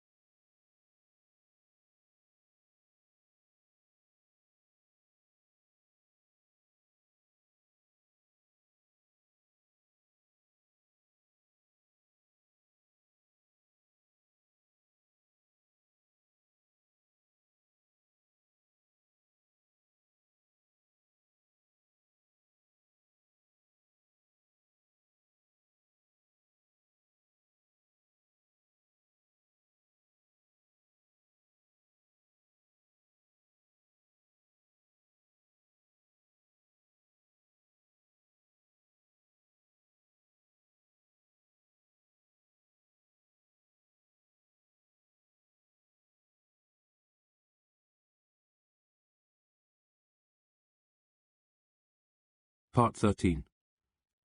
Chapter 41. It took a few days to arrange, but that was fine. In the meantime, the terror suspects had been charged, remanded, and moved into Edinburgh's Soughton prison. The Justice Minister had enjoyed giving interviews and had praised "my big sister," much to the delight of the tabloids. The alert level at Fettes remained critical, but would soon be downgraded. Fife Constabulary had written a letter to Lothian and Borders, congratulating the complaints team on its exemplary report. Whether the media were informed or not, Fox and his team didn't know. Nothing seemed to appear in the press. Reprimands would be him until the end of the month, which gave a bit of breathing space. At night, he sat and watched TV. Him on the sofa, his dad propped up in bed. The old boy could get up during the day, though it was proving a challenge getting him dressed. More often, they left him in his pyjamas and a toweling robe. Mitch's old drinking buddy Sandy Cameron had visited, and approved of the effort brother and sister were making. "Your old man's proud of you, I can see it in his eyes." They cooked dinner on alternate nights and pretended everything was quite normal. Afterwards, whatever the weather, Jude would disappear into the back garden for a cigarette. She was already up to 10 a day, and Fox would settle down on the sofa with the TV remote and the evening paper. The room had become cramped, bed and commode taking up space. Mitch's clothes had been relegated to a suitcase and bin liner in the hall. The coffee table was covered with his paraphernalia, and the dining table had been folded closed, meaning all Fox's paperwork was now spread across his bedroom floor. A physio was due to pay a visit once a week to work with Mitch. A speech therapist had even been mooted. They'd given him a rubber ball he was supposed to squeeze 20 times per hand, 3 or 4 times a day. The shoebox of photographs sat untouched on the coffee table. Jude made a shopping list: furniture polish, fabric conditioner, vacuum cleaner bags and dusters, plus an iron and ironing board. She asked her brother how he'd coped all these years. "Dry cleaning," was his unconvincing answer. Stephen Pears was due to address shareholders at a meeting in Edinburgh on the Tuesday at 10 in the morning. The venue was the ballroom of a venerable city centre hotel. Fox's contact on the Scotsman's business desk had proffered the information, and had also asked if Pears was in any trouble. "Because whatever this is about, Inspector, it's not a profile of his sister." Fox had asked if there were any rumours flying around. As far as the journalist was concerned, their apparent lack was no great comfort. "These days, seems anybody can go bust at an hour's notice." "If I get anything," Fox assured the man, "you'll be the first to know." The shareholders piling into the ballroom looked quietly prosperous. They carried their copies of the annual report and muttered about the levels of remuneration the board seemed keen on divvying up. Most appeared to be well into their twilight years. They were the prudent, cautious types who hadn't lost too much so far in the recession, but would welcome good news from Stephen Pears and his team. There was to be a reception afterwards, drinks and canapes served. Names were ticked off and shiny brochures handed out.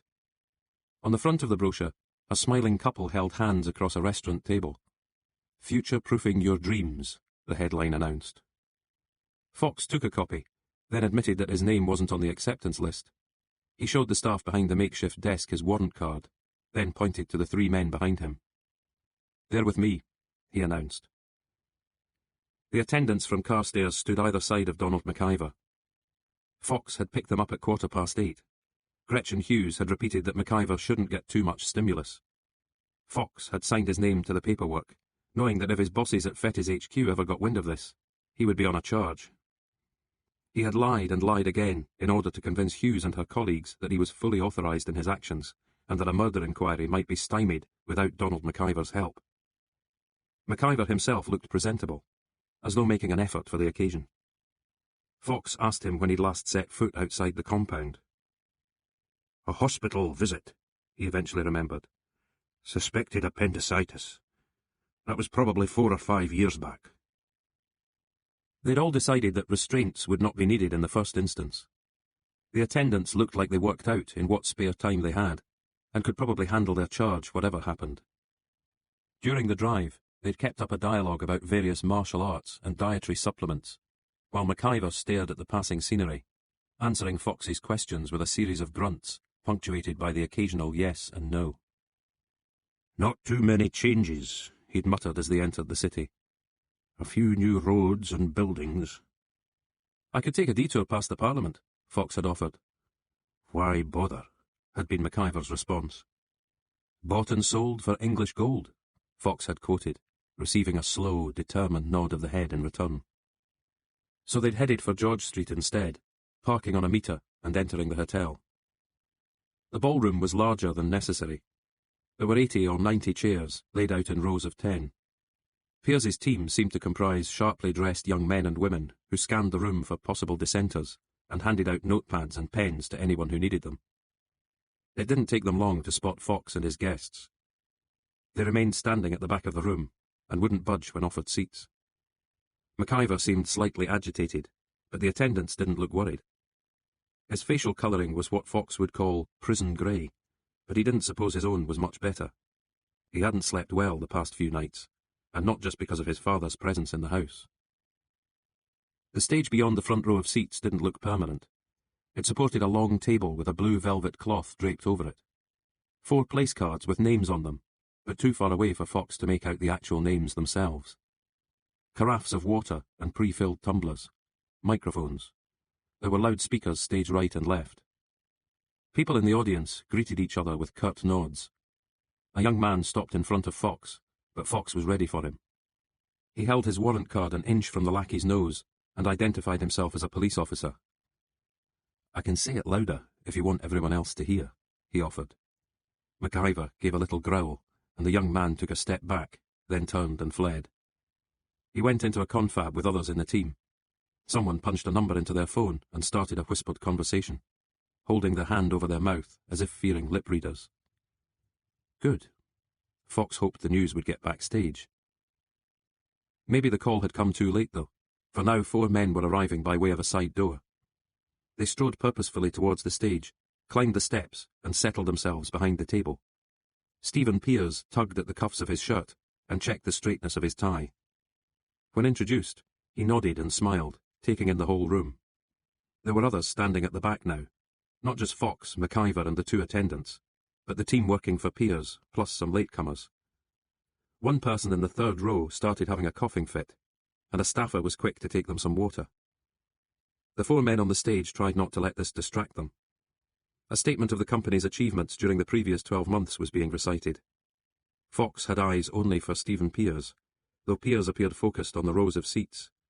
These were his constituents. He had brought no papers with him. When a phone chirruped in the room and went unanswered, he tried not to look annoyed. The attendant next to Fox nudged him, letting him know it was his phone that was the culprit. It stopped, but half a minute later started ringing again. The ringtone had been set to maximum volume. When Fox lifted the device from his pocket and checked the screen, he saw that it was Tony Kay, right on cue. The man reading out the report had come to a stop, reminding the room that all phones should be switched off. People were turning their heads to look at Fox. He did eventually cancel the ringing, but only when he was satisfied that he had at last gained Stephen Piers's attention. Fox stared back at him, nodding an acknowledgement. The report was in full flow again, but Piers's body language had changed. He was stiffer, less sure of himself. When he looked towards the back of the room a second time, Fox leaned past the attendant and touched McIvor's arm, whispering something to him. "You all right there, Mr. McIvor?" An innocent enough question, to which McIvor responded with the nod Fox had wanted from him. "Sure?" Another nod. Fox turned his attention back to the stage and gave Piers a little smile, hoping it looked satisfied enough. Piers ran a hand through his hair, leaned back in his seat, gave the ceiling his full attention, then the tabletop. The whole room watched as McIvor was led away. Then they turned back to Piers, expecting the usual poised performance, the noteless tour de force. Piers had finished all the water in his glass. More was being poured. After 15 or 20 seconds, he started his speech. And it was fine. Fox doubted anyone who had heard him before would notice anything different about the delivery. Quite the actor, he thought to himself. But then he knew that already. 5 minutes in, he caught Piers's eye again, and offered a mimed hand clap, along with a slow nod. Then he headed for the doors, taking out his phone as if to make a call. McIvor was seated in the hotel's reception area, running a finger along the stories on the front of a morning paper. "Back to normal," one of the attendants assured Fox. Fox settled himself next to McIver and asked if he'd recognised anyone on the stage. McIver shook his head. You sure? Fox persisted. Sure, McIver echoed. Fox held out his copy of Future-Proofing Your Dreams. Its back cover consisted of smiling portrait photographs of the main players. Him? Fox asked, dabbing a finger against Stephen Pears. He was in the room. Yes, he was. I don't know him. He's been on TV and in the newspapers. His name's Stephen Pears. I'm pretty sure you'd have known him as Hawkeye. McIver stared at him. You're wrong, he stated. The war's over, Fox persisted. No need to lie for a cause that's won. But McIver was shaking his head, slowly and defiantly. Can I go back? Back? Fox thought he meant to the ballroom. Home, McIver corrected him. He means Carstairs, one of the attendants clarified. Isn't that right, Donald? That's right, McIver confirmed. I don't like it here. He glared at the attendant. And it's Mr. McIver to you until you know me better. I've known you almost 2 years. You're still on probation. What if we went back to the hall for a minute? Fox suggested, just so you could hear him speak. McIver was shaking his head again. We don't want to make things worse, the other attendant cautioned. Fox considered his options. Hadn't he got what he wanted? McIver was back to his reading, asking the attendants if they had a crayon. I've got a pen, Fox offered. Has to be a crayon. Enjoying the canapes, Fox commented. Managed to get all those juicy director's bonuses past the shareholders. Where are you? I'm driving. Had to drop Donald McIver off. The man who was with you? Pears pretended to guess. Your old pal. Fox paused, watching a lorry hurtle past. Not much wrong with his memory. What exactly is it that you think you're doing? A bit of future-proofing, Fox stated. There was silence on the line for a moment. Are we talking about money? We could be. Or else your own future might not be too bright. Pears gave a little laugh. I don't think I believe you. Oh? Nothing about you strikes me as the type. The type? To be bought off. How much do you know about me, though? You've got my phone number, but then I gave that to your wife. Did your little break-in provide any clues? I wouldn't mind my laptop back, by the way, if you're done with it. And the watch. You can hang on to Professor Martin's book. What did you think of his thesis? All that political energy wasted. I don't know what you're talking about. Of course you don't. And you were never known as Hawkeye when you were part of the Dark Harvest Commando. You never held up banks and post offices, never sent poison and letter bombs to London, never stole all that money from Francis Vernal's car after putting a bullet in his head. These sound like ravings, Inspector. You tell your version, I'll tell mine. You'll end up in a room next to your friend in Carstairs. Fox tutted. I didn't say anything about Carstairs, Mr. Pears. But you've got me wondering now. Would John Elliot recognise you, given a nudge? Maybe there'll be others who'll come out of the woodwork. The police can do wonders these days. We'll take a recent photo and change the hair colour and length, give you a beard, reverse the ageing process. Then we'll start to see. See what? See Hawkeye, staring back at us. The man who wanted to bring down the government, the man with anarchy in his veins. Fox paused. Until greed got the better of him. You're making a mistake. I really don't think so. I do. It was Pears's turn to pause. Now, if you'll excuse me, I've got more important things to attend to. You do that, Mr. Pears. I'll just give Mrs. Pears a call. Alice Watts, as was. Have you seen that picture of the two of you, arm in arm, at the cop shop demo? Do what you have to do, Inspector. Fine by me. Just need to toss a coin to decide which murder we charge you with first. Or were there more than two? My arithmetic's not what it was. Fox ended the call, checked the quality of the recording, then sat for a few minutes, his hands resting against the steering wheel. He hadn't got much. Nothing that would begin to stand up in court. Hawkeye had learned caution somewhere along the way. Fox was about to head back onto the road when his phone rang again. Same number as before. He switched the recorder back on. I seem to have hit a nerve, he commented. I'm a man who likes a deal, Inspector. If there's any sort of deal to be done here, I'm willing to consider it. It's only when you don't get your way that the killer instinct takes over, Fox speculated. Business requires a touch of ruthlessness, Piers seemed to agree. But accommodation is always preferable. And you're a reasonable man. Unless pushed too far. Fox stayed silent, pretending to weigh things up. We need to meet face to face, he eventually stated. Why? We just do. I'm not sure that's a good idea. The Wallace Monument, 5 this evening. I have plans for this evening. 5 o'clock, Mr. Piers. Fox ended the call and stared at his phone. He found that his heart was pounding, the blood whistling in his ears, and there was a slight tremor in his hands. Other than that, he felt fine. Chapter 42. I don't like this, Joe Naismith said. It's too quiet. Fox had to agree. He was seated in his Volvo, phone pressed to his ear, listening to his colleague.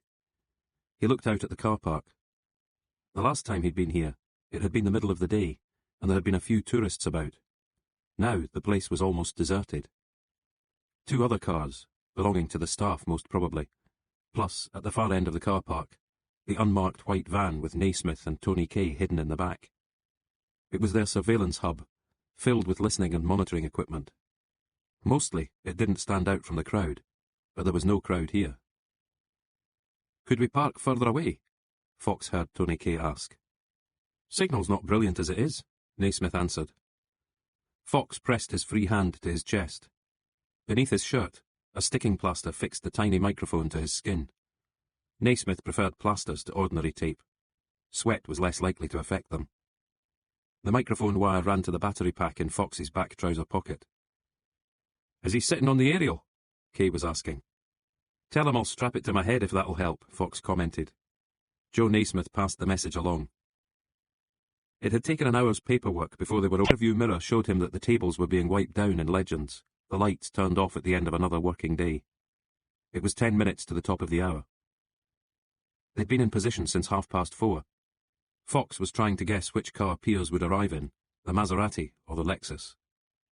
He had his answer a couple of minutes later, the black Maserati emitting a low growl as it entered the car park.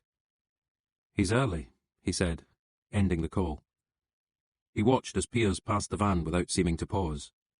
The 2 other cars were empty, so he drew to a halt next to Fox's Volvo, but left the engine idling. Fox opened the passenger side door and got in. Piers was wearing leather driving gloves, old-fashioned-looking things with stud fasteners. The moment Fox was in his seat, Piers put the car into reverse. Once out of the parking bay, he started forward, engine roaring. As they made to pass the white surveillance van, he slammed on the brakes. Want to say goodbye to your friends? He asked, sounding the horn. Then they were off again, careering towards the main road. As the engine noise increased, Piers pumped up the volume on the stereo. Think I'm that stupid? He yelled, baring his teeth as he pulled out to overtake traffic. Stupid races. Piers took the hint and eased his foot a little from the accelerator, checking again in the rear view. Eventually, he turned the music down. Are we headed anywhere nice? Fox asked. He didn't recognize the road at all. We're just driving, Piers said. Driving and talking. He glanced at Fox. I want you to understand why it's all turned out like this. Do I need to know? Maybe you'll see things in a different light. So you're going to tell me why you killed Francis Vernal? You have to go back further. You have to understand how things were in the 80s. I was there, Fox said. Were you, though? Or did you sleepwalk through it? All those newspaper stories you looked at, did you remember half of it happening at the time? The marches and protests, the fear? Piers glanced towards Fox. Be honest now. Maybe I was too busy getting on with life. You and a few million others. But some of us wanted to change the world, and we knew politicians weren't going to be much help to us. Unless we prodded them. With letter bombs and anthrax. You don't think terrorism works? Have you looked at Northern Ireland lately? OK, so you wanted to smash the system, was it? Piers paused. When they'd gone, I went over. Maybe Francis thought I was one of them. He was coming round and pointing a bloody gun at me. I made a grab for it and it went off. There wasn't much I could do after that. Except empty the boot of the DHC kitty. OK, so I took the money. You did a lot more than that. Those 2 agents swear there was no gun in the car. That's because the gun was yours, not Vernal's. And it was no accident. It was a clean shot to the side of the head, identical to the way Alan Carter was killed. You assassinated Francis Vernal, and I've only just realised why." Fox paused, waiting to see if Piers would say anything. But Piers seemed to be concentrating on the road ahead. "You said it yourself. You were watching the house in Anstruther, meaning it was Alice Watts you were interested in, either because you suspected her, or you had a thing for her. I'm guessing the latter. You had a thing for her, yet for some reason she preferred going to bed with the overweight drunken lawyer. I can see how that would rankle. You in your leather jacket and sunglasses, Mr. Outlaw, losing out to Francis Vernal. Put a bullet in his head and Alice would think MI5 had done it. Maybe she'd want your shoulder to cry on." As Fox spoke, he couldn't help thinking of Charles Mangold and Imogen Vernal. Another case of never quite requited love. But before any of that could happen, he went on, she had disappeared. You had the money to tide you over and a murder everyone was calling suicide. The group was in tatters, so you walked away from it all and fell in love with the system you used to hate. Piers still had nothing to say, so Fox kept talking. "I saw something on the internet during a trawl. The qualities you need to succeed in business are the same ones cold-blooded killers have. No empathy, no emotion. Whatever it takes to get the result you want." Piers responded to this with nothing more than a half-smile. "Did you realise Alice was working undercover?" Fox went on. Piers's smile faded. "No," he conceded. "So how did you meet up again?" "A charity dinner. She was being fast-tracked through CID. "You recognised her?" "Almost immediately." "But she didn't remember you?" "I'd changed more than she had." "You managed to keep it from her?" Fox waited for an answer, but none came. "You must have worked out that she was spying on you and your friends back then." Piers nodded slowly. "It didn't matter so much. Later it didn't matter at all."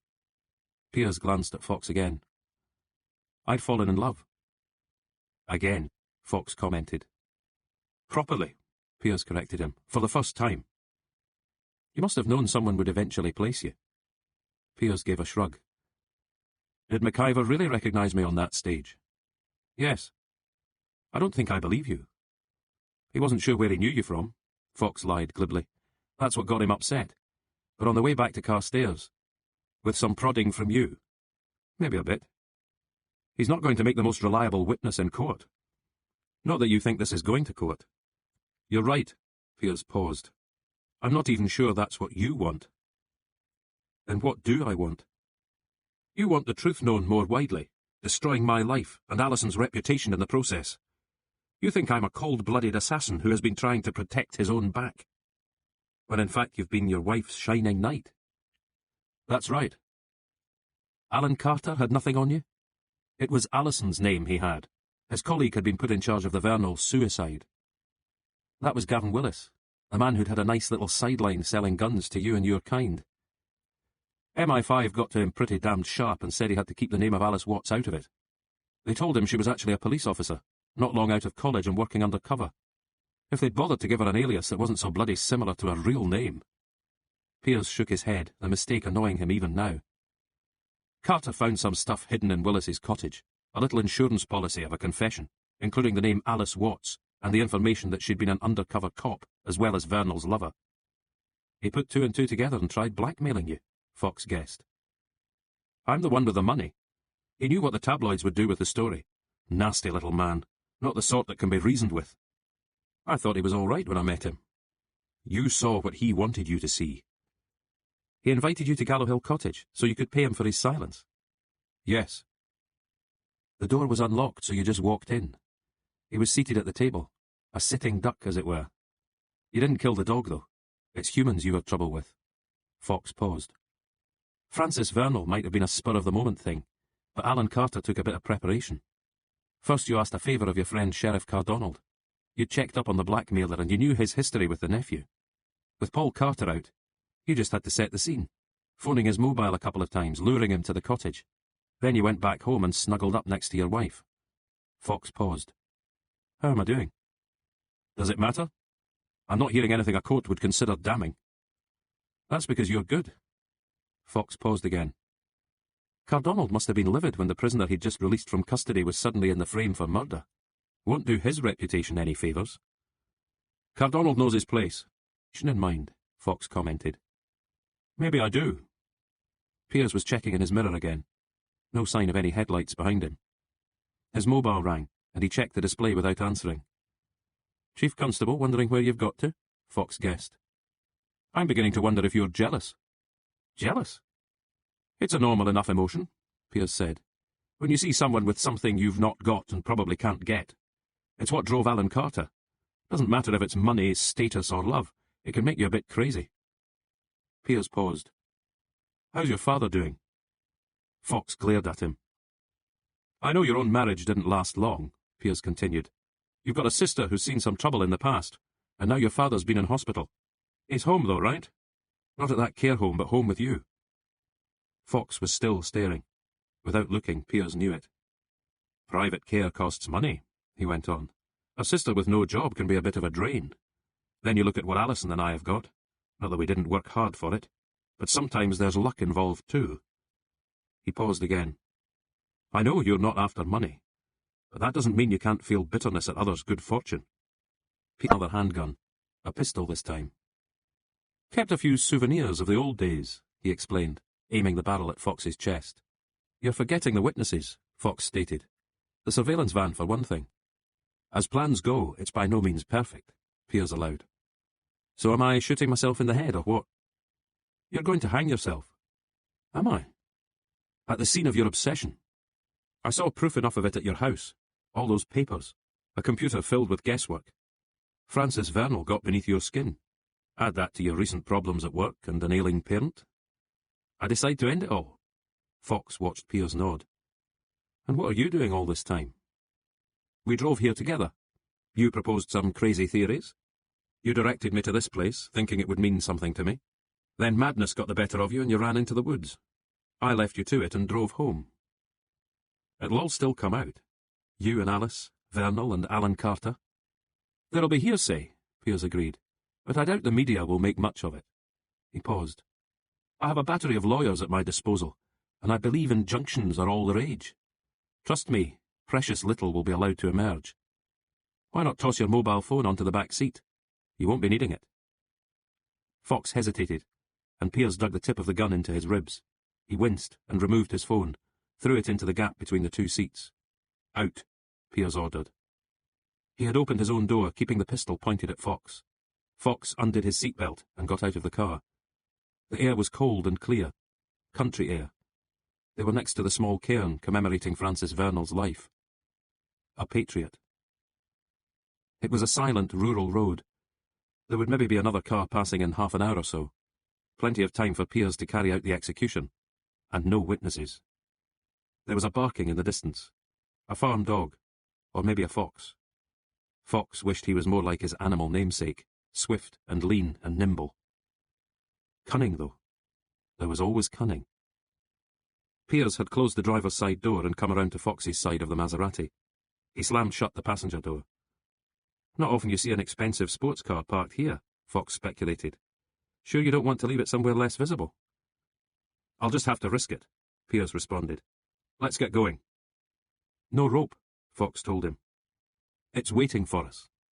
Piers waved the gun in the general direction. Bit more planning than I gave you credit for. I read about it a while back. A man walked into a forest somewhere. He was too old to get the noose over a high branch, so he just tied it to a lower one, placed his neck in it, and leaned all the way forward. That's what I'm going to do, is it? Sounds like I'd be better off refusing and taking a bullet. At least that way you'll be in the frame. Piers shrugged. My word against yours. Except you won't have any words. A body could lie out here for years without anyone finding it. He gestured towards the forest, playing involuntarily. As the gun dropped to the ground, Fox scuffed it away with his foot. But Piers was the stronger of the two. He got in a few heavy blows as Fox wrestled with him. It took Fox only a few seconds to realise he was not going to win this fight, not at close quarters. He couldn't see the gun, so he gave Piers a shove backwards, and ran for it. Piers didn't follow, not straight away, which gave Fox a bit of time to dart between the trees. He was a good 20 or 30 feet away, the gloom working to his advantage, when a bullet shattered some bark inches from his left shoulder. A splinter penetrated his cheek, stinging like hell. He left it where it was, and kept weaving as best he could. He didn't know how deep the woods were, How soon would it be till he reached open ground, where he'd be an easy target? There was a half moon in the sky above, obscured by a thin layer of shifting cloud. Enough light to see by. More than enough for Stephen Pearse. A bullet lodged in a tree, evidence waiting to be found. But would anyone find it? Though times had changed, the police could still be sloppy. He patted his pockets. If he started to discard credit cards and the like, he would be leaving a trail for Pearse as much as for any investigators. Another bullet zinged past him and thumped into bark. Pearse was heavy-set. Probably didn't get much use of the gym at the house. Did Fox have half a chance of outpacing him? Didn't matter. It was the bullets he had to outpace, and that wasn't going to happen. Outmaneuver him, then. But how? The road was his best chance. It would depend on an elusive passing car, but his run of luck could change for the better, couldn't it? Another option, double back to the Maserati. Pearse hadn't locked it, but Fox couldn't remember if he'd left the key. His phone was on the back seat. So was the little recorder he'd borrowed from Joe Naismith. He'd thrown it there along with the battery pack, having switched it on first. Everything said in the car would, he hoped, be on it, and audible. But only useful to him, if Pearse didn't find it. Another shot, another miss. Would a farmer maybe hear? A poacher? Sweat was running down Fox's back. He could remove his jacket, but it was darker than his shirt, and he didn't want to give his pursuer a more inviting target. His chest was hurting. He remembered the stitch when he'd run across the Forth Road Bridge. Stitch or not, this time he had to keep moving. The fourth shot, however, found its target. He felt the impact against his left shoulder. It went in and out again, numbing him for a moment. His legs almost buckled, but he wouldn't let them. A burning sensation, and then pain shooting down his arm, all the way to his fingertips. He gritted his teeth. Knew he couldn't stop, not even for a second. Warm blood, oozing and running. He gripped his left hand in his right, cradling it against his chest, and ran. Risked a glance behind him, but could see no sign of Pearse. He realised he was being stalked. Pearse wasn't panicking. He was being his usual methodical self. He was watching, listening and calculating. He was wearing his quarry down. Let Fox run in circles, then pick him off. Fox cursed his own stupidity and kept moving. Images flashed into his mind. Mitch and Jude, Imogen Vernal and Charles Mangold. Mangold getting him into this in the first place. No, who was he kidding? He only had himself to blame. Paul and Alan Carter, Scholes and Haldane and Michelson, Evelyn Mills and Fiona McFadgen, players in the drama of his life and death. Alice Watts morphing into Alison Watson. Hawkeye hiding behind the eyes of Stephen Pearse. DCI Jackson, caretaker of state secrets. Chris Fox. And back to Mitch and Jude again. Thinking about it made him nauseous. He swallowed hard, tasting iron and bile. Emerging into a small clearing, he paused for only a moment to stare at the noose hanging from a tree branch, almost exactly in line with his eyes, one end wrapped around the trunk and knotted fast. Move, Malcolm. A steeper bank, a single line of trees and then a gap. He knew it had to be the road. He was forced to claw at the ground with his right hand as he climbed. When he stood up again, he was inches from the tarmac. He looked to left and right. The boot of the Maserati was just visible, the rest of the vehicle hidden around the curve of the road. Fox headed in the other direction. He was out in the open now. Couldn't hear any traffic or spot headlights in the distance. His eyes stung, and he wiped the perspiration from them. He could always dive into the woods on the opposite side of the road. Safer there, but more isolated too. Wait. The sky was brightening. He could make out the tree line silhouetted against the night. And now he could hear the faint roar of an engine. He remembered the local boy racers, their names scored into the memorial cairn. Would they stop for him? Were their brakes equal to their reaction time? It would be so bloody typical. Escape a gunman just to be mown down by a spotty teen in a super-tuned Cosworth. The roar was definitely getting louder. He was on a nice straight stretch. He started to remove his jacket. The lighter shirt might now be an advantage. Fox! Fox turned. Pearse looked mightily pissed off. The pistol hung at his side as he emerged from the trees. Seemed to Fox that he had tripped and fallen. A definite limp, clothes and face smeared with dirt. He took a few deep breaths, straightened up, and started to raise the gun. Fox was barely 30 feet away, but the car was approaching. Fox was waving with his working arm. Pearse was aiming at him as the car came into view, headlights flashing from full beam to dipped and back again, horn blaring. A small car with a big engine. Fox was trying to shield his eyes. A half glance back told him Piers was doing the same. The car skidded to a stop, ending up side on to the direction of travel. The passenger side door flew open. "You trying to get yourself killed, pal?" Just a kid. Maybe not 16 yet. Bass booming from inside the car. The driver leaving the engine idling as he too emerged, another car arriving behind him. More kids getting out. More thumping music. Fox was staring at Piers.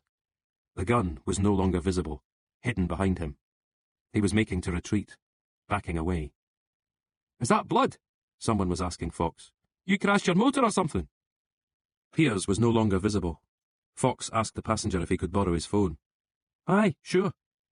But Fox's hand was shaking too hard, his fingers slippery with blood. So he recited the number instead, the teenager punching it in, and holding the phone towards his ear as he started to talk to Tony Kay.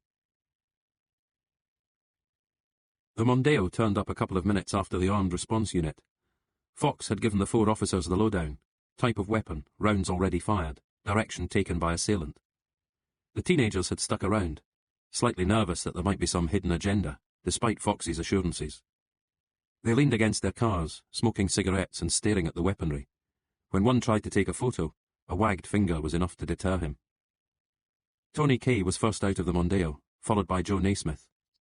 The last of the armed officers was disappearing into the woods as they walked towards Fox. "Does it hurt?" Naismith asked, nodding towards the wound. "Like blazes," Fox informed him. "Called an ambulance yet?" Fox shook his head. "You've lost a bit of blood." "It's a graze," Kay stated, giving Fox's shoulder a cursory glance. "Think we should see what they're up to?" He gestured towards the woods.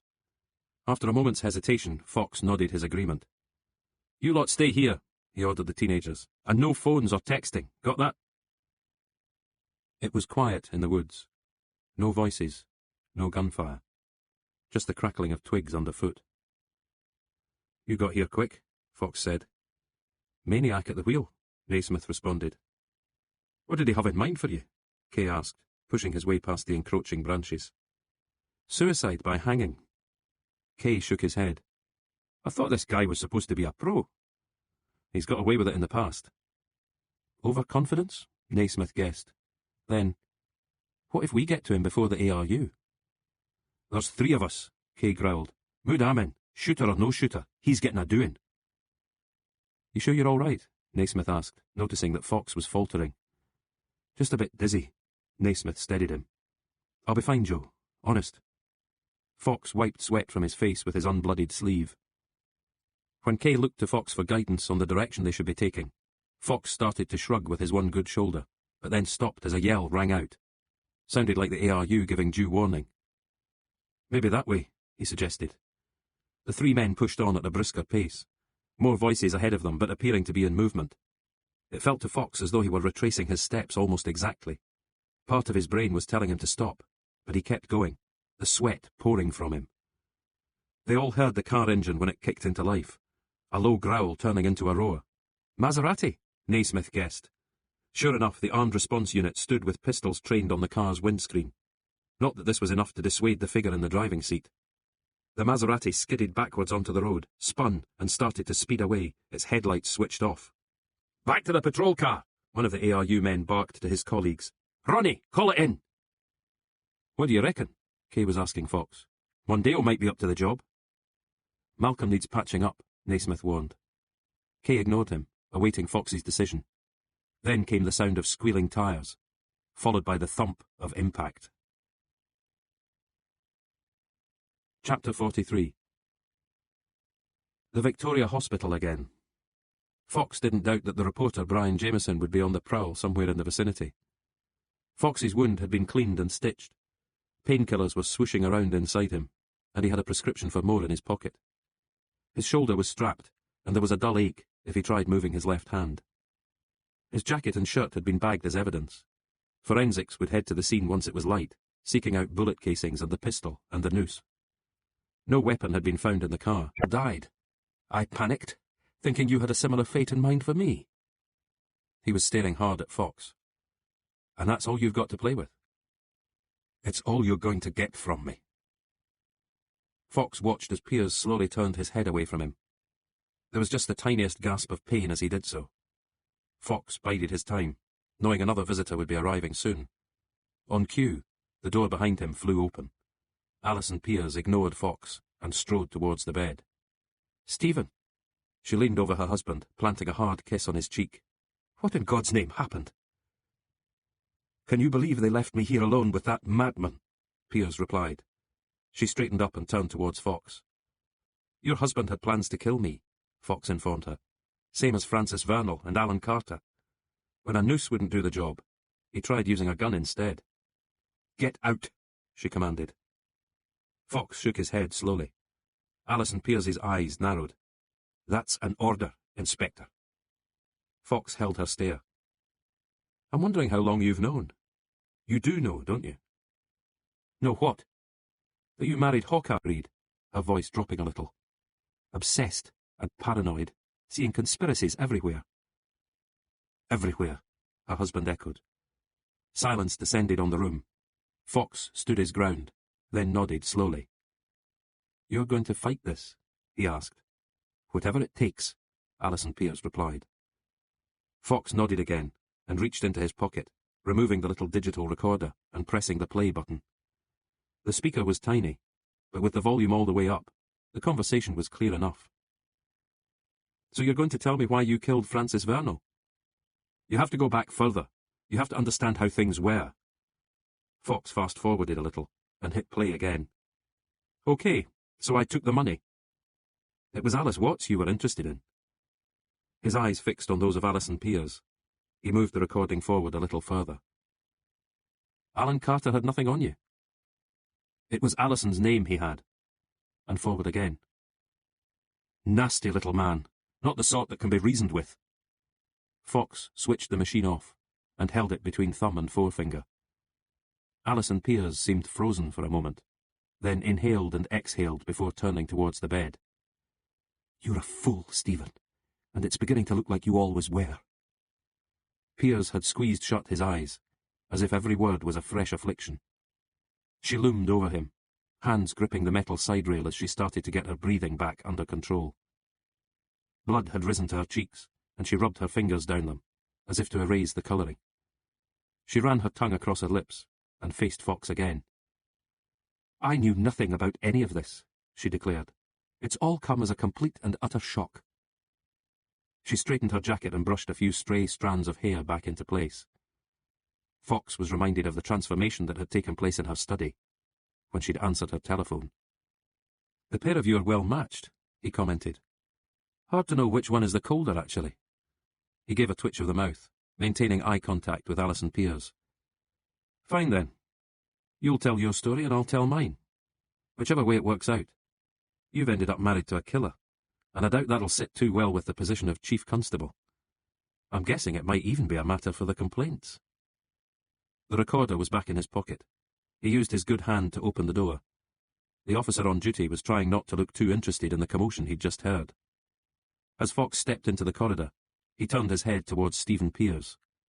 But Pearce's eyes were still closed, so Fox let the door swing shut, leaving him to his fate. Part 14. Chapter 44. It wasn't much of a homecoming. Foxy's father was asleep on the bed in the living room. Jude hadn't got round to tidying the place. Plates and mugs needed taking to the kitchen, magazines put into a bag for recycling. She gave him a peck on the cheek and said it was good to see him. "How long will you be off work?" she asked. "I'll be able to look after Dad if that's what you're asking." "It wasn't," she said, not meeting his eyes. His legs were stiff from all that running, and there was still a residual burning sensation in his lungs. Every few minutes he seemed to relive part of it, but to everyone who asked him how he was, he gave the same answer. "I'm fine." He had so far avoided seeing any TV coverage. There had been phone messages from Evelyn Mills, Fiona McFadgen and Charles Mangold. He had listened to them, but not replied. The same went for texts. What was he supposed to say to any of them? He felt bad about ignoring Evelyn Mills in particular, but didn't know what else to do. Too many relationships had gone sour around him. He didn't want to add any more fuel to the general misery. Jude made him tea while he sat on the sofa, watching his father. The chest rose and fell. The mouth was slightly open. Mitch's hair needed washing, and the room smelled faintly of talcum powder. Anything been happening? He asked Jude as she handed him his mug. A lot of phone calls, but that's about it. And one of the neighbours came to the door to ask after you, some old boy from across the street. Mr. Anderson, Fox informed her. She nodded, without really taking the information in. Anyway, she said, I'm glad you're here, because I need to nip out for some ciggies. 10 a day still. Am I about to get a lecture? Fox shook his head. On you go, he told her. She wasted no time fetching her coat, then asked him if he wanted anything. He shook his head again. When she hesitated, he knew she needed money, so dug a 20 out of his pocket. Thanks, she said. Sure you don't want tomato juice or something? No. The door closed after her, leaving Fox alone with his father. He cleared some odds and ends from the chair next to the bed, and sat down, taking Mitch's hand in his. The eyelids fluttered, and the breathing changed, but he didn't wake up. Fox removed the photo from his pocket, the one showing Chris as he cheered on Frances Vernal. He wrote both their names on the back, and added it to the shoebox. He spotted a half bottle of whiskey on the mantelpiece, and another half bottle of vodka next to it. The vodka, Jude's drink of choice, was almost empty, the whiskey almost full. Fox stared at both bottles, then got up and walked towards them. He unscrewed the cap from the whiskey and put his nose to the open neck, inhaling and exhaling. He knew it would be so easy to tip a measure into his mouth, savouring before swallowing. But instead, he walked back to the bed and dipped a finger into the liquid, dabbing his father's lips with it. The eyelids fluttered again. That's some bedside manner you've got, Mitch Fox said, opening his eyes and smiling at his son. Now pour me a proper one, will you? Fox didn't argue. He fetched a couple of clean glasses, filling one with tap water for himself. None of that for me, mind, his father cautioned. Fox poured an inch of whiskey into the tumbler and handed it over. His father managed to sit up unaided and raised the drink in a toast. Here's to us, he said. Was like us. Guy few, Fox recited, lifting his own glass. And they're all deed. He watched as his father sipped the whiskey. I can be a detective when I want to be, he said quietly. Just so you know. Can't be that good at it, or you wouldn't have a bullet hole in you. Mitch held out the empty glass, his eyes demanding a refill. Jude'll kill me if I get you drunk. Then you won't have died in vain. True enough, I suppose. So Fox twisted the cap from the whiskey bottle and poured again.